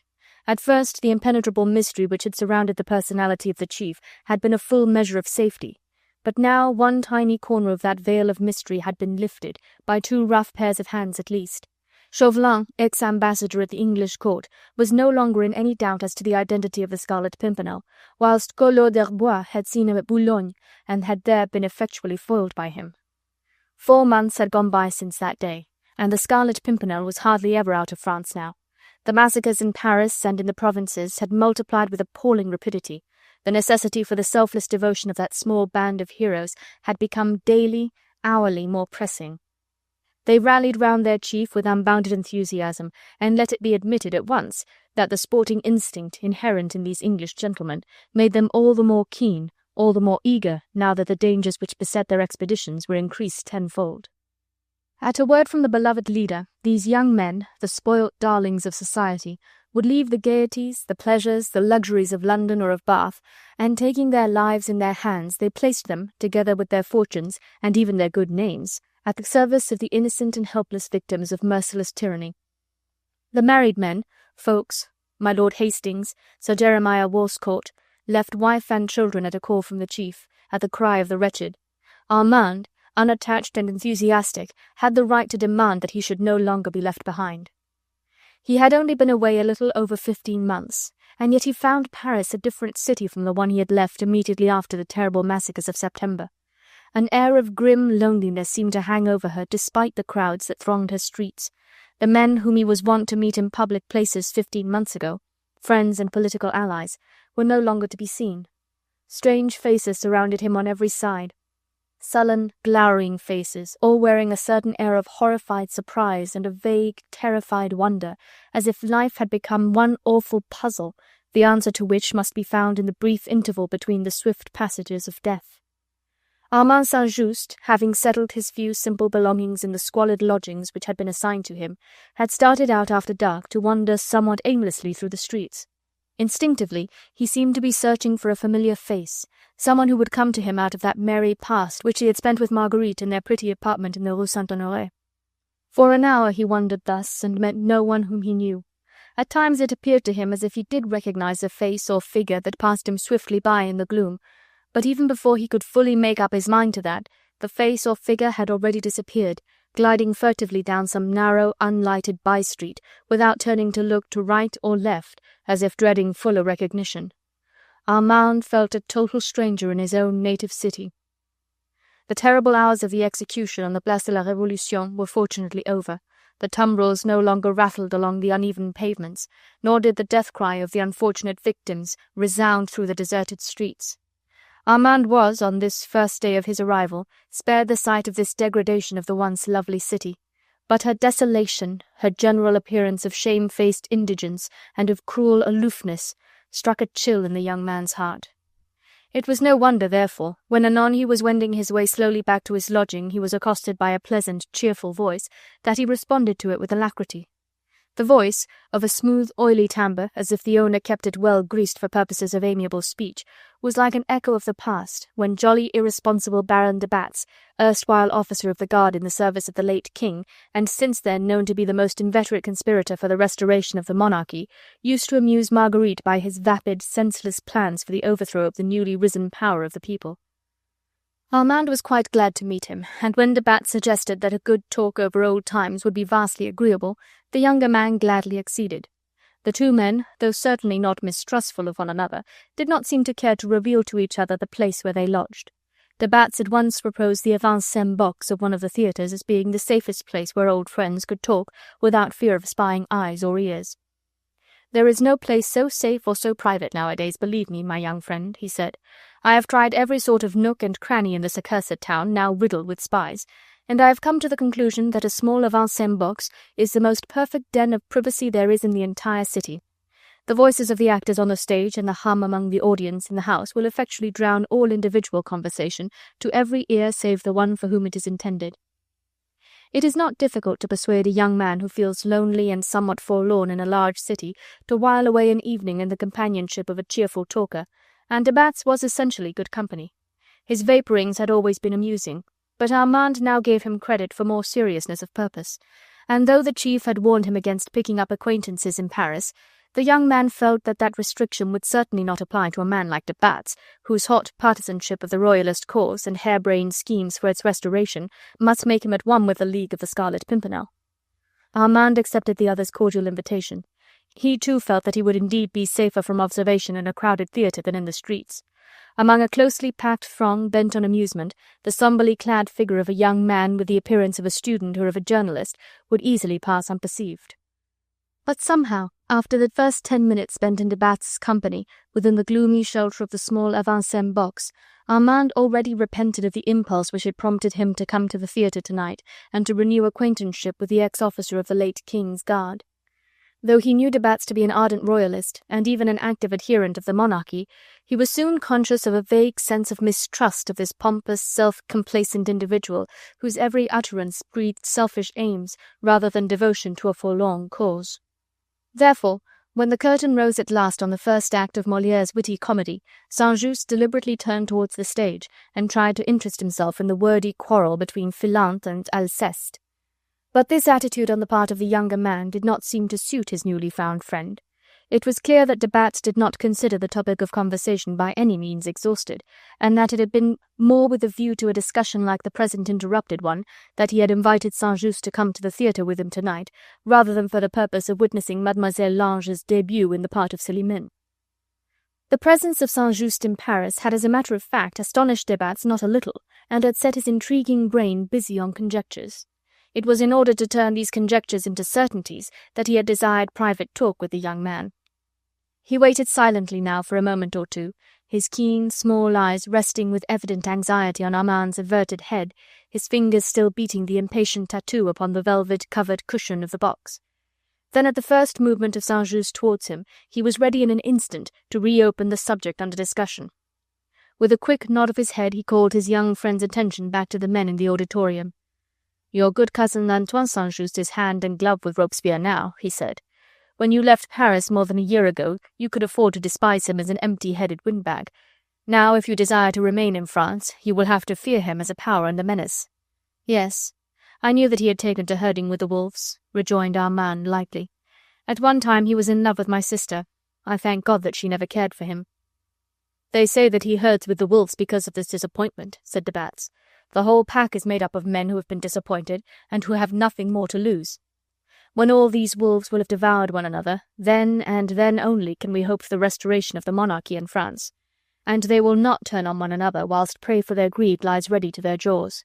Your friend the Scarlet Pimpernel should feed this bloody revolution of ours rather than starve it, if indeed he hates it as much as he seems to do." His restless eyes peered with eager interrogation into those of the younger man. He paused as if waiting for a reply. Then, as St-Just remained silent, he reiterated slowly, almost in the tones of a challenge. "If indeed he hates this bloodthirsty revolution of ours as he seems to do." The reiteration implied a doubt. In a moment, St-Just's loyalty was up in arms. "The Scarlet Pimpernel," he said, "cares naught for your political aims. The work of mercy that he does for justice and for humanity." "And for sport," said de Batz with a sneer, "so I've been told." "He is English," assented St-Just, "and as such will never own to sentiment. Whatever be the motive, look at the result. Yes, a few lives stolen from the guillotine. Women and children, innocent victims, would have perished but for his devotion. The more innocent they are, the more helpless, the more pitiable, the louder their blood would have cried for reprisals against the wild beasts who sent them to their death. Saint-Just made no reply. It was obviously useless to attempt to argue with this man, whose political aims were as far apart from those of the Scarlet Pimpernel as was the North Pole from the South. "If any of you have influence over that hot-headed leader of yours," continued de Batz, unabashed by the silence of his friend, "I wish to God you would exert it now." "In what way?" queried Saint-Just, smiling in spite of himself at the thought of his or anyone else's control over Blakeney and his plans. It was de Batz's turn to be silent. He paused for a moment or two, then he asked abruptly, "Your Scarlet Pimpernel is in Paris now, is he not?" "I cannot tell you," replied Armand. "Bah, there is no necessity to fence with me, my friend. The moment I set eyes on you this afternoon, I knew that you had not come to Paris alone." "You are mistaken, my good de Batz," rejoined the young man earnestly. "I came to Paris alone." Clever parrying, on my word, but wholly wasted on my unbelieving ears. "Did I not note at once that you did not seem overpleased today when I accosted you?" "Again you are mistaken. I was very pleased to meet you, for I had felt singularly lonely all day, and was glad to shake a friend by the hand. What you took for displeasure was only surprise." "Surprise?" "Ah, yes. I don't wonder that you were surprised to see me walking unmolested and openly in the streets of Paris, whereas you had heard of me as a dangerous conspirator, eh? And as a man who has the entire police of his country at his heels, on whose head there is a price, what? I knew that you had made several noble efforts to rescue the unfortunate king and queen from the hands of these brutes." "All of which efforts were unsuccessful," assented de Batz imperturbably, "every one of them having been either betrayed by some damned confederate, or ferreted out by some astute spy eager for gain. Yes, my friend, I made several efforts to rescue King Louis and Queen Marie Antoinette from the scaffold, and every time I was foiled. And yet here I am, you see, unscathed and free.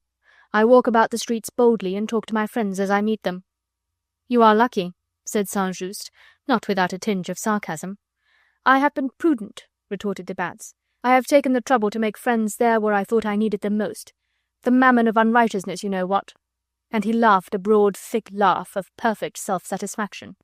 "Yes, I know," rejoined Saint-Just, with the tone of sarcasm still more apparent in his voice now. "You have Austrian money at your disposal." "Any amount," said the other complacently, "and a great deal of it sticks to the grimy fingers of these patriotic makers of revolutions. Thus do I ensure my own safety. I buy it with the Emperor's money, and thus am I able to work for the restoration of the monarchy in France." Again Saint-Just was silent. What could he say? Instinctively now, as the fleshy personality of the Gascon royalist seemed to spread itself out and to fill the tiny box with his ambitious schemes and his far-reaching plans, Armand's thoughts flew back to that other plotter, the man with the pure and simple aims, the man whose slender fingers had never handled alien gold, but were ever there ready stretched out to the helpless and the weak, whilst his thoughts were only of the help that he might give them, but never of his own safety. De Batz, however, seemed blandly unconscious of any such disparaging thoughts in the mind of his young friend, for he continued quite amiably, even though a note of anxiety seemed to make itself felt now in his smooth voice. "We advance slowly, but step by step, my good Saint-Just," he said. "I have not been able to save the monarchy in the person of the king or the queen, but I may yet do it in the person of the Dauphin." "The Dauphin?" murmured Saint-Just involuntarily. That involuntary murmur, scarcely audible, so soft was it, seemed in some way to satisfy de Batz, for the keenness of his gaze relaxed, and his fat fingers ceased their nervous, intermittent tattoo on the ledge of the box. "Yes, the Dauphin," he said, nodding his head as if in answer to his own thoughts, "or rather, let me say, the reigning King of France, Louis XVII, by the grace of God, the most precious life at present upon the whole of this earth." "You are right there, friend de Batz," assented Armand fervently, "the most precious life, as you say, and one that must be saved at all costs." "Yes," said de Batz calmly, "but not by your friend the Scarlet Pimpernel." "Why not?" Scarce were those two little words out of Saint-Just's mouth and he repented of them. He bit his lip, and with a dark frown upon his face he turned almost defiantly towards his friend. But de Batz smiled with easy bonhomie. "Ah, friend Armand," he said, "you are not cut out for diplomacy, nor yet for intrigue. So then," he added more seriously, "that gallant hero, the Scarlet Pimpernel, has hopes of rescuing our young king from the clutches of Simon the Cobbler and of the herd of hyenas on the watch for his attenuated little corpse, eh?" "I did not say that," retorted Saint-Just sullenly. "No, but I say it. Nay, nay, do not blame yourself, my over-loyal young friend. Could I, or anyone else, doubt for a moment that sooner or later your romantic hero would turn his attention to the most pathetic sight in the whole of Europe, the child martyr of the Temple prison? The wonder were to me if the Scarlet Pimpernel ignored our little king altogether for the sake of his subjects. No, no. Do not think for a moment that you have betrayed your friend's secret to me. When I met you so luckily today, I guessed at once that you were here under the banner of the enigmatical little red flower, and thus guessing, I even went a step further in my conjecture. The Scarlet Pimpernel is in Paris now in the hope of rescuing Louis XVII from the Temple prison. If that is so, you must not only rejoice but should be able to help. And yet, my friend, I do neither the one now nor mean to do the other in the future, said de Batz placidly. I happen to be a Frenchman, you see. What has that to do with such a question? Everything. Though you, Armand, despite that you are a Frenchman too, do not look through my spectacles. Louis XVII is King of France, my good Saint-Just. He must owe his freedom and his life to us Frenchmen, and to no one else. That is sheer madness, man, retorted Armand. Would you have the child perish for the sake of your own selfish ideas? You may call them selfish if you will. All patriotism is in a measure selfish. What does the rest of the world care if we are a republic or a monarchy, an oligarchy or hopeless anarchy? We work for ourselves and to please ourselves, and I, for one, will not brook foreign interference. Yet you work with foreign money. That is another matter. I cannot get money in France, so I get it where I can. But I can arrange for the escape of Louis XVII. He is King of France, my good Saint-Just. He must of France should belong the honour and glory of having saved our king. For the third time now, Saint-Just allowed the conversation to drop. He was gazing wide-eyed, almost appalled, at this impudent display of well-nigh ferocious selfishness and vanity. De Batz, smiling and complacent, was leaning back in his chair, looking at his young friend with perfect contentment expressed in every line of his pock-marked face and in the very attitude of his well-fed body. It was easy enough now to understand the remarkable immunity which this man was enjoying, despite the many foolhardy plots which he hatched, and which had up to now invariably come to naught. A regular braggart and empty windbag, he had taken but one good care, and that was of his own skin. Unlike other less fortunate royalists of France, he neither fought in the country nor braved dangers in town.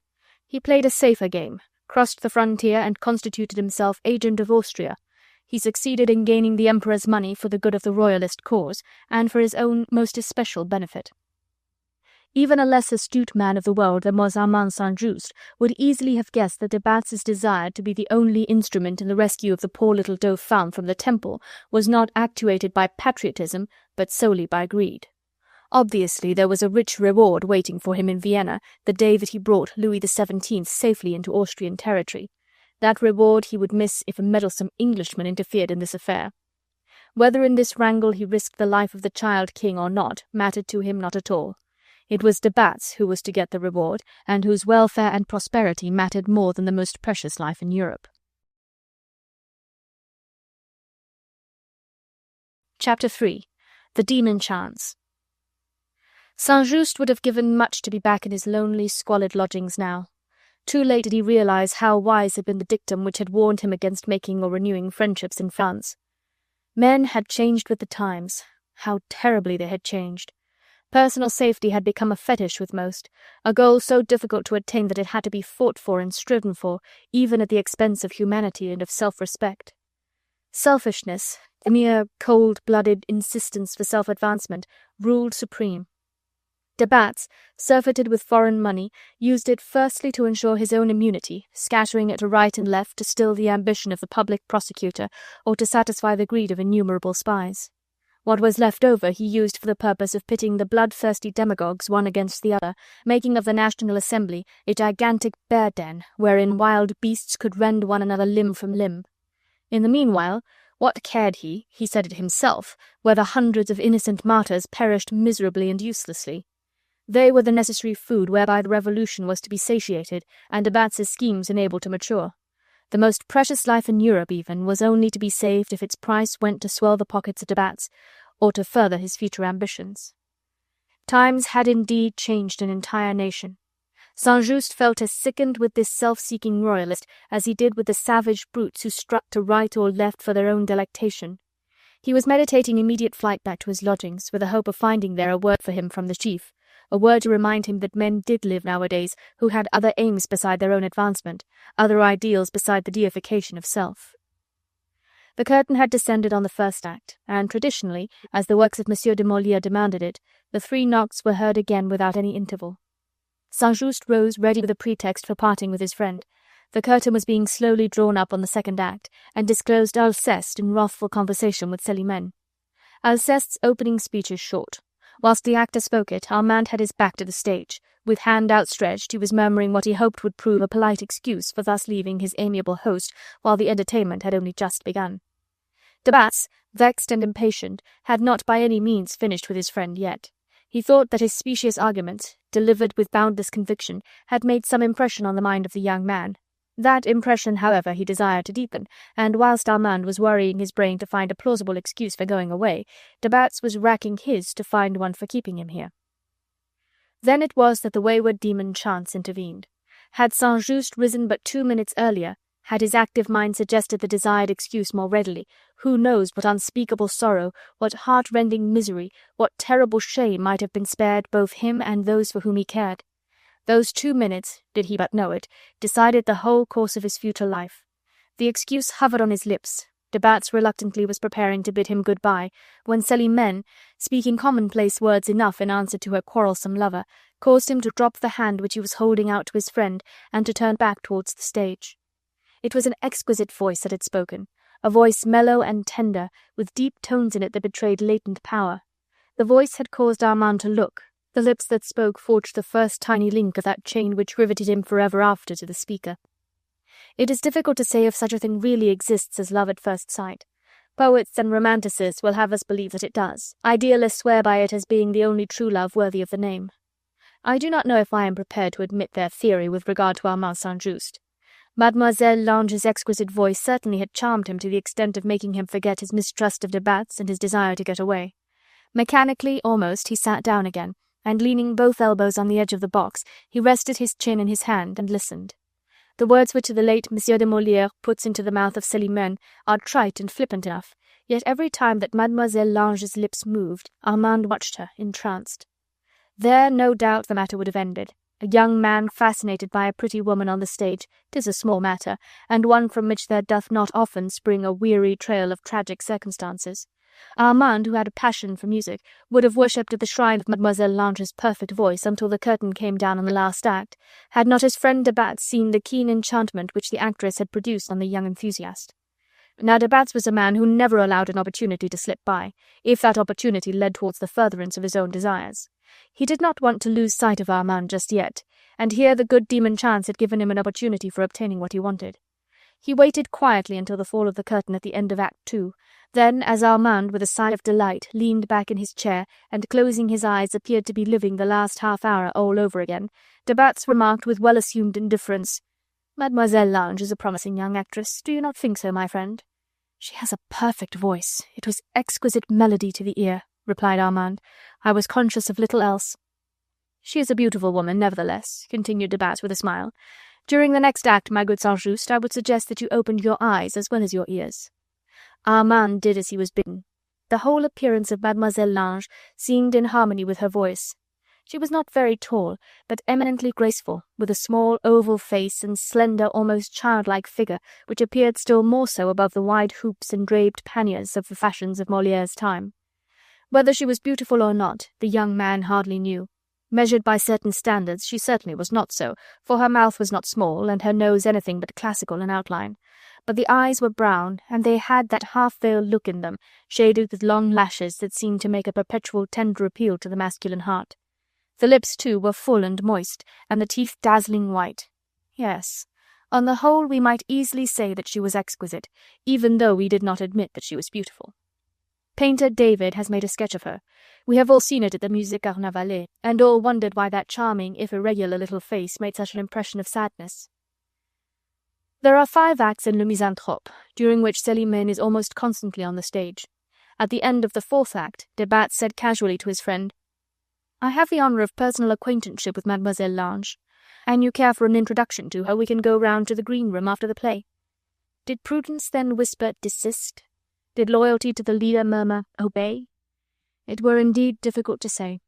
Armand St. was not 25, and Mademoiselle Lange's melodious voice spoke louder than the whisperings of prudence, or even than the call of duty.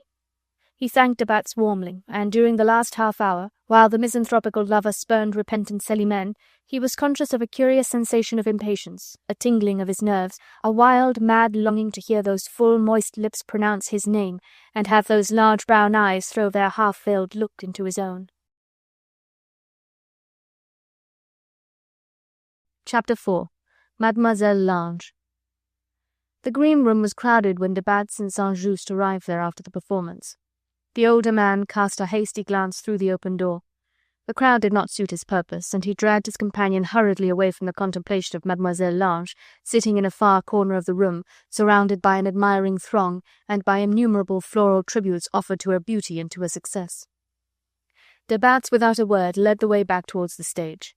Here, by the dim light of tallow candles fixed in sconces against the surrounding walls, the scene-shifters were busy moving drop scenes, back-cloths and wings, and paid no heed to the two men who strolled slowly up and down, silently, each wrapped in his own thoughts.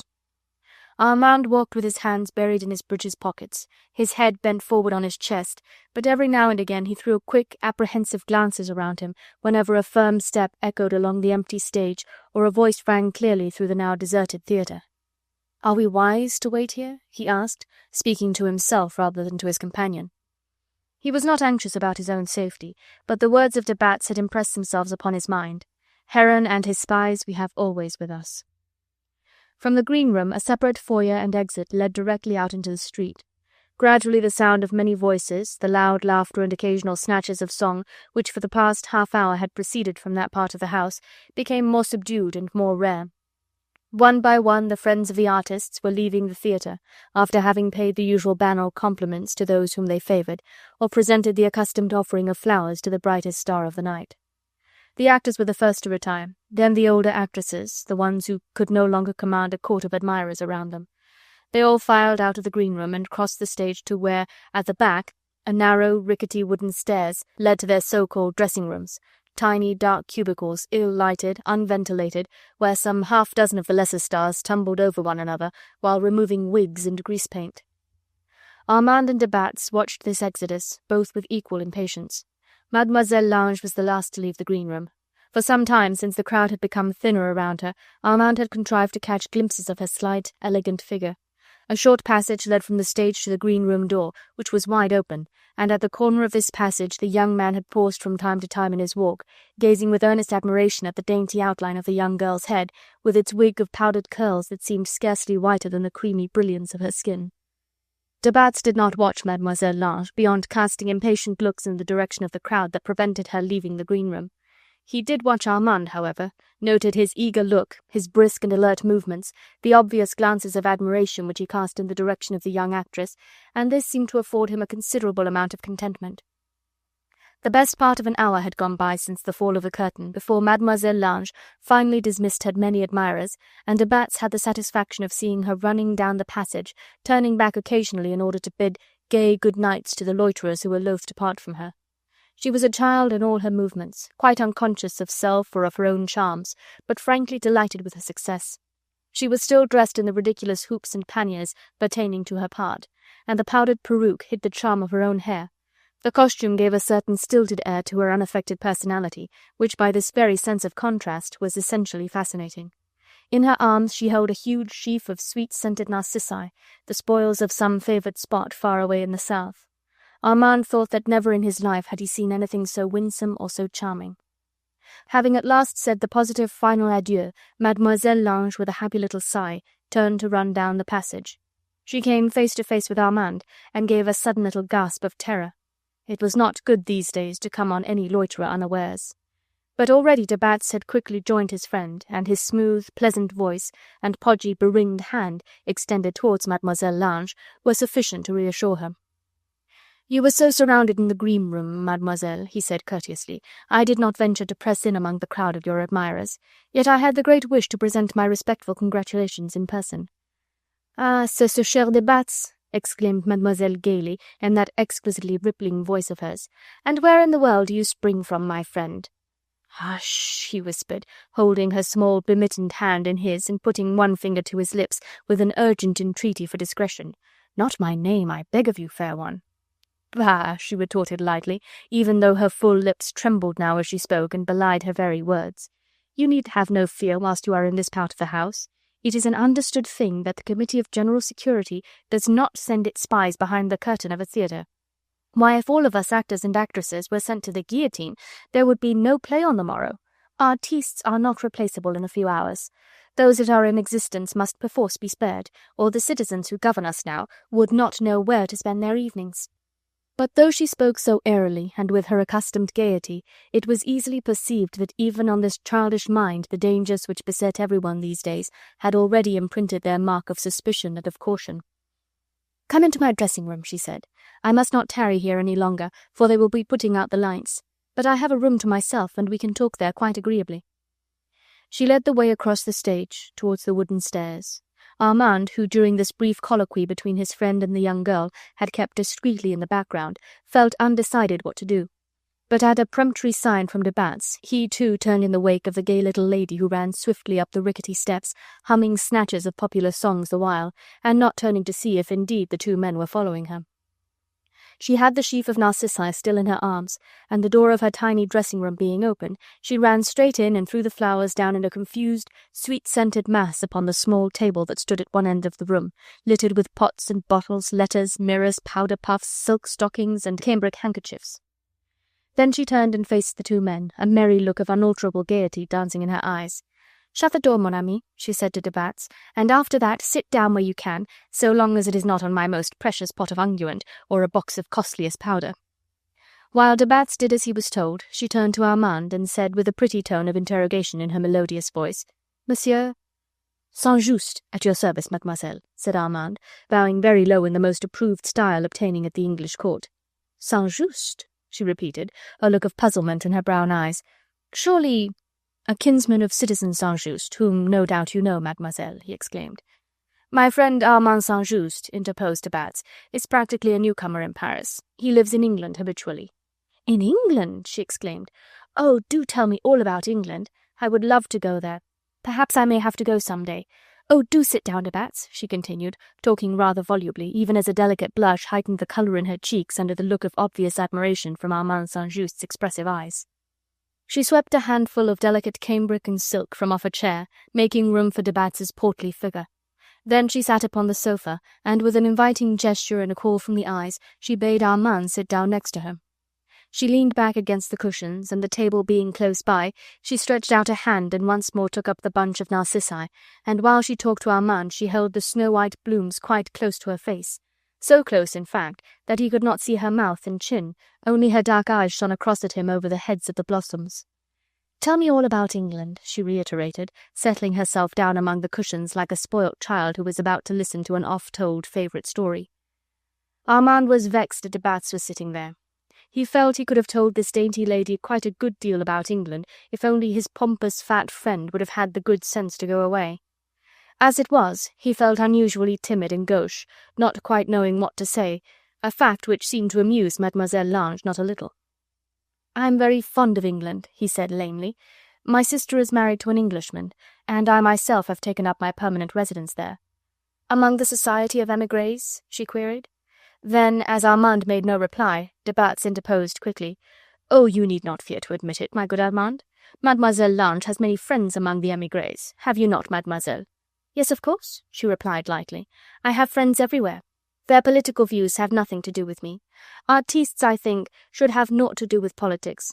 You see, citizen St. Just, I never inquired of you what were your views. Your name and kinship would proclaim you a partisan of citizen Robespierre, yet I find you in the company of Monsieur de Batz, and you tell me that you live in England." "He is no partisan of citizen Robespierre," again interposed de Batz.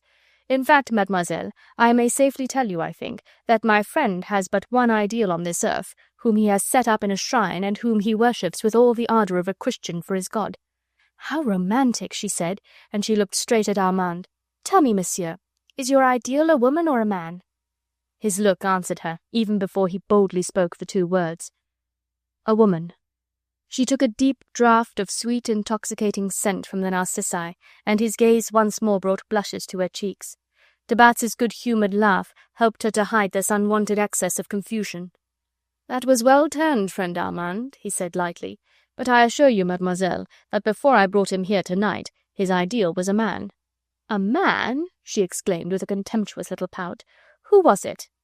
"I know no other name for him but that of a small, insignificant flower. The Scarlet Pimpernel," replied de Batz. "The Scarlet Pimpernel!" she ejaculated, dropping the flowers suddenly, and gazing on Armand with wide, wondering eyes. "And do you know him, monsieur?"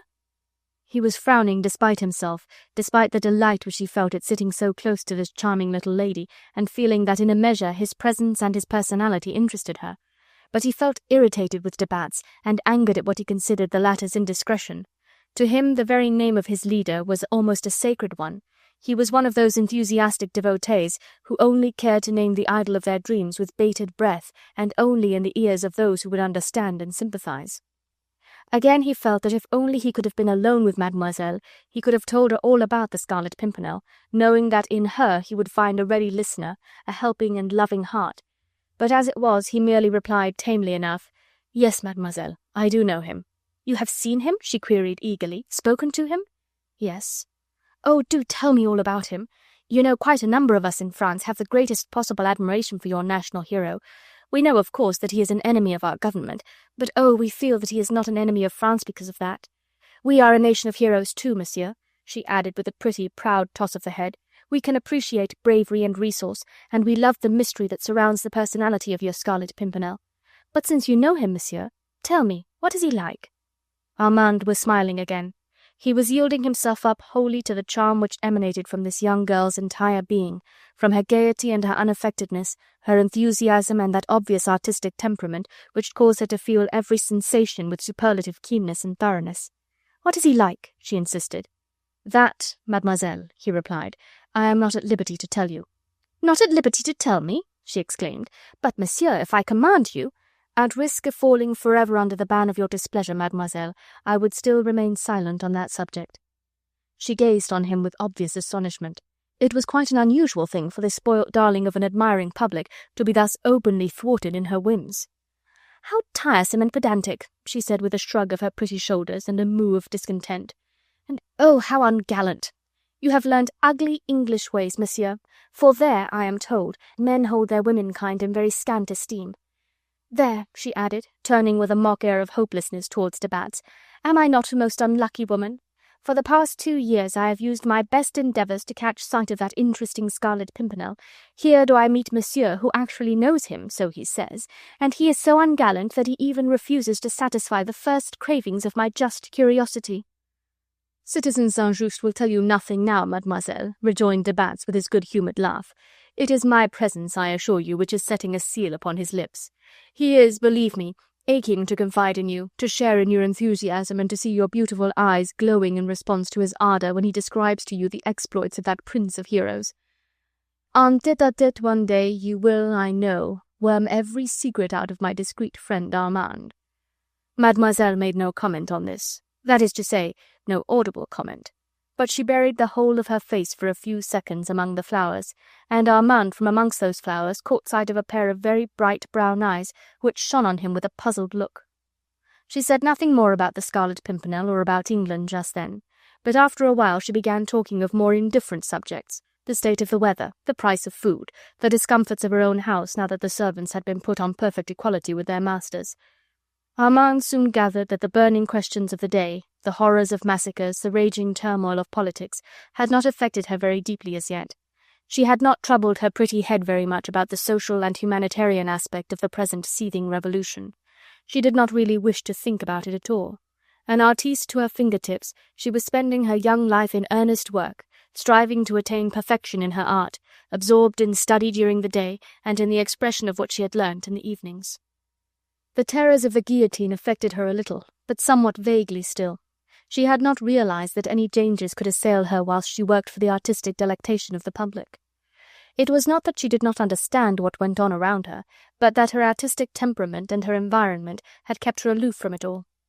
The horrors of the Place de la Révolution made her shudder, but only in the same way as the tragedies of Monsieur Racine or of Sophocles, which she had studied, caused her to shudder, and she had exactly the same sympathy for poor Queen Marie Antoinette as she had for Mary Stuart, and shed as many tears for King Louis as she did for Polyeucte. Once de Batz mentioned the Dauphin, but Mademoiselle put up her hand quickly and said in a trembling voice, whilst the tears gathered in her eyes, "Do not speak of the child to me, de Batz. What can I, a lonely, hard-working woman, do to help him? I try not to think of him, for if I did, knowing my own helplessness, I feel that I could hate my countrymen and speak my bitter hatred of them across the footlights, which would be more than foolish," she added naively, "for it would not help the child, and I should be sent to the guillotine. But oh, sometimes I feel that I would gladly die if only that poor little child martyr were restored to those who love him, and given back once more to joy and happiness. But they would not take my life for his, I am afraid," she concluded, smiling through her tears. "My life is of no value in comparison with his." Soon after this she dismissed her 2 visitors. De Batz, well content with the result of this evening's entertainment, wore an urbane, bland smile on his rubicund face. Armand, somewhat serious and not a little in love, made the hand-kiss with which he took his leave last as long as he could. "You will come and see me again, Citizen Saint-Just?" she asked after that preliminary leave-taking. "At your service, mademoiselle," he replied with alacrity. "How long do you stay in Paris?" "I may be called away at any time." "Well then, come tomorrow. I shall be free towards 4 o'clock. Square du Roule. You cannot miss the house. Anyone there will tell you where lives Citizeness Lange." "At your service, mademoiselle," he replied. The words sounded empty and meaningless, but his eyes, as they took final leave of her, spoke the gratitude and the joy which he felt. Chapter 5. The Temple Prison. It was close on midnight when the 2 friends finally parted company outside the doors of the theatre. The night air struck with biting keenness against them when they emerged from the stuffy, overheated building, and both wrapped their caped cloaks tightly around their shoulders. Armand, more than ever now, was anxious to rid himself of de Batz. The Gascon's platitudes irritated him beyond the bounds of forbearance, and he wanted to be alone so that he might think over the events of this night, the chief event being a little lady with an enchanting voice and the most fascinating brown eyes he had ever seen. Self-reproach, too, was fighting a fairly even fight with the excitement that had been called up by that same pair of brown eyes. Armand, for the past 4 or 5 hours, had acted in direct opposition to the earnest advice given to him by his chief. He had renewed one friendship which had been far better left in oblivion, and he had made an acquaintance which already was leading him along a path that he felt sure his comrade would disapprove. But the path was so profusely strewn with scented narcissi that Armand's sensitive conscience was quickly lulled to rest by the intoxicating fragrance. Looking neither to right nor left, he made his way very quickly up the Rue Richelieu toward the Montmartre quarter where he lodged. De Batz stood and watched him for as long as the dim lights of the street lamps illumined his slim, soberly clad figure. Then he turned on his heel and walked off in the opposite direction. His florid, pock-marked face wore an air of contentment not altogether unmixed with a kind of spiteful triumph. "So, my pretty Scarlet Pimpernel," he muttered between his closed lips, "you wish to meddle in my affairs, to have for yourself and your friends the credit and glory of snatching the golden prize from the clutches of these murderous brutes. Well, we shall see which is the wiliest, the French ferret or the English fox." He walked deliberately away from the busy part of the town, turning his back on the river, stepping out briskly straight before him, and swinging his gold-headed cane as he walked. The streets which he had to traverse were silent and deserted, save occasionally where a drinking or an eating house had its swing doors still invitingly open. From these places, as de Batz strode rapidly by, came the sounds of loud voices, rendered raucous by outdoor oratory, volleys of oaths hurled irreverently in the midst of impassioned speeches, interruptions from rowdy audiences that vied with the speaker in invectives and blasphemies, wordy warfares that ended in noisy vituperations, accusations hurled through the air heavy with tobacco smoke and the fumes of cheap wines and of raw spirits. De Batz took no heed of these as he passed, anxious only that the crowd of eating-house politicians did not, as often was its wont, turn out pell-mell into the street and settle its quarrel by the weight of fists. He did not wish to be embroiled in a street fight, which invariably ended in denunciations and arrests, and was glad when presently he had left the purlieus of the Palais Royal behind him and could strike on his left toward the lonely Faubourg du Temple. From the dim distance far away came at intervals the mournful sound of a roll of muffled drums, half veiled by the intervening hubbub of the busy night-life of the great city. It proceeded from the Place de la Révolution, where a company of the National Guard were on night-watch round the guillotine. The dull, intermittent notes of the drum came as a reminder to the free people of France that the watchdog of a vengeful revolution was alert night and day, never sleeping, ever wakeful, beating up game for the guillotine, as the new decree framed today by the government of the people had ordered that it should do. From time to time now the silence of this lonely street was broken by a sudden cry of terror, followed by the clash of arms, the inevitable volley of oaths, the call for help, the final moan of anguish. They were the ever-recurring brief tragedies which told of denunciations, of domiciliary search, of sudden arrests, of an agonizing desire for life and for freedom, for life under the same horrible conditions of brutality and of servitude, for freedom to breathe, if only a day or two longer, this air polluted by filth and by blood. De Batz, hardened to these scenes, paid no heed to them. He had heard it so often, that cry in the night, followed by death-like silence. It came from comfortable bourgeois homes, from squalid lodgings, or lonely cul-de-sac, wherever some hunted quarry was run to earth by the newly organized spies of the Committee of General Security. 35 livres for every head that falls trunkless into the basket at the foot of the guillotine. 35 pieces of silver, now as then, the price of innocent blood. Every cry in the night, every call for help, meant game for the guillotine, and 35 livres in the hands of a Judas. And de Batz walked on unmoved by what he saw and heard, swinging his cane and looking satisfied. Now he struck into the Place de la Victoire, and looked on one of the open-air camps that had recently been established, where men, women, and children were working to provide arms and accoutrements for the Republican army that was fighting the whole of Europe. The people of France were up in arms against tyranny, and on the open places of their mighty city they were encamped day and night, forging those arms which were destined to make them free, and in the meantime were bending under a yoke of tyranny more complete, more grinding and absolute than any that the most despotic kings had ever dared to inflict. Here, by the light of resin torches, at this late hour of the night, raw lads were being drilled into soldiers, half naked under the cutting blast of the north wind, their knees shaking under them, their arms and legs blue with cold, their stomachs empty, and their teeth chattering with fear.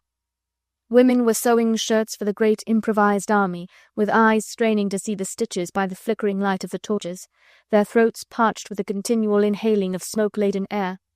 Even children, with weak, clumsy little fingers, were picking rags to be woven into cloth again. All these slaves were working far into the night, tired, hungry, and cold, but working unceasingly as the country had demanded it. The people of France in arms against tyranny. The people of France had to set to work to make arms, to clothe the soldiers, the defenders of the people's liberty. And from this crowd of people, men, women, and children, there came scarcely a sound, save raucous whispers, a moan or a sigh quickly suppressed. A grim silence reigned in this thickly peopled camp. Only the crackling of the torches broke that silence now and then, or the flapping of canvas in the wintry gale. They worked on, sullen, desperate, and starving, with no hope of payment save the miserable rations wrung from poor tradespeople or miserable farmers, as wretched, as oppressed as themselves. No hope of payment, only fear of punishment, for that was ever present. The people of France in arms against tyranny were not allowed to forget that grim taskmaster with the two great hands stretched upwards, holding the knife which descended mercilessly, indiscriminately on necks that did not bend willingly to the task. A grim look of gratified desire had spread over de Batz's face as he skirted the open-air camp. Let them toil, let them groan, let them starve. The more these clouts suffer, the more brutal the heel that grinds them down, the sooner will the Emperor's money accomplish its work, the sooner will these wretches be clamouring for the monarchy, which would mean a rich reward in de Batz's pockets. To him everything now was for the best. The tyranny, the brutality, the massacres. He gloated in the Holocaust with as much satisfaction as did the most bloodthirsty Jacobin in the Convention. He would with his own hands have wielded the guillotine that worked too slowly for his ends. Let that end justify the means, was his motto. What matter if the future King of France walked up to his throne over steps made of headless corpses and rendered slippery with the blood of martyrs? The ground beneath de Batz's feet was hard and white with the frost. Overhead the pale wintry moon looked down serene and placid on this giant city wallowing in an ocean of misery. There had been but little snow as yet this year, and the cold was intense. On his right now the Cimetière des SS. Innocence lay peaceful and still beneath the wan light of the moon. A thin covering of snow lay evenly alike on grass mounds and smooth stones. Here and there a broken cross with chipped arms still held pathetically outstretched, as if in a final appeal for human love, bore mute testimony to senseless excesses and spiteful desire for destruction. But here within the precincts of the dwelling of the Eternal Master a solemn silence reigned. Only the cold north wind shook the branches of the yew, causing them to send forth a melancholy sigh into the night, and to shed a shower of tiny crystals of snow like the frozen tears of the dead. And round the precincts of the lonely graveyard, and down narrow streets or open places, the night watchmen went their rounds, lantern in hand, and every 5 minutes their monotonous call rang clearly out in the night. "Sleep, citizens, everything is quiet and at peace." We may take it that de Batz did not philosophize overmuch on what went on around him. He had walked swiftly up the Rue Saint-Martin, then turning sharply to his right, he found himself beneath the tall, frowning walls of the Temple prison, the grim guardian of so many secrets, such terrible despair, such unspeakable tragedies. Here too, as in the Place de la Révolution, an intermittent roll of muffled drums proclaimed the ever-watchful presence of the National Guard. But with that exception, not a sound stirred round the grim and stately edifice. There were no cries, no calls, no appeals around its walls. All the crying and wailing was shut in by the massive stone that told no tales. Dim and flickering lights shone behind several of the small windows in the facade of the huge labyrinthine building. Without any hesitation, de Batz turned down the Rue du Temple, and soon found himself in front of the main gates which gave on the courtyard beyond. The sentinel challenged him, but he had the password, and explained that he desired to have speech with citizen Heron. With a surly gesture the guard pointed to the heavy bell-pull up against the gate, and de Batz pulled it with all his might. The long clang of the brazen bell echoed and re-echoed round the solid stone walls. Anon a tiny judas in the gate was cautiously pushed open, and a peremptory voice once again challenged the midnight intruder. De Batz, more peremptorily this time, asked for citizen Heron, with whom he had immediate and important business, and a glimmer of a piece of silver which he held up close to the judas secured him the necessary admittance. The massive gates slowly swung open on their creaking hinges, and as de Batz passed beneath the archway they closed again behind him. The concierge's lodge was immediately on his left. Again he was challenged, and again he gave the password, but his face was apparently known here, for no serious hindrance to proceed was put in his way. A man whose wide, lean frame was but ill covered by a threadbare coat and ragged breeches, and with soleless shoes on his feet, was told off to direct citoyen to citizen Heron's rooms. The man walked slowly along with bent knees and arched spine, and shuffled his feet as he walked. The bunch of keys which he carried rattled ominously in his long, grimy hands. The passages were badly lighted, and he also carried a lantern to guide himself on the way. Closely followed by de Batz, he soon turned into the central corridor, which is open to the sky above, and was spectrally alight now, with flagstones and walls gleaming beneath the silvery sheen of the moon, and throwing back the fantastic elongated shadows of the two men as they walked. On the left, heavily barred windows gave on the corridor, as did, here and there, the massive oaken doors, with their gigantic hinges and bolts, on the steps of which squatted groups of soldiers wrapped in their cloaks, with wild, suspicious eyes beneath their capotes, peering at the midnight visitor as he passed. There was no thought of silence here. The very walls seemed alive with sounds, groans and tears, loud wails and murmured prayers. They exuded from the stones and trembled on the frost-laden air.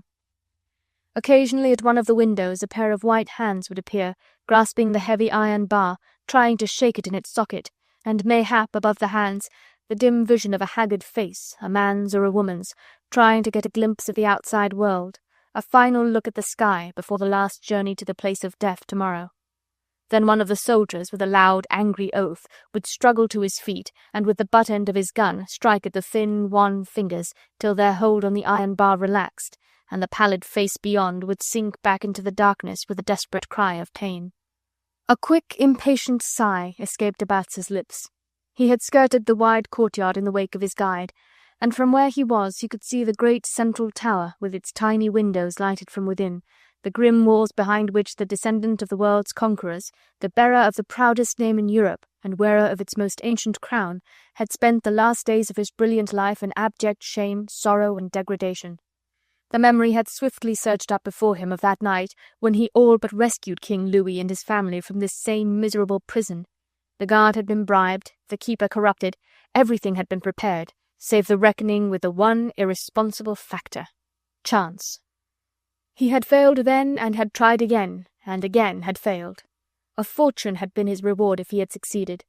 He had failed, but even now when his footsteps echoed along the flagged courtyard over which an unfortunate king and queen had walked on their way to their last ignominious Calvary, he hugged himself with the satisfying thought that where he had failed, at least no one else had succeeded. Whether that meddlesome English adventurer who called himself the Scarlet Pimpernel had planned the rescue of King Louis or of Queen Marie Antoinette at any time or not, that he did not know. But on one point at least he was more than ever determined, and that was that no power on earth should snatch from him the golden prize offered by Austria for the rescue of the little Dauphin. "I would sooner see the child perish if I cannot save him myself," was the burning thought in this man's tortuous brain. "And let that accursed Englishman look to himself and to his damned confederates," he added, muttering a fierce oath beneath his breath. A winding, narrow stone stair, another length or two of corridor, and his guide's shuffling footsteps paused beside a low, iron-studded door let into the solid stone. De Batz dismissed his ill-clothed guide and pulled the iron bell-handle which hung beside the door. The bell gave forth a dull and broken clang, which seemed like an echo of the wails of sorrow that peopled the huge building with their weird and monotonous sounds. De Batz, a thoroughly unimaginative person, waited patiently beside the door until it was opened from within, and he was confronted by a tall, stooping figure, wearing a greasy coat of snuff-brown cloth, and holding high above his head a lantern that threw its feeble light on de Batz's jovial face and form. "It is even I, Citizen Heron," he said, breaking in swiftly on the other's ejaculation of astonishment, which threatened to send his name echoing the whole length of corridors and passages, until round every corner of the labyrinthine house of sorrow the murmur would be borne on the wings of the cold night breeze, "Citizen Heron is in parley with ci-devant Baron de Batz," a fact which would have been equally unpleasant for both these worthies. "Enter," said Heron curtly. He banged the heavy door to behind his visitor, and de Batz, who seemed to know his way about the place, walked straight across the narrow landing to where a smaller door stood invitingly open. He stepped boldly in, the while Citizen Heron put the lantern down on the floor of the couloir, and then followed his nocturnal visitor into the room. Chapter 6. The Committee's Agent. It was a narrow, ill-ventilated place, with but one barred window that gave on the courtyard. An evil-smelling lamp hung by a chain from the grimy ceiling, and in a corner of the room a tiny iron stove shed more unpleasant vapour than warm glow around. There was but little furniture, 2 or 3 chairs, a table which was littered with papers, and a corner cupboard, the open doors of which revealed a miscellaneous collection, bundles of papers, a tin saucepan, a piece of cold sausage, and a couple of pistols. The fumes of stale tobacco smoke hovered in the air, and mingled most unpleasantly with those of the lamp above and of the mildew that penetrated through the walls just below the roof. Heron pointed to one of the chairs, and then sat down on the other, close to the table, on which he rested his elbow. He picked up a short-stemmed pipe, which he had evidently laid aside at the sound of the bell, and having taken several deliberate, long-drawn puffs from it, he said abruptly, "Well, what is it now?" In the meanwhile, de Batz had made himself as much at home in this uncomfortable room as he possibly could. He had deposited his hat and cloak on one rickety rush-bottomed chair, and drawn another close to the fire. He sat down with one leg crossed over the other, his podgy, beringed hand wandering with loving gentleness down the length of his shapely calf. He was nothing if not complacent, and his complacency seemed highly to irritate his friend Heron. "Well, what is it?" reiterated the latter, drawing his visitor's attention roughly to himself by banging his fist on the table. "Out with it! What do you want? Why have you come at this hour of the night to compromise me, I suppose, bringing your own damned neck and mine into the same noose, what?" "Easy, easy, my friend," responded de Batz imperturbably. "Waste not so much time in idle talk. Why do I usually come to see you? Surely you have had no cause to complain hitherto of the unprofitableness of my visits to you." "They will have to be still more profitable to me in the future," growled the other across the table. "I have more power now." "I know you have. said de Batz suavely. "The new decree, what? You may denounce whom you please, search whom you please, arrest whom you please, and send whom you please to the Supreme Tribunal without giving them the slightest chance of escape." "Is it in order to tell me all this that you have come to see me at this hour of the night?" queried Heron with a sneer.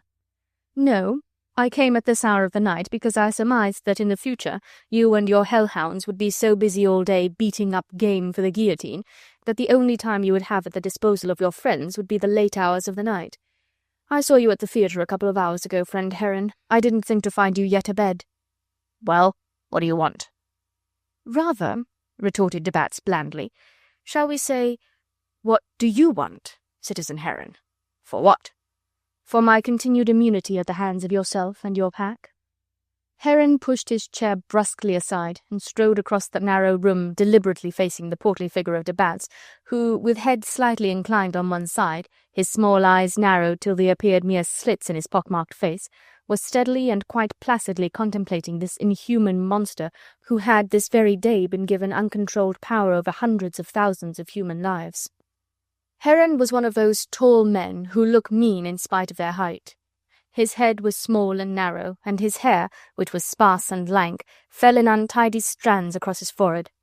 He stooped slightly from the neck, and his chest, though wide, was hollow between the shoulders. But his legs were big and bony, slightly bent at the knees, like those of an ill-conditioned horse. His face was thin, and the cheeks sunken. The eyes, very large and prominent, had a look in them of cold, ferocious cruelty, a look which contrasted strangely with the weakness and petty greed apparent in the mouth, which was flabby, with full, very red lips and chin that sloped away to the long, thin neck. Even at this moment, as he gazed on de Batz, the greed and the cruelty in him were fighting one of those battles the issue of which is always uncertain in men of his stamp. "I don't know," he said slowly, "that I am prepared to treat with you any longer. You are an intolerable bit of vermin that has annoyed the Committee of General Security for over 2 years now. It would be excessively pleasant to crush you once and for all, as one would a buzzing fly." "Pleasant, perhaps, but immeasurably foolish," rejoined de Batz coolly. "You would only get 35 livres for my head, and I offer you 10 times that amount for the self-same commodity." I know, but the whole thing has become too dangerous." "Why? I am very modest. I don't ask a great deal. Let your hounds keep off my scent." "You have too many damned confederates."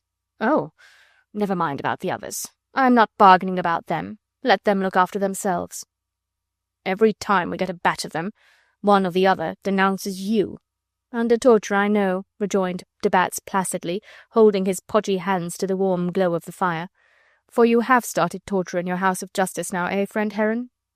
You and your friend the public prosecutor have gone the whole gamut of devilry, eh?" "What's that to you?" retorted the other gruffly. "Oh, nothing, nothing. I was even proposing to pay you 3,500 livres for the privilege of taking no further interest in what goes on inside this prison." 3,500! ejaculated Heron involuntarily, and this time even his eyes lost their cruelty. They joined issue with the mouth in an expression of hungering avarice. 2 little zeros added to the 35, which is all you would get for handing me over to your accursed tribunal," said de Batz, and, as if thoughtlessly, his hand wandered to the inner pocket of his coat, and a slight rustle as of thin, crisp paper brought drops of moisture to the lips of Heron. "Leave me alone for 3 weeks, and the money is yours," concluded de Batz pleasantly. There was silence in the room now. Through the narrow, barred window the steely rays of the moon fought with the dim yellow light of the oil lamp and lit up the pale face of the committee's agent with its lines of cruelty in sharp conflict with those of greed. "Well, is it a bargain?" asked de Batz at last in his usual smooth, oily voice, as he half drew from out of his pocket that tempting little bundle of crisp, printed paper. "You have only to give me the usual receipt for the money, and it is yours." Heron gave a vicious snarl. "It is dangerous, I tell you. That receipt, if it falls into some cursed meddler's hands, would send me straight to the guillotine." "The receipt could only fall into alien hands," rejoined de Batz blandly, "if I happened to be arrested. And even in that case they could but fall into those of the chief agent of the Committee of General Security, and he hath name Heron. You must take some risks, my friend. I take them too. We are in each other's hands. The bargain is quite fair." For a moment or two longer Heron appeared to be hesitating, whilst de Batz watched him with keen intentness. He had no doubt himself as to the issue. He had tried most of these patriots in his own golden crucible, and had weighed their patriotism against Austrian money, and had never found the latter wanting. He had not been here tonight, if he were not quite sure. This inveterate conspirator in the royalist cause never took personal risks. He looked on Heron now, smiling to himself the while with perfect satisfaction. "Very well," said the committee's agent with sudden decision. "I'll take the money, but on one condition." "What is it?" "That you leave little Capet alone." "The Dauphin?" "Call him what you like," said Heron, taking a step nearer to de Batz, and from his great height glowering down in fierce hatred and rage upon his accomplice. "Call the young devil what you like, but leave us to deal with him." "To kill him, you mean?" "Well, how can I prevent it, my friend? You and your like are always plotting to get him out of here. I won't have it. I tell you I won't have it. If the brat disappears, I am a dead man. Robespierre and his gang have told me as much. So you leave him alone, or I'll not raise a finger to help you, but will lay my own hands on your accursed neck." He looked so ferocious and so merciless then, that despite himself, the selfish adventurer, the careless, self-seeking intriguer, shuddered with a quick wave of unreasoning terror. He turned away from Heron's piercing gaze, the gaze of a hyena whose prey is being snatched from beneath its nails. For a moment he stared thoughtfully into the fire. He heard the other man's heavy footsteps cross and recross the narrow room, and was conscious of the long curved shadow creeping up the mildewed wall or retreating down upon the carpetless floor. Suddenly, without any warning, he felt a grip upon his shoulder. He gave a start and almost uttered a cry of alarm which caused Heron to laugh. The committee's agent was vastly amused at his friend's obvious access of fear. There was nothing that he liked better than that he should inspire dread in the hearts of all those with whom he came in contact. "I'm just going on my usual nocturnal round," he said abruptly. "Come with me, Citizen de Batz." A certain grim humour was apparent in his face as he preferred this invitation, which sounded like a rough command. As de Batz seemed to hesitate, he nodded peremptorily to him to follow. Already he had gone into the hall and picked up his lantern. From beneath his waistcoat he drew forth a bunch of keys, which he rattled impatiently, calling to his friend to come. "Come, citizen," he said roughly. "I wish to show you the one treasure in this house which your damned fingers must not touch." Mechanically de Batz rose at last. He tried to be master of the terror which was invading his very bones. He would not own to himself even that he was afraid, and almost audibly he kept murmuring to himself that he had no cause for fear. Heron would never touch him. The spy's avarice, his greed of money, were a perfect safeguard for any man who had the control of millions, and Heron knew, of course, that he could make of this inveterate plotter a comfortable source of revenue for himself. 3 weeks would soon be over, and fresh bargains could be made time and again, while de Batz was alive and free. Heron was still waiting at the door, even whilst de Batz wondered what this nocturnal visitation would reveal to him of atrocity and of outrage. He made a final effort to master his nervousness, wrapped his cloak tightly around him, and followed his host out of the room. Chapter 7. The Most Precious Life in Europe. Once more he was being led through the interminable corridors of the gigantic building. Once more from the narrow, barred windows close by him he heard the heart-breaking sighs, the moans, the curses which spoke of tragedies that he could only guess. Heron was walking on ahead of him, preceding him by some 50 metres or so, his long legs covering the distances more rapidly than de Batz could follow them. The latter knew his way well about the old prison. Few men in Paris possessed that accurate knowledge of its intricate passages and its network of cells and halls which de Batz had acquired after close and persevering study. He himself could have led Heron to the doors of the tower where the little Dauphin was being kept imprisoned, but unfortunately he did not possess the keys that would open all the doors which led to it. There were sentinels at every gate, groups of soldiers at each end of every corridor. The great, now empty courtyards, thronged with prisoners in the daytime, were alive with soldiery even now. Some walked up and down with fixed bayonet on shoulder, others sat in groups on the stone copings or squatted on the ground, smoking or playing cards, but all of them were alert and watchful. Heron was recognized everywhere the moment he appeared, and though in these days of equality no one presented arms, nevertheless every guard stood aside to let him pass, or when necessary opened a gate for the powerful chief agent of the Committee of General Security. Indeed, de Batz had no keys such as these to open the way for him to the presence of the martyred little king. Thus the two men wended their way on in silence, one preceding the other. De Batz walked leisurely, thoughtfully, taking stock of everything he saw, The gates, the barriers, the positions of sentinels and warders, of everything, in fact, that might prove a help or a hindrance presently, when the great enterprise would be hazarded. At last, still in the wake of Heron, he found himself once more behind the main entrance gate, underneath the archway on which gave the guichet of the concierge. Here, too, there seemed to be an unnecessary number of soldiers. 2 were doing sentinel outside the guichet, but there were others in a file against the wall. Heron rapped with his keys against the door of the concierge's lodge. Then, as it was not immediately opened from within, he pushed it open with his foot. "The concierge?" he queried peremptorily. From a corner of the small panelled room there came a grunt and a reply. "Gone to bed, quoi?" The man who previously had guided de Batz to Heron's door slowly struggled to his feet. He had been squatting somewhere in the gloom, and had been roused by Heron's rough command. He slouched forward now, still carrying a boot in one hand and a blacking brush in the other. "Take this lantern, then," said the chief agent with a snarl directed at the sleeping concierge, "and come along. Why are you still here?" he added as if in afterthought. "The citizen concierge was not satisfied with the way I done his boots," muttered the man with an evil leer as he spat contemptuously on the floor. "Un aristo, quoi? A hell of a place, this. 20 cells to sweep out every day, and boots to clean for every aristo of a concierge or warder who demands it. Is that work for a free-born patriot, I ask?" "Well, if you are not satisfied, citoyen Dupont," retorted Heron dryly, "you may go when you like. You know there are plenty of others ready to do your work. 19 hours a day and 19 sous by way of payment. I've had 14 days of this convict work." He continued to mutter under his breath, whilst Heron, paying no further heed to him, turned abruptly towards a group of soldiers stationed outside. "En avant, corporal," he said. "Bring 4 men with you. We go up to the tower." The small procession was formed. On ahead the lantern-bearer, with arched spine and shaking knees, dragging shuffling footsteps along the corridor, then the corporal with 2 of his soldiers, then Heron closely followed by de Batz, and finally 2 more soldiers bringing up the rear. Heron had given the bunch of keys to the man Dupont. The latter, on ahead, holding the lantern aloft, opened one gate after another. At each gate he waited for the little procession to file through, then he relocked the gate and passed on. Up 2 or 3 flights of winding stairs set in the solid stone, and the final heavy door was reached. De Batz was meditating. Heron's precautions for the safeguarding of the most precious life in Europe were more complete than he had anticipated. What lavish liberality would be required, what superhuman ingenuity and boundless courage in order to break down all the barriers that had been set up round that young life that flickered inside this grim tower. Of these 3 requisites the corpulent, complacent intriguer possessed only the first in a considerable degree. He could be exceedingly liberal with the foreign money which he had at his disposal.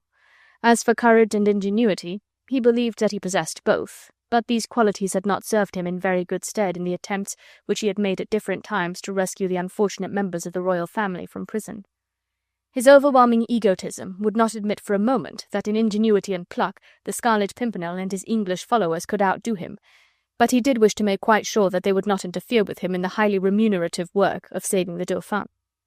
Heron's impatient call roused him from these meditations. The little party had come to a halt outside a massive, iron-studded door. At a sign from the chief agent, the soldiers stood at attention. He then called de Batz and the lantern-bearer to him. He took a key from his massive breeches pocket, and with his own hand unlocked the massive door. He curtly ordered the lantern-bearer and de Batz to go through. Then he himself went in, and finally once more relocked the door behind him, the soldiers remaining on guard on the landing outside. Now the 3 men were standing in a square antechamber, dank and dark, devoid of furniture save for a large cupboard that filled the whole of one wall. The others, mildewed and stained, were covered with a greyish paper, which here and there hung away in strips. Heron crossed this antechamber, and with his knuckles rapped against a small door opposite. "Hola!" he shouted. "Simon, mon vieux, tu es là?" From the inner room came the sound of voices, a man's and a woman's, and now, as if in response to Heron's call, the shrill tones of a child. There was some shuffling, too, of footsteps, and some pushing about of furniture. Then the door was opened, and a gruff voice invited the belated visitors to enter. The atmosphere in this further room was so thick that at first de Batz was only conscious of the evil smells that pervaded it, smells which were made up of the fumes of tobacco, of burning coke, of a smoky lamp, and of stale food, and mingling through it all, the pungent odour of raw spirits. Heron had stepped briskly in, closely followed by de Batz. The man Dupont, with a matter of satisfaction, put down his lantern and curled himself up in a corner of the antechamber. His interest in the spectacle so favoured by Citizen Heron had apparently been exhausted by constant repetition. De Batz looked round him with keen curiosity, with which disgust was ready enough to mingle. The room itself might have been a large one. It was almost impossible to judge of its size, so crammed was it with heavy and light furniture of every conceivable shape and type. There was a monumental wooden bedstead in one corner, a huge sofa covered in black horsehair in another. A large table stood in the centre of the room, and there were at least 4 capacious armchairs round it. There were wardrobes and cabinets, a diminutive washstand and a huge pier-glass. There were innumerable boxes and packing cases, cane-bottomed chairs and what-nots everywhere. The place looked like a depot for second-hand furniture. In the midst of all the litter, de Batz at last became conscious of 2 people who stood staring at him and at Heron. He saw a man before him, somewhat fleshy of build, with smooth, mouse-coloured hair brushed away from a central parting and ending in a heavy curl above each ear. The eyes were wide open and pale in colour, the lips unusually thick and with a marked downward droop. Close beside him stood a youngish-looking woman, whose unwieldy bulk, however, and pallid skin revealed the sedentary life and the ravages of ill health. Both appeared to regard Heron with a certain amount of awe, and de Batz with a vast measure of curiosity. Suddenly the woman stood aside, and in the far corner of the room there was displayed to the Gascon royalist's cold, calculating gaze the pathetic figure of the uncrowned King of France. "How is it Capet is not yet in bed?" queried Heron as soon as he caught sight of the child. "He wouldn't say his prayers this evening," replied Simon with a coarse laugh, "and he wouldn't drink his medicine. Pah!" he added with a snarl, "this is a place for dogs, and not for human folk." "If you're not satisfied, mon vieux," retorted Heron curtly, "you can send in your resignation when you like. There are plenty who will be glad of the place." The ex-cobbler gave another surly growl, and expectorated on the floor in the direction where stood the child. "Little vermin," he said, "he's more trouble than man or woman can bear." The boy, in the meanwhile, seemed to take but little notice of the vulgar insults put upon him by his guardian. He stood, a quaint, impassive little figure, more interested apparently in de Batz, who was a stranger to him, than in the 3 others whom he knew. De Batz noted that the child looked well nourished, and that he was warmly clad in a rough woolen shirt with cloth breeches, with coarse grey stockings and thick shoes. But he also saw that the clothes were indescribably filthy, as were the child's hands and face. The golden curls, among which a young and queenly mother had once loved to pass her slender perfumed fingers, now hung bedraggled, greasy and lank around the little face, from the lines of which every trace of dignity and of simplicity had long since been erased. There was no look of the martyr about this child now, even though, mayhap, his small back had often smarted under his vulgar tutor's rough blows. Rather did the pale young face wear the air of sullen indifference and an abject desire to please, which would have appeared heartbreaking to any spectator less self-seeking and egotistic than this Gascon conspirator. Madame Simon had called him to her while her man and the citizen Heron were talking, and the child went readily enough, without any sign of fear. She took the corner of her coarse, dirty apron in her hand, and wiped the boy's mouth and face with it. "I can't keep him clean," she said with an apologetic shrug of the shoulders and a look at de Batz. "There now," she added, speaking once more to the child, "drink like a good boy and say your lesson to please mamma, and then you shall go to bed." She took a glass from the table, which was filled with a clear liquid that de Batz at first took to be water, and held it to the boy's lips. He turned his head away and began to whimper. "Is the medicine very nasty?" queried de Batz. "Mon Dieu, but no, citizen," exclaimed the woman. "It is good, strong eau de vie, the best that can be procured. Capet likes it, really, don't you, Capet? It makes you happy and cheerful, and sleep well of nights. Why, you had a glassful yesterday and enjoyed it. Take it now," she added in a quick whisper, seeing that Simon and Heron were in close conversation together. "You know it makes Papa angry if you don't have at least half a glass now and then."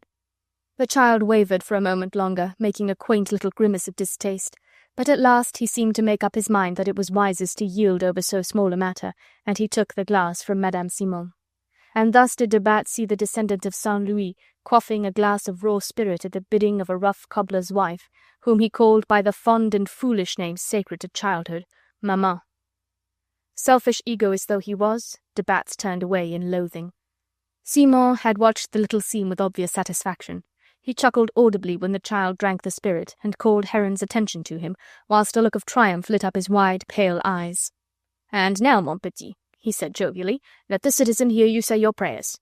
He winked towards the Batz, evidently anticipating a good deal of enjoyment for the visitor from what was coming.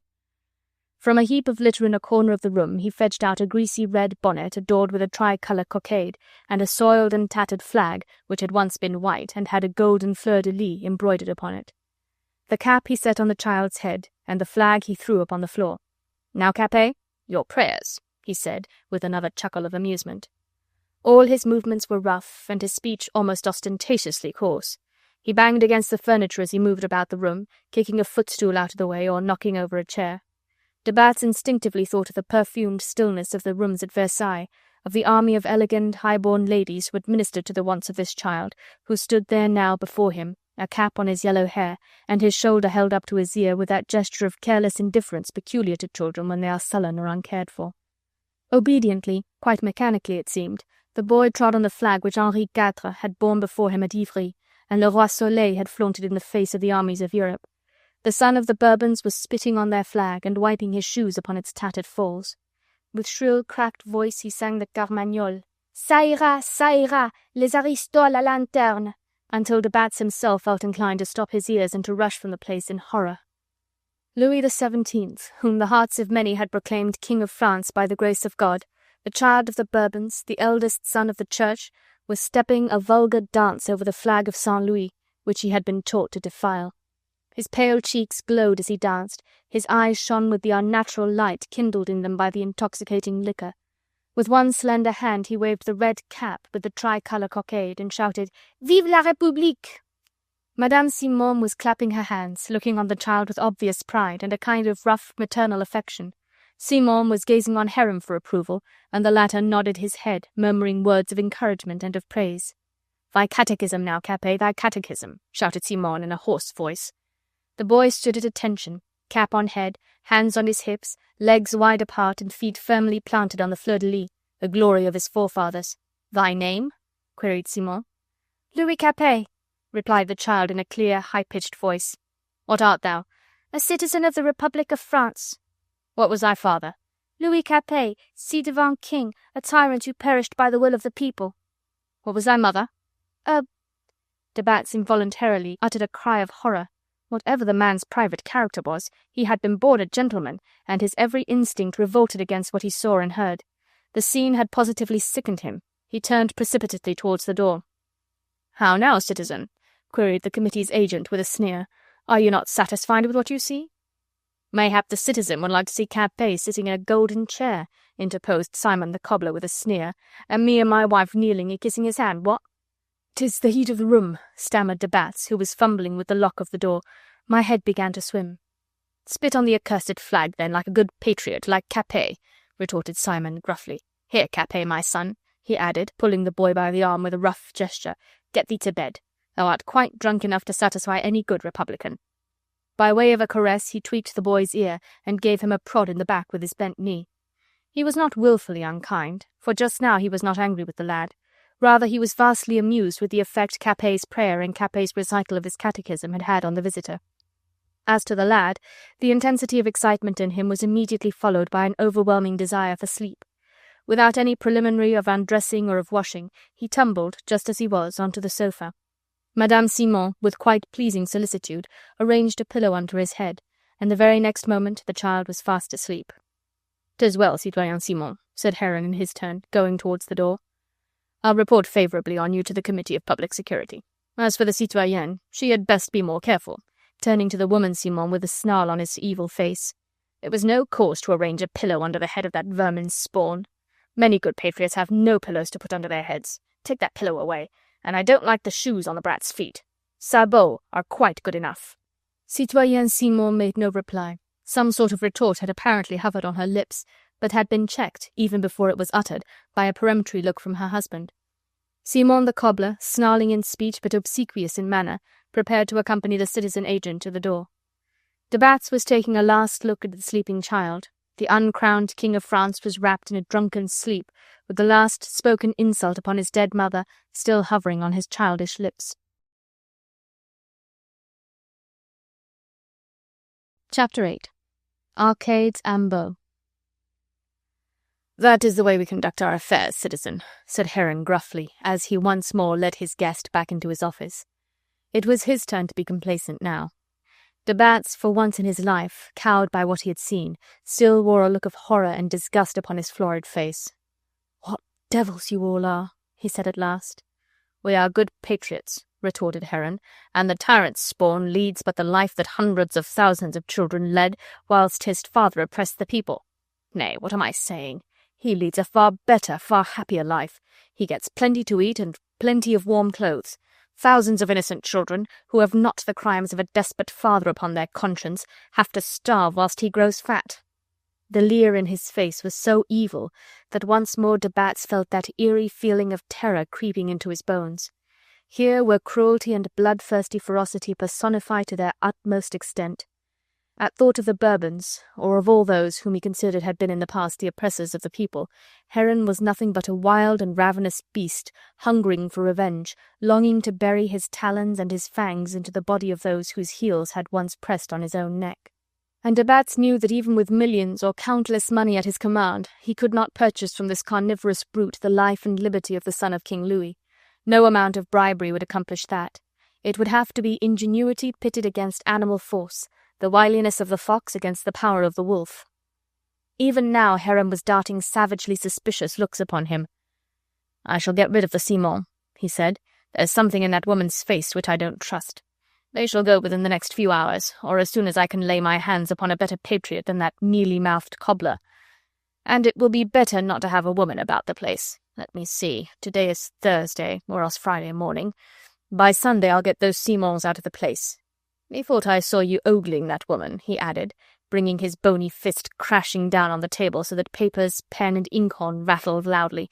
"And if I thought that you—" De Batz thought it well at this point to finger once more nonchalantly the bundle of crisp paper in the pocket of his coat.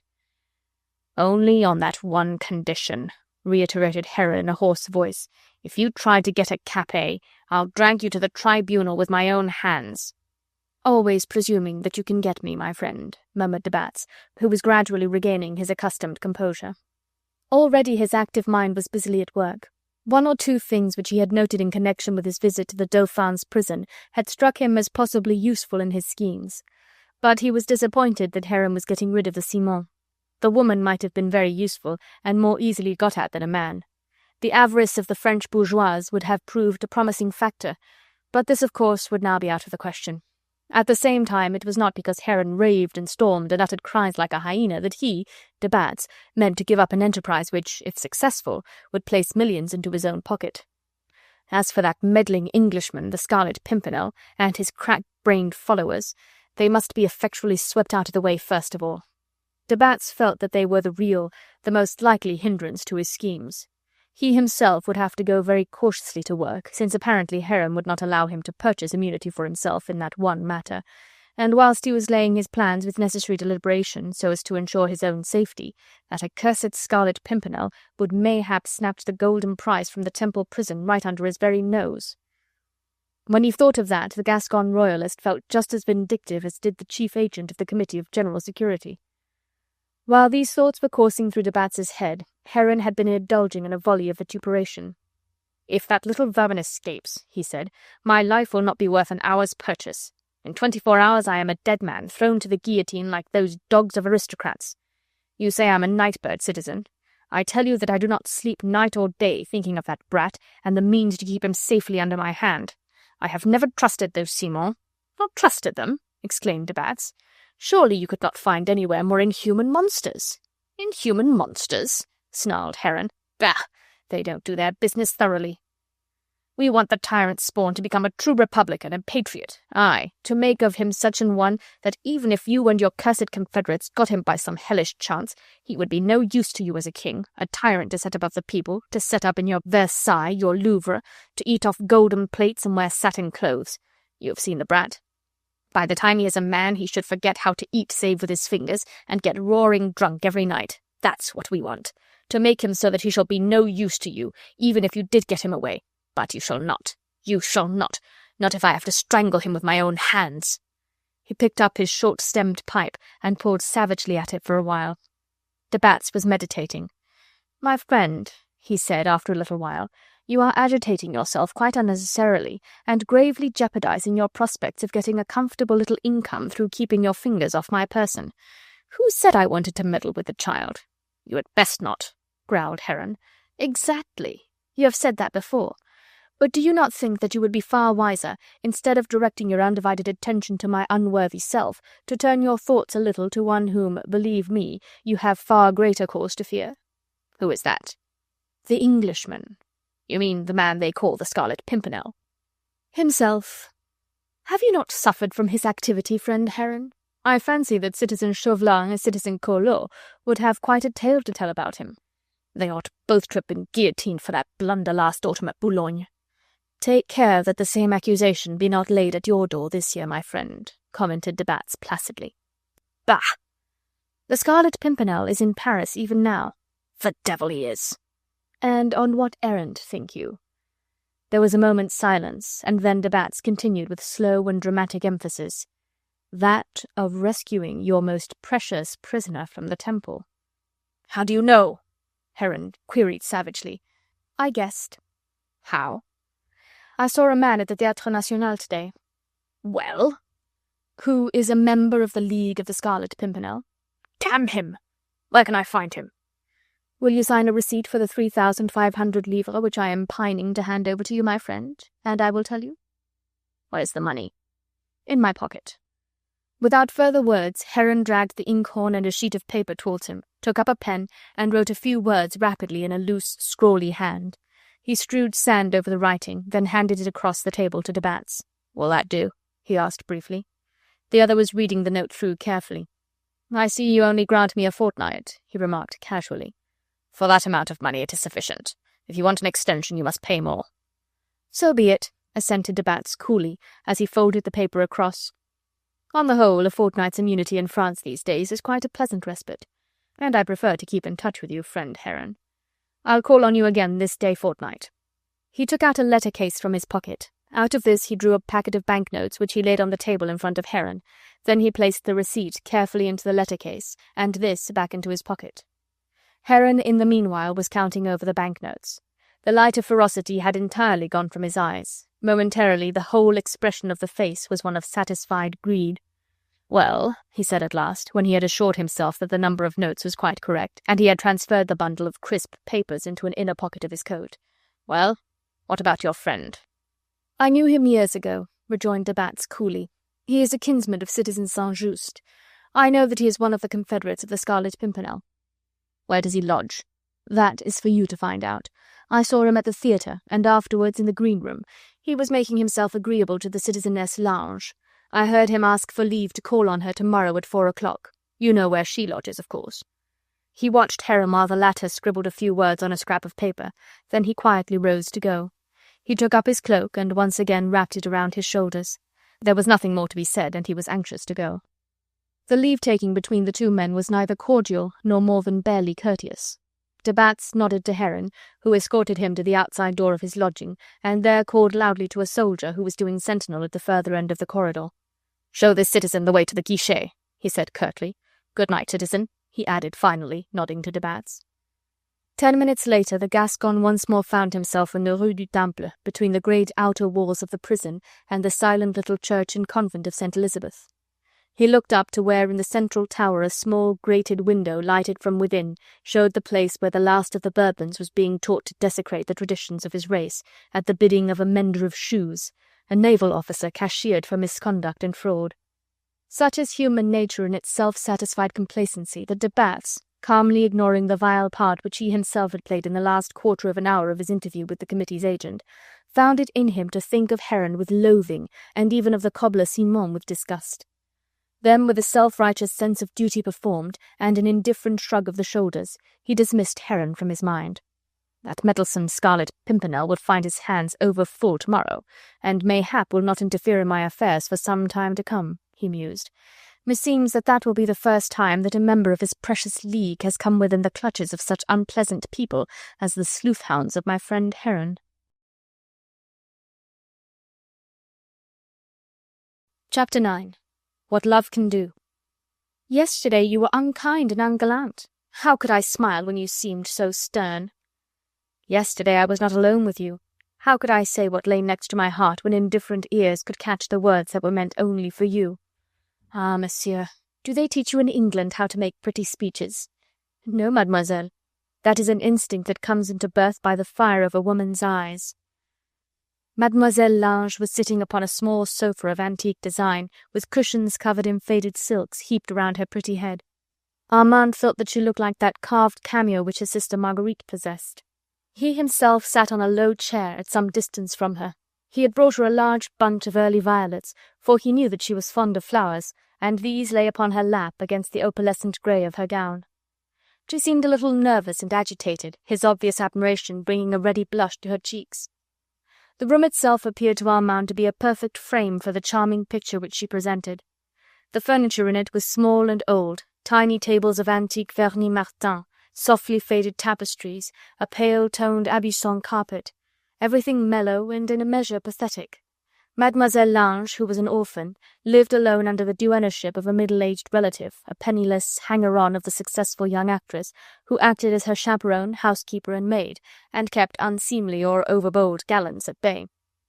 She told Armand all about her early life, her childhood in the back shop of Maître Mézières, the jeweller, who was a relative of her mother's, of her desire for an artistic career, her struggles with the middle-class prejudices of her relations, her bold defiance of them, and final independence. She made no secret of her humble origin, her want of education in those days. On the contrary, she was proud of what she had accomplished for herself. She was only 20 years of age, and already held a leading place in the artistic world of Paris. Armand listened to her chatter, interested in everything she said, questioning her with sympathy and discretion. She asked him a good deal about himself and about his beautiful sister Marguerite, who, of course, had been the most brilliant star in that most brilliant constellation, the Comédie Française. She had never seen Marguerite St-Just act, but, of course, Paris still rang with her praises, and all art lovers regretted that she should have married and left them to mourn for her. Thus the conversation drifted naturally back to England. Mademoiselle professed a vast interest in the citizen's country of adoption. "I had always," she said, "thought it an ugly country, with the noise and bustle of industrial life going on everywhere, and smoke and fog to cover the landscape and to stunt the trees." "Then in future, mademoiselle," he replied, "must you think of it as one carpeted with verdure, where in the spring the orchard trees covered with delicate blossom would speak to you of fairyland, where the dewy grass stretches its velvety surface in the shadow of ancient monumental oaks, and ivy-covered towers rear their stately crowns to the sky." "And the Scarlet Pimpernel? Tell me about him, monsieur." "Ah, mademoiselle, what can I tell you that you do not already know? The Scarlet Pimpernel is a man who has devoted his entire existence to the benefit of suffering mankind. He has but one thought, and that is for those who need him. He hears but one sound, the cry of the oppressed." "But they do say, monsieur, that philanthropy plays but a sorry part in your hero's schemes. They aver that he looks on his own efforts and the adventures through which he goes only in the light of sport. Like all Englishmen, mademoiselle, the Scarlet Pimpernel is a little ashamed of sentiment. He would deny its very existence with his lips, even whilst his noble heart brimmed over with it. Sport? Well, mayhap the sporting instinct is as keen as that of charity. The race for lives, the tussle for the rescue of human creatures, the throwing of a life on the hazard of a die. They fear him in France, monsieur. He has saved so many whose death had been decreed by the Committee of Public Safety. Please God, he will save many yet. Ah, monsieur, the poor little boy in the Temple prison. He has your sympathy, mademoiselle? Of every right-minded woman in France, monsieur. Oh," she added, with a pretty gesture of enthusiasm, clasping her hands together and looking at Armand with large eyes filled with tears, "if your noble Scarlet Pimpernel would do aught to save that poor innocent lamb, I would indeed bless him in my heart, and help him with all my humble might if I could." "May God's saints bless you for those words, mademoiselle," he said, whilst carried away by her beauty, her charm, her perfect femininity, he stooped towards her until his knee touched the carpet at her feet. "I had begun to lose my belief in my poor misguided country, to think all men in France vile, and all women base. I could thank you on my knees for your sweet words of sympathy, for the expression of tender motherliness that came into your eyes when you spoke of the poor forsaken Dauphin in the Temple." She did not restrain her tears. With her they came very easily, just as with a child, and as they gathered in her eyes and rolled down her fresh cheeks, they in no way marred the charm of her face. One hand lay in her lap, fingering a diminutive bit of cambric, which from time to time she pressed to her eyes. The other she had almost unconsciously yielded to Armand. The scent of the violets filled the room. It seemed to emanate from her, a fitting attribute of her young, wholly unsophisticated girlhood. The citizen was goodly to look at. He was kneeling at her feet, and his lips were pressed against her hand. Armand was young, and he was an idealist. I do not for a moment imagine that just at this moment he was deeply in love. The stronger feeling had not yet risen up in him. It came later, when tragedy encompassed him and brought passion to sudden maturity. Just now he was merely yielding himself up to the intoxicating moment with all the abandonment, all the enthusiasm of the Latin race. There was no reason why he should not bend the knee before this exquisite little cameo that by its very presence was giving him an hour of perfect pleasure and of aesthetic joy. Outside, the world continued its hideous, relentless way. Men butchered one another, fought and hated. Here, in this small, old-world salon, with its faded satins and bits of ivory-tinted lace, the outer universe had never really penetrated. It was a tiny world, quite apart from the rest of mankind, perfectly peaceful and absolutely beautiful. If Armand had been allowed to depart from here now, without having been the cause as well as the chief actor in the events that followed, no doubt that Mademoiselle Lange would always have remained a charming memory with him, an exquisite bouquet of violets pressed reverently between the leaves of a favourite book of poems, and the scent of spring flowers would in after years have ever brought her dainty picture to his mind. He was murmuring pretty words of endearment, carried away by emotion, his arm stole round her waist. He felt that if another tear came like a dewdrop rolling down her cheek, he must kiss it away at its very source. Passion was not sweeping them off their feet, not yet, for they were very young, and life had not as yet presented to them its most unsolvable problem. But they yielded to one another, to the springtime of their life, calling for love, which would come presently hand in hand with its grim attendant, sorrow. Even as Armand's glowing face was at last lifted up to hers, asking with mute lips for that first kiss, which she already was prepared to give, there came the loud noise of men's heavy footsteps tramping up the old oak stairs, then some shouting, a woman's cry, and the next moment Madame Belhomme, trembling, wide-eyed and in obvious terror, came rushing into the room. "Jean! Jean, my child, it is awful, it is awful! Mon Dieu, what is to become of us?" She was moaning and lamenting even as she ran in, and now she threw her apron over her face and sank into a chair, continuing her moaning and her lamentations. Neither Mademoiselle nor Armand had stirred. They remained like graven images, he on one knee, she with large eyes fixed upon his face. They had neither of them looked on the old woman. They seemed even now unconscious of her presence, but their ears had caught the sound of that measured tramp of feet up the stairs of the old house, and the halt upon the landing. They had heard the brief words of command, "Open in the name of the people." They knew quite well what it all meant. They had not wandered so far in the realms of romance that reality, the grim, horrible reality of the moment, had not the power to bring them back to earth. That peremptory call to open in the name of the people was the prologue these days to a drama which had but two concluding acts: arrest, which was a certainty, the guillotine, which was more than probable. Jean and Armand, these two young people who but a moment ago had tentatively lifted the veil of life, looked straight into each other's eyes and saw the hand of death interposed between them. They looked straight into each other's eyes and knew that nothing but the hand of death would part them now. Love had come with its attendant sorrow, but he had come with no uncertain footsteps. Jean looked on the man before her, and he bent his head to imprint a glowing kiss upon her hand. "Aunt Marie!" It was Jean Lange who spoke, but her voice was no longer that of an irresponsible child. It was firm, steady, and hard. Though she spoke to the old woman, she did not look at her. Her luminous brown eyes rested on the bowed head of Armand St. "Aunt Marie," she repeated more peremptorily, for the old woman, with her apron over her head, was still moaning, and unconscious of all save an overmastering fear. "Open in the name of the people," came in a loud, harsh voice once more from the other side of the front door. "Aunt Marie, as you value your life and mine, pull yourself together," said Jean firmly. "What shall we do? Oh, what shall we do?"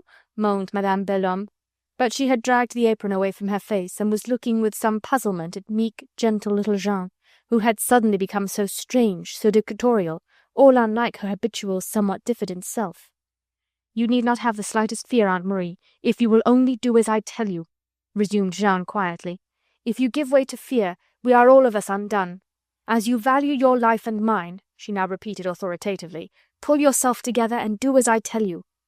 The girl's firmness, her perfect quietude had the desired effect. Madame Belhomme, though still shaken up with sobs of terror, made a great effort to master herself. She stood up, smoothed down her apron, passed her hand over her ruffled hair, and said in a quaking voice, "What do you think we had better do?" "Go quietly to the door and open it." "But the soldiers—" "If you do not open quietly, they will force the door open within the next 2 minutes," interposed Jean calmly. "Go quietly and open the door.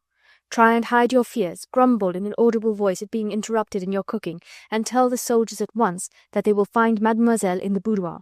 Go, for God's sake," she added, whilst suppressed emotion suddenly made her young voice vibrate.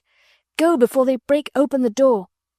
Madame Belhomme, impressed and cowed, obeyed like an automaton. She turned and marched fairly straight out of the room. It was not a minute too soon. From outside had already come the third and final summons. "Open, in the name of the people!" After that, a crowbar would open the door. Madame Belhomme's heavy footsteps were heard crossing the antechamber. Armand still knelt at Jean's feet, holding her trembling little hand in his. "A love scene," she whispered rapidly. "A love scene. Quick, do you know one?" And even as he had tried to rise, she held him back, down on his knees. He thought that fear was making her distracted. "Mademoiselle," he murmured, trying to soothe her. "Try and understand," she said with wonderful calm, "and do as I tell you. Aunt Marie has obeyed. Will you do likewise?" "To the death," he whispered eagerly. "Then a love scene," she entreated. "Surely you know one. Rodrigue and Chimène. Surely, surely," she urged, even as tears of anguish rose into her eyes. You must, or if not that, something else. Quick! The very seconds are precious." They were indeed. Madame Belhomme, obedient as a frightened dog, had gone to the door and opened it. Even her well-feigned grumblings could now be heard, and the rough interrogations from the soldiery. "Citizeness Lange?" said a gruff voice. "In her boudoir, quoi?" Madame Belhomme, braced up apparently by fear, was playing her part remarkably well. "Bothering good citizens! On baking day, too!" she went on grumbling and muttering. "Oh, think!" murmured Jeanne now in an agonized whisper, her hot little hand grasping his so tightly that her nails were driven into his flesh. "You must know something that will do. Anything, for dear life's sake, Armand!" His name, in the tense excitement of this terrible moment, had escaped her lips. All in a flash of sudden intuition, he understood what she wanted, and even as the door of the boudoir was thrown violently open, Armand, still on his knees, but with one hand pressed to his heart, the other stretched upwards to the ceiling in the most approved dramatic style, was loudly declaiming, "Pour venger son honneur, il perdit son amour. Pour venger sa maîtresse, il a quitté le jour." Whereupon Mademoiselle Lange feigned the most perfect impatience. "No, no, my good cousin," she said with a pretty moved disdain. "That will never do. You must not thus emphasize the end of every line. The verses should flow more evenly, as thus." Heron had paused at the door. It was he who had thrown it open. He who, followed by a couple of his sleuth-hounds, had thought to find here the man denounced by de Batz as being one of the followers of that irrepressible Scarlet Pimpernel. The obviously Parisian intonation of the man kneeling in front of Citizeness Lange in an attitude no way suggestive of personal admiration, and coolly reciting verses out of a play, had somewhat taken him aback. "What does this mean?" he asked gruffly, striding forward into the room and glaring first at Mademoiselle, then at Armand. Mademoiselle gave a little cry of surprise. "Why, if it isn't Citizen Heron!" she cried, jumping up with a dainty movement of coquetry and embarrassment. "Why did not Aunt Marie announce you? It is indeed remiss of her, but she is so ill-tempered on baking days I dare not even rebuke her. Won't you sit down, Citizen Heron? And you, cousin," she added, looking down airily on Armand, "I pray you maintain no longer that foolish attitude." The febrileness of her manner, the glow in her cheeks, were easily attributable to natural shyness in the face of this unexpected visit. Heron, completely bewildered by this little scene, which was so unlike what he expected, and so unlike those to which he was accustomed in the exercise of his horrible duties, was practically speechless before the little lady, who continued to prattle along in a simple, unaffected manner. "Cousin," she said to Armand, who in the meanwhile had risen to his knees, "this is Citizen Heron, of whom you have heard me speak. My cousin Belhomme," she continued, once more turning to Heron, "is fresh from the country, citizen. He hails from Orléans, where he has played leading parts in the tragedies of the late Citizen Corneille. But ah me, I fear that he will find Paris audiences vastly more critical than the good Orleanese. Did you hear him, citizen, declaiming those beautiful verses just now? He was murdering them, say I. Yes, murdering them, the gaby." Then only did it seem as if she realized that there was something amiss, that Citizen Heron had come to visit her not as an admirer of her talent who would wish to pay his respects to a successful actress, but as a person to be looked on with dread. She gave a quaint, nervous little laugh, and murmured in the tones of a frightened child, "La, citizen, how glum you look! I thought you had come to compliment me on my latest success. I saw you at the theatre last night, though you did not afterwards come to see me in the green room. Why, I had a regular ovation. Look at my flowers," she added more gaily, pointing to several bouquets in vases about the room. "Citizen Danton brought me the violets himself, and Citizen Santerre the narcissi. And that laurel wreath, is it not charming? That was a tribute from Citizen Robespierre himself." She was so artless, so simple and so natural, that Heron was completely taken off his usual mental balance. He had expected to find the usual setting to the dramatic episodes which he was wont to conduct: screaming women, a man either at bay, sword in hand, or hiding in a linen cupboard or up a chimney. Now everything puzzled him. De Batz, he was quite sure, had spoken of an Englishman, a follower of the Scarlet Pimpernel. Every thinking French patriot knew that all the followers of the Scarlet Pimpernel were Englishmen with red hair and prominent teeth, whereas this man... Armand, who deadly danger had primed in his improvised role, was striding up and down the room, declaiming with ever-varying intonations, "Joignez tous vos efforts contre un espoir si doux pour en venir à bout. C'est trop peu que de vous." "No, no," said Mademoiselle impatiently. "You must not make that ugly pause midway in the last line. Pour en venir à bout, c'est trop peu que de vous." She mimicked Armand's diction so quaintly, imitating his stride, his awkward gesture, and his faulty phraseology with such funny exaggeration that Heron laughed in spite of himself. "So that is a cousin from Orléans, is it?" he asked, throwing his lanky body into an armchair which creaked dismally under his weight. "Yes, a regular gaby, what?" she said archly. "Now, Citizen Heron, you must stay and take coffee with me. Aunt Marie will be bringing it in directly. Hector," she added, turning to Armand, "come down from the clouds and ask Aunt Marie to be quick." This was certainly the first time in the whole of his experience that Heron had been asked to stay and drink coffee with the quarry he was hunting down. Mademoiselle's innocent little ways, her desires for the prolongation of his visit, further addled his brain. De Batz had undoubtedly spoken of an Englishman, and the cousin from Orléans was certainly a Frenchman, every inch of him. Perhaps, had the denunciation come from anyone else but de Batz, Heron might have acted and thought more circumspectly. But of course, the chief agent of the Committee of General Security was more suspicious of the man from whom he took a heavy bribe than of anyone else in France. The thought had suddenly crossed his mind that mayhap de Batz had sent him on a fool's errand in order to get him safely out of the way of the Temple prison at a given hour of the day. The thought took shape, crystallized, caused him to see a rapid vision of de Batz sneaking into his lodgings and stealing his keys, the guard being slack, careless, inattentive, allowing the adventurer to pass barriers that should have been closed against all comers. Now Heron was sure of it. It was all a conspiracy invented by de Batz. He had forgotten all about his theories that a man under arrest is always safer than a man that is free. Had his brain been quite normal and not obsessed, as it always was now by thoughts of the Dauphin's escape from prison, no doubt he would have been more suspicious of Armand. But all his worst suspicions were directed against de Batz. Armand seemed to him just a fool, an actor, quoi, and so obviously not an Englishman. He jumped to his feet, curtly declining Mademoiselle's offers of hospitality. He wanted to get away at once. Actors and actresses were always, by tacit consent of the authorities, more immune than the rest of the community. They provided the only amusement in the intervals of the horrible scenes around the scaffolds. They were irresponsible, harmless creatures who did not meddle in politics. Jeanne, the while, was gaily prattling on, her luminous eyes fixed upon the all-powerful enemy, striving to read his thoughts, to understand what went on behind those cruel, prominent eyes, the chances that Armand had of safety and of life. She knew, of course, that the visit was directed against Armand. Someone had betrayed him, that odious de Batz mayhap, and she was fighting for Armand's safety, for his life. Her armoury consisted of her presence of mind, her cool courage, her self-control. She used all these weapons for his sake, though at times she felt as if the strain on her nerves would snap the thread of life in her. The effort seemed more than she could bear.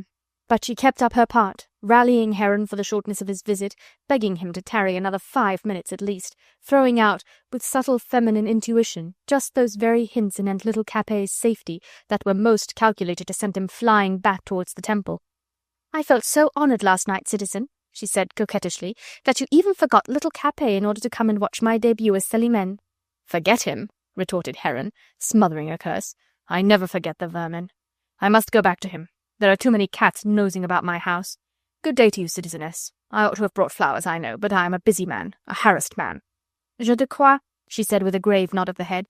"But do come to the theatre tonight. I am playing Camille, such a fine part, one of my greatest successes." Yes, I'll come, mayhap. But I'll go now. Glad to have seen you, citizeness. Where does your cousin lodge?" he asked abruptly. "Here," she replied boldly, on the spur of the moment. "Good. Let him report himself tomorrow morning at the Conciergerie, and get his certificate of safety. It is a new decree, and you should have one too." "Very well, then.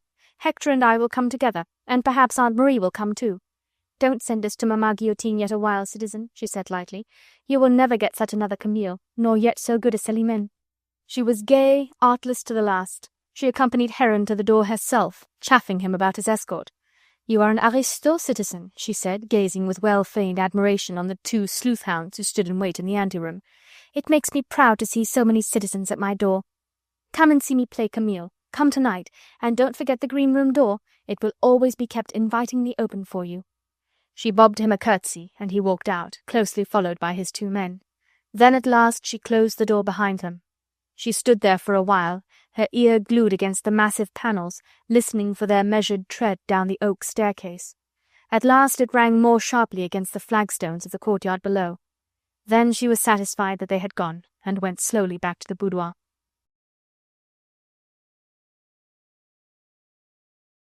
Chapter 10. Shadows. The tension on her nerves relaxed. There was the inevitable reaction. Her knees were shaking under her, and she literally staggered into the room. But Armand was already near her, down on both his knees this time, his arms clasping the delicate form that swayed like the slender stems of narcissi in the breeze. "Oh, you must go out of Paris at once," she said through sobs which no longer would be kept back. "He'll return. I know that he will return, and you will not be safe until you are back in England." But he could not think of himself or of anything in the future. He had forgotten Heron, Paris, the world. He could think only of her. "I owe my life to you," he murmured. "Oh, how beautiful you are, how brave, how I love you." It seemed that he had always loved her, from the moment that first in his boyish heart he had set up an ideal to worship, and then last night in the box of the theatre. He had his back turned toward the stage and was ready to go. Her voice had called him back. It had held him spellbound. Her voice, and also her eyes. He did not know then that it was love which then and there had enchained him. How foolish he had been! For now he knew that he had loved her with all his might, with all his soul, from the very instant that his eyes had rested upon her. He babbled along incoherently, in the intervals of covering her hands and the hem of her gown with kisses. He stooped right down to the ground and kissed the arch of her instep. He had become a devotee worshipping at the shrine of his saint, who had performed a great and wonderful miracle. Armand the idealist had found his ideal in a woman. That was the great miracle which the woman herself had performed for him. He found in her all that he had admired most, all that he had admired in the leader who hitherto had been the only personification of his ideal. But Jean possessed all those qualities which had roused his enthusiasm in the noble hero whom he revered. Her pluck, her ingenuity, her calm devotion which had averted the threatened danger from him. What had he done that she should have risked her own sweet life for his sake? But Jeanne did not know. She could not tell. Her nerves were now somewhat unstrung, and the tears that always came so readily to her eyes flowed quite unchecked.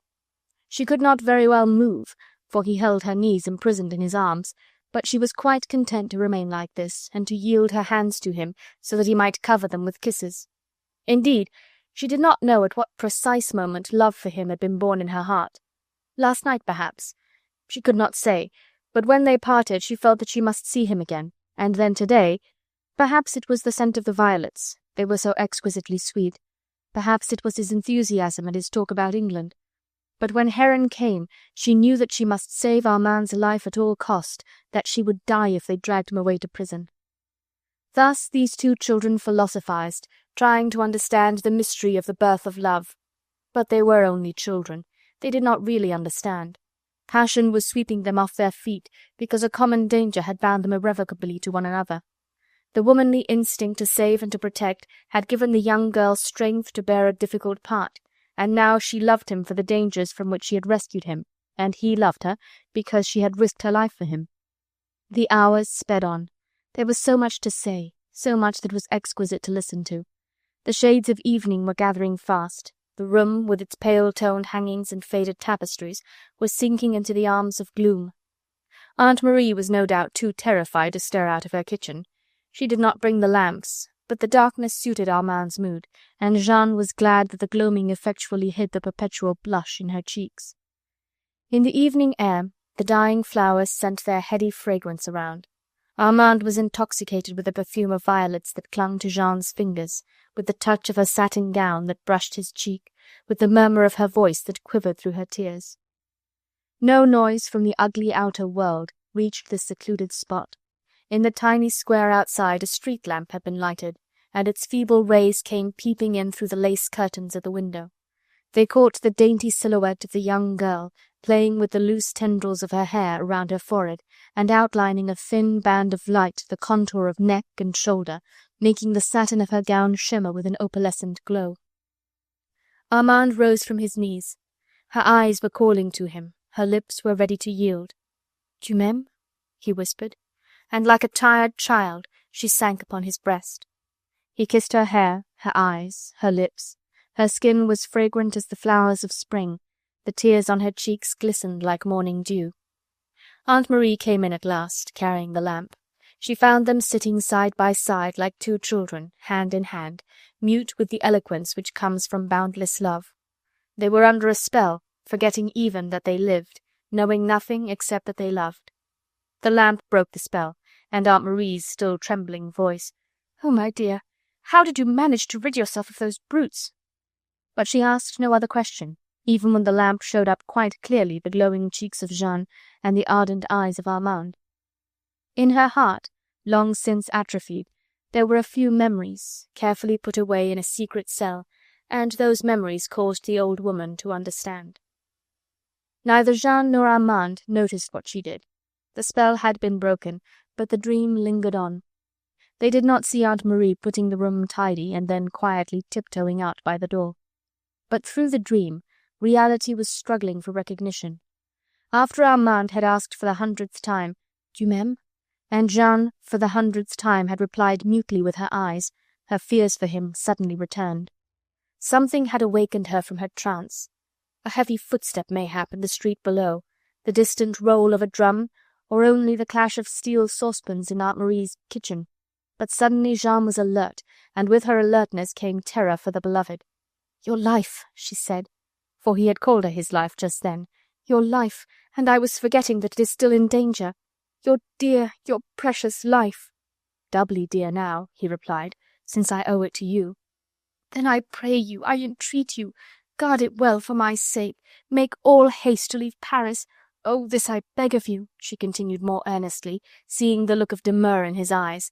"Every hour you spend in it brings danger nearer to your door. I could not leave Paris while you are here." "But I am safe here," she urged. Quite safe, I assure you. I am only a poor actress, and the government takes no heed of us mimes.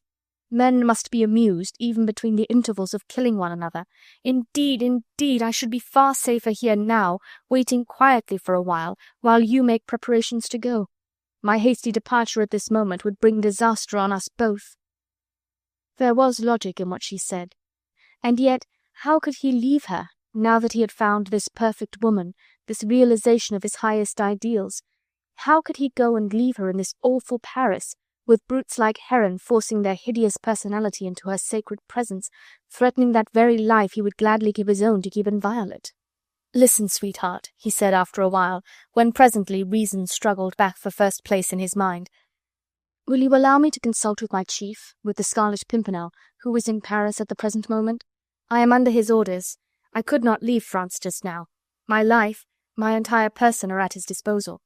I and my comrades are here under his orders, for a great undertaking which he has not yet unfolded to us, but which I firmly believe is framed for the rescue of the Dauphin from the Temple."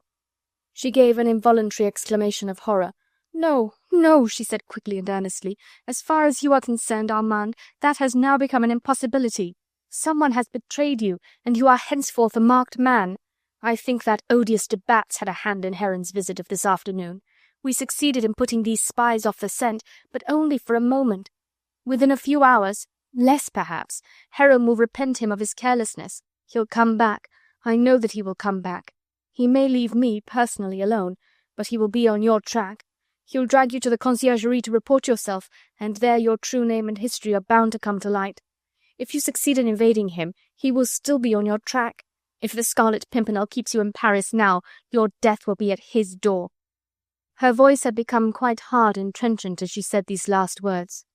Womanlike, she was already prepared to hate the man whose mysterious personality she had hitherto admired, now that the life and safety of Armand appeared to depend on the will of that elusive hero. "You must not be afraid for me, Jean," he urged. "The Scarlet Pimpernel cares for all his followers. He would never allow me to run unnecessary risks." She was unconvinced, almost jealous now of his enthusiasm for that unknown man. Already she had taken full possession of Armand. She had purchased his life, and he had given her his love. She would share neither treasure with that nameless leader who held Armand's allegiance. "It is only for a little while, sweetheart," he reiterated again and again. "I could not anyhow leave Paris, whilst I feel that you are here, maybe in danger. The thought would be horrible. I should go mad if I had to leave you." Then he talked again of England, of his life there, of the happiness and peace that were in store for them both. "We will go to England together," he whispered, "and there we will be happy together, you and I. We will have a tiny house among the Kentish hills, and its walls will be covered with honeysuckle and roses.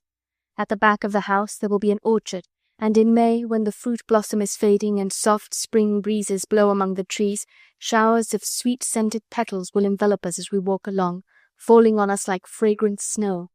You will come, sweetheart, will you not?" "If you still wish it, Armand," she murmured. Still wish it? He would gladly go tomorrow if she would come with him.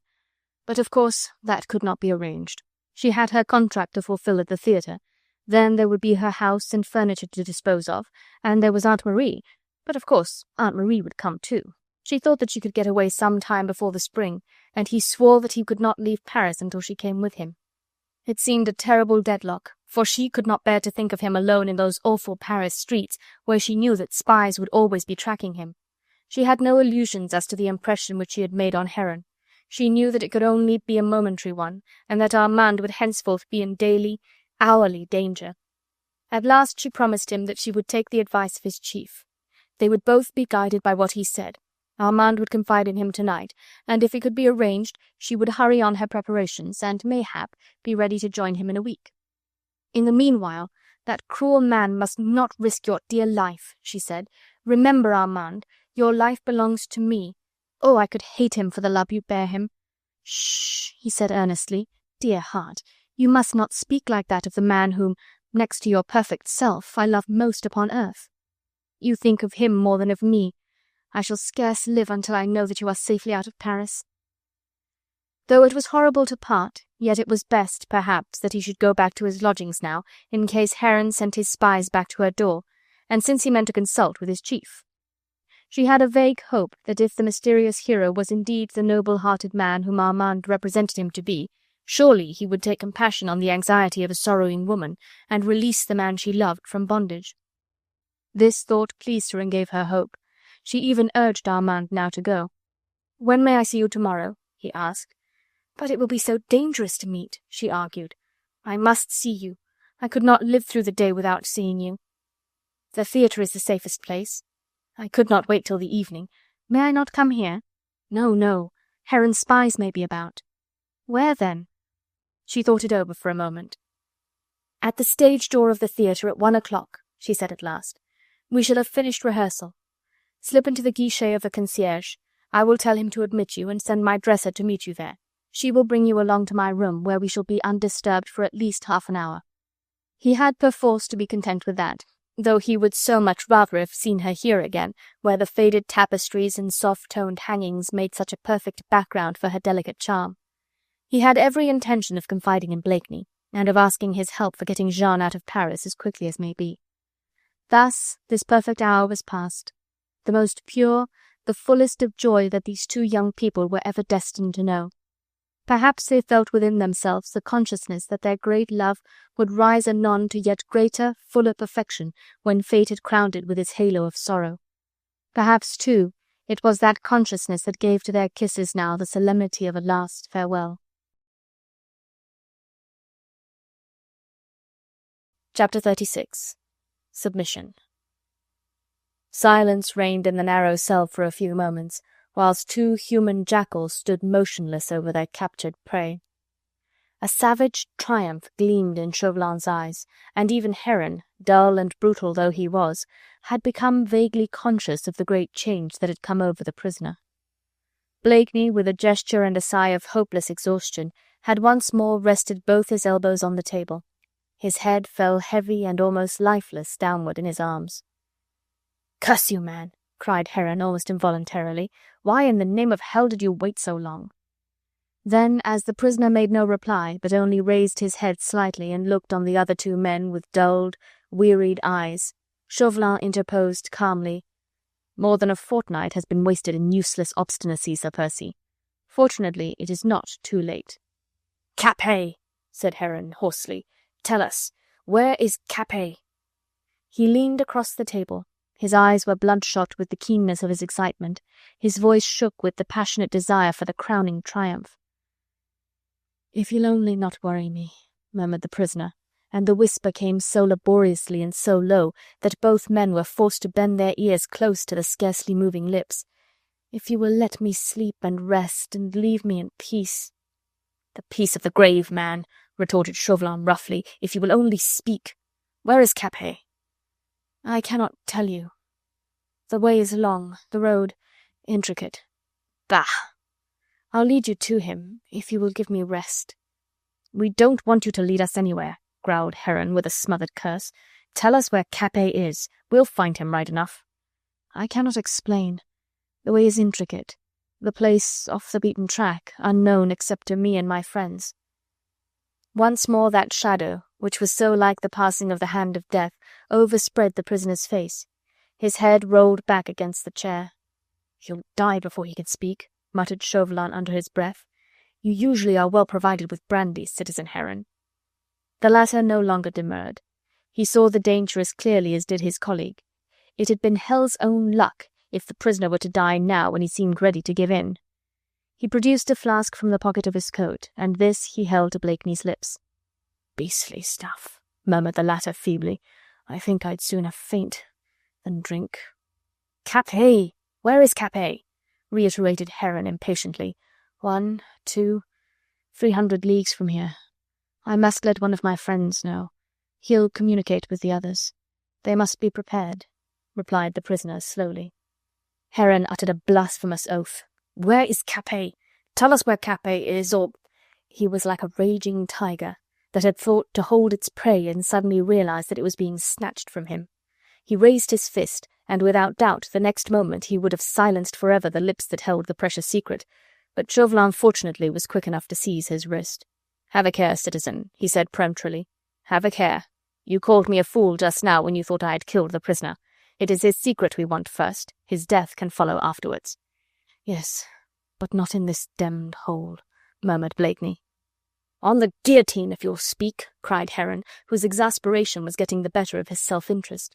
"But if you'll not speak, then it shall be starvation in this hole. Yes, starvation," he growled, showing a row of large and uneven teeth like those of some mongrel cur. "For I'll have that door walled in tonight, and not another living soul shall cross this threshold again until your flesh has rotted on your bones and the rats have had their fill of you." The prisoner raised his head slowly. A shiver shook him as if caused by ague, and his eyes, that appeared almost sightless, now looked with a strange glance of horror on his enemy. "I'll die in the open," he whispered, "not in this demmed hole." "Then tell us where Capet is." "I cannot. I wish to God I could.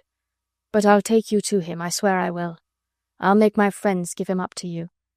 Do you think that I would not tell you now if I could?" Heron, whose every instinct of tyranny revolted against this thwarting of his will, would have continued to heckle the prisoner even now, had not Chauvelin suddenly interposed with an authoritative gesture. "You'll gain nothing this way, citizen," he said quietly. "The man's mind is wandering. He's probably quite unable to give you clear directions at this moment." "What am I to do, then?" muttered the other roughly. "He cannot live another 24 hours now, and would only grow more and more helpless as time went on. Unless you relax your strict regime with him. And if I do, we'll only prolong this situation indefinitely. And in the meanwhile, how do we know that the brat is not being spirited away out of the country?" The prisoner, with his head once more buried in his arms, had fallen into a kind of torpor, the only kind of sleep that the exhausted system would allow. With a brutal gesture, Heron shook him by the shoulder. "Hey," he shouted, "none of that, you know. We have not settled the matter of young Capet yet." Then, as the prisoner made no movement, and the chief agent indulged in one of his favourite volleys of oaths, Chauvelin placed a peremptory hand on his colleague's shoulder. "I tell you, citizen, that this is no use," he said firmly. "Unless you are prepared to give up all thoughts of finding Capet, you must try and curb your temper and try diplomacy where force is sure to fail." "Diplomacy?" retorted the other with a sneer. "Bah! It served you well at Boulogne last autumn, did it not, citizen Chauvelin?" "It has served me better now," rejoined the other imperturbably. "You will own, citizen, that it is my diplomacy which has placed within your reach the ultimate hope of finding Capet." Muttered the other. "You advised us to starve the prisoner. Are we any nearer to knowing his secret?" "Yes, by a fortnight of weariness, of exhaustion, and of starvation. You are nearer to it by the weakness of the man whom in his full strength you could never hope to conquer." "But if the cursed Englishman won't speak, and in the meanwhile dies on my hands—" "He won't do that if you accede to his wish. Give him some good food now, and let him sleep till dawn." "And at dawn he'll defy me again. I believe now that he has some scheme in his mind and means to play us a trick." "That, I imagine, is more than likely," retorted Chauvelin dryly. "Though," he added, with a contemptuous nod of the head directed at the huddled-up figure of his once brilliant enemy, "neither mind nor body seem to me to be in a sufficiently active state just now for hatching plot or intrigue. But even if, vaguely floating through his clouded mind, there has sprung some little scheme for evasion, I give you my word, citizen Heron, that you can thwart him completely and gain all that you desire, if you will only follow my advice." There had always been a great amount of persuasive power in citizen Chauvelin, ex-envoy of the revolutionary government of France at the court of St. James, and that same persuasive eloquence did not fail now in its effect on the chief agent of the Committee of General Security. The latter was made of coarser stuff than his more brilliant colleague. Chauvelin was like a wily and sleek panther that is furtive in its movements, that will lure its prey, watch it, follow it with stealthy footsteps, and only pounce on it when it is least wary, whilst Heron was more like a raging bull that tosses its head in a blind, irresponsible fashion, rushes at an obstacle without gauging its resisting powers, and allows its victim to slip from beneath its weight through the very clumsiness and brutality of its assault. So Chauvelin had two heavy black marks against him, those of his failures at Calais and Boulogne. Heron, rendered cautious both by the deadly danger in which he stood and the sense of his own incompetence to deal with the present situation, tried to resist the other's authority as well as his persuasion. "Your advice was of no great use to citizen Collot last autumn at Boulogne," he said, and spat on the ground by way of expressing both his independence and his contempt. "Still, citizen Heron," retorted Chauvelin with unruffled patience, "it is the best advice that you are likely to get in the present emergency. You have eyes to see, have you not? Look on your prisoner at this moment. Unless something is done, and at once, too, he will be past negotiating with in the next 24 hours. Then what will follow?" He put his thin hand once more on his colleague's grubby coat-sleeve. He drew him closer to himself, away from the vicinity of that huddled figure, that captive lion wrapped in a torpid somnolence that looked already so like the last long sleep. "What will follow, citizen Heron?" he reiterated, sinking his voice to a whisper. "Sooner or later some meddlesome busybody who sits in the assembly of the Convention will get wind that little Capet is no longer in the Temple prison, that a pauper child was substituted for him, and that you, citizen Heron, together with the commissaries in charge, have thus been fooling with the nation and its representatives for over a fortnight. What will follow then, think you?" And he made an expressive gesture with his outstretched fingers across his throat. Heron found no other answer but blasphemy. "I'll make that cursed Englishman speak yet," he said with a fierce oath. "You cannot," retorted Chauvelin decisively. "In his present state he is incapable of it, even if he would, which also is doubtful."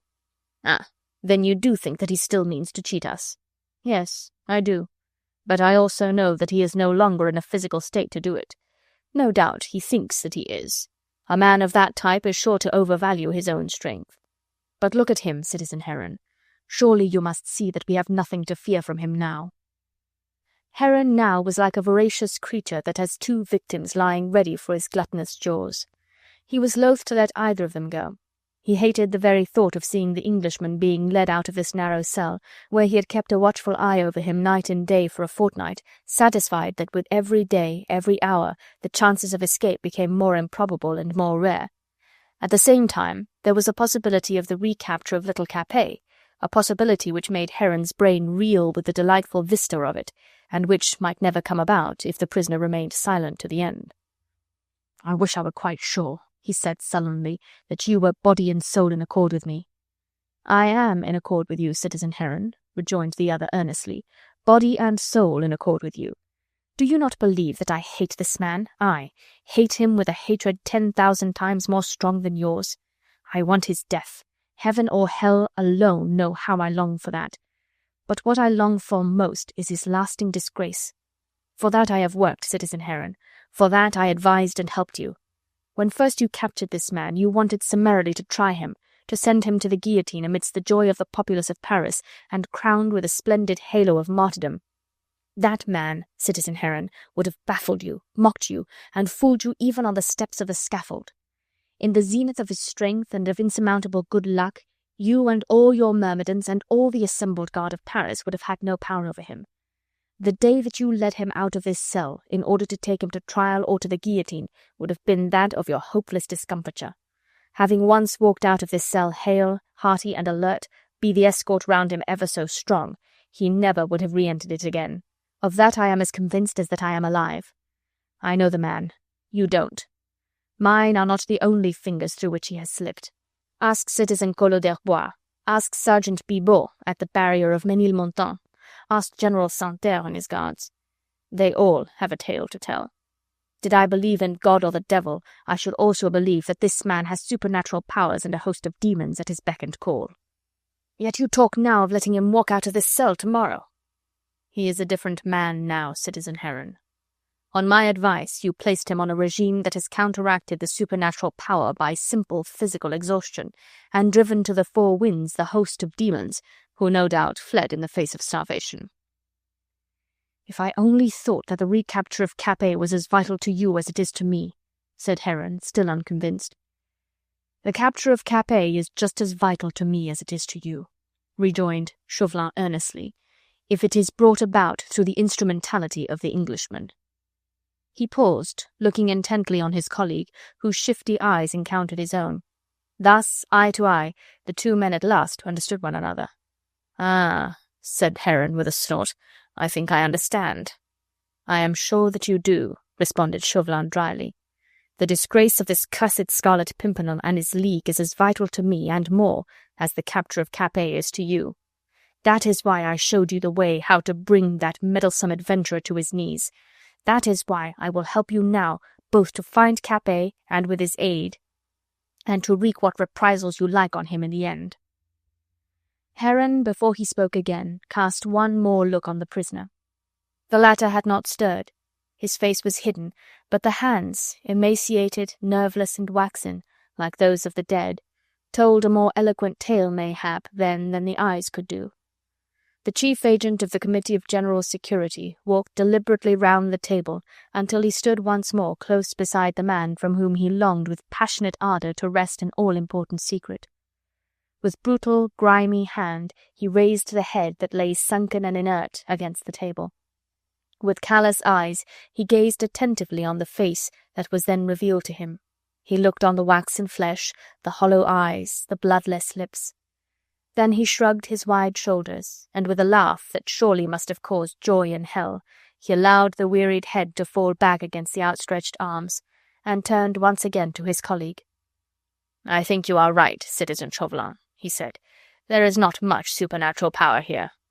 Let me hear your advice." Chapter 37. Chauvelin's Advice. Citizen Chauvelin had drawn his colleague with him to the end of the cell that was farthest away from the recess and the table at which the prisoner was sitting. Here the noise and hubbub that went on constantly in the guard-room would effectually drown a whispered conversation. Chauvelin called to the sergeant to hand him a couple of chairs over the barrier.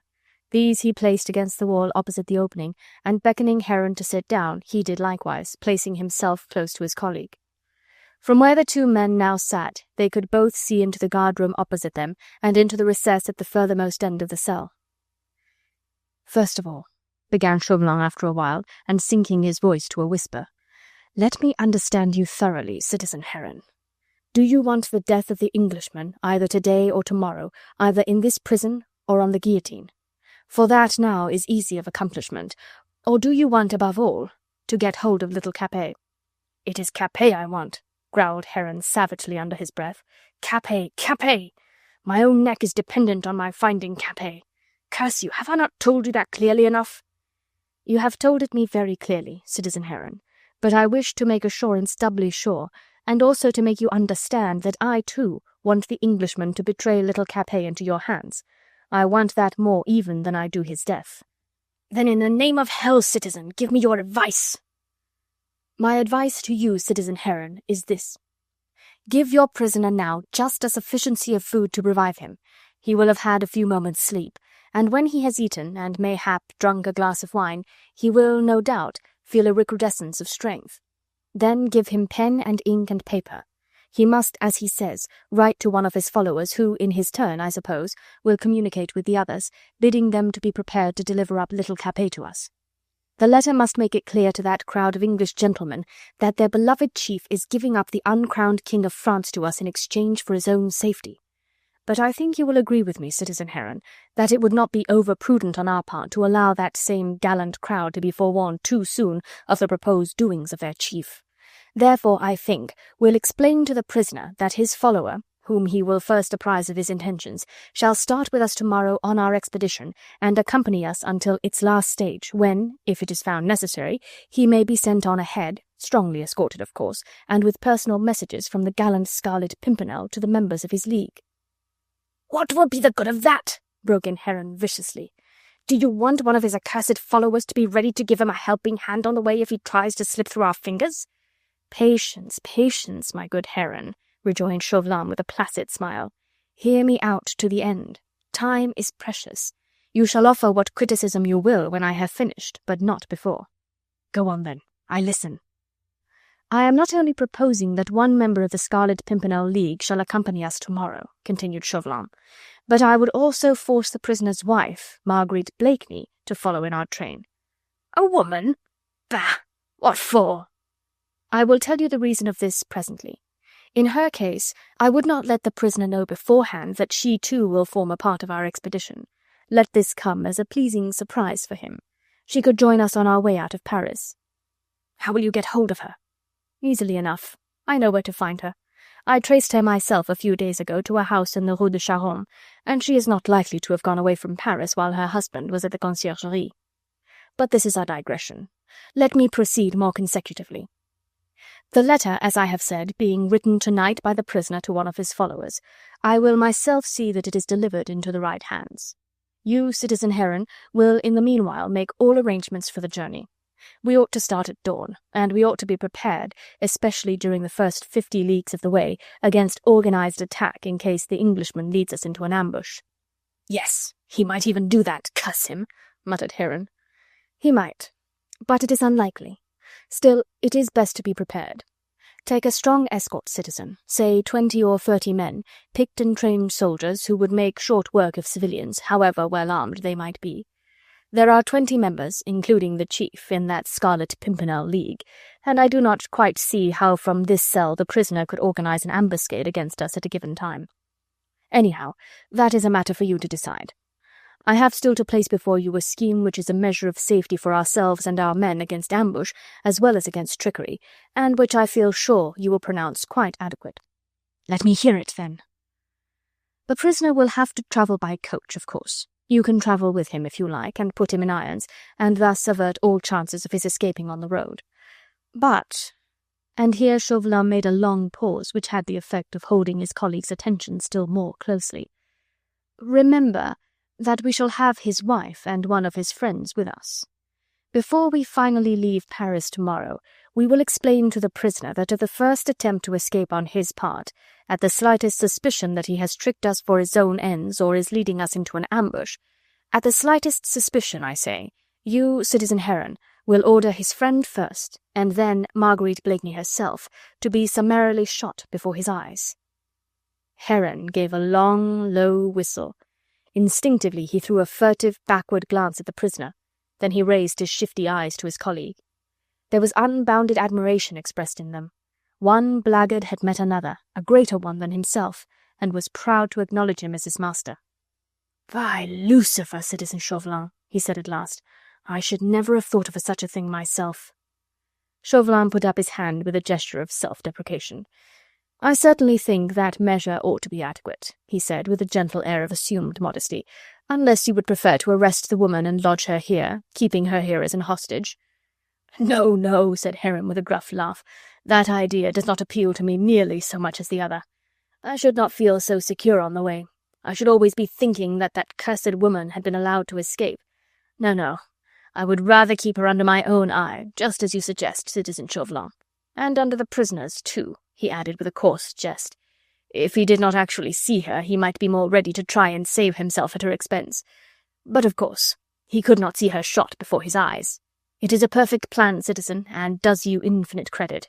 And if the Englishman tricked us," he concluded with a fierce and savage oath, "and we did not find Capet at the end of the journey, I would gladly strangle his wife and his friend with my own hands."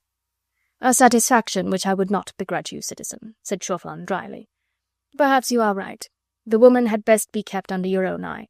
The prisoner will never risk her safety on that, I would stake my life. We'll deliver our final either-or the moment that she has joined our party, and before we start further on our way. Now, Citizen Heron, you have heard my advice. Are you prepared to follow it?" "To the last letter," replied the other. And their two hands met in a grasp of mutual understanding.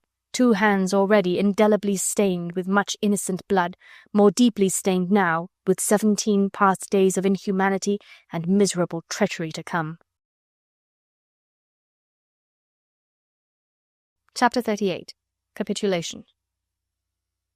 What occurred within the inner cell of the Conciergerie prison within the next half-hour of that 16th day of Pluviose in the year 2 of the Republic is perhaps too well known to history to need or bear over full repetition.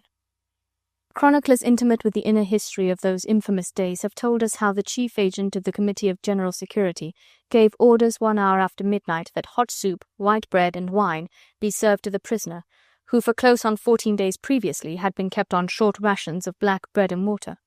The sergeant in charge of the guard-room watch for the night also received strict orders that same prisoner was on no account to be disturbed until the hour of 6 in the morning, when he was to be served with anything in the way of breakfast that he might fancy. All this we know, and also that Citizen Heron, having given all necessary orders for the morning's expedition, returned to the Conciergerie and found his colleague Chauvelin waiting for him in the guard-room. "Well?" he asked with febrile impatience. "The prisoner?" "He seems better and stronger," replied Chauvelin. "Not too well, I hope." "No, no, only just well enough." "You have seen him since his supper?" "Only from the doorway. It seems he ate and drank hardly at all, and the sergeant had some difficulty in keeping him awake until you came." "Well, now for the letter," concluded Heron, with the same marked feverishness of manner which sat so curiously on his uncouth personality. "Pen, ink, and paper, sergeant," he commanded. "On the table in the prisoner's cell, citizen," replied the sergeant. He preceded the two citizens across the guard-room to the doorway, and raised for them the iron bar, lowering it back after them. The next moment Heron and Chauvelin were once more face to face with their prisoner. Whether by accident or design, the lamp had been so placed that as the two men approached its light fell full upon their faces, while that of the prisoner remained in shadow. He was leaning forward with both elbows on the table, his thin, tapering fingers toying with the pen and inkhorn which had been placed close to his hand. "I trust that everything has been arranged for your comfort, Sir Percy?" Chauvelin asked with a sarcastic little smile. "I thank you, sir," replied Blakeney politely. "You feel refreshed, I hope?" "Greatly so, I assure you.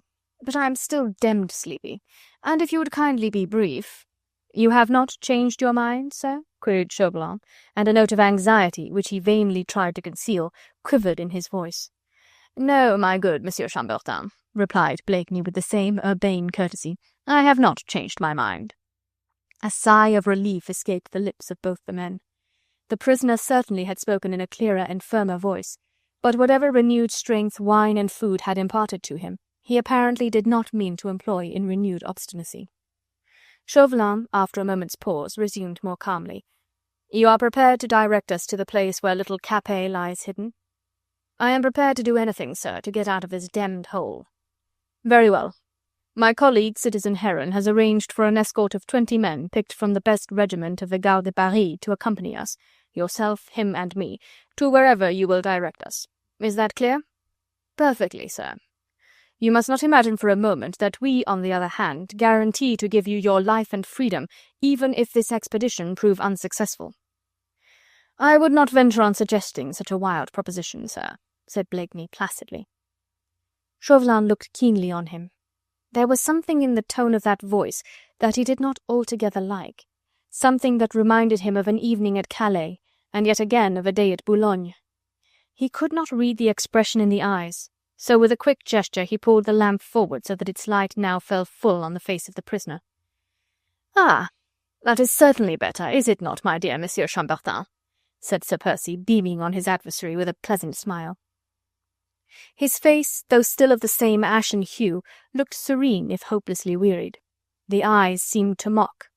But this Chauvelin decided in himself must have been a trick of his own overwrought fancy. After a brief moment's pause he resumed dryly. "If, however, the expedition turns out successful in every way, if little Capet, without much trouble to our escort, falls safe and sound into our hands, if certain contingencies which I am about to tell you all fall out as we wish, then, Sir Percy, I see no reason why the government of this country should not exercise its prerogative of mercy towards you after all." "An exercise, my dear Monsieur Chambertin, which must have wearied through frequent repetition," retorted Blakeney with the same imperturbable smile. "The contingency at present is somewhat remote. When the time comes, we'll talk this matter over. I will make no promise, and anyhow we can discuss it later. At present we are but wasting our valuable time over so trifling a matter. If you'll excuse me, sir, I am so demmed fatigued." "Then you will be glad to have everything settled quickly, I am sure." "Exactly, sir." Heron was taking no part in the present conversation. He knew that his temper was not likely to remain within bounds, and though he had nothing but contempt for his colleague's courtly manners, yet vaguely, in his stupid, blundering way, he grudgingly admitted that mayhap it was better to allow Citizen Chauvelin to deal with the Englishman. There was always the danger that if his own violent temper got the better of him, he might even at this 11th hour order this insolent prisoner to summary trial in the guillotine, and thus lose the final chance of the more important capture. He was sprawling on a chair in his usual slouching manner, with his big head sunk between his broad shoulders, his shifty, prominent eyes wandering restlessly from the face of his colleague to that of the other man. But now he gave a grunt of impatience. "We are wasting time, Citizen Chauvelin," he muttered. "I have still a great deal to see to if we are to start at dawn. Get the damned letter written and—" The rest of the phrase was lost in an indistinct and surly murmur. Chauvelin, after a shrug of the shoulders, paid no further heed to him. He turned, bland and urbane, once more to the prisoner. "I see with pleasure, Sir Percy," he said, "that we thoroughly understand one another. Having had a few hours' rest, you will, I know, feel quite ready for the expedition. Will you kindly indicate to me the direction in which we will have to travel?" "Northwards all the way." "Towards the coast?" "The place to which we must go is about 7 leagues from the sea." "Our first objective, then, will be Beauvais, Amiens, Abbeville, Crecy, and so on?" "Precisely." "As far as the forest of Boulogne, shall we say?" "Where we shall come off the beaten track, and you will have to trust to my guidance." "We might go there now, Sir Percy, and leave you here." "You might. But you would not then find the child. 7 leagues is not far from the coast. He might slip through your fingers." "And my colleague Heron, being disappointed, would inevitably send you to the guillotine." "Quite so," rejoined the prisoner placidly. "Methought, sir, that we had decided that I should lead this little expedition. Surely," he added, "it is not so much the Dauphin whom you want as my share in this betrayal." "You are right as usual, Sir Percy. Therefore let us take that as settled. We go as far as Crecy, and thence place ourselves entirely in your hands.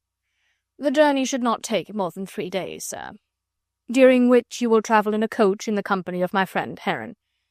"I could have chosen pleasanter company, sir. Still, it will serve." "This being settled, Sir Percy, I understand that you desire to communicate with one of your followers." Someone must let the others know, those who have the Dauphin in their charge. Quite so. Therefore I pray you write to one of your friends that you have decided to deliver the Dauphin into our hands in exchange for your own safety.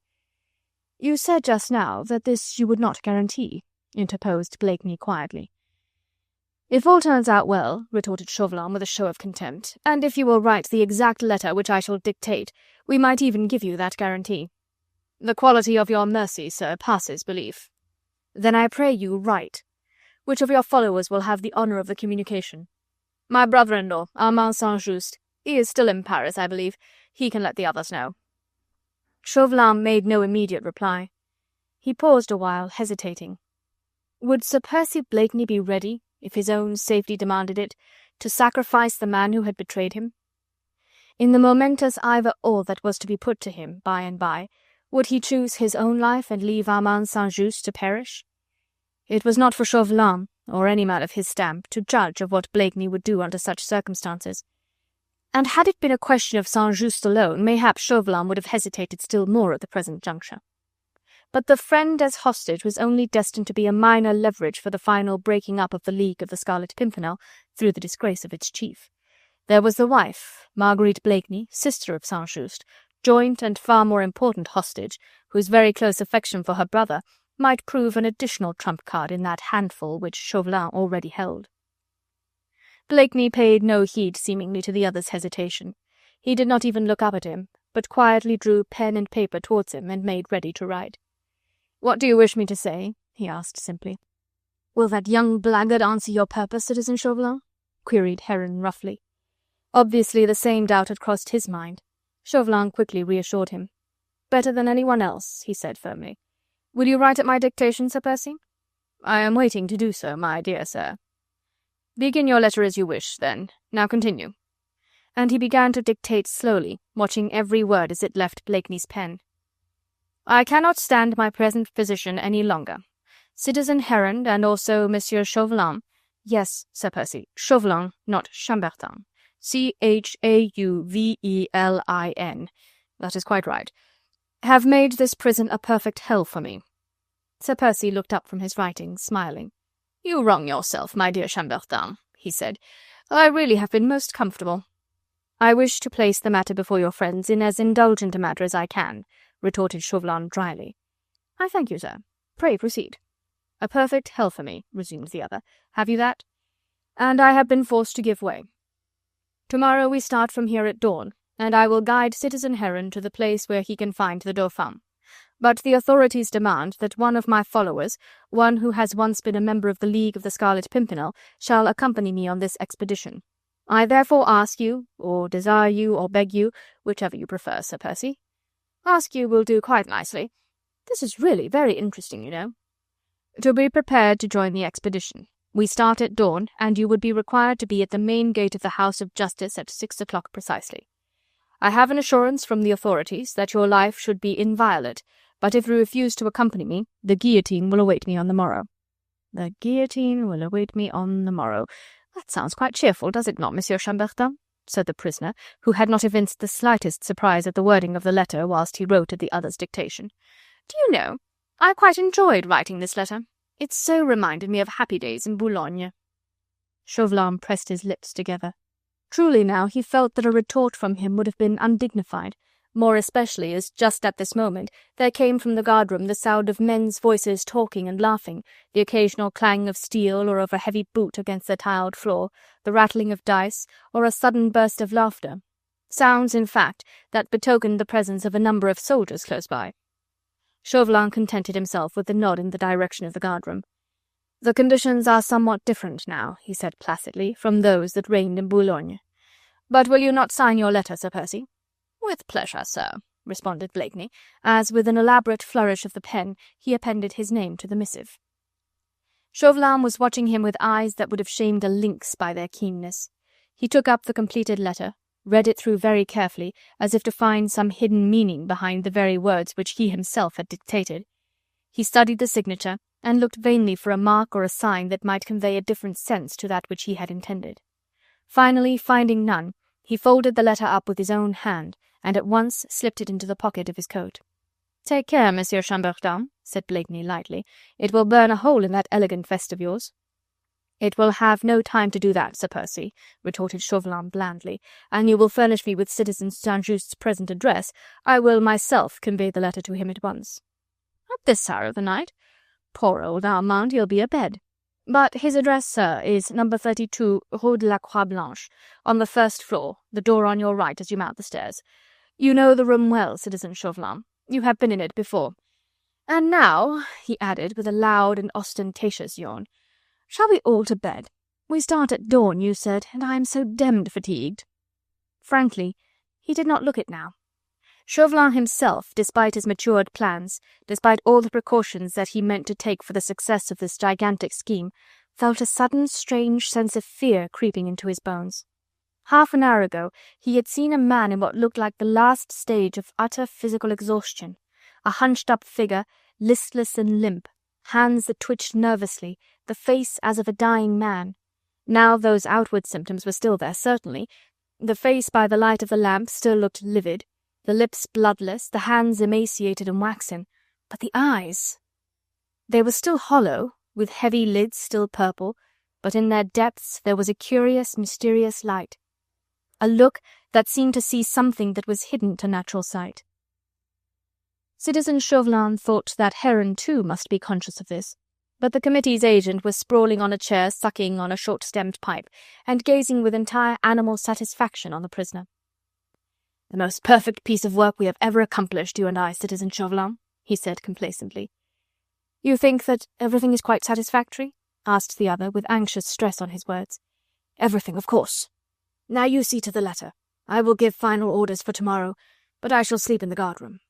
"And I on that inviting bed," interposed the prisoner lightly, as he rose to his feet. "Your servant, citizens." He bowed his head slightly, and stood by the table whilst the two men prepared to go. Chauvelin took a final long look at the man whom he firmly believed he had at last brought down to abject disgrace. Blakeney was standing erect, watching the two retreating figures. One slender hand was on the table. Chauvelin saw that it was leaning rather heavily as if for support, and that even whilst a final mocking laugh sped him and his colleague on their way, the tall figure of the conquered lion swayed like a stalwart oak that is forced to bend to the mighty fury of an all-compelling wind. With a sigh of content, Chauvelin took his colleague by the arm, and together the two men walked out of the cell. Chapter 39. Kill him. 2 hours after midnight, Armand St. was wakened from sleep by a peremptory pull at his bell. In these days in Paris there was but one meaning that could as a rule be attached to such a summons at this hour of the night, and Armand, though possessed of an unconditional certificate of safety, sat up in bed quite convinced that for some reason which would presently be explained to him, he had once more been placed on the list of the suspect, and that his trial and condemnation on a trumped-up charge would follow in due course. Truth to tell, he felt no fear at the prospect, and only a very little sorrow.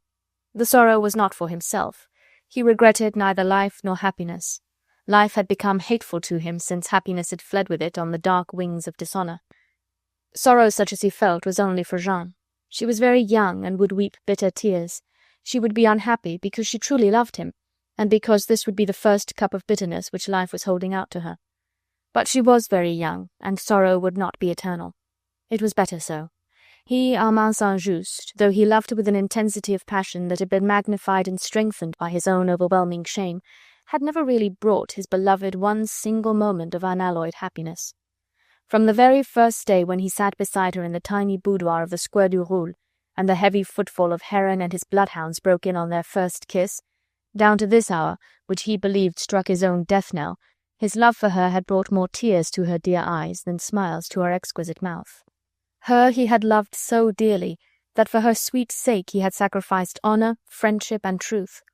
To free her, as he believed, from the hands of impious brutes, he had done a deed that cried Cain-like for vengeance to the very throne of God. For her he had sinned, and because of that sin, even before it was committed, their love had been blighted, and happiness had never been theirs. Now it was all over.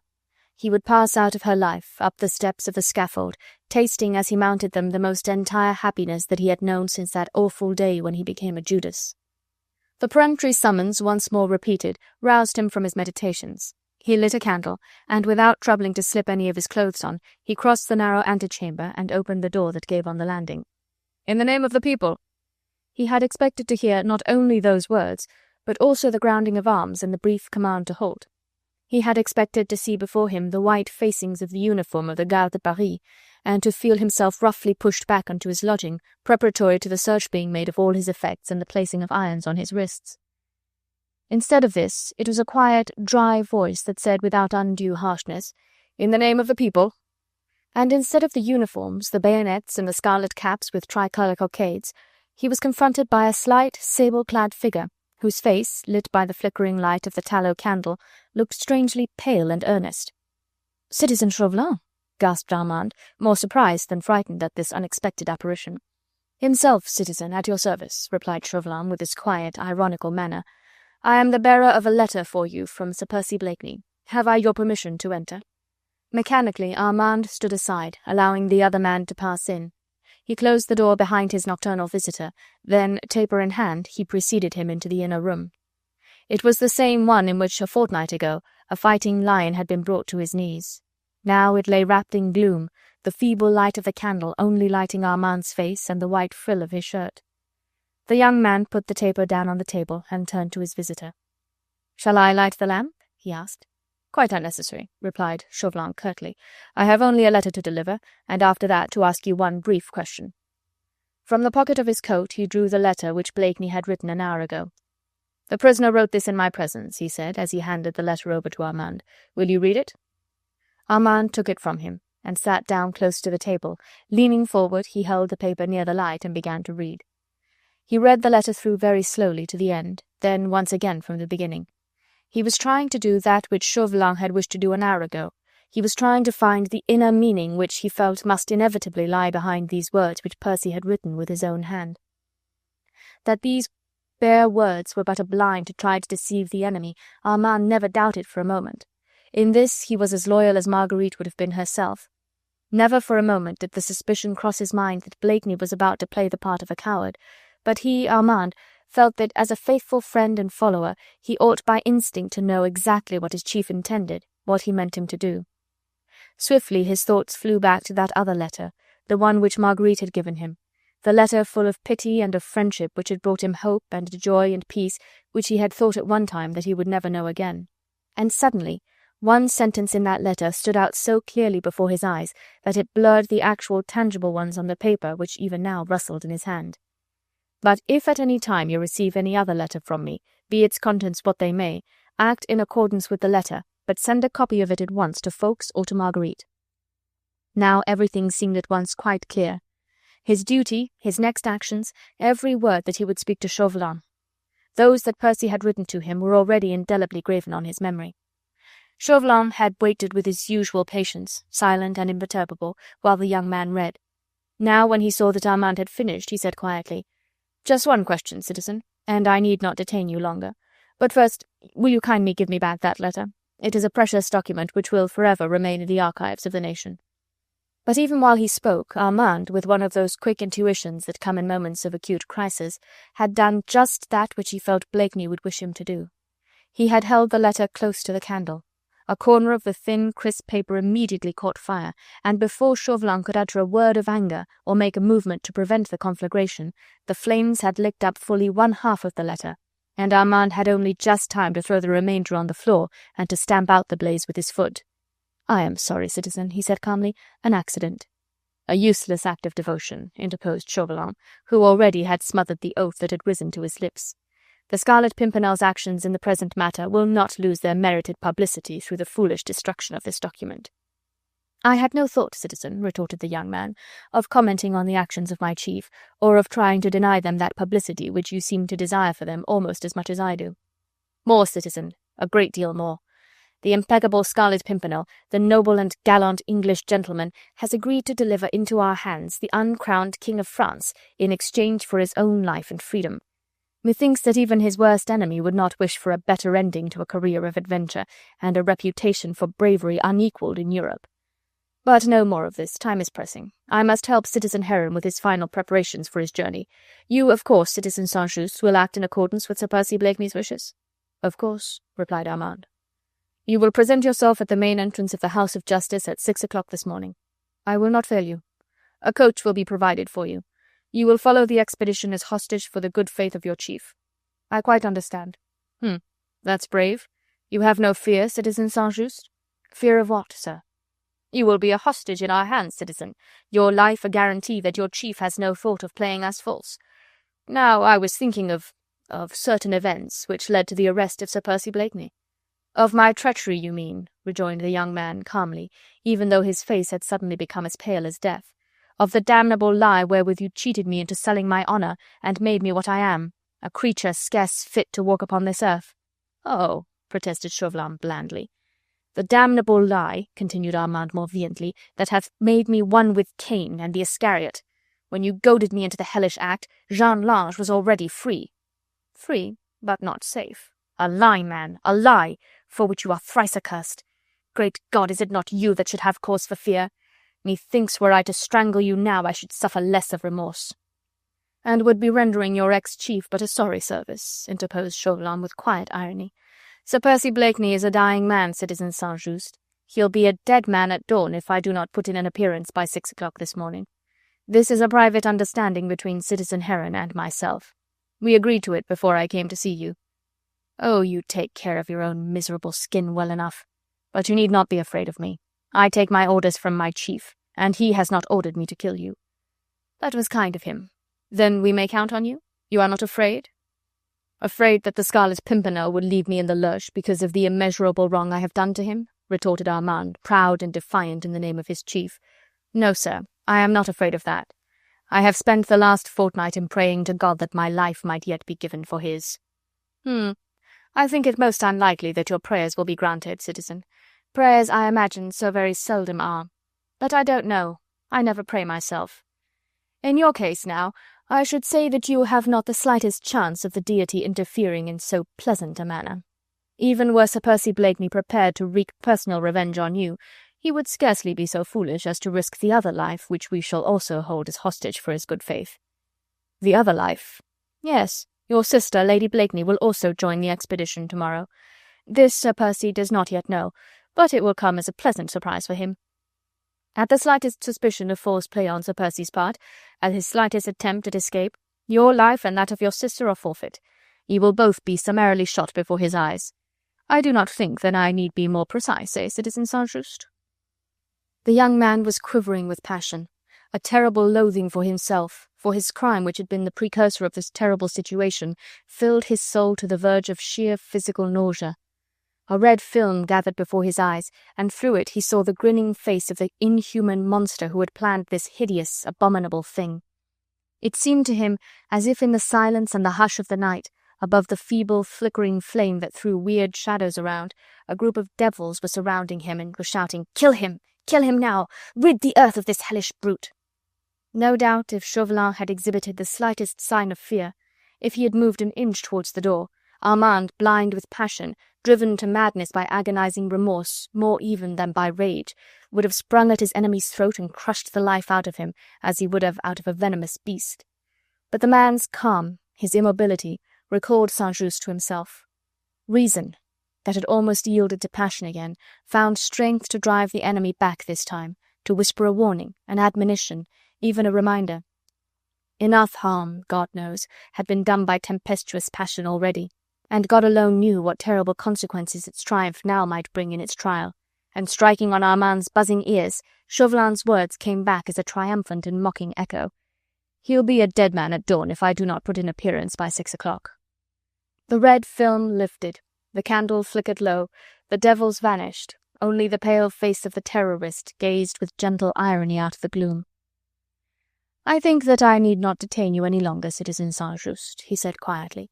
You can get 3 or 4 hours' rest yet before you need make a start, and I still have a great many things to see to. I wish you good night, citizen.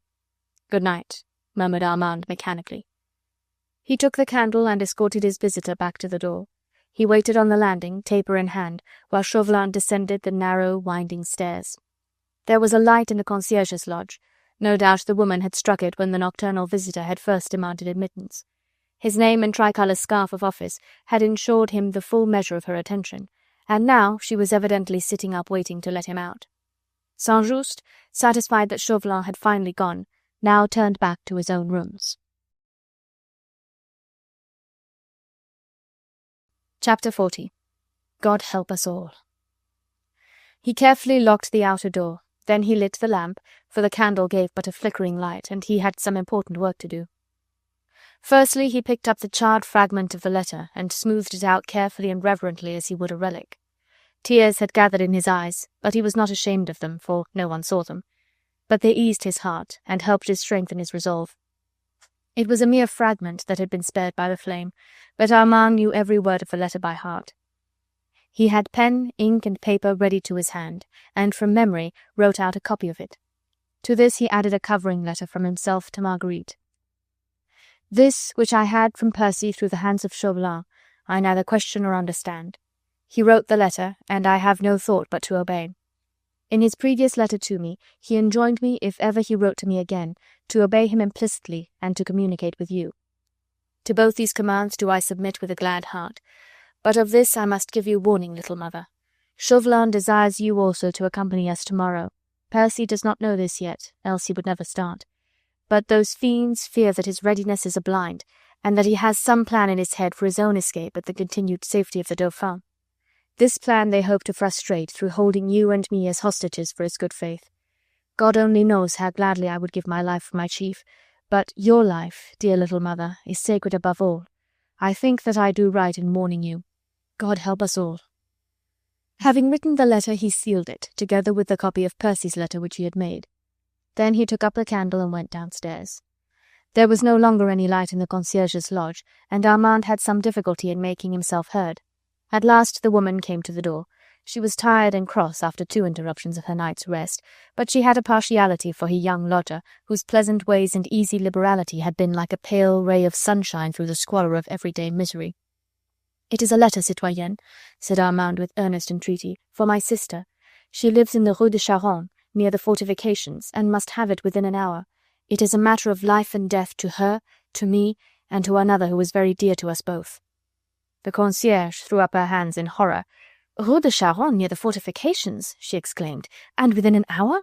By the Holy Virgin, citizen, that is impossible. Who will take it? There is no way." "A way must be found, citoyenne," said Armand firmly, "and at once. It is not far, and there are 5 golden louis waiting for the messenger." 5 golden louis. The poor, hard-working woman's eyes gleamed at the thought. 5 louis meant food for at least 2 months if one was careful, and— "Give me the letter, citizen," she said. "Time to slip on a warm petticoat and a shawl, and I'll go myself. It's not fit for the boy to go at this hour." "You will bring me back a line from my sister in reply to this," said Armand, whom circumstances had at last rendered cautious. "Bring it up to my rooms, that I may give you the 5 louis in exchange." He waited while the woman slipped back into her room. He heard her speaking to her boy, the same lad who a fortnight ago had taken the treacherous letter which had lured Blakeney to the house into the fatal ambuscade that had been prepared for him. Everything reminded Armand of that awful night. Every hour that he had spent in the house had been racking torture to him. Now at last he was to leave it, and on an errand which might help to ease the load of remorse from his heart. The woman was soon ready. Armand gave her final directions as to how to find the house. Then she took the letter and promised to be very quick and to bring back a reply from the lady. Armand accompanied her to the door. The night was dark, a thin drizzle was falling. He stood and watched until the woman's rapidly walking figure was lost in the misty gloom. Then, with a heavy sigh, he once more went within. Chapter 41. When Hope was Dead. In a small upstairs room in the Rue de Charonne, above the shop of Lucas, the old clothes dealer, Marguerite sat with Sir Andrew Ffoulkes. Armand's letter, with its message and its warning, lay open on the table between them, and she had in her hand the sealed packet which Percy had given her just 10 days ago, and which she was only to open if all hope seemed to be dead, if nothing appeared to stand any longer between that one dear life and irretrievable shame. A small lamp, placed on the table, threw a feeble yellow light on the squalid, ill-furnished room, for it lacked still an hour or so before dawn. Armand's concierge had brought her lodger's letter, and Marguerite had quickly dispatched a brief reply to him, a reply that held love and also encouragement. Then she had summoned Sir Andrew. He never had a thought of leaving her during these days of dire trouble, and he had lodged all this while in a tiny room on the topmost floor of this house in the Rue de Charonne. At her call he had come down very quickly, and now they sat together at the table with the oil lamp illumining their pale, anxious faces. She the wife, and he the friend, holding a consultation together in this most miserable hour that preceded the cold, wintry dawn. Outside, a thin, persistent rain mixed with snow pattered against the small window panes, and an icy wind found out all the crevices in the worm-eaten woodwork that would afford ingress to the room. But neither Marguerite nor Ffoulkes was conscious of the cold. They had wrapped their cloaks round their shoulders, and did not feel the chill currents of air that caused the lamp to flicker and to smoke. "I can see now," said Marguerite, in that calm voice which comes so naturally in moments of infinite despair. "I can see now exactly what Percy meant when he made me promise not to open this packet until it seemed to me and to you, Sir Andrew, that he was about to play the part of a coward. A coward! Great God!" She checked the sob that had risen to her throat, and continued in the same calm manner and quiet, even voice. "You do think with me, do you not, that the time has come, and that we must open this packet?" "Without a doubt, Lady Blakeney," replied Ffoulkes with equal earnestness. "I would stake my life that already, a fortnight ago, Blakeney had that same plan in his mind which he has now matured. Escape from that awful Conciergerie prison, with all the precautions so carefully taken against it, was impossible. I knew that, alas, from the first. But in the open all might yet be different. I'll not believe it that a man like Blakeney is destined to perish at the hands of those curs." She looked on her loyal friend with tear-dimmed eyes, through which shone boundless gratitude and heart-broken sorrow. He had spoken of a fortnight. It was 10 days since she had seen Percy. It had then seemed as if death had already marked him with its grim sign. Since then she had tried to shut away from her mind the terrible visions which her anguish constantly conjured up before her of its growing weakness, of the gradual impairing of that brilliant intellect, the gradual exhaustion of that mighty physical strength. "God bless you, Sir Andrew, for your enthusiasm and for your trust," she said with a sad little smile. "But for you I should long ago have lost all courage, and these last 10 days, what a cycle of misery they represent, would have been maddening but for your help and your loyalty. God knows I would have courage for everything in life, for everything save one, but just that, his death. That would be beyond my strength, neither reason nor body could stand it. Therefore I am so afraid, Sir Andrew," she added piteously. "Of what, Lady Blakeney?" "That when he knows that I too am to go as hostage, as Armand says in his letter, that my life is to be guaranteed to his, I am afraid that he will draw back, that he will— My God!" she cried with sudden fervour, "tell me what to do." "Shall we open the packet?" asked Ffoulkes gently, "and then just make up our minds to act exactly as Blakeney has enjoined us to do, neither more nor less, but just word for word, deed for deed, and I believe that that will be right, whatever may betide in the end." Once more his quiet strength, his earnestness, and his faith comforted her. She dried her eyes and broke open the seal. There were 2 separate letters in the packet. One unaddressed, obviously intended for her and Ffoulkes. The other was addressed to Monsieur le Baron Jean de Batz, 15 Rue de Saint-Jean de la Train, à Paris. "A letter addressed to that awful Baron de Batz," said Marguerite, looking with puzzled eyes on the paper as she turned it over and over in her hand. "To that bombastic windbag. I know him and his ways well. What can Percy have to say to him?" Sir Andrew too looked puzzled, but neither of them had the mind to waste time in useless speculations. Marguerite unfolded the letter which was intended for her, and after a final look on her friend, whose kind face was quivering with excitement, she began slowly to read aloud. "I need not ask either of you two to trust me, knowing that you will. But I could not die inside this hole like a rat in a trap. I had to try and free myself, at the worst to die in the open beneath God's sky. You two will understand, and understanding you will trust me to the end. Send the enclosed letter at once to its address, and you, Ffoulkes, my most sincere and most loyal friend, I beg with all my soul to see to the safety of Marguerite. Armand will stay by me, but you, Ffoulkes, do not leave her, stand by her. As soon as you read this letter, and you will not read it until both she and you have felt that hope is fled, and I myself am about to throw up the sponge. Try and persuade her to make for the coast as quickly as may be. At Calais you can open up communications with the Daydream in the usual way, and embark on her at once. Let no member of the League remain on French soil 1 hour longer after that. Then tell the skipper to make for Le Portal, the place which he knows, and there to keep a sharp lookout for another 3 nights. After that make straight for home, for it will be no use waiting any longer. I shall not come. These measures are for Marguerite's safety, and for all of you who are in France at this moment. Comrade, I entreat you to look on these measures as on my dying wish.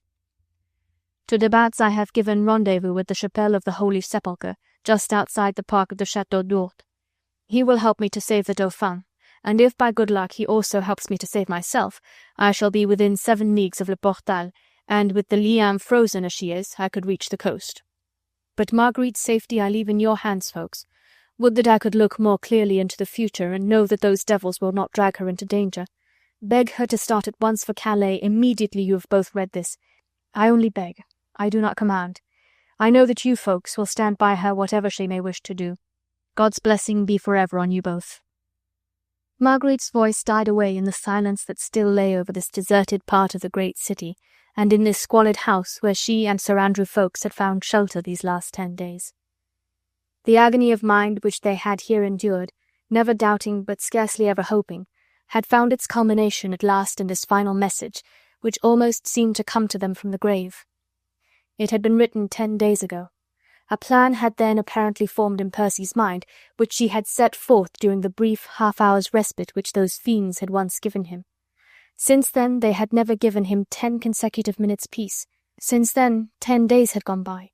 How much power, how much vitality had gone by too, on the leaden wings of all those terrible hours spent in solitude and in misery. "We can but hope, Lady Blakeney," said Sir Andrew Ffoulkes after a while, "that you will be allowed out of Paris. But from what Armand says—" "And Percy does not actually send me away," she rejoined with a pathetic little smile. "No, he cannot compel you, Lady Blakeney. You are not a member of the League." "Oh, yes, I am," she retorted firmly, "and I have sworn obedience just as all of you have done. I will go, just as he bids me, and you, Sir Andrew, you will obey him too?" "My orders are to stand by you. That is an easy task." "You know where this place is?" she asked. "The Château d'Ourde?" "Oh, yes, we all know it. It is empty, and the park is a wreck. The owner fled from it at the very outbreak of the Revolution. He left some kind of steward nominally in charge, a curious creature, half imbecile. The chateau and the chapel in the forest, just outside the grounds, have oft served Blakeney and all of us as a place of refuge on our way to the coast." "But the Dauphin is not there," she said. "No. According to the first letter which you brought me from Blakeney 10 days ago, and on which I acted, Tony, who has charge of the Dauphin, must have crossed into Holland with his little Majesty today." "I understand," she said simply. "But then, this letter to de Batz?" "Ah, there I am completely at sea. But I'll deliver it, and at once too, only I don't like to leave you. Will you let me get you out of Paris first? I think just before dawn it could be done. We can get the cart from Lucas, and if we could reach Saint-Germain before noon, I could come straight back then and deliver the letter to de Batz. This I feel I ought to do myself, but at Achar's farm I would know that you were safe for a few hours." "I will do whatever you feel right, Sir Andrew," she said simply. "My will is bound up with Percy's dying wish. God knows I would rather follow him now, step by step, as hostage, as prisoner, anyway, so long as I can see him, but—" She rose and turned to go, almost impassive now in that great calm born of despair. A stranger seeing her now had thought her indifferent. She was very pale, and deep circles round her eyes told of sleepless nights and days of mental misery, but otherwise there was not the faintest outward symptom of that terrible anguish which was rending her heartstrings. Her lips did not quiver, and the source of her tears had been dried up 10 days ago. 10 minutes and I'll be ready, Sir Andrew," she said. "I have but few belongings. Will you the while see Lucas about the cart?" He did as she desired. Her calm in no way deceived him. He knew that she must be suffering keenly, and would suffer more keenly still while she would be trying to efface her own personal feelings all through that coming dreary journey to Calais. He went to see the landlord about the horse and cart, and a quarter of an hour later Marguerite came downstairs ready to start. She found Sir Andrew in close converse with an officer of the Garde de Paris, whilst 2 soldiers of the same regiment were standing at the horse's head. When she appeared in the doorway, Sir Andrew came at once up to her. "It is just as I feared, Lady Blakeney," he said. "This man has been sent here to take charge of you. Of course he knows nothing beyond the fact that his orders are to convey you at once to the guard-house of the Rue Saint-Anne, where he is to hand you over to Citizen Chauvelin of the Committee of Public Safety." Sir Andrew could not fail to see the look of intense relief which, in the midst of all her sorrow, seemed suddenly to have lighted up the whole of Marguerite's wan face. The thought of wending her own way to safety whilst Percy, mayhap, was fighting an uneven fight with death had been well nigh intolerable. But she had been ready to obey without a murmur. Now fate and the enemy himself had decided otherwise. She felt as if a load had been lifted from her heart. "I will at once go and find de Batz," Sir Andrew contrived to whisper hurriedly. "As soon as Percy's letter is safely in his hands, I will make my way northwards and communicate with all the members of the League, on whom the chief has so strictly enjoined to quit French soil immediately. We will proceed to Calais first and open up communication with the Daydream in the usual way. The others had best embark on board her, and the skipper shall then make for the known spot of Le Portel, of which Percy speaks in his letter.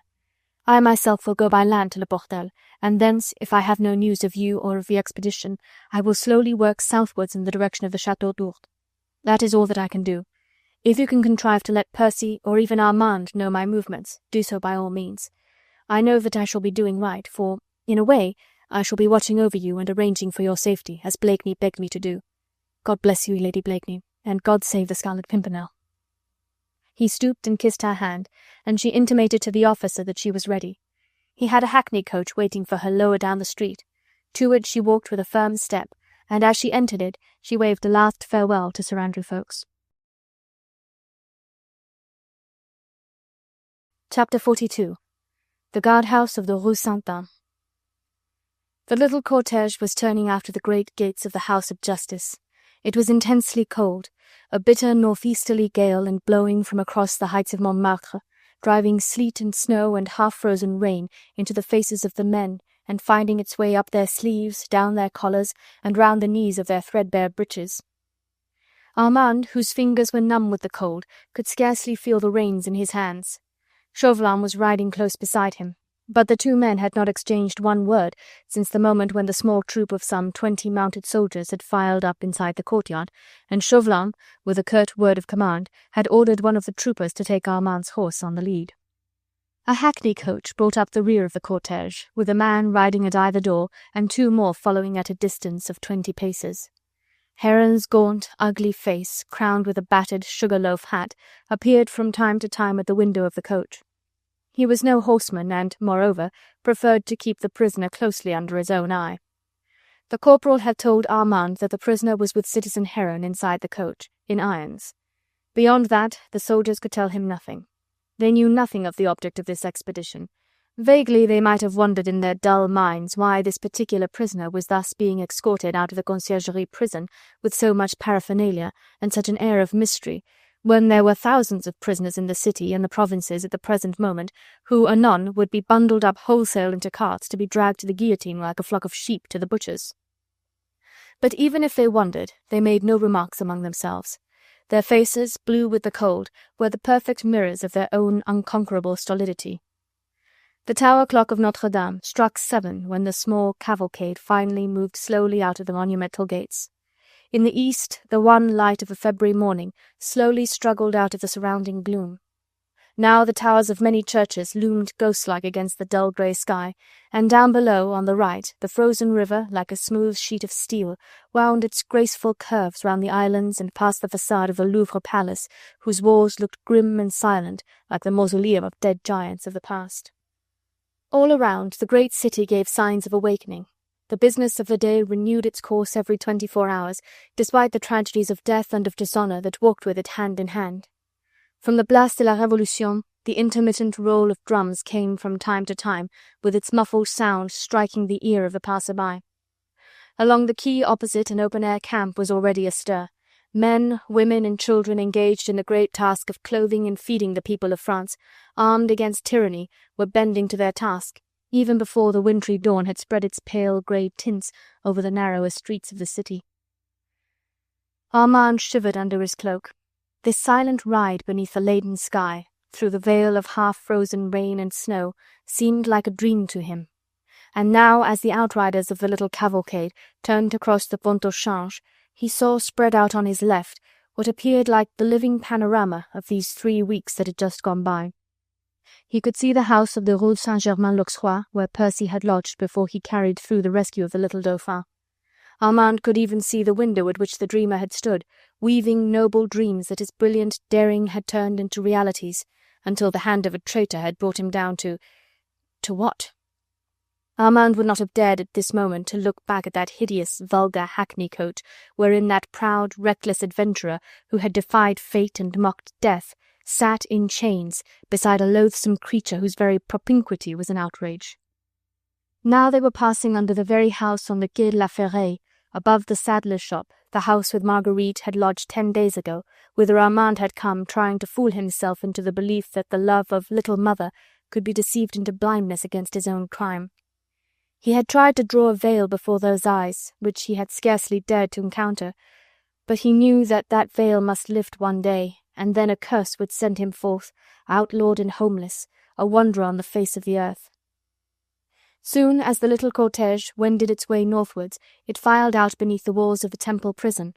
There was the main gate with its sentry standing at attention, there the archway with the guichet of the concierge, and beyond it the paved courtyard. Armand closed his eyes deliberately. He could not bear to look. No wonder that he shivered and tried to draw his cloak closer around him. Every stone, every street corner was full of memories. The chill that struck to the very marrow of his bones came from no outward cause. It was the very hand of remorse that, as it passed over him, froze the blood in his veins and made the rattle of those wheels behind him sound like a hellish knell. At last, the more closely populated quarters of the city were left behind. On ahead, the first section of the guard had turned into the Rue Sainte-Anne.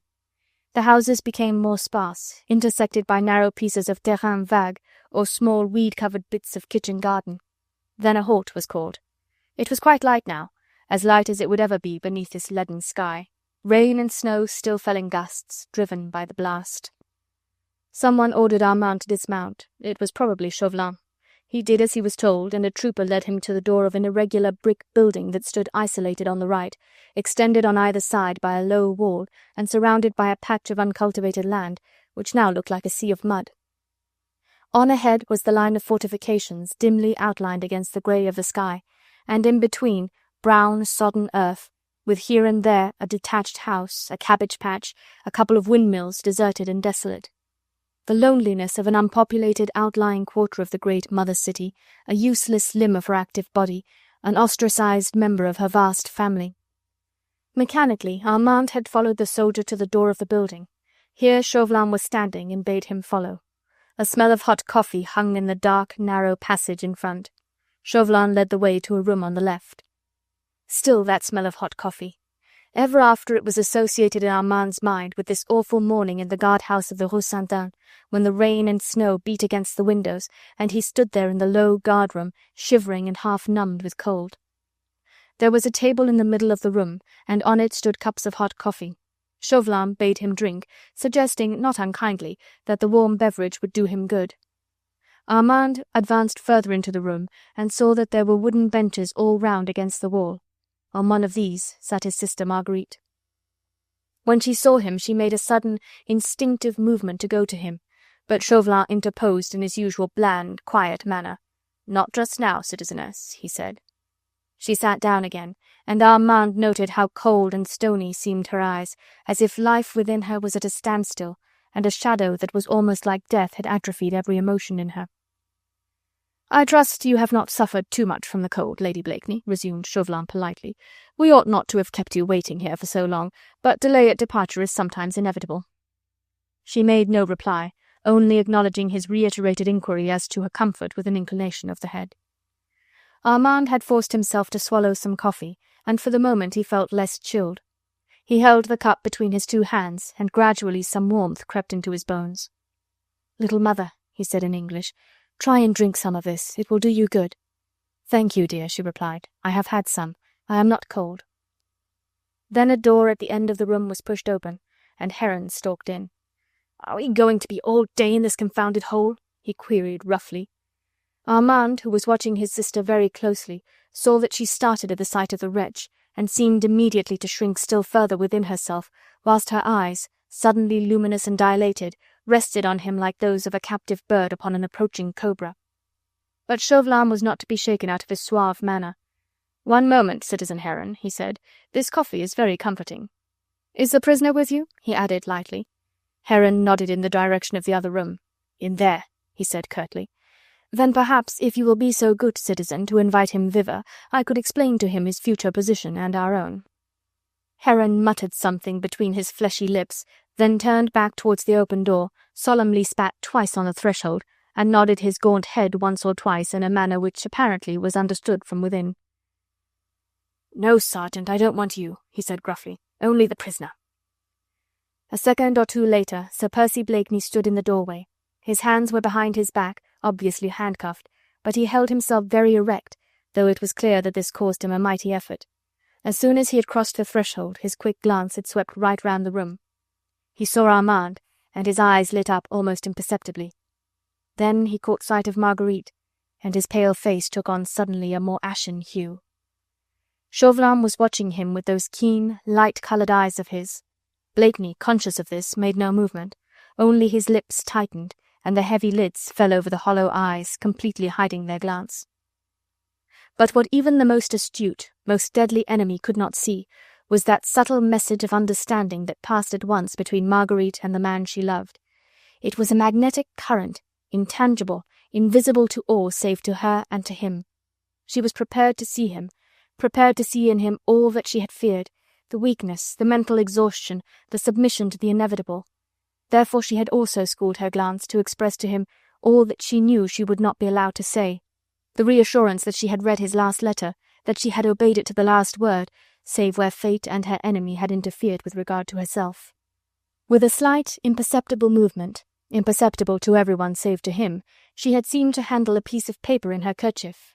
Then she had nodded slowly, with her eyes, steadfast, reassuring, fixed upon him, and his glance gave answer that he had understood. But Chauvelin and Heron had seen nothing of this. They were satisfied that there had been no communication between the prisoner and his wife and friend. "You are no doubt surprised, Sir Percy," said Chauvelin after a while, "to see Lady Blakeney here. She, as well as Citizen Saint-Just, will accompany our expedition to the place where you will lead us. We none of us know where that place is. Citizen Heron and myself are entirely in your hands. You might be leading us to certain death, or again, to a spot where your own escape would be an easy matter to yourself. You will not be surprised, therefore, that we have thought fit to take certain precautions both against any little ambuscade which you may have prepared for us, or against your making one of those daring attempts at escape for which the noted Scarlet Pimpernel is so justly famous." He paused, and only Heron's low chuckle of satisfaction broke the momentary silence that followed. Blakeney made no reply. Obviously he knew exactly what was coming. He knew Chauvelin and his ways, knew the kind of torturous conception that would find origin in his brain. The moment that he saw Marguerite sitting there, he must have guessed that Chauvelin once more desired to put her precious life in the balance of his intrigues. "Citizen Heron is impatient, Sir Percy," resumed Chauvelin after a while, "so I must be brief. Lady Blakeney, as well as Citizen Saint-Just, will accompany us on this expedition to whithersoever you may lead us. They will be the hostages which we will hold against your own good faith.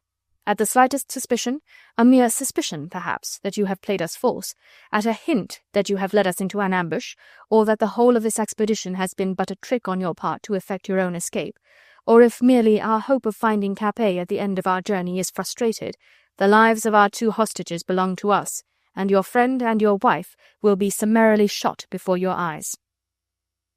Outside, the rain pattered against the window panes. The gale whistled mournfully among the stunted trees, but within this room not a sound stirred the deadly stillness of the air. And yet at this moment, hatred and love, savage lust and sublime self-abnegation, the most powerful passions the heart of man can know, held three men here enchained, each a slave to his dominant passion, each ready to stake his all for the satisfaction of his master. Heron was the first to speak. "Well," he said with a fierce oath, "what are we waiting for? The prisoner knows how he stands. Now we can go." "One moment, citizen," interposed Chauvelin, his quiet manner contrasting strangely with his colleague's savage mood. "You have quite understood, Sir Percy," he continued, directly addressing the prisoner, The conditions under which we are all of us about to proceed on this journey." "All of us?"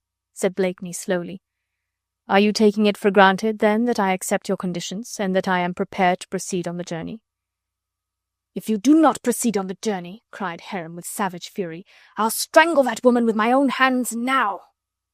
Blakeney looked at him for a moment or two through half-closed lids, and it seemed then, to those who knew him well, to those who loved him and to the man who hated them, that the mighty sinews almost cracked with the passionate desire to kill. Then the sunken eyes turned slowly to Marguerite, and she alone caught the look. It was a mere flash of a humble appeal for pardon. It was all over in a second. Almost immediately the tension on the pale face relaxed, and into the eyes there came that look of acceptance, nearly akin to fatalism, an acceptance of which the strong alone are capable, for with them it only comes in the face of the inevitable. Now he shrugged his broad shoulders, and once more turning to Heron, he said quietly, "You leave me no option in that case. As you have remarked before, Citizen Heron, why should we wait any longer? Surely we can go now." Chapter 43. The Dreary Journey. Rain, rain, rain, incessant, monotonous and dreary. The wind had changed round to the southwest. It blew now in great gusts that sent weird, sighing sounds through the trees, and drove the heavy showers into the faces of the men as they rode on, with heads bent forward against the gale. The rain-sodden bridles slipped through their hands, bringing out sores and blisters on their palms.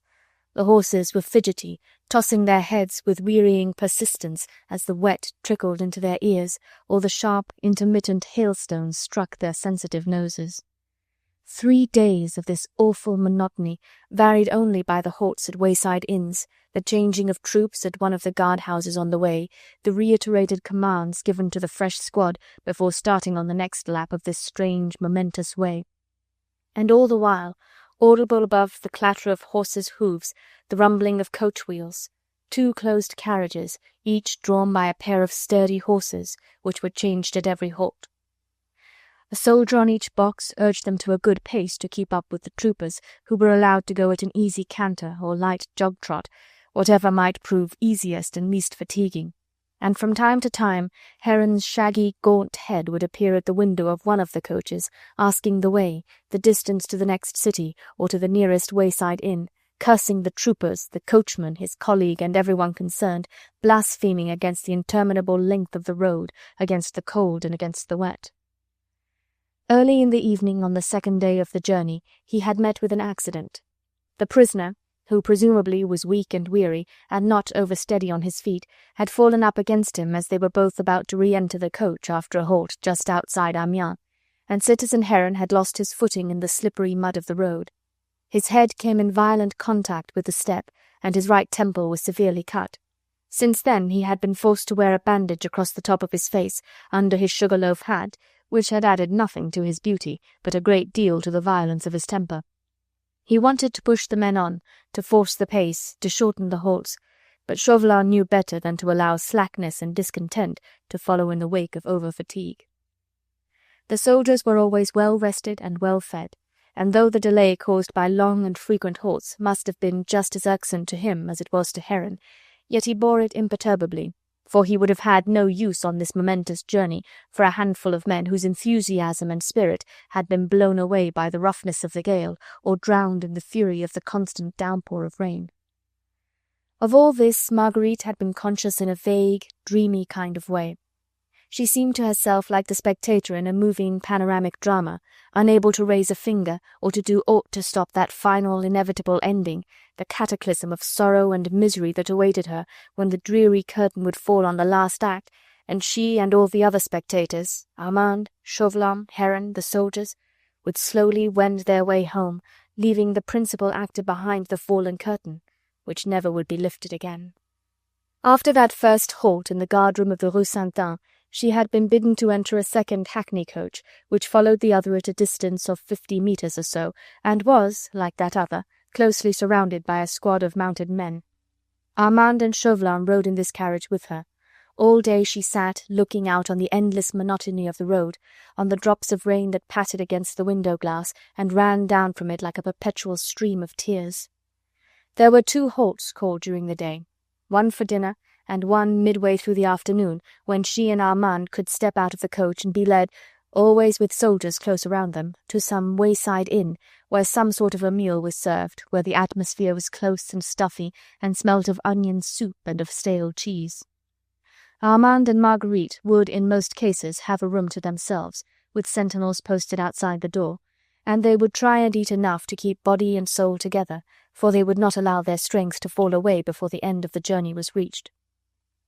For the night halt, once at Beauvais and the second night at Abbeville, they were escorted to a house in the interior of the city, where they were accommodated with moderately clean lodgings. Sentinels, however, were always at their doors. They were prisoners in all but name, and had little or no privacy, for at night they were both so tired that they were glad to retire immediately, and to lie down on the hard beds that had been provided for them, even if sleep fled from their eyes, and their hearts and souls were flying through the city in search of him who filled their every thought. Of Percy they saw little or nothing. In the daytime food was evidently brought to him in the carriage, for they did not see him get down, and on those 2 nights at Beauvais and Abbeville, when they caught sight of him stepping out of the coach outside the gates of the barracks, he was so surrounded by soldiers that they only saw the top of his head and his broad shoulders towering above those of the men. Once Marguerite had put all her pride, all her dignity by, and asked citizen Chauvelin for news of her husband. "He is well and cheerful, Lady Blakeney," he had replied with his sarcastic smile. "Ah," he added pleasantly, "those English are remarkable people. We of Gallic breed will never really understand them. Their fatalism is quite oriental in its quiet resignation to the decree of fate. Did you know, Lady Blakeney, that when Sir Percy was arrested he did not raise a hand? I thought, and so did my colleague, that he would have fought like a lion. And now that he has no doubt realized that quiet submission will serve him best in the end, he is as calm on this journey as I am myself. In fact," he concluded complacently, "whenever I have succeeded in peeping into the coach, I have invariably found Sir Percy Blakeney fast asleep." "He," she murmured, for it was so difficult to speak to this callous wretch, who was obviously mocking her in her misery. You are not keeping him in irons?" "No, oh no," replied Chauvelin with perfect urbanity. "You see, now that we have you, Lady Blakeney, and citizen Saint-Just with us, we have no reason to fear that elusive Pimpernel will spirit himself away." A hot retort had risen to Armand's lips. The warm Latin blood in him rebelled against this intolerable situation, the man's sneers in the face of Marguerite's anguish. But her restraining, gentle hand had already pressed his. What was the use of protesting, of insulting this brute who cared nothing for the misery which he had caused so long as he had gained his own ends? And Armand held his tongue and tried to curb his temper, tried to cultivate a little of that fatalism which Chauvelin had said was characteristic of the English. He sat beside his sister, longing to comfort her, yet feeling that his very presence near her was an outrage, a sacrilege. She spoke so seldom to him, even when they were alone, that at times the awful thought which had more than once found birth in his weary brain became crystallized and more real. Did Marguerite guess? Had she the slightest suspicion that the awful cataclysm to which they were tending with every revolution of the creaking coach-wheels had been brought about by her brother's treacherous hand? And when that thought had lodged itself quite snugly in his mind, he began to wonder whether it would not be far more simple, far more easy, to end his miserable life in some manner that might suggest itself on the way. When the coach crossed one of those dilapidated parapetless bridges over abysses 50 meters deep, it might be so easy to throw open the carriage door and to take one final jump into eternity. So easy, but so damnably cowardly. Marguerite's near presence quickly brought him back to himself. His life was no longer his own to do with as he pleased. It belonged to the chief whom he had betrayed, to the sister whom he must endeavour to protect. Of Jeanne now he thought but little. He had put even the memory of her by tenderly like a sprig of lavender pressed between the faded leaves of his own happiness. His hand was no longer fit to hold that of any pure woman. His hand had on it a deep stain, immutable like the brand of Cain. Yet Marguerite beside him held his hand, and together they looked out on that dreary, dreary road, and listened to the patter of the rain and the rumbling of the wheels of that other coach on ahead. And it was all so dismal and so horrible, the rain, the soughing of the wind in the stunted trees, this landscape of mud and desolation, this eternally grey sky. Chapter 44. The Halt at Crecy. Now then, citizen, don't go to sleep. This is Crecy, our last halt. Armand woke up from his last dream. They had been moving steadily on since they left Abbeville soon after dawn. The rumble of the wheels, the swaying and rocking of the carriage, the interminable patter of the rain had lulled him into a kind of wakeful sleep. Chauvelin had already alighted from the coach. He was helping Marguerite to descend. Armand shook the stiffness from his limbs and followed in the wake of his sister. Always those miserable soldiers round them, with their dank coats of rough blue cloth and the red caps on their heads. Armand pulled Marguerite's hand through his arm and dragged her with him into the house. The small city lay damp and grey before them. The rough pavement of the narrow street glistened with the wet, reflecting the dull, leaden sky overhead. The rain beat into the puddles, the slate roofs shone in the cold, wintry light. This was Crecy, the last halt of the journey, so Chauvelin had said. The party had drawn rein in front of a small one-storied building that had a wooden veranda running the whole length of its front. The usual low, narrow room greeted Armand and Marguerite as they entered. The usual mildewed walls with the colour wash flowing away in streaks from the unsympathetic beam above. The same device, Liberté, Égalité, Fraternité, scribbled in charcoal above the black iron stove. The usual musty, close atmosphere, the usual smell of onion and stale cheese, and the usual hard, straight benches and central table with its soiled and tattered cloth. Marguerite seemed dazed and giddy. She had been 5 hours in that stuffy coach, with nothing to distract her thoughts except the rain-sodden landscape on which she had ceaselessly gazed since the early dawn. Armand led her to the bench, and she sank down on it, numb and inert, resting her elbows on the table and her head in her hands. "If it were only all over," she sighed involuntarily. "Armand, at times now I feel as if I were not really sane, as if my reason had already given way. Tell me, do I seem mad to you at times?" He sat down beside her and tried to chafe her little cold hands. There was a knock at the door, and without waiting for permission, Chauvelin entered the room. "My humble apologies to you, Lady Blakeney," he said in his usual suave manner, "but our worthy host informs me that this is the only room in which he can serve a meal. Therefore I am forced to intrude my presence upon you." Though he spoke with outward politeness, his tone had become more peremptory, less bland, and he did not await Marguerite's reply before he sat down opposite to her and continued to talk airily. "An ill-conditioned fellow, our host," he said. "Quite reminds me of our friend Brogard of the Chagris in Calais. You remember him, Lady Blakeney?" "My sister is giddy and overtired," interposed Armand firmly. "I pray you, citizen, to have some regard for her." "All regard in the world, citizen Saint-Just," protested Chauvelin jovially. "Methought that those pleasant reminiscences would cheer her. Ah, here comes the soup," he added, as a man in blue blouse and breeches, with sabots on his feet, slouched into the room carrying a tureen, which he incontinently placed upon the table. "I feel sure that in England Lady Blakeney misses our excellent croûte au pot, the glory of our bourgeois cookery. Lady Blakeney, a little soup?" "I thank you, sir," she murmured. "Do try and eat something, little mother," Armand whispered in her ear. "Try and keep up your strength for his sake, if not for mine." She turned a wan, pale face to him and tried to smile. "I'll try, dear," she said. "You have taken bread and meat to the citizens in the coach?" Chauvelin called out to the retreating figure of mine host. Grunted the latter in assent. "And see that the citizen soldiers are well fed, or there will be trouble." Grunted the man again, after which he banged the door to behind him. "Citizen Heron is loath to let the prisoner out of his sight," explained Chauvelin lightly, "now that we have reached the last, most important stage of our journey, so he is sharing Sir Percy's midday meal in the interior of the coach." He ate his soup with a relish, ostentatiously paying many small attentions to Marguerite all the time. He ordered meat for her, bread, butter, asked if any dainties could be got. He was apparently in the best of tempers. After he had eaten and drunk, he rose and bowed ceremoniously to her. "Your pardon, Lady Blakeney," he said, "but I must confer with the prisoner now, and take from him full directions for the continuance of our journey. After that I go to the guard-house, which is some distance from here. right at the other end of the city. We pick up a fresh squad here, 20 hardened troopers from a cavalry regiment usually stationed at Abbeville. They have had work to do in this town, which is a hotbed of treachery. I must go inspect the men and the sergeant who will be in command. Citizen Heron leaves all these inspections to me. He likes to stay by his prisoner. In the meanwhile, you will be escorted back to your coach, where I pray you to await my arrival when we change guard first, then proceed on our way."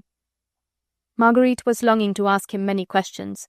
Once again she would have smothered her pride and begged for news of her husband, but Chauvelin did not wait. He hurried out of the room, and Armand and Marguerite could hear him ordering the soldiers to take them forthwith back to the coach. As they came out of the inn, they saw the other coach some 50 metres further up the street. The horses that had done duty since leaving Abbeville had been taken out, and 2 soldiers in ragged shirts and with crimson caps set jauntily over their left ear were leading the 2 fresh horses along. The troopers were still mounting guard round both the coaches. They would be relieved presently. Marguerite would have given 10 years of her life at this moment for the privilege of speaking to her husband, or even of seeing him, of seeing that he was well. A quick, wild plan sprang up in her mind that she would bribe the sergeant in command to grant her wish while Citizen Chauvelin was absent. The man had not an unkind face, and he must be very poor. People in France were very poor these days, though the rich had been robbed and luxurious homes devastated ostensibly to help the poor. She was about to put this sudden thought into execution when Heron's hideous face, doubly hideous now with that bandage of doubtful cleanliness cutting across his brow, appeared at the carriage window. He cursed violently and at the top of his voice. "What are those demmed aristos doing out there?" he shouted. "Just getting into the coach, citizen," replied the sergeant promptly. And Armand and Marguerite were immediately ordered back into the coach. Heron remained at the window for a few moments longer. He had a toothpick in his hand which was using very freely. "How much longer are we going to wait in this cursed hole?" he called out to the sergeant. "Only a few moments longer, citizen. Citizen Chauvelin will be back soon with the guard." A quarter of an hour later, the clatter of cavalry horses on the rough, uneven pavement drew Marguerite's attention. She lowered the carriage window and looked out. Chauvelin had just returned with the new escort. He was on horseback. His horse's bridle, since he was but an indifferent horseman, was held by one of the troopers. Outside the inn he dismounted. Evidently he had taken full command of the expedition, and scarcely referred to Heron, who spent most of his time cursing at the men or the weather when he was not lying half asleep and partially drunk in the inside of the carriage. The changing of the guard was now accomplished quietly and in perfect order. The new escort consisted of 20 mounted men, including a sergeant and a corporal, and of 2 drivers, one for each coach. The cortege now was filled up in marching order. Ahead a small party of scouts, then the coach with Marguerite and Armand closely surrounded by mounted men, and at a short distance the second coach with Citizen Heron and the prisoner equally well guarded. Chauvelin superintended all the arrangements himself. He spoke for some few moments with the sergeant, also with the driver of his own coach. He went to the window of the other carriage, probably in order to consult with Citizen Heron or to take final directions from the prisoner. For Marguerite, who was watching him, saw him standing on the step and leaning well forward into the interior, whilst apparently he was taking notes on a small tablet which he had in his hand. A small knot of idlers had congregated in the narrow street. Men in blouses and boys in ragged breeches lounged against the veranda of the inn and gazed with inexpressive, stolid eyes on the soldiers, the coaches, the citizen who wore the tricolour scarf. They had seen this sort of thing before now. Aristos being conveyed to Paris under arrest, prisoners on their way to or from Amiens. They saw Marguerite's pale face at the carriage window. It was not the first woman they had seen under like circumstances, and there was no special interest about this aristo. They were smoking or spitting, or just lounging idly against the balustrade. Marguerite wondered if none of them had wife, sister, or mother, or child, if every sympathy, every kind of feeling in these poor wretches had been atrophied by misery or by fear. At last everything was in order, and the small party ready to start. "Does anyone here know the chapel of the Holy Sepulchre, close by the park of the Château d'Ourde?" asked Chauvelin, vaguely addressing the knot of gaffers that stood closest to him. The men shook their heads. Some had dimly heard of the Château d'Ourde. It was some way in the interior of the forest of Boulogne, but no one knew about a chapel. People did not trouble about chapels nowadays. With the indifference so peculiar to local peasantry, these men knew no more of the surrounding country than the 12 or 15-league circle that was within a walk of their sleepy little town. One of the scouts on ahead turned in his saddle and spoke to Citizen Chauvelin. "I think I know the way pretty well, Citizen Chauvelin," he said. "At any rate, I know it as far as the forest of Boulogne." Chauvelin referred to his tablets. "That's good," he said. "Then when you reach the milestone that stands on this road at the confine of the forest, bear sharply to your right and skirt the wood until you see the hamlet of Yes, Le Croc. That's it, in the valley below." "I know Le Croc, I think," said the trooper. "Very well, then. At that point it seems that a wide road strikes it at right angles into the interior of the forest. You follow that until a stone chapel with a colonnaded porch stands before you on your left, and the walls and gates of a park on your right. That is so, is it not, Sir Percy?" he added, once more turning towards the interior of the coach. Apparently the answer satisfied him, for he gave the quick word of command, "En avant," then turned back towards his own coach and finally entered it. "Do you know the Château d'Ours, Citizen Saint-Just?" he asked abruptly, as soon as the carriage began to move. Armand woke, as was habitual with him these days, from some gloomy reverie. "Yes, citizen," he replied. "I know it." "And the Chapel of the Holy Sepulchre?" "Yes, I know it too." Indeed, he knew the chateau well, and the little chapel in the forest, whither the fisher folk from Portel and Boulogne came on a pilgrimage once a year to lay their nets on the miracle-working relic. The chapel was disused now. Since the owner of the chateau had fled, no one had tended it, and the fisher folk were afraid to wander out, lest their superstitious faith be counted against them by the authorities, who had abolished le bon Dieu. But Armand had found refuge there 18 months ago, on his way to Calais, when Percy had risked his life in order to save him, Armand, from death. He could have groaned aloud with the anguish of this recollection, but Marguerite's aching nerves had thrilled at the name. Château d'Ours, the Chapel of the Holy Sepulchre. That was the place which Percy had mentioned in his letter, the place where he had given rendezvous to de Batz. Sir Andrew had said that the Dauphin could not possibly be there, yet Sir Percy was leading his enemies thither, and had given the rendezvous there to de Batz. And this despite that whatever plans, whatever hopes had been born in his mind when he was still immured in the Conciergerie prison, must have been set at naught by the clever counterplot of Chauvelin and Heron. "At the merest suspicion that you have played us false, at a hint that you have led us into an ambush, or if merely our hopes of finding Capet at the end of the journey are frustrated, the lives of your wife and of your friend are forfeit to us, and they will both be shot before your eyes." With these words, with this precaution, those cunning fiends had effectually not only tied the schemer's hands, but forced him either to deliver the child to them, or to sacrifice his wife and his friend. The impasse was so horrible that she could not face it even in her thoughts. A strange, fever-like heat coursed through her veins, yet left her hands icy cold. She longed for, yet dreaded, the end of the journey, that awful grappling with the certainty of coming death. Perhaps, after all, Percy too had given up all hope. Long ago he had consecrated his life to the attainment of his own ideals, and there was a vein of fatalism in him. Perhaps he had resigned himself to the inevitable, and his only desire now was to give up his life, as he had said, in the open, beneath God's sky, to draw his last breath with the storm clouds tossed through infinity above him, and the murmur of the wind in the trees to sing him to rest.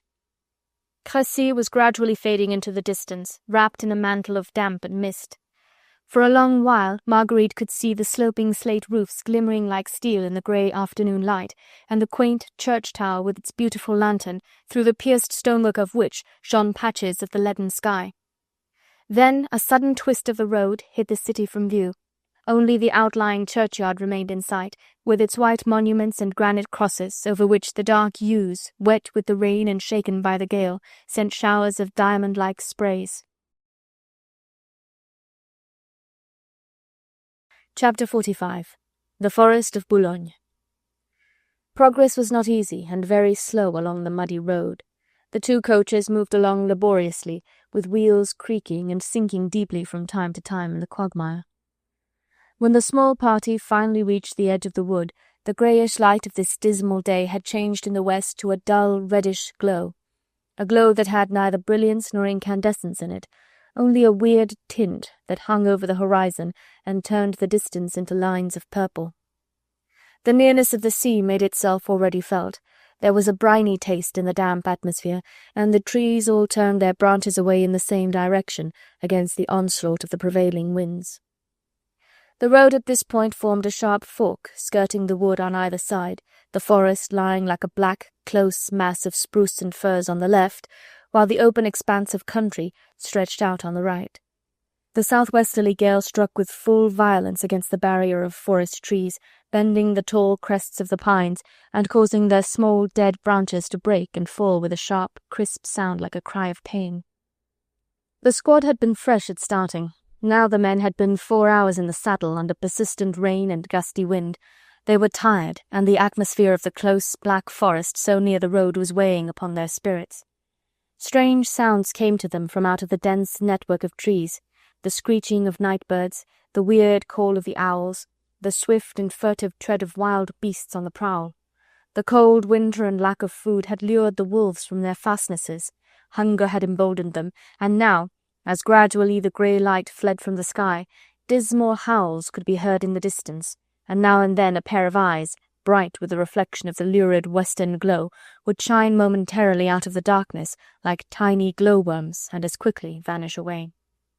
The men shivered, more with vague superstitious fear than with cold.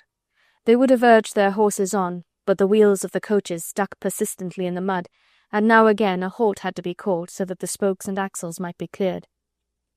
They rode on in silence. No one had a mind to speak, and the mournful soughing of the wind in the pine trees seemed to check the words on every lip.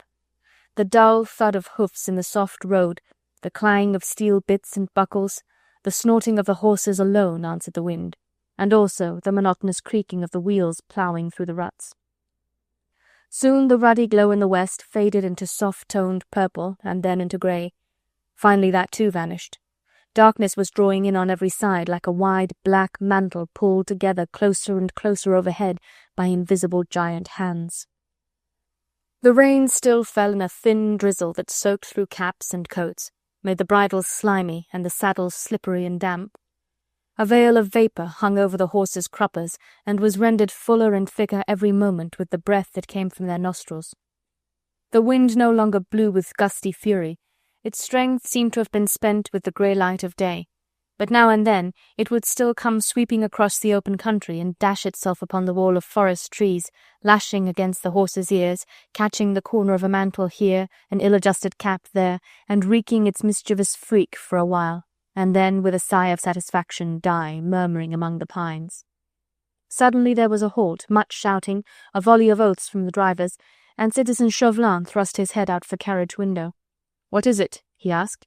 "The scouts, citizen," replied the sergeant, who had been riding close to the coach door all this while. "They have returned. Tell one man to come straight to me and report." Marguerite sat quite still.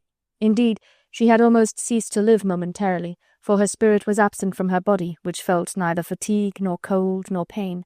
But she heard the snorting of the horse close by as its rider pulled him up sharply beside the carriage door. "Well?" said Chauvelin curtly.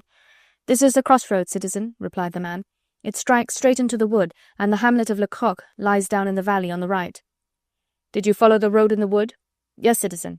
About 2 leagues from here there is a clearing with a small stone chapel, more like a large shrine, nestling among the trees. Opposite to it the angle of a high wall with large wrought-iron gates at the corner, and from these a wide drive leads through a park." "Did you turn into the drive?" "Only a little way, citizen. We thought we had best report first that all is safe." "You saw no one?" "No one." "The chateau, then, lies some distance from the gates?" "A league or more, citizen. Close to the gates there are outhouses and stabling, the disused buildings of the home farm, I should say." "Good, we are on the right road, that is clear. Keep ahead with your men now, but only some 200 metres or so. Stay," he added, as if on second thoughts, "ride down to the other coach and ask the prisoner if we are on the right track." The rider turned his horse sharply round. Marguerite heard the clang of metal and the sound of retreating hoofs. A few moments later the man returned. "Yes, citizen," he reported. "The prisoner says it is quite right. The Chateau d'Ourde lies a full league from its gates. This is the nearest road to the chapel and the chateau. He says we should reach the former in half an hour. It will be very dark in there," he added with a significant nod in the direction of the wood. Chauvelin made no reply, but quietly stepped out of the coach. Marguerite watched him, leaning out of the window, following his small, trim figure as he pushed his way past the groups of mounted men, catching at a horse's bit now and then, or at a bridle, making a way for himself amongst the restless, champing animals without the slightest hesitation or fear. Soon his retreating figure lost its sharp outline silhouetted against the evening sky. It was enfolded in the veil of vapour which was blown out of the horses' nostrils or rising from their damp cruppers. It became more vague, almost ghost-like, through the mist and the fast-gathering gloom. Presently a group of troopers hid him entirely from her view, but she could hear his thin, smooth voice quite clearly as he called to Citizen Heron. "We are close to the end of our journey now, citizen," she heard him say. "If the prisoner has not played us false, little Capet should be in our charge within the hour." A growl not unlike those that came from out the mysterious depths of the forest answered him. "If he is not," and Marguerite recognized the harsh tones of Citizen Heron, "if he is not, then 2 corpses will be rotting in this wood tomorrow for the wolves to feed on, and the prisoner will be on his way back to Paris with me." Someone laughed. It might have been one of the troopers, more callous than his comrades, but to Marguerite the laugh had a strange, familiar ring to it, the echo of something long since past and gone. Then Chauvelin's voice once more came clearly to her ear. "My suggestion, citizen," he was saying, "is that the prisoner shall now give me an order, couched in whatever terms he may think necessary, but a distinct order to his friends to give up Capet to me without any resistance. I could then take some of the men with me, and ride as quickly as the light will allow up to the chateau, and take possession of it, of Capet, and of those who are with him. We could get along faster thus. 1 man can give up his horse to me and continue the journey on the box of your coach. The 2 carriages could then follow at foot-pace. But I fear that if we stick together complete darkness will overtake us, and we might find ourselves obliged to pass a very uncomfortable night in this wood." "I won't spend another night in this suspense. It would kill me," growled Heron to the accompaniment of one of his choicest oaths. "You must do as you think right. You planned the whole of this affair. See to it that it works out well in the end." "How many men shall I take with me? Our advance guard is here, of course." "I couldn't spare you more than 4 more men. I shall want the others to guard the prisoners." 4 men will be quite sufficient, with the 4 of the advance guard. That will leave you 12 men for guarding your prisoners, and you really only need to guard the woman. Her life will answer for the others." He had raised his voice when he said this, obviously intending that Marguerite and Armand should hear. "Then I'll ahead," he continued, apparently in answer to an assent from his colleague. "Sir Percy, will you be so kind as to scribble the necessary words on these tablets?" There was a long pause, during which Marguerite heard plainly the long and dismal cry of a night bird that, mayhap, was seeking its mate. Then Chauvelin's voice was raised again. "I thank you," he said. "This certainly should be quite effectual. And now, Citizen Heron, I do not think that under the circumstances we need fear an ambuscade or any kind of trickery. You hold the hostages, and if by any chance I and my men are attacked, or if we encounter armed resistance at the chateau, I will dispatch a rider back straight away to you, and, well, you will know what to do." His voice died away, merged in the soughing of the wind, drowned by the clang of metal, of horses snorting, of men living and breathing. Marguerite felt that beside her Armand had shuddered, and that in the darkness his trembling hand had sought and found hers. She leaned well out of the window, trying to see. The gloom had gathered more closely in, and round her the veil of vapour from the horses' steaming cruppers hung heavily in the misty air. In front of her the straight lines of a few fir trees stood out dense and black against the greyness beyond, and between these lines purple tints of various tones and shades mingled one with the other, merging the horizon line with the sky. Here and there a more solid black patch indicated the tiny houses of the hamlet of Le Croc, far down in the valley below. From some of these houses small lights began to glimmer like blinking yellow eyes. Marguerite's gaze, however, did not rest on the distant landscape. It tried to pierce the gloom that hid her immediate surroundings. The mounted men were all round the coach, more closely round her than the trees in the forest. But the horses were restless, moving all the time, and as they moved she caught glimpses of that other coach, and of Chauvelin's ghost-like figure walking rapidly through the mist. Just for one brief moment she saw the other coach, and Heron's head and shoulders leaning out of the window. His sugar-loaf hat was on his head, and the bandage across his brow looked like a sharp, pale streak below it. "Do not doubt it, Citizen Chauvelin," he called out loudly in his harsh, raucous voice. "I shall know what to do. The wolves will have their meal tonight, and the guillotine will not be cheated either." Armand put his arm round his sister's shoulders and gently drew her back into the carriage. "Little mother," he said, "if you can think of a way whereby my life would redeem Percy's and yours, show me that way now." But she replied, quietly and firmly, "There is no way, Armand. If there is, it is in the hands of God." Chapter 46. Others in the Park. Chauvelin and his picked escort had in the meanwhile detached themselves from the main body of the squad. Soon the dull thud of their horses' hoofs treading the soft ground came more softly, then more softly still as they turned into the wood, and the purple shadows seemed to enfold every sound and finally to swallow them completely. Armand and Marguerite from the depth of the carriage heard Heron's voice ordering his own driver now to take the lead. They sat quite still and watched, and presently the other coach passed them slowly on the road, its silhouette standing out ghostly and grim for a moment against the indigo tones of the distant country.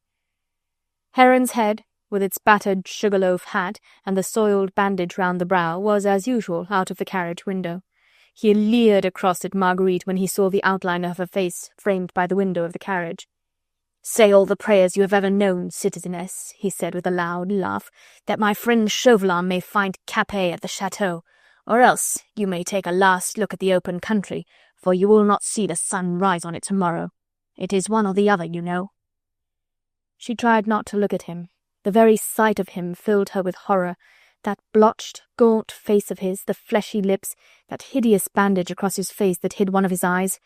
She tried not to see him and not to hear him laugh. Obviously, he too laboured under the stress of great excitement. So far everything had gone well. The prisoner had made no attempt at escape, and apparently did not mean to play a double game. But the crucial hour had come, and with it darkness and the mysterious depths of the forest with their weird sounds and sudden flashes of ghostly lights. They naturally wrought on the nerves of men like Heron, whose conscience might have been dormant, but whose ears were nevertheless filled with the cries of innocent victims sacrificed to their own lustful ambitions and their blind, unreasoning hates. He gave sharp orders to the men to close up round the carriages, and then gave the curt word of command, "En avant!" Marguerite could but strain her ears to listen. All her senses, all her faculties had merged into that of hearing, rendering it doubly keen. It seemed to her that she could distinguish the faint sound, that even as she listened grew fainter and fainter yet, of Chauvelin and his squad moving away rapidly into the thickness of the wood some distance already ahead. Close to her there was the snorting of horses, the clanging and noise of moving mounted men. Heron's coach had taken the lead. She could hear the creaking of its wheels, the calls of the driver urging his beasts. The diminished party was moving at foot-pace in the darkness that seemed to grow denser at every step, and through that silence which was so full of mysterious sounds. The carriage rolled and rocked on its springs. Marguerite, giddy and overtired, lay back with closed eyes, her hand resting in that of Armand. Time, space, and distance had ceased to be. Only death, the great lord of all, had remained. He walked on ahead, scythe on skeleton shoulder, and beckoned patiently, but with a sure, grim hand. There was another halt. The coach wheels groaned and creaked on their axles. One or two horses reared with the sudden drawing up of the curb. "What is it now?" came Heron's hoarse voice through the darkness. "It is pitch dark, citizen," was the response from ahead. "The drivers cannot see their horses' ears. They wait to know if they may light their lanterns and lead their horses." "They can lead their horses," replied Heron roughly, "but I'll have no lanterns lighted. We don't know what fools may be lurking behind trees, hoping to put a bullet through my head, or yours, Sergeant. We don't want to make a lighted target of ourselves, what? But let the drivers lead their horses, and one or two of you who are riding greys might dismount too and lead the way. The greys would show up perhaps in this cursed blackness." While his orders were being carried out, he called out once more, "Are we far now from that confounded chapel?" "We can't be far, citizen. The whole forest is not more than 6 leagues wide at any point, and we have gone 2 since we turned into it." "Hush!" Heron's voice suddenly broke in hoarsely. "What was that? Silence, I say! Damn you, can't you hear?" There was a hush, every ear straining to listen, but the horses were not still. They continued to champ their bits, to paw the ground, and to toss their heads, impatient to get on.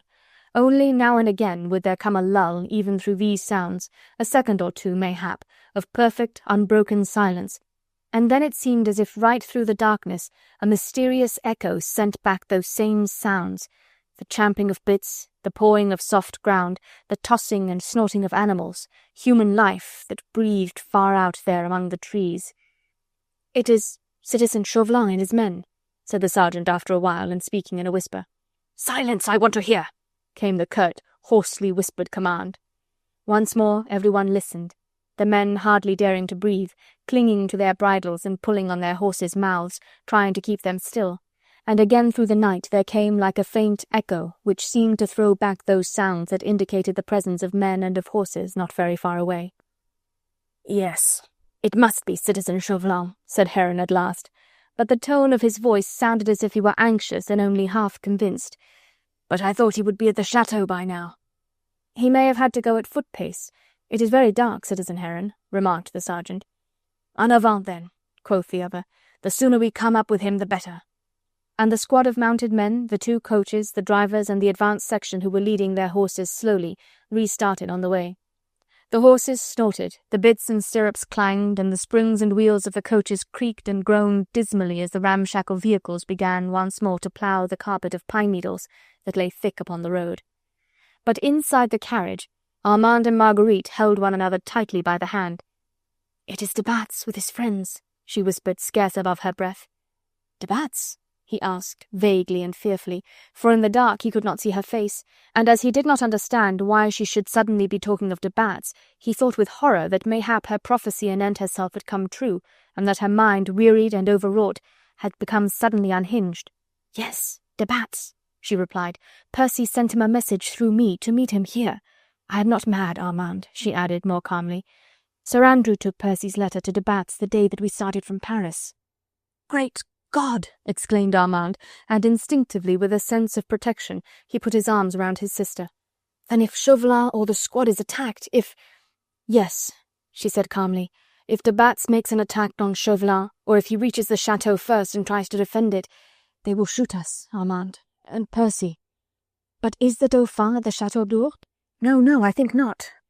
"Then why should Percy have invoked the aid of de Batz, now when—" "I don't know," she murmured helplessly. "Of course, when he wrote the letter he could not guess that they would hold us as hostages. He may have thought that under cover of darkness and of an unexpected attack he might have saved himself had he been alone.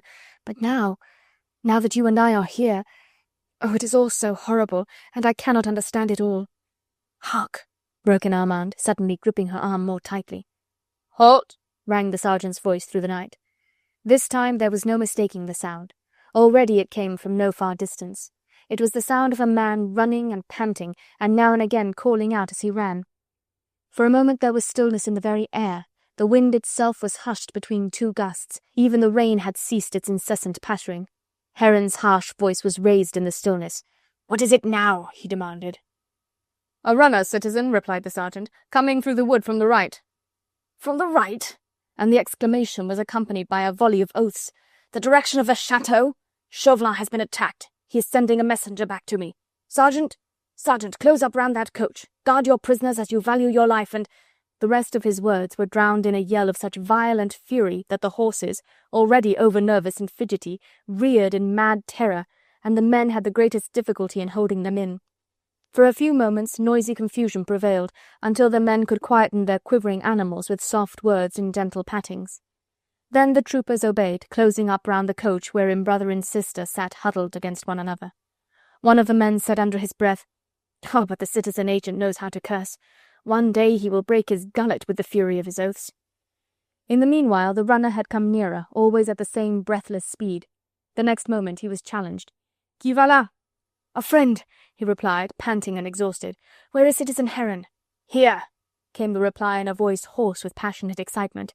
"Come up, damn you, be quick." "A lantern, citizen," suggested one of the drivers. No, not now. Here, where the devil are we?" "We are close to the chapel on our left, citizen," said the sergeant.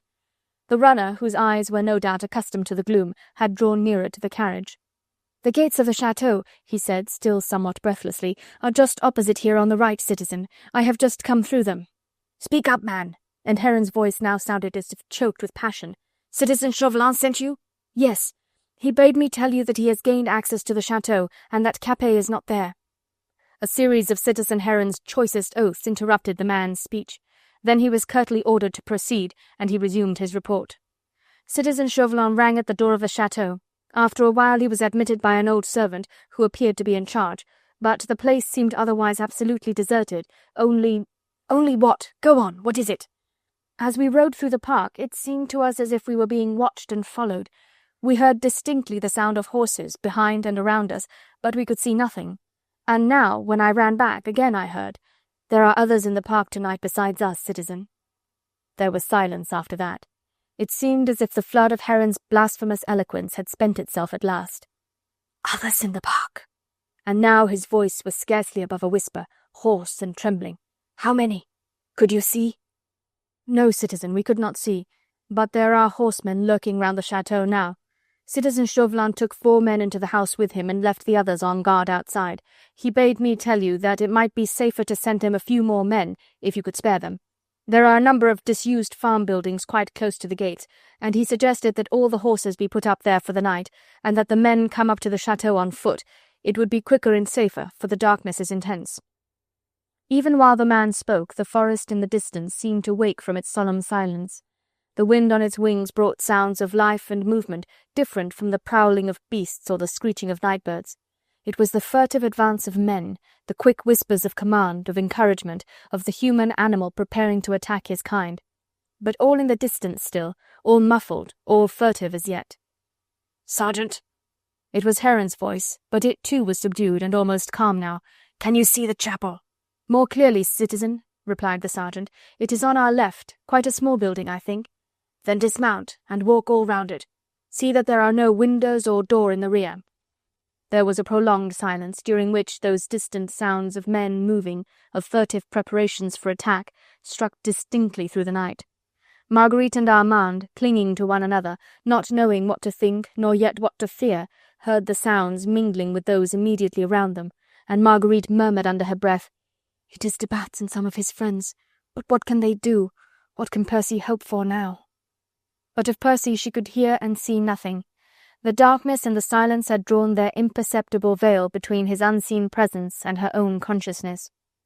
She could see the coach in which he was, but Heron's hideous personality, his head with its battered hat and soiled bandage, had seemed to obtrude itself always before her gaze, blotting out from her mind even the knowledge that Percy was there, not 50 yards away from her.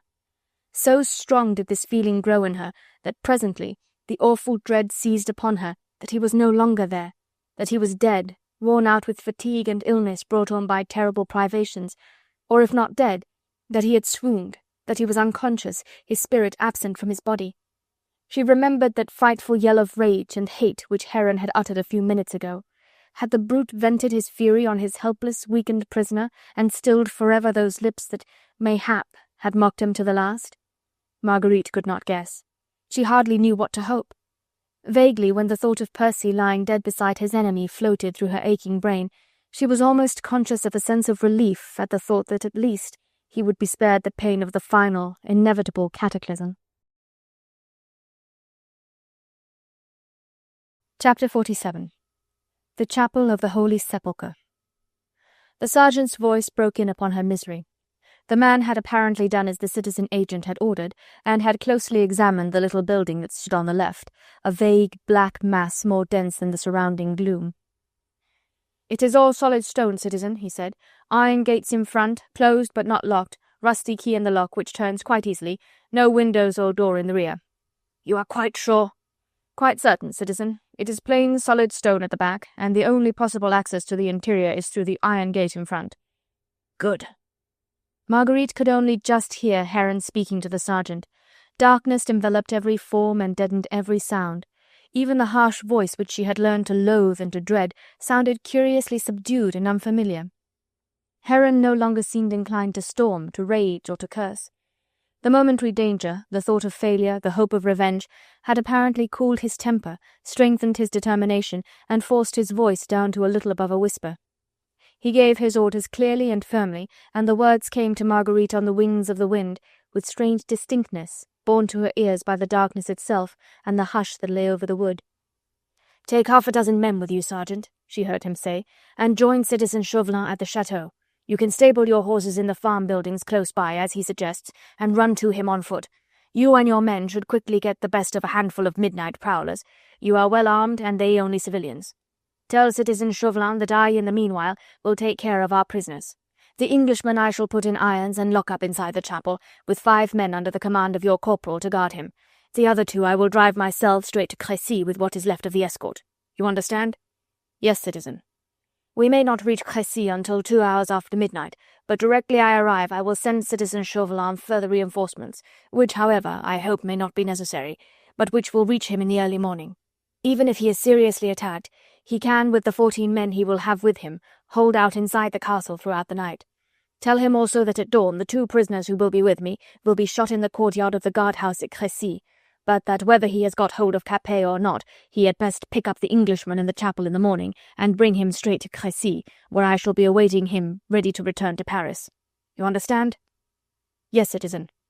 "Then repeat what I said." "I am to take 6 men with me to reinforce citizen Chauvelin now." "Yes." "And you, citizen, will drive straight back to Crecy and will send us further reinforcements from there, which will reach us in the early morning." "Yes." "We are to hold the chateau against those unknown marauders, if necessary, until the reinforcements come from Crecy.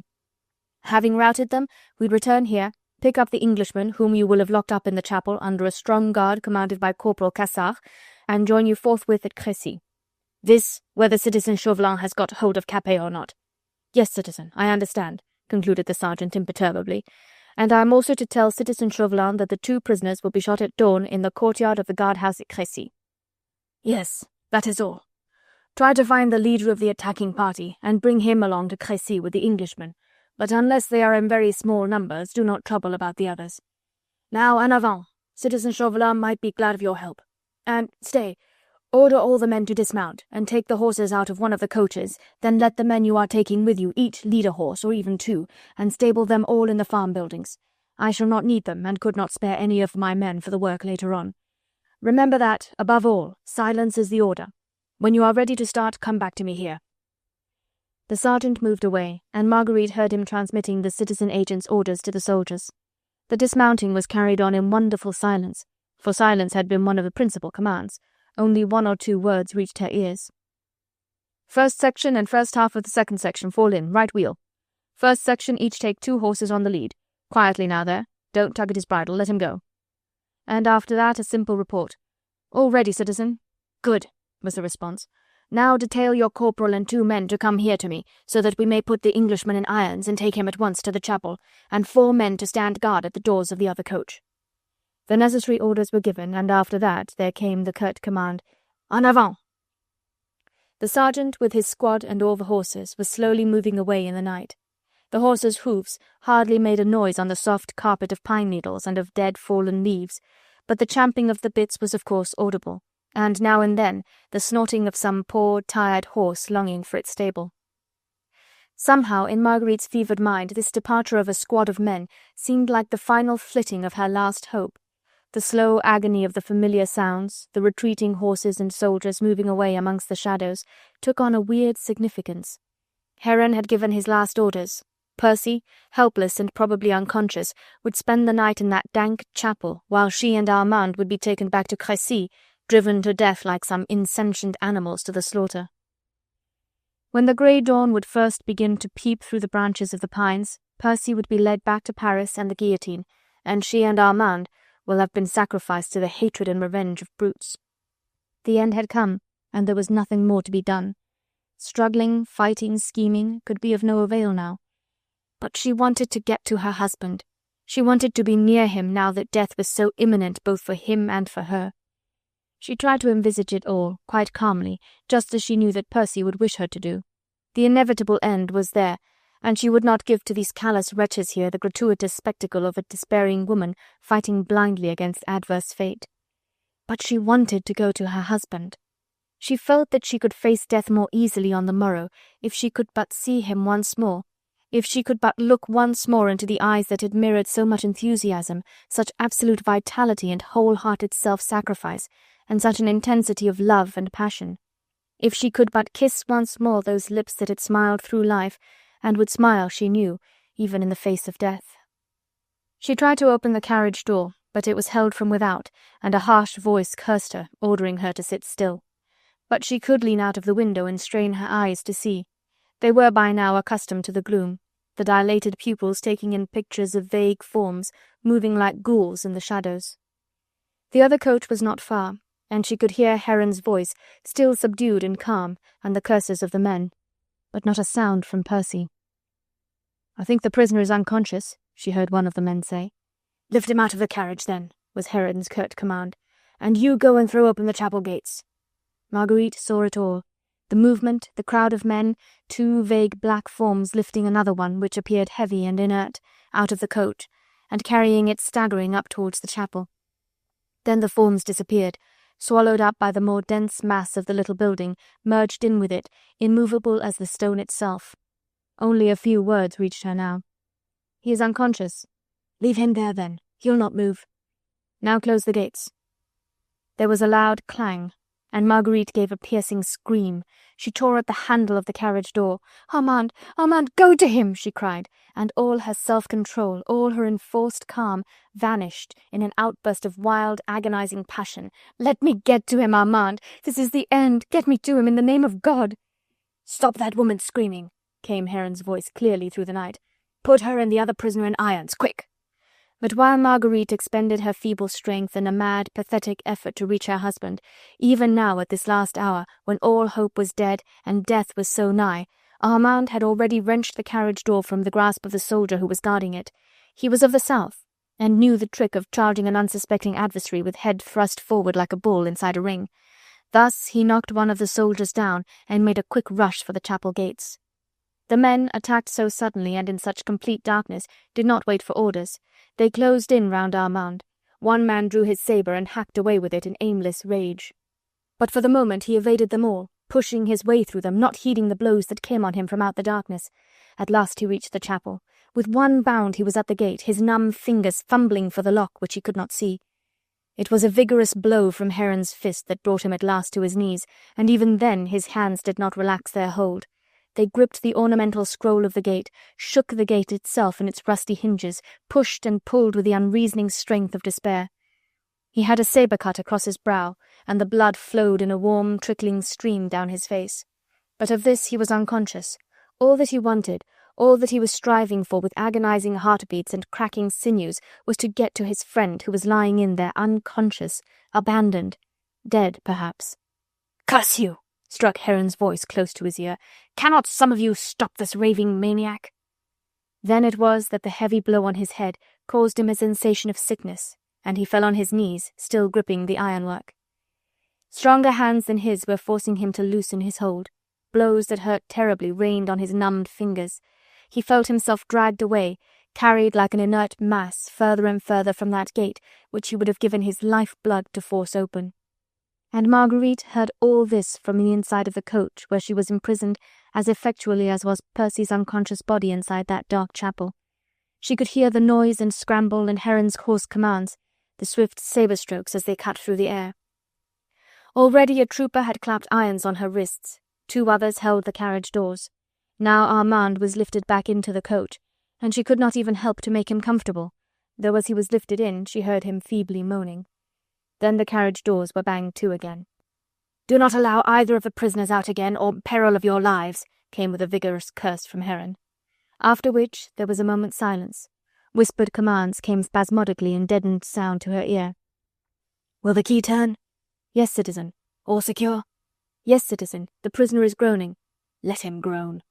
"The empty coach, citizen? The horses have been taken out." "Leave it standing where it is, then. Citizen Chauvelin will need it in the morning." "Armand," whispered Marguerite inside the coach, "did you see Percy?" "It was so dark," murmured Armand feebly, "but I saw him just inside the gates where they had laid him down. I heard him groaning. Oh, my God!" "Hush, dear," she said. "We can do nothing more, only die as he lived, bravely and with a smile on our lips in memory of him." "Number 35 is wounded, citizen," said one of the men. "Curse the fool who did the mischief," was the placid response. "Leave him here with the guard." "How many of you are there left, then?" asked the same voice a moment later. "Only 2, citizen, if one whole section remains with me at the chapel door, and also the wounded man." "2 are enough for me, and 5 are not too many at the chapel door." And Heron's coarse, cruel laugh echoed against the stone walls of the little chapel. "Now then, one of you get into the coach, and the other go to the horses' heads. And remember, Corporal Cassard, that you and your men who stay here to guard that chapel door are answerable to the whole nation with your lives for the safety of the Englishmen." The carriage door was thrown open, and a soldier stepped in and sat down opposite Marguerite and Armand. Heron, in the meanwhile, was apparently scrambling up the box. Marguerite could hear him muttering curses as he groped for the reins, and finally gathered them into his hand. The springs of the coach creaked and groaned as the vehicle slowly swung round, The wheels ploughed deeply through the soft carpet of dead leaves. Marguerite felt Armand's inert body leaning heavily against her shoulder. "Are you in pain, dear?" she asked softly. He made no reply, and she thought that he had fainted. It was better so. At least the next dreary hours would flit by for him in the blissful state of unconsciousness. Now at last the heavy carriage began to move more evenly. The soldier at the horses' heads was stepping along at a rapid pace. Marguerite would have given much even now to look back once more at the dense, black mass, blacker and denser than any shadow that had ever descended before on God's earth, which held between its cold, cruel walls all that she loved in the world. But her wrists were fettered by the irons, which cut into her flesh when she moved. She could no longer lean out of the window, and she could not even hear. The whole forest was hushed. The wind was lulled to rest, wild beasts and night birds were silent and still, and the wheels of the coach creaked in the ruts, bearing Marguerite with every turn further and further away from the man who lay helpless in the chapel of the Holy Sepulchre. Chapter 48. The Waning Moon. Armand had wakened from his attack of faintness, and brother and sister sat close to one another, shoulder touching shoulder. That sense of nearness was the one tiny spark of comfort to both of them on this dreary, dreary way. The coach had lumbered on unceasingly since all eternity, so it seemed to them both. Once there had been a brief halt when Heron's rough voice had ordered the soldier at the horses' heads to climb on the box beside him, and once, it had been a very little while ago, a terrible cry of pain and terror had rung through the stillness of the night. Immediately after that, the horses had been put at a more rapid pace, but it had seemed to Marguerite as if that one cry of pain had been repeated by several others, which sounded more feeble and soon appeared to be dying away in the distance behind. The soldier who sat opposite to them must have heard the cry too, for he jumped up as if wakened from sleep and put his head out of the window. "Did you hear that cry, citizen?" he asked. But only a curse answered him, and a peremptory command not to lose sight of the prisoners by poking his head out of the window. "Did you hear the cry?" asked the soldier of Marguerite as he made haste to obey. "Yes. What could it be?" she murmured. "It seems dangerous to drive so fast in this darkness," muttered the soldier. After which remark he, with the stolidity peculiar to his kind, figuratively shrugged his shoulders, detaching himself, as it were, of the whole affair. "We should be out of the forest by now," he remarked in an undertone a little while later. "The way seemed shorter before." Just then the coach gave an unexpected lurch to one side, and after much groaning and creaking of axles and springs, it came to a standstill, and the citizen agent was heard cursing loudly and then scrambling down from the box. The next moment the carriage door was pulled open from without, and the harsh voice called out peremptorily, "Citizen soldier, here, quick, quick, curse you! We'll have one of the horses down if you don't hurry." The soldier struggled to his feet. It was never good to be slow in obeying the citizen agent's commands. He was half asleep, and no doubt numb with cold and long sitting still. To accelerate his movements he was suddenly gripped by the arm and dragged incontinently out of the coach. Then the door was slammed to again, either by a rough hand or a sudden gust of wind, Marguerite could not tell. She heard a cry of rage and one of terror, and Heron's raucous curses. She cowered in the corner of the carriage with Armand's head against her shoulder, and tried to close her ears to all those hideous sounds. Then suddenly all the sounds were hushed, and all around everything became perfectly calm and still, so still that at first the silence oppressed her with a vague, nameless dread. It was as if nature herself had paused, that she might listen, and the silence became more and more absolute, until Marguerite could hear Armand's soft, regular breathing close to her ear. The window nearest to her was open, and as she leaned forward with that paralyzing sense of oppression, a breath of pure air struck full upon her nostrils, and brought with it a briny taste, as if from the sea. It was not quite so dark, and there was a sense as of open country stretching out to the limits of the horizon. Overhead a vague greyish light suffused the sky, and the wind swept the clouds in great rolling banks right across that light. Marguerite gazed upward with a more calm feeling that was akin to gratitude. That pale light, though so wan and feeble, was thrice welcome after that inky blackness wherein shadows were less dark than the lights. She watched eagerly the bank of clouds driven by the dying gale. The light grew brighter and faintly golden.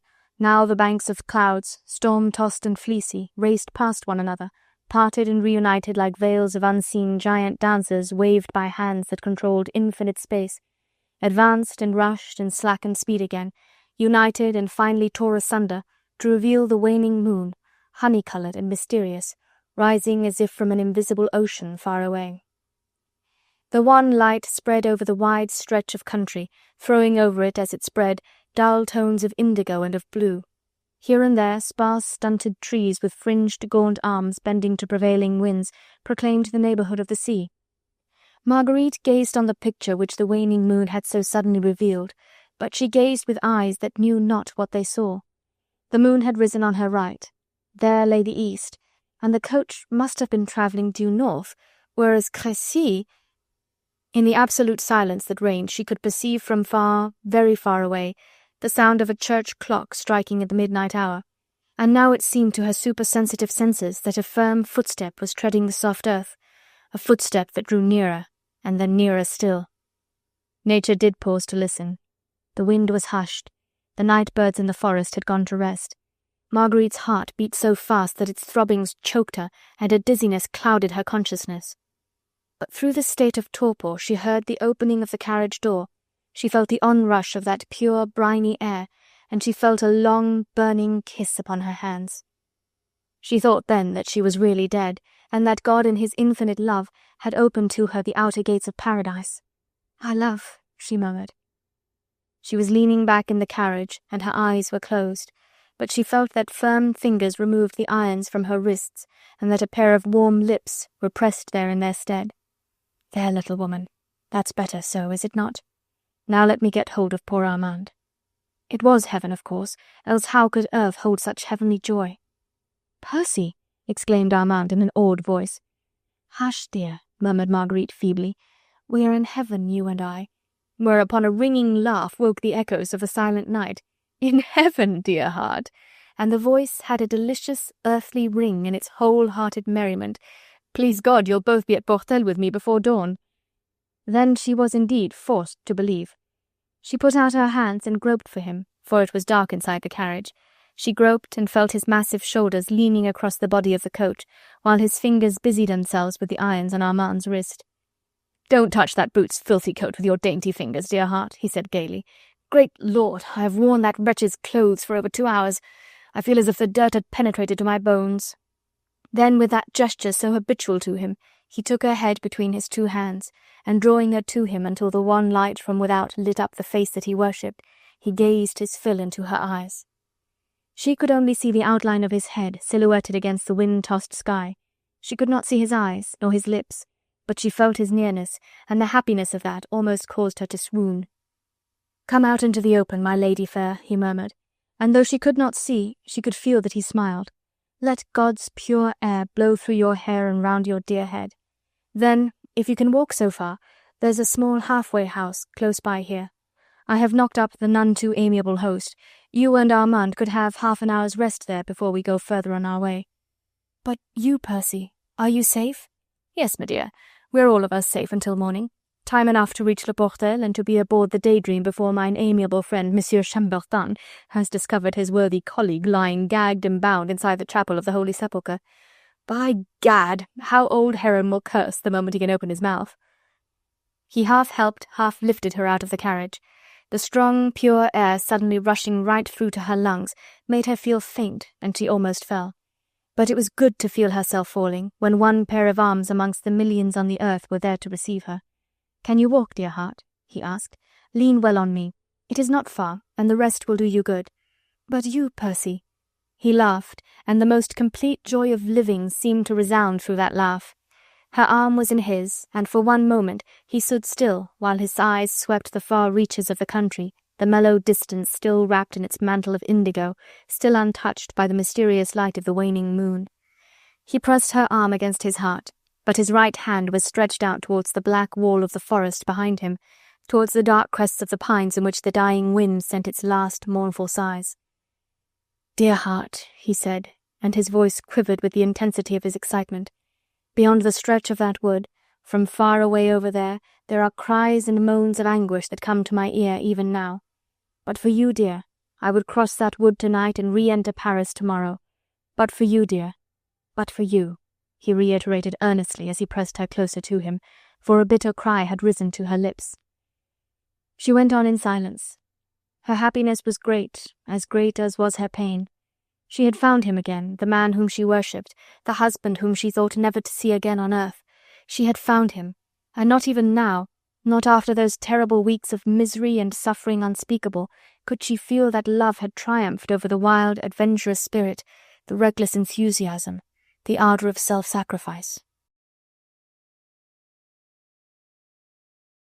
Chapter 49. The Land of Eldorado. It seems that in the pocket of Heron's coat there was a letter-case with some few hundred francs. It was amusing to think that the brute's money helped to bribe the ill-tempered keeper of the halfway house to receive guests at midnight, and to ply them well with food, drink, and the shelter of a stuffy coffee-room. Marguerite sat silently beside her husband, her hand in his. Armand, opposite to them, had both elbows on the table. He looked pale and wan, with a bandage across his forehead, and his glowing eyes were resting on his chief. "Yes, you demmed young idiot," said Blakeney merrily. "You nearly upset my plan in the end, with your yelling and screaming outside the chapel gates." "I wanted to get to you, Percy. I thought those brutes had got you there inside that building." "Not they," he exclaimed. "It was my friend Heron whom they had trussed and gagged, and whom my amiable friend Monsieur Chambertin will find in there tomorrow morning. By gad, I would go back if only for the pleasure of hearing Heron curse when first the gag is taken from his mouth." "But how was it all done, Percy? And there was de Batz." "De Batz was part of the scheme I had planned for mine own escape, before I knew that those brutes meant to take Marguerite and you as hostages for my good behaviour. What I hoped then was that under cover of a tussle or a fight I could somehow or other contrive to slip through their fingers, and you know my belief in bald-headed fortune with the one solitary hair. Well, I meant to grab that hair, and at the worst I could but die in the open and not caged in that awful hole like some noxious vermin. I knew that de Batz would rise to the bait. I told him in my letter that the Dauphin would be at the Château d'Ourde this night, but that I feared the revolutionary government had got wind of this fact, and was sending an armed escort to bring the lad away. This letter Ffoulkes took to him. I knew that he would make a vigorous effort to get the Dauphin into his hands, and that during the scuffle that one hair on Fortune's head would, for 1 second only mayhap, come within my reach. I had so planned the expedition that we were bound to arrive at the forest of Boulogne by nightfall, and night is always a useful ally. But at the guard-house of the Rue Saint-Anne I realized for the first time that those brutes had pressed me into a tighter corner than I had preconceived. He paused, and once again that look of recklessness swept over his face, and his eyes, still hollow and circled, shone with the excitement of past memories. "I was such a weak, miserable wretch then," he said in answer to Marguerite's appeal. "I had to try and build up some strength when, heaven forgive me for the sacrilege, I had unwittingly risked your precious life, dear heart, in that blind endeavour to save mine own. By gad, it was no easy task in that jolting vehicle with that noisome wretch beside me for sole company. Yet I ate and I drank and I slept for 3 days and 2 nights, until the hour when in the darkness I struck Heron from behind, half strangled him first, then gagged him, and finally slipped into his filthy coat and put that loathsome bandage across my head, and his battered hat above it all. The yell he gave when first I attacked him made every horse rear. You must remember it. The noise effectually drowned our last scuffle in the coach. Chauvelin was the only man who might have suspected what had occurred, but he had gone on ahead, and bald-headed Fortune had passed by me, and I had managed to grab its one hair. After that it was all quite easy. The sergeant and the soldiers had seen very little of Heron, and nothing of me. It did not take a great effort to deceive them, and the darkness of the night was my most faithful friend. His raucous voice was not difficult to imitate, and darkness always muffles and changes every tone. Anyway, it was not likely that those loutish soldiers would even remotely suspect the trick that was being played on them. The citizen agent's orders were promptly and implicitly obeyed.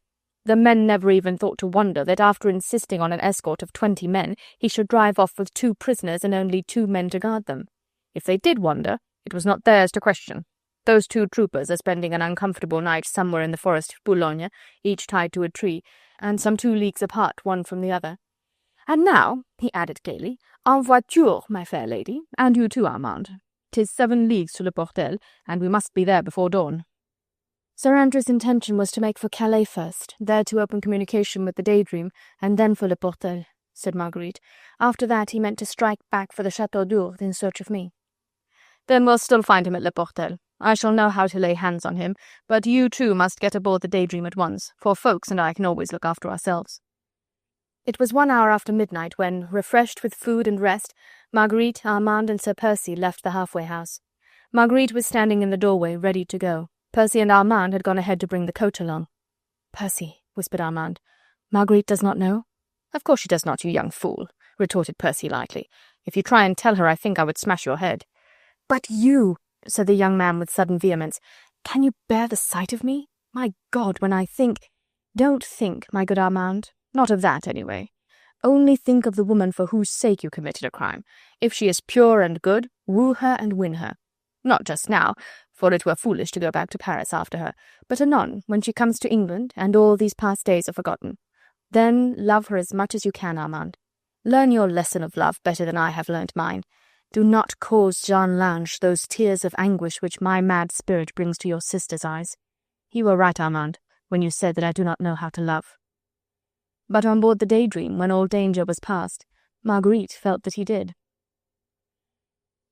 End of Eldorado by Baroness Orczy.